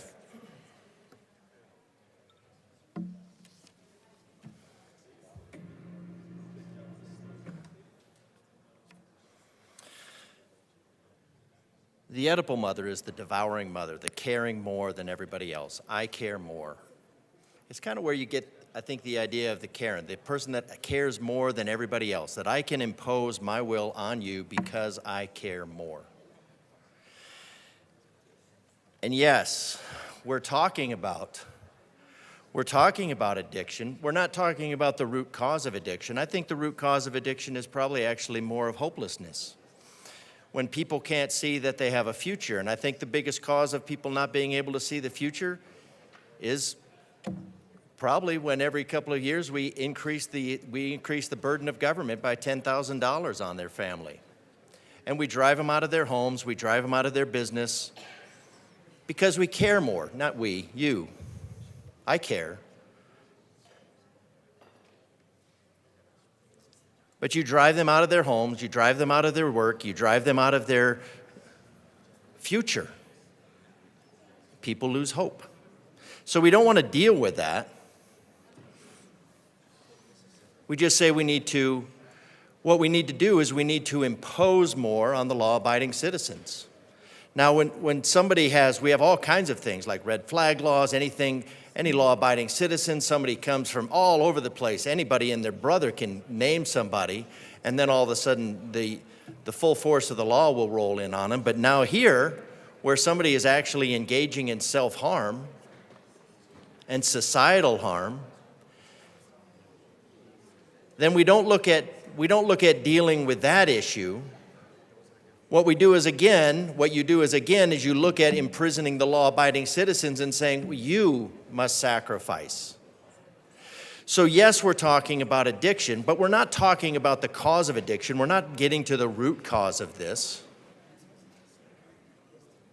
You're just trying to Band-Aid over the symptom, and you're Band-Aiding over the symptom with the property of the citizens of Colorado. Because it's okay over there, and we really need to do it for the greater good. Like I said before, history shows that for the greater good never is. So we have a isolated incident or location where you have a needle exchange, and apparently it's running very well. The legality of it, I don't know. I'm not going to question that. But the idea that the government can scale it, I don't say it lightly that there's no problem the government can't make worse with a solution. That's what we get out of this room every single day. More problems in the guise of a solution at ever increasing costs. $2,800 every couple of years, $28,000 for a family. So we're talking about addiction. Yes, we are talking about addiction. We have a problem with addiction, but the solution to the addiction is not to remove the property rights of the citizens of Colorado. And we have lots of studies that say, hey, again, this is good over there.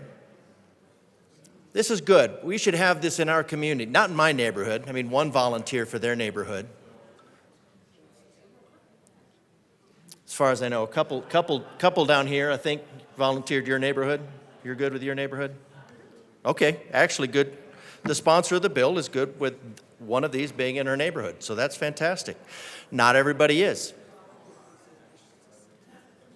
Not everybody is.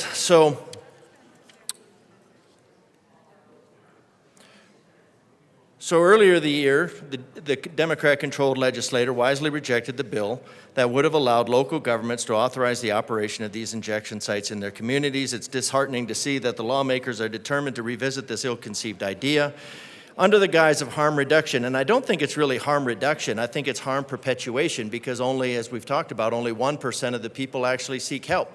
And then when you say, well, nobody's actually dying there, well, let's see. We have people there that are there to revive people from what? Deep slumber? They're there to bring them back from the dead so they can do it again. And then we have all kinds of evidence where it's coming in. And then we're saying, well, they can bring in their own drugs, which of course is going to bring in I don't know how it's not going to bring in the local drug dealers. And we have a problem with street drugs because they're laced with fentanyl.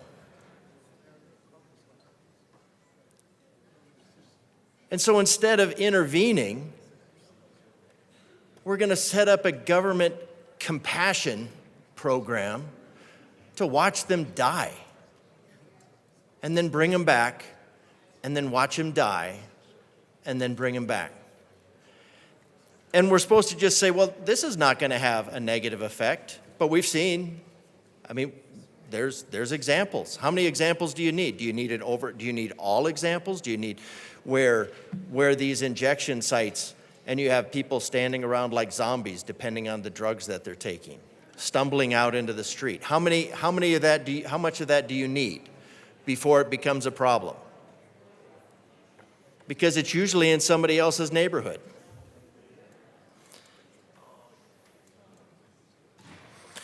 Representatives from law enforcement shared their apprehensions regarding these injection sites, highlighting the challenges that they pose to public safety. It's worth noting that even proponents of defunding the police, such as some abolitionists in this room, admitted the necessity of law enforcement's involvement in dealing with the addiction drug crisis. So we're not dealing with the drug crisis. You're just perpetuating the drug crisis and trying to put the symptoms off on somebody else.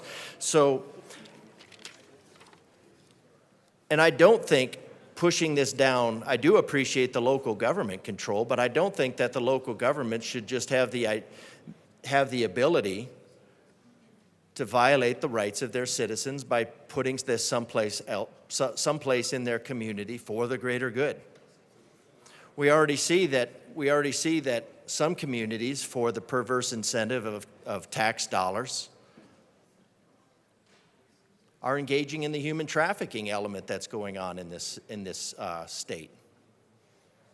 Actively engaging in the human trafficking for tax dollars. So what I would like to do is I would like to move L060 to HB 1028 and ask that it be properly displayed.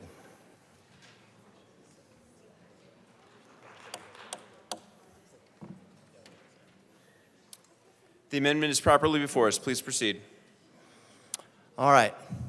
So I don't think this is kind of in response to my colleagues' concern that this would create an unfunded mandate by requiring an election. Now, I don't think that's necessarily true, but anytime that you're going to have something that is going to involve something that has the ability to impact property values, you always have a zoning hearing. You have some sort of hearing. And so this amendment goes along the line of the transportation bill, where you have within half a mile of transportation corridors or transportation hubs that would be zoned. So this is just saying, okay, in that area, so inside the boundaries, the governing body shall refer to the question to the municipality's registered electors who live within 1/2 mile of the proposed site of the Overdose Prevention Center for approval.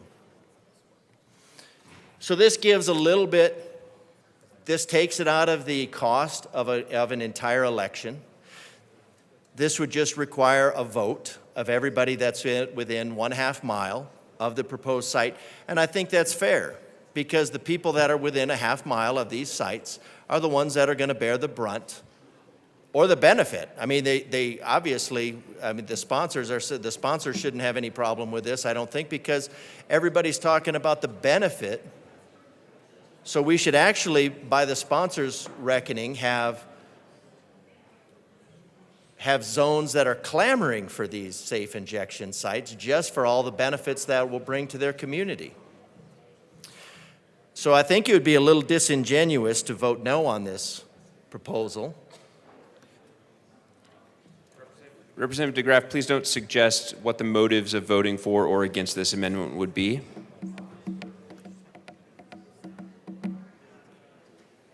Well, I'm not vilifying anybody's motive, but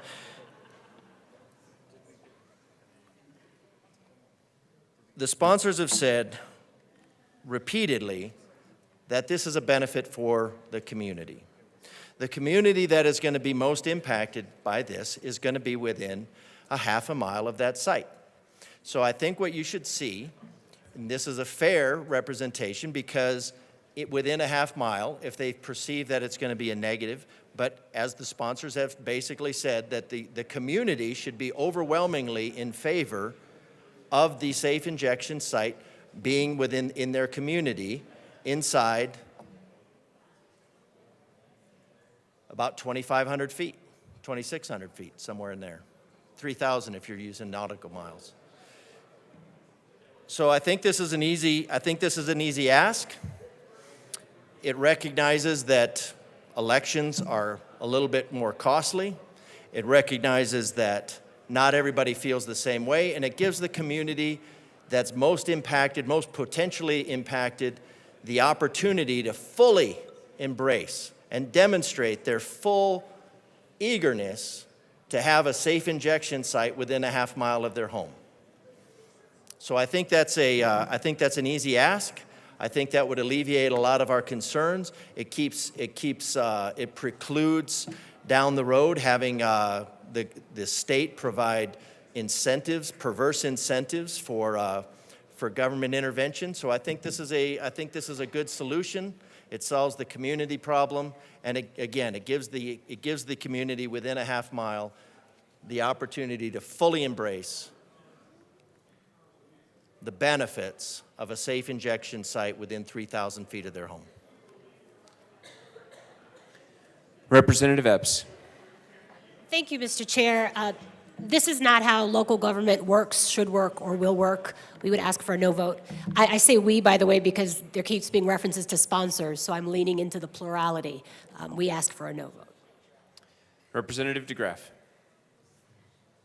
This is how local government works.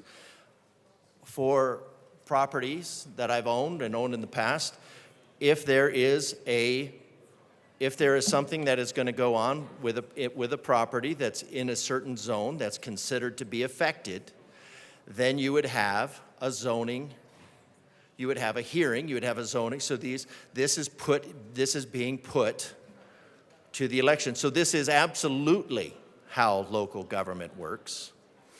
But I'm really surprised by the sponsors, plurality, not wanting to give the community the full opportunity to really get in there and embrace and show everybody how awesome this opportunity is, and that this community is really, really embracing this idea.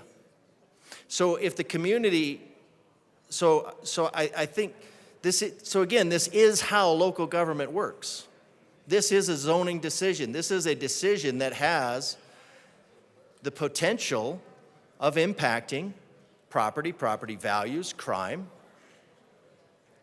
Now, if it's all good, the local area should be all over it. They should be like, yes, we want that. We want our crime to go down. We want addiction to go down. We want everybody to be around the fire and sing Kumbaya, and this would be a good thing. So this is an opportunity. So I want to give the sponsors another opportunity, because this is how local government works. I think the sponsor is missing the opportunity for the community to fully embrace this wonderful idea. And so I'm really, really, really surprised that there would be any opposition by the sponsors, plural, to giving the community the opportunity to probably even compete for these things. I mean, I can only imagine that the communities are just going to be like clamoring for something to be near them because of all of the wonderful opportunities that they do. So again, if the community can't be trusted to vote for something that has been stated to be overwhelmingly in their benefit, then I'm just completely befuddled. So I recommend an aye vote on this. This is how local government works, and this is the opportunity that we should give the people to fully embrace safe injection sites within 1,000 yards of their home. Representative Soper. Seeing no further discussion, the question before us is the passage of Amendment L60. All those in favor, please say aye. Aye. All opposed, no. The noes have it and the amendment is lost. Representative Evans. Thank you, Mr. Chair. Colleagues, I just want to point a couple of things out here. As we've had this conversation, we've heard repeatedly folks saying that no one has died in overdose prevention centers. And that may be true, but there's another side to that story. And the other side to that story is we have folks that are dying outside of these overdose prevention centers, and we're not trending in the right direction when it comes to these deaths. Colorado is the #2 state in the nation right now for overdose deaths from kids ages 14 to 18. Kids ages 14 to 18 have a fair amount of supervision in their lives as it is right now. They have school, they're not legal adults yet, except for the 18-year-olds, which means there's a lot of things that they can't do on their own, and they are still dying in record numbers in Colorado. Do we think that an overdose prevention site is going to stop that? I personally don't think that it's going to stop that. In the bill, it talks about this is a space for individuals to use previously obtained controlled substances. Previously obtained from where? Well, the answer is pretty simple. Drug dealers ultimately funded and resourced by cartels who are moving fatal products into Colorado in ever-increasing record numbers. Last year, we had 2.3 million fentanyl pills seized in Colorado. This year, we are on course to break that record. In the first quarter of 2024, we've already had over 1 million more pills seized in Colorado. When you legalize drug injection sites, you're going to see that trend go up even more. We will see more product, more illegal, fatal product coming to Colorado, and the numbers bear that out. When you look at Colorado's numbers compared to surrounding states, Colorado, last year, we seized well over 2 million pills. Surrounding states like Utah seized only 664,000 pills. They have half the population that we have, so adjusted for population, Utah still seized less than half as many pills as Colorado. Montana, they've got 1 million folks up there. They only seized 100,000 pills. You do the numbers there, Montana is 2 or 3 times, they're seizing 2 or 3 times less narcotics and illegal pills than in Colorado. Wyoming, 500,000 folks up there, they seized 23,000 pills last year. Again, you do the math, Colorado is leading in all of the wrong metrics. We are leading in those metrics because the cartels and the dealers and the folks that peddle this poison on our streets know that there are permissive laws in Colorado. When you create legal injection sites, those cartels, those dealers, by the way, nations cannot control what these cartels and these dealers are doing. Look at what is happening south of our border. These cartels have more power sometimes than entire governments, national level governments. There's no way that our local communities are going to be able to handle the influx of illegal products peddled by cartels that will poison our communities once the word gets out that, hey, now you can even use this stuff legally in Colorado. I have been down to the site on 8th Avenue. Learned something down there. I'd probably heard it in Police Academy, but it was a good refresher. Folks that are suffering from addiction use anywhere from, depending on what the drug of choice is, anywhere from 6 to 20 times a day. Legal injection sites are not going to be everywhere for these folks. These folks will continue to use. We've heard the statistics that less than 1% of these folks seek treatment and seek care. What we're doing is creating a false sense of security that folks can legally use something that is not healthy, that is not safe, that is dangerous, and we're lulling them into that belief without doing anything to help them actually beat the addiction from which they're suffering. We had a conversation in committee about a related bill, again, talking about drugs. And I heard something there that really resonated with me after 10 years of interacting with folks suffering. And I want to emphasize that point. These folks are suffering. They are also a victim. We want to help those victims suffering from substance abuse. Somebody that testified in committee was talking about her path to beating substance abuse, and she used some terms that I'd really never heard before, but it really resonated with me. She talked about having an intimate relationship with a substance, and that stuck out to me because that's the same terminology that's used in domestic violence. And it really cast it in a light that I'd never thought about before, which is that the folks that are suffering from substance abuse, the folks that are suffering from drug abuse, are in many ways suffering a similar abusive relationship as folks that are in a domestic violence relationship. Not my words, this is the words of somebody that beat the habit and is now trying to help others beat the habit. And so one of my many concerns with this bill is by creating that false sense of security and saying that there is a safe way to use a substance that is never safe, we are merely prolonging that cycle of abuse. And so for all of these reasons and many more, I will be a no on this bill. Representative Hartsook. Thank you, Mr. Chair.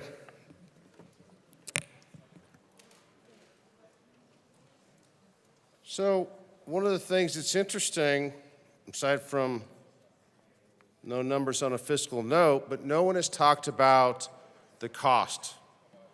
The cost to society, the cost to municipalities, the cost to neighborhoods, cost to law enforcement, cost to medical providers. There's a whole laundry list. You know what else isn't talked about in here? Insurance. You know, it says on the back that they want a space for individuals to use where a healthcare professional will be present. I'm guessing that insurance companies are not going to be too keen on healthcare professionals, and if they were, that the cost would be pretty darn expensive. So who's going to cover that cost? The government? And where does the government get its funding from? Oh yeah, people, the taxpayers. So we just passed a budget here, 40-some-odd billion dollars a couple days ago. Some of the things that we kept talking about in that day, days before, and subsequent days are things that are shortage. We don't have enough money for victim services, education, housing, roads, infrastructure, broadband. I mean, there was a laundry list of amendments because we're short on funding. So where is the funding going to come from? What are we going to do? We need to think about that because otherwise it's going to come back to society here. We're going to get hit with this cost, and the society and the municipalities are going to be facing with this, and this is what is looking towards bankruptcy. And one of the final notes is who's responsible, not only who pays the price, but who's responsible if there's a death or a disability. I urge a no vote. Thank you. Representative Soper. Thank you, Mr. Chair. It's an honor to serve with you. It's an honor to serve with you. Members, I rise in opposition to this bill. However, I will say I do appreciate that it's very much permissive of municipalities that if they choose to have a safe site to be able to use drugs, that they can do that. However, I am very concerned about a municipality having a safe injection site near a child care facility.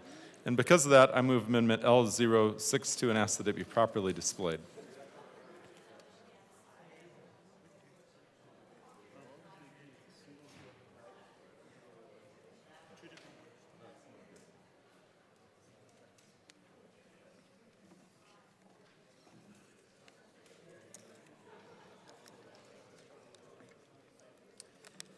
Please proceed.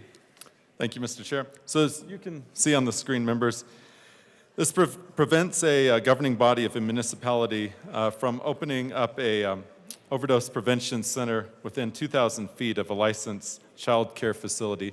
This really is to protect both the young kids, but more importantly, those who are going in and out of the child care facility. Those who are vulnerable should be protected from those who are using an overdose prevention center. It's good to keep the two of them separate. In our society, we want to ensure that both vulnerable groups are safe, but we also want to make sure that neither one of them are crossing paths with each other. You should be able to grow up and be able to have a childhood where you're not seeing people who are overdosing. And that should be something that you're not seeing. That, you know, as long as we can try to protect our youth, that's something that we should all care about. And I would ask for a yes vote. Thank you. Assistant Minority Leader Winter. Thank you, Mr. Chair. I also rise in support of this amendment. I don't have much other to say other than it's the right thing to do. Please vote yes. Representative Epps. Thank you, Mr. Chair. This amendment, however, well intended, really reflects an ignorance of both what licensed child care centers are, particularly in densely populated areas when they are in homes, and it also really suggests that one doesn't have much faith in their local municipality. I want to just summarize, and I'm going to try to clean up her language, one of the witnesses who has testified every time that this body has heard a bill about authorizing overdose prevention centers. And as she said the last time she testified, she doesn't have the luxury. She runs a program that includes a syringe exchange. She doesn't have the luxury of running a sideshow that is already baked in to any municipality who's going to consider this. It's a bit of a red herring, and it does not make a better bill for us to advance to our colleagues in the Senate. We ask for a no vote. Seeing no, Representative DeGraff.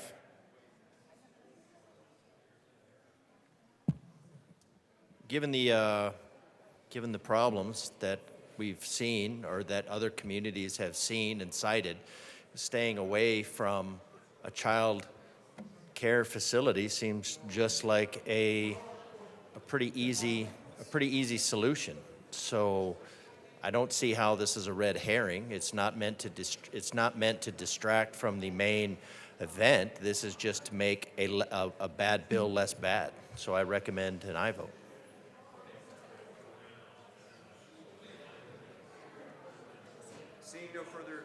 Seeing no further discussion, the question before us is the passage of Amendment L62. All those in favor, please say aye. Aye. All opposed, no. No. The noes have it and the amendment is lost. Representative Frizzell. Thank you, Mr. Chair. Well, at the risk of being called ignorant,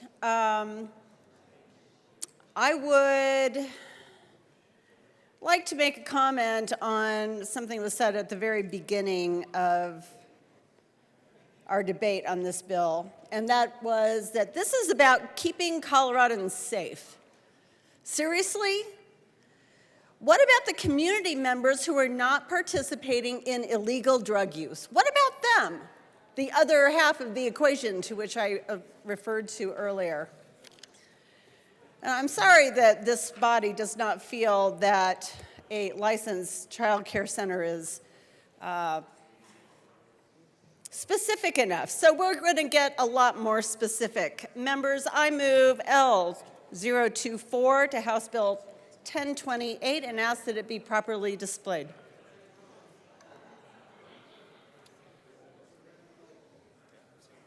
Please proceed. Thank you, sir. Members, this amendment is very simple. It says that a municipality shall not authorize the operation of an overdose prevention center within 2,500 feet from a school. Schools are places of learning and growing, and parents should be able to feel safe sending their precious children to class. Students deserve a safe learning environment where they can learn free of distractions. I ask for an aye vote. Assistant Minority Leader Winter. Thank you, Mr. Chair. I'd like to thank the good representative for Douglas County for bringing this amendment. I think it's a good amendment. I don't think there's anything ignorant about it, and I appreciate you doing this. It's a really good thing. It's protecting kids, and we just had a whole talk last week about protecting kids, so let's do what we said and protect kids. I urge an aye vote. Representative Lynch. Thank you, Mr. Chair, and thank you for this, this amendment. I know that we are talking a lot in this bill about giving local control out, but we know that that's somewhat disingenuous with some of the laws that we pass around here. But we do give a lot of money to schools, and I think we ought to protect our investment, and I think this is a good amendment, and I would encourage a yes vote. Representative Soper. Thank you, Mr. Chair, and I do want to echo what my colleague just said from Larimer County. We put millions of dollars into our schools each year, and the state does have a very much a vested interest in protecting our kids, the same as the local school district and the same as the municipality. The difference here is that the municipality may have one interest, but the school is actually owned and controlled by the local school district. And so if we leave it fully in the hands of the local city council, the governing body, they may put it right next to the school, and the school district may object. They may do all they can to say, we don't want that next to the school, next to the kids. But ultimately, they would not have that ability to make that decision if the bill passes without this amendment. And that's why this is very much needed. I ask for a yes vote. Seeing no, Representative Epps. Thank you, Mr. Chair. Colleagues ask for a no vote on this amendment. Seeing no further discussion, the question before us is the passage of Amendment L24. All those in favor, please say aye. All opposed, no? The noes have it, and the amendment is lost. Is there further discussion on the bill? Representative Ortiz. Thank you, Mr. Chair and members. I heard this bill in committee, very supportive of it. I think we need to give our communities any tool that they deem possible to make sure that they are addressing this epidemic with new eyes. I just wanted to make sure that we restate what is law when it comes to basic access. When I talk to providers, they say they're accessible, whether we're talking about homeless shelters or addiction places. I talk to communities, they say they're not accessible, so I just am gonna move L063 and ask that it properly be displayed.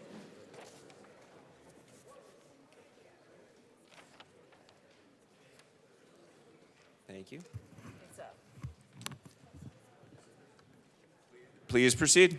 The bottom line of what this amendment does, folks, is restate and reminds everyone what is law according to federal ADA and state anti-discrimination law, and says that operators are responsible to make sure that these places, if they choose to utilize them, are accessible according to existing law. That's all this does. As you know, though, since things are not accessible, I feel the need to make sure it's reiterated every chance I get. I urge an aye. Is there further discussion on the amendment? Representative Epps.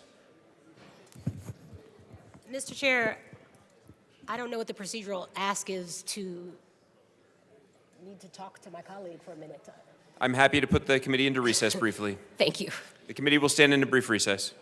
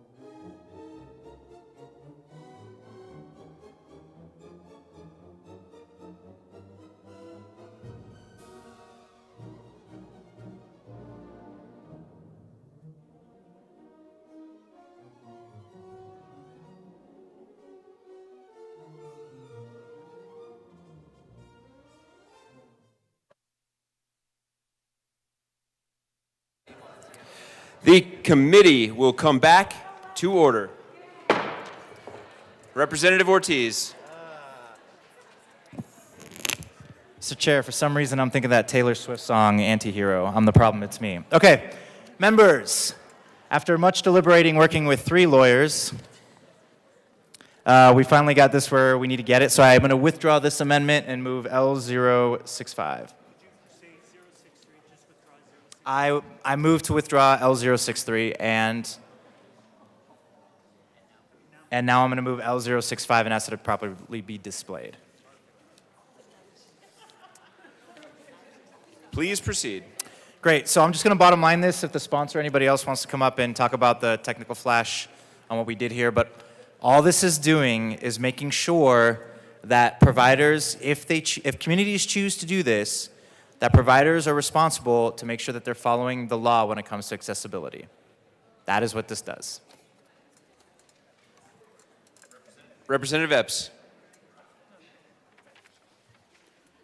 Thank you, Mr. Chair. Colleagues, there is no justice without disability justice. This amendment really elegantly enforces that is an important component of our work and of this bill, and I'd ask for an enthusiastic yes vote. Seeing no further discussion, the question before us is the adoption of Amendment L65. All those in favor, please say aye. Aye. All opposed, no. The ayes have it, and the amendment passes. Is there further discussion on the bill? Representative Lynch. Thank you, Mr. Chair. That was a nice little break we had there. I'm so excited that we broke the seal on amendments. So now we can go on ahead with the other 35 that we've got ready to go, since we've got a welcoming sponsor over there. That being said, I would like to move Amendment L010, Amendment L10 to House Bill 1028. Ask that it be displayed.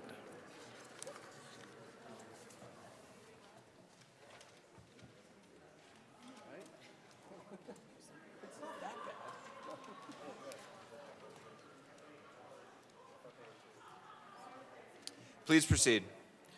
Thank you, Mr. Chair. So we've discussed that we're, as a state, not going to participate, and then we are going to participate and tell them what to do. And this last amendment says that we're in the business of telling these centers what to do. So while we're in that spirit, I would like to make sure that, and I'll just read the amendment. An operator of an overdose prevention center authorized to operate within a municipality shall post clearly visible signs at all entrances near the ramp probably, to and exits from the center that contain information of the hazardous use of drugs and visuals of the effects of drugs on an individual's face and anatomy. So this will go hand in hand with the amendment that we just passed, because we're going to have to put a lot of signage and a lot of infrastructure into these buildings to accommodate the ADA compliant sort of facility. So I think it's only appropriate that we let people know what's going on in these facilities and that they can keep their children, which we tried that one, that didn't work, away, and just keep them so that we have a full disclosure of what's going on in these facilities. I would encourage a yes vote on this amendment. Representative Epps. Thank you, Mr. Chair. One of the benefits of having experts who do this work and who are truly deeply invested in knowing what best practices are is we get to defer to them just like we can trust local control.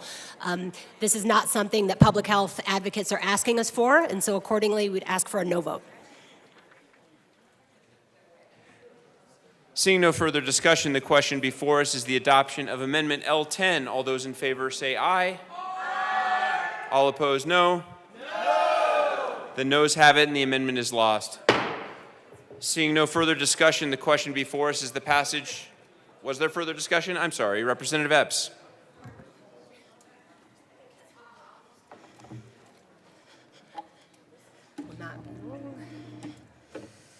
Thank you, Mr. Chair. Colleagues, this bill is about two things. And I'm not going to be long, but I do want to name them. It's about saving lives, and it's about local control. We are 85 days into, I think we are 85 days into the legislative session, into this year, and we are already in Denver. We have lost 57 of our neighbors. 57 known, not predicted, but 57 known neighbors who have died of preventable drug overdoses. Our neighbors are dying, and they are dying outside, alone in tents and in alleys. They are using in public and in bathrooms and in train stations, and sometimes, indeed often, they are using in public. I want to thank you in advance for supporting this legislation that is brought by our public health advocates, the experts in the field. And I want to close by referencing, paraphrasing, shortening a story that was shared in committee by a young person who has come and testified multiple times in this body. And I was inspired to share it particularly because there were references to schools and to playgrounds and to children and to daycare centers. This person shared their testimony. They support authorizing local control of overdose prevention centers. They shared having used on a playground in a slide. And like many people who are managing problematic or chaotic substance use, this young person very much wanted to be alive, and so was using in public in part to be able to stay alive. And there was an encounter on a playground with a family and with children that was significant. And I offer this to remind you that, sadly, community members are finding our neighbors using banned drugs. Young folks working in coffee shops and libraries, not just young folks, are finding our neighbors in the bathrooms of public libraries and coffee shops. And that's why on your fact sheet you'll see many businesses listed who have reached out for help with wanting to be able to help save neighbors' lives, but also wanting there be a place to go. We know, colleagues, that there is one requirement to be ready for rehabilitation, treatment, and the one requirement that every Coloradan has to have to be eligible for any sort of recovery support. It's not that they need to have insurance, they don't need to be a citizen, not that they have to have been ordered to it by drug court. The one requirement is that you have to be alive.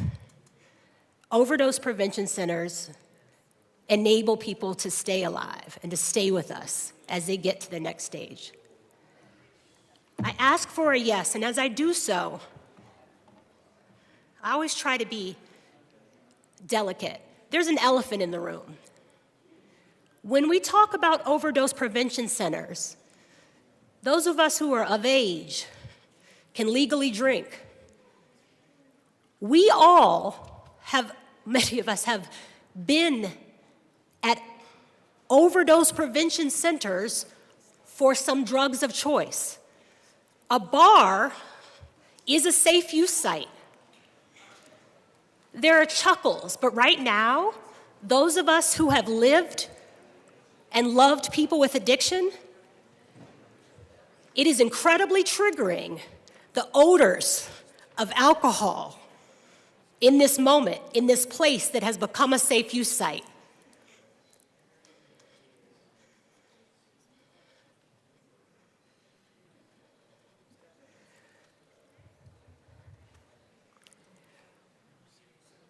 We are not ready yet for conversations. We might not be ready yet for conversations about safe supply. We might not be ready for certain conversations. I am not. I am not. For those who only heard one side of that, that's because my colleagues here are talking to and about me. As I ask you for this yes vote, I want you to understand that language matters, and our commitment to doing what our public health advocates and our experts in recovery have asked of us means using the words that are accurate.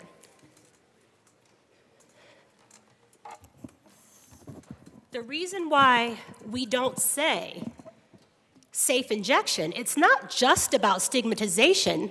It's because if you know people who use banned drugs, you know that our neighbors are not just injecting them.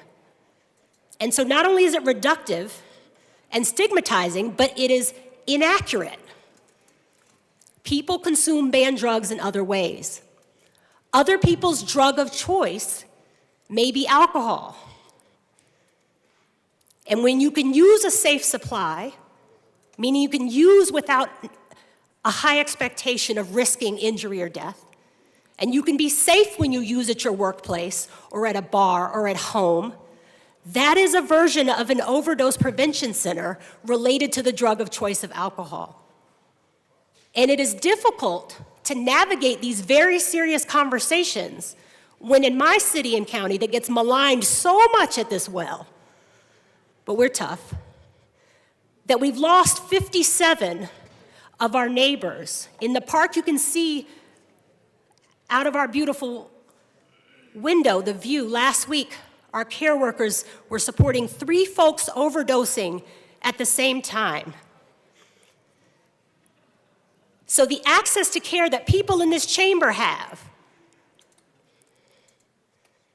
the fact that people in this chamber can use their drug of choice and be safe, that opportunity is one to be extended to our neighbors.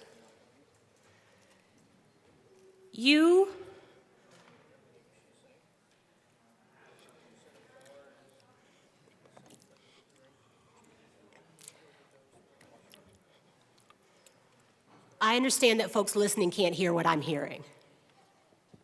It is an opportunity for me, in preparing to ask for a yes vote, to model with the brave folks at our local centers who support people who are in the throes of addiction, that we model compassion even when it's hardest, we model kindness even when it is not being extended to us, and we model implementing sound public health practices, even when, especially when it is hardest.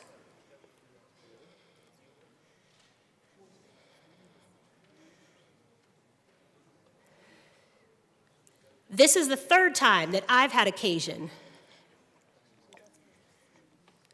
to ask for support of this policy.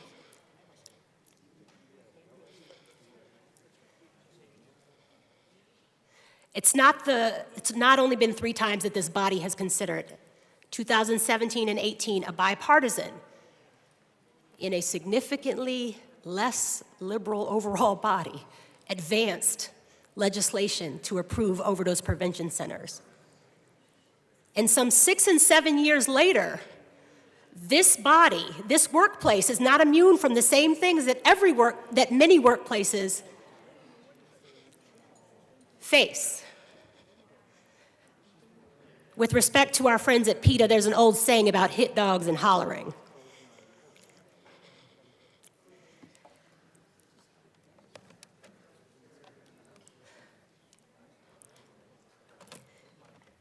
Local control of overdose prevention centers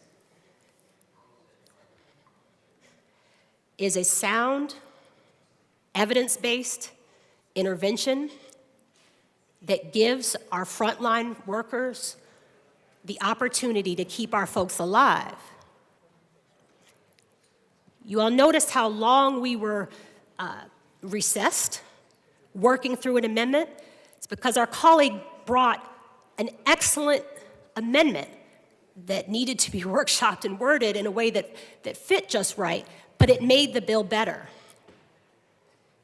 There's another chamber, and I can speak for my colleagues there in saying if we are brought amendments that your county health departments are asking for, we want them. Look at the back of your fact sheet, you'll see, maybe I shouldn't call out the counties, but that counties have registered their support, and they're not just radical liberal Denver. Bring amendments that are brought by public health professionals. That is my position as well. I'm going to wrap, Mr. Chair, and I'm going to ask for the courtesy, and I can do it within 30 seconds, let's say 1 minute. I can do it within a minute to have the last word and the last ask. But as I step aside, thinking about our colleague in Missouri, House District 6, your representative loves you. Denver, your legislators love you. Colorado, whether you are struggling, whether you have ever struggled, whether you have loved someone who has struggled with using substances or not yet, your legislature loves you. And we will advance sound, compassionate, data-driven policy that gives you the opportunities and the resources to be healthy, safe, and free. And either right now or in a minute or so, I will ask you again to vote yes on this bill.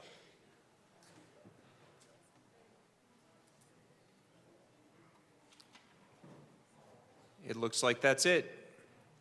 Seeing no further discussion, the question before us is the passage of House Bill 1028 as amended. All those in favor, please say aye. Aye. All opposed, no? No. The ayes have it, and the bill is passed. Majority Leader Duran.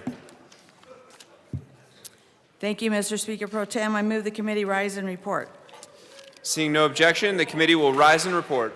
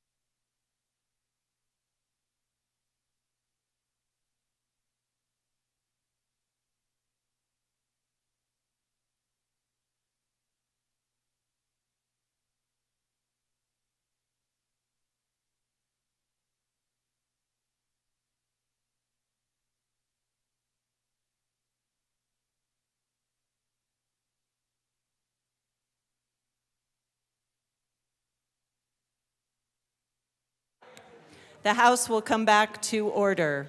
Mr. Shebel, please read the report of the Committee of the Whole. Madam Speaker, your Committee of the Whole begs to report is under consideration the following attached bills, being the second reading thereof and making the following recommendations thereon.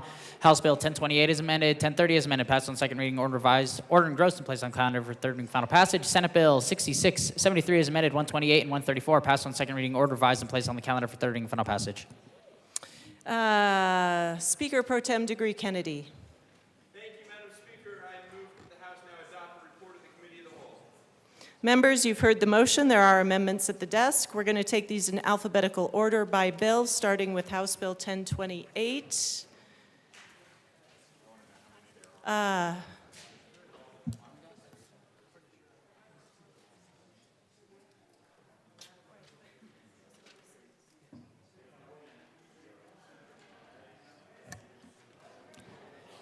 The first, Mr. Shebel, please read the Armagost Amendment to House Bill 1028.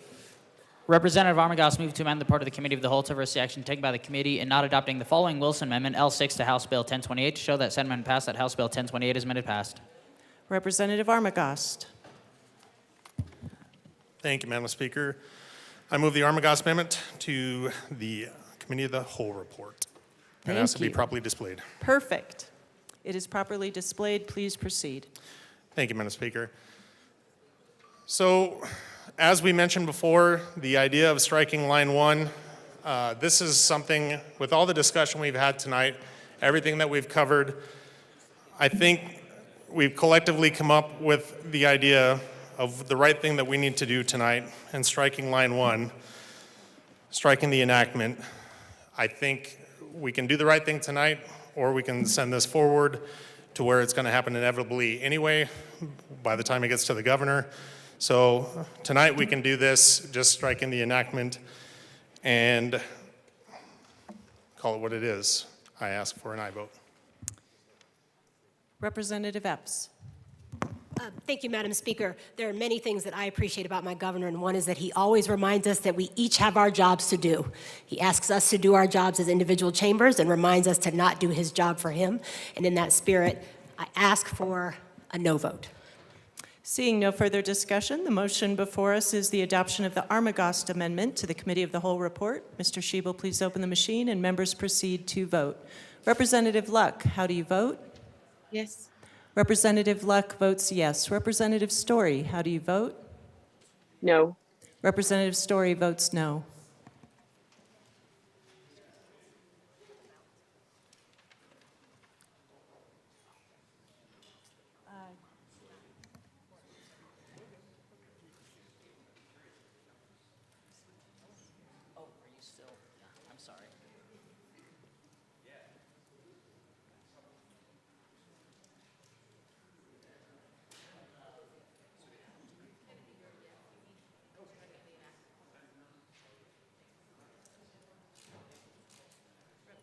Rep. Valdez is excused.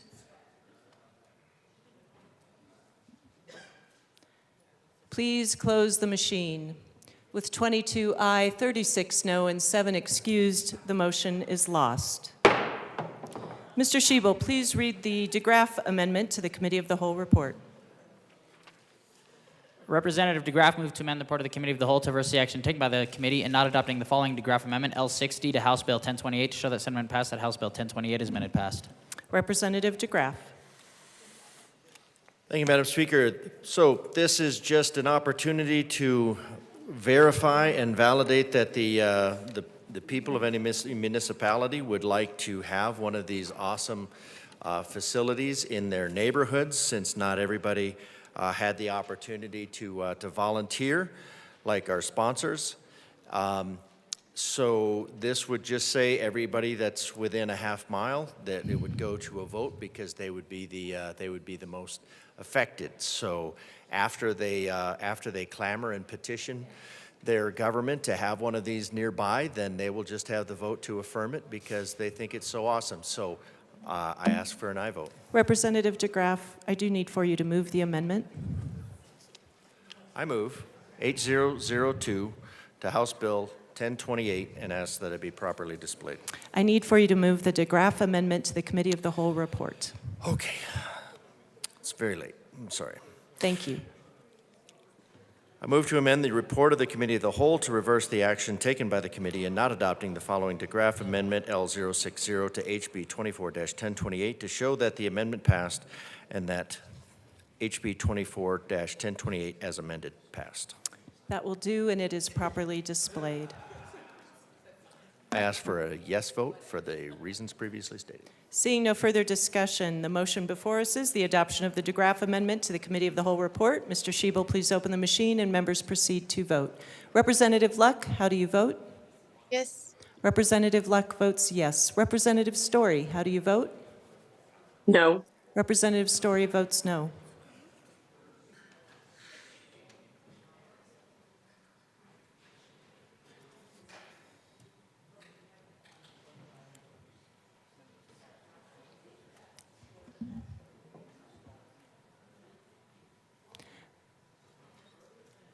Rep. Clifford. Please close the machine. With 22 aye, 35 no, and 8 excused, the motion is lost. Mr. Schiebel, please read the Frizzell Amendment to the Committee of the Whole report. Representative Frizzell moved to amend the report of the Committee of the Whole to reverse the action taken by the committee in not adopting the following Wilson Amendment L24 to House Bill 1028 to show that said amendment passed, that House Bill 1028 is amended passed. Representative Frizzell. Thank you, Madam Speaker. I move the Frizzell Amendment to the Committee of the Whole report and ask that it be properly displayed.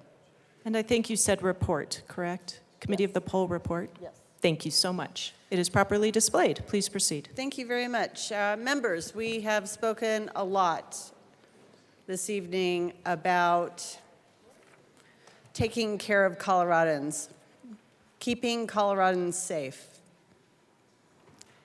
This amendment is about keeping all Coloradans safe, keeping our most precious Coloradans safe, our children, in their schools. I ask for an aye vote. Representative Epps. Thank you, Madam Speaker.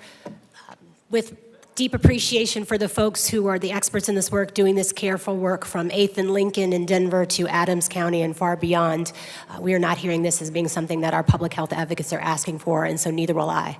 Ask for a no vote. Seeing no further discussion, the motion before us is the adoption of the Frizzell Amendment to the Committee of the Whole report. Mr. Schiebel, please open the machine and members proceed to vote. Representative Luck, how do you vote? Yes. Representative Luck votes yes. Representative Story, how do you vote? No. Representative Story votes no.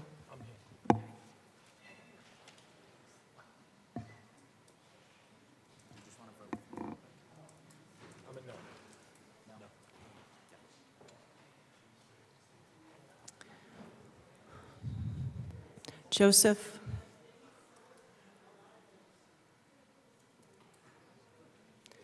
Please close the machine.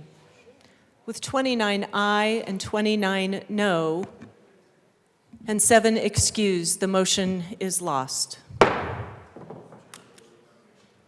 Mr. Schiebel, please read the Lynch Amendment to the Committee of the Whole report. Representative Lynch moved to amend the report of the Committee of the Whole to reverse the action taken by the committee in not adopting the following Wilson Amendment L10 to House Bill 1028 to show that said amendment passed, that House Bill 1028 is amended passed. Members, if I could ask you to keep your voices down.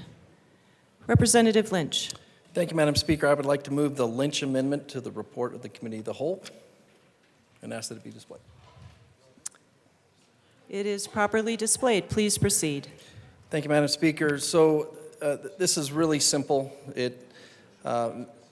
We actually, we went through the night and did some negotiating. We discovered that the other side was willing to take amendments, and so we figured that this would only be appropriate, that we would, as a state, say that if you're going to have one of these sites, you need to make sure that people know what's going on in that building and label it. I mean, that's our responsibility as the state, if we're going to allow folks to do this, that we should probably keep those places safe. This is a good amendment. Please vote yes.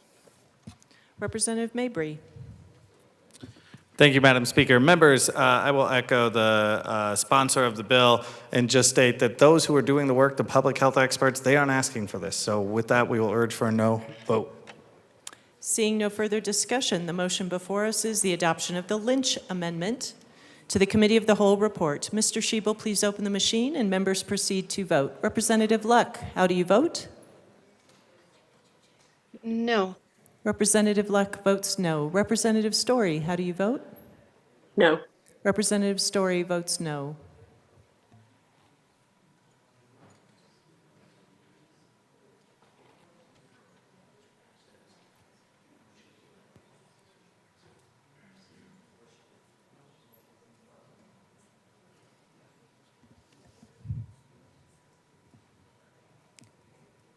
Parenti.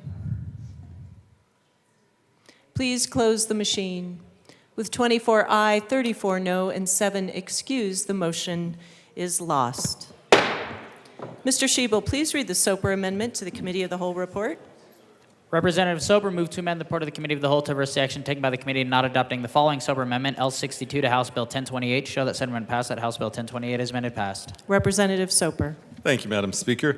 I move the Soper amendment to the Committee of the Whole report and ask that it be properly displayed. It is properly displayed. Please proceed. Thank you, Madam Speaker. So this is one that requires that an overdose prevention center be at least 2,000 feet away from a licensed child care facility. And this is because the child care facility otherwise would not be able to object or be able to create a safe space around where children are coming and going and parents are as well.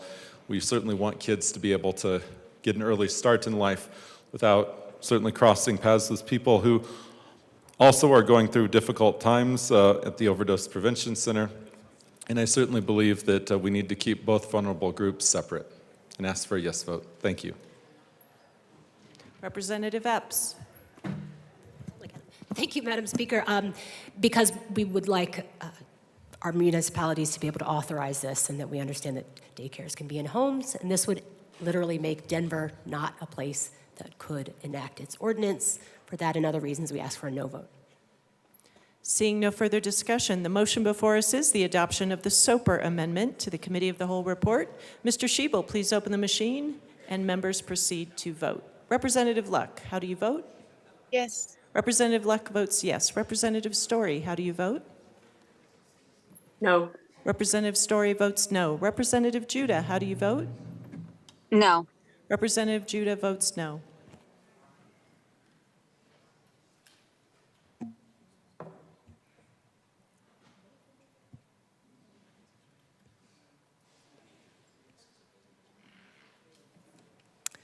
Josephine Young.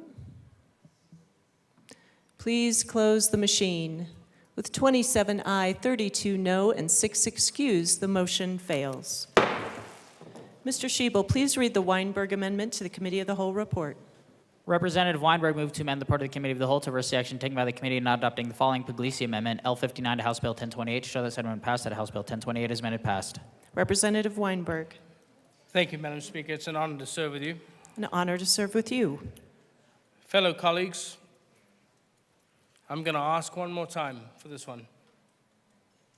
I think our local municipalities deserve the respect and the right to be able to make the decisions on their own. Out of all 65 districts that we represent, this is a conscientious amendment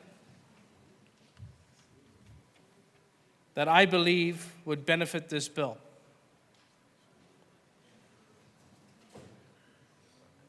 To clarify, this will allow your districts to be able to vote whether they would like this or not. And quite frankly, there's nothing more than your constituents would be in agreement with than this amendment. I wish to move H001 to House Bill 1028. I move the city. We'll get it there. Yep. There's a lot of pressure in this chamber. I'll tell you, Rep. Move the Weinberg amendment to the Committee of the Whole report. Thank you, Madam Speaker. I move the Weinberg amendment to the Committee of the Whole. Thank you. It is properly displayed. Seeing no further discussion, the motion before us is the adoption of the Weinberg Amendment to the Committee of the Whole report. Mr. Shebel, please open the machine and members proceed to vote. Representative Luck, how do you vote? Yes. Representative Luck votes yes. Representative Story, how do you vote? No. Representative Story votes no. Representative Judah, how do you vote? No. Representative Judah votes no.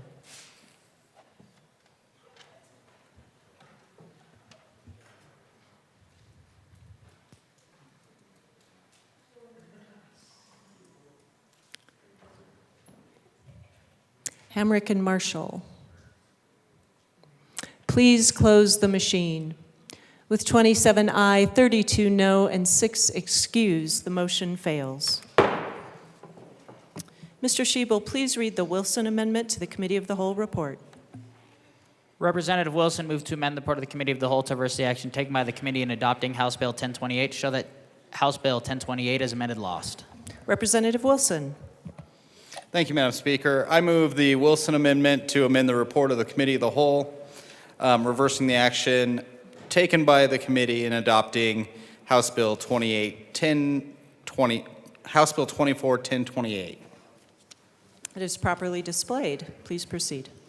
Thank you. Our Speaker Pro Tem, Chair at the time, had quite a while up there and listened to a lot of debate, and I don't think he heard that last vote correctly, so I would ask for an aye vote on this amendment. Representative Mabry. Thank you, Madam Speaker. Members, public health experts who work with this population universally say that this sort of policy saves lives. Do not buy into the fear-mongering. Vote yes on this bill and no on the amendment. Seeing no further discussion, the motion before us is the adoption of the Wilson Amendment to the Committee of the Whole report. Mr. Shebel, please open the machine and members proceed to vote. Representative Luck, how do you vote? Yes. Representative Luck votes yes. Representative Story, how do you vote? No. Representative Story votes no. Representative Judah, how do you vote? No. Representative Judah votes no.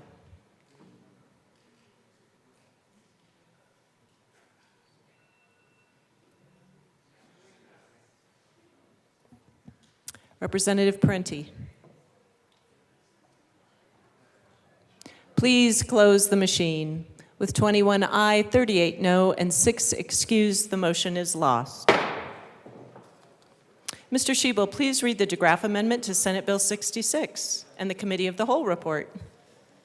Representative DeGraff moved to amend the report of the Committee of the Whole to reverse the action taken by the committee in not adopting the following Wilson Amendment L19 to Senate Bill 66 to show that said amendment passed that Senate Bill 66 as amended passed.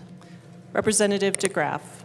Thank you, Madam Speaker. I move to amend the report of the Committee of the Whole to reverse the action taken by the committee in not adopting the following Wilson Amendment to SB 24-066 to show that said amendment passed and that SB 24-066 as amended passed. And we will display it. Ask that it properly be displayed. Thank you. Thank you. It is properly displayed. Please proceed. All right, thank you. This was, if we reach way back today, we were talking about how this was just for data by the, with the credit card companies, and it should not be compromising to any of the data of the individuals themselves. So this would just make sure that that intent is manifest inside the bill itself and allow an individual to bring charges against a credit card company if they are not acting responsibly with that data, and against a financial institution or government entity that causes customers' financial information to be disclosed. We have lots of issues with privacy concerns, so this is just a matter of just saying to the agencies and to the government that, hey, this is individuals' private data, and you need to be very careful with it, as opposed to creating a internationally available public register of all of your purchases. Representative Mabry.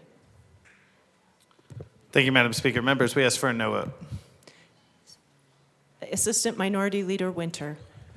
Thank you, Madam Speaker. I urge a yes vote, and I ask you, please, please don't fall for the fear-mongering. Thank you. Seeing no further discussion, the motion before us is the adoption of the DeGraff Amendment to the Committee of the Whole report. Mr. Shebel, please open the machine and members proceed to vote. Representative Luck, how do you vote? Yes. Representative Luck votes yes. Representative Story, how do you vote? No.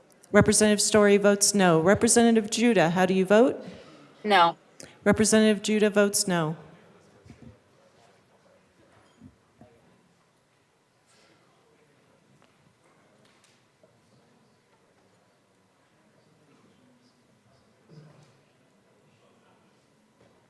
Please close the machine. With 21 aye, 38 no, and 6 excused, the motion is lost. Mr. Shebel, please read the first Evans Amendment to the Committee of the Whole report.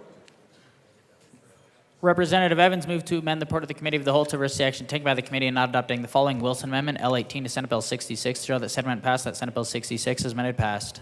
Representative Evans. Thank you, Madam Speaker. I move the first Evans Amendment to the report of the Committee of the Whole and ask for it to be displayed. It is properly displayed. Please proceed.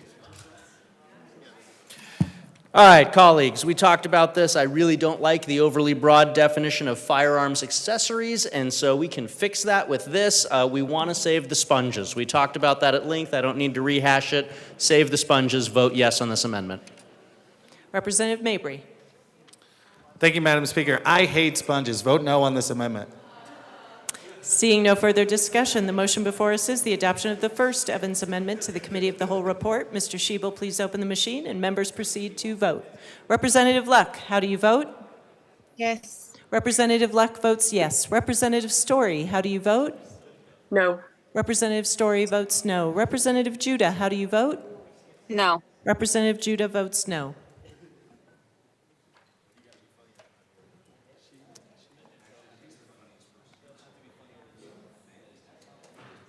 Please close the machine. With 21 aye, 38 no, and 6 excused, the amendment is lost. Mr. Shebel, please read the second Evans Amendment to the Committee of the Whole report. Representative Evans moved to amend the report of the Committee of the Whole to reverse the action taken by the committee in not adopting the following Wilson Amendment, L21 to Senate Bill 66. To show that said amendment passed, that Senate Bill 66 is amended passed. Representative Evans. Thank you, Madam Speaker. I move the second Evans Amendment to the report of the Committee of the Whole and ask for it to be displayed. It is properly displayed. Please proceed. Thank you, Madam Speaker. So this is a narrower version of the amendment we just talked about. This keeps firearms accessories in the bill. It just strikes out the phrase "or adapted." Again, this is to save the sponges, and I would just like everybody to remember that hate is a strong word. Save the sponges. Representative Froelich. Thank you, Madam Speaker. We ask for a no vote.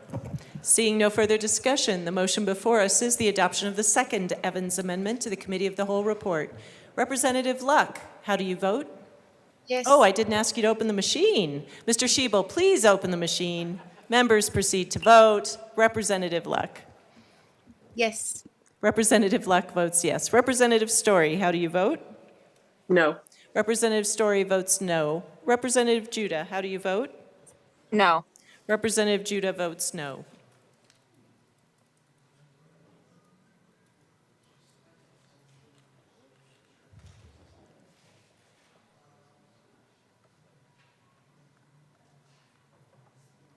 Marshall, Wilson, and Winter.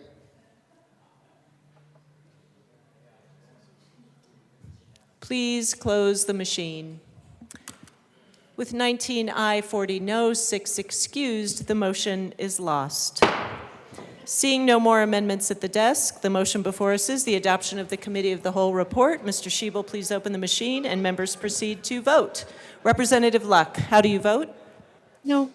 Representative Luck votes no. Representative Story, how do you vote? Yes. Representative Story votes yes. Representative Judah, how do you vote? Yes. Representative Judah votes yes.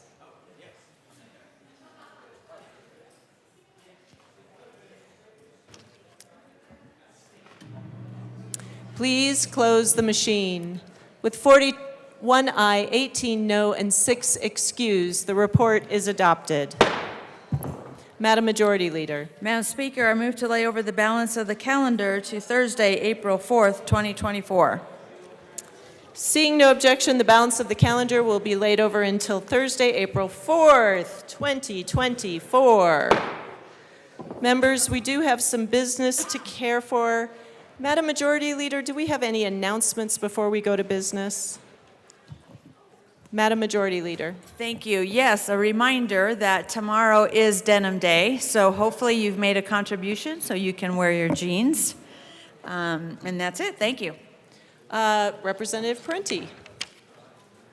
Thank you, Madam Speaker. Just a quick announcement that I've been excused on Friday, April 5th and Monday, April 8th. Thank you. So approved. Representative Sirota. Thank you, Madam Speaker. Members, House Appropriations will meet on Friday morning at 8:30 a.m. to hear the bills listed in your calendar. Excellent. Representative Ortiz. Members, just announcing I've been excused from 10:30 a.m. till 2:30 p.m. tomorrow. So excused. Seeing no other announcements or introductions, we're going to take care of business. Members, you are free to leave. Mr. Schiebel, reports of committees of reference. Committee on Business Affairs and Labor, after consideration on the merits, the committee recommends the following: House Bill 1317 be amended as followed, and as amended be referred to the Committee on Appropriations. Senate Bill 20 be referred favorably to the Committee on Finance. Committee on Education, after consideration on the merits, the committee recommends the following: Senate Bill 132 be referred to the Committee of the Whole with favorable recommendation. Committee on Finance, after consideration on the merits, the committee recommends the following: House Bill 1362 be referred to the Committee of the Whole with favorable recommendation. House Bills 1336, 1365 is amended, and 1369 be referred to the Committee on Appropriations with favorable recommendation. Committee on Judiciary, after consideration on the merits, the committee recommends the following: House Bills 1101 and 1284 be postponed indefinitely. House Bills 1345 is amended and 1372 is amended be referred to the Committee on Appropriations with favorable recommendation. Message from the Senate. Madam Speaker, the Senate Message has from the passed. Senate will be printed in the journal. Message from the reviser.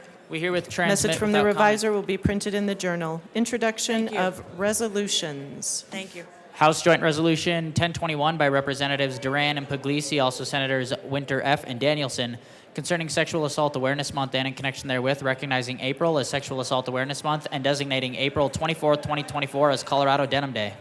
House Joint Resolution 1021 will be laid over one day under House rules. Senate Joint Resolution 11 by Senators Baisley and Bridges, also Representatives Valdez and Soper, concerning the recognition of Colorado's globally competitive quantum technology industry. Senate Joint Resolution 11 will be laid over one day under House rules. Madam Majority Leader. Madam Speaker, I move that the House stand in adjournment until Thursday, April 4th at 9 a.m. Seeing no objection and a whole lot of relief, the House stands adjourned until tomorrow, April 4th, 2024 at 9 a.m.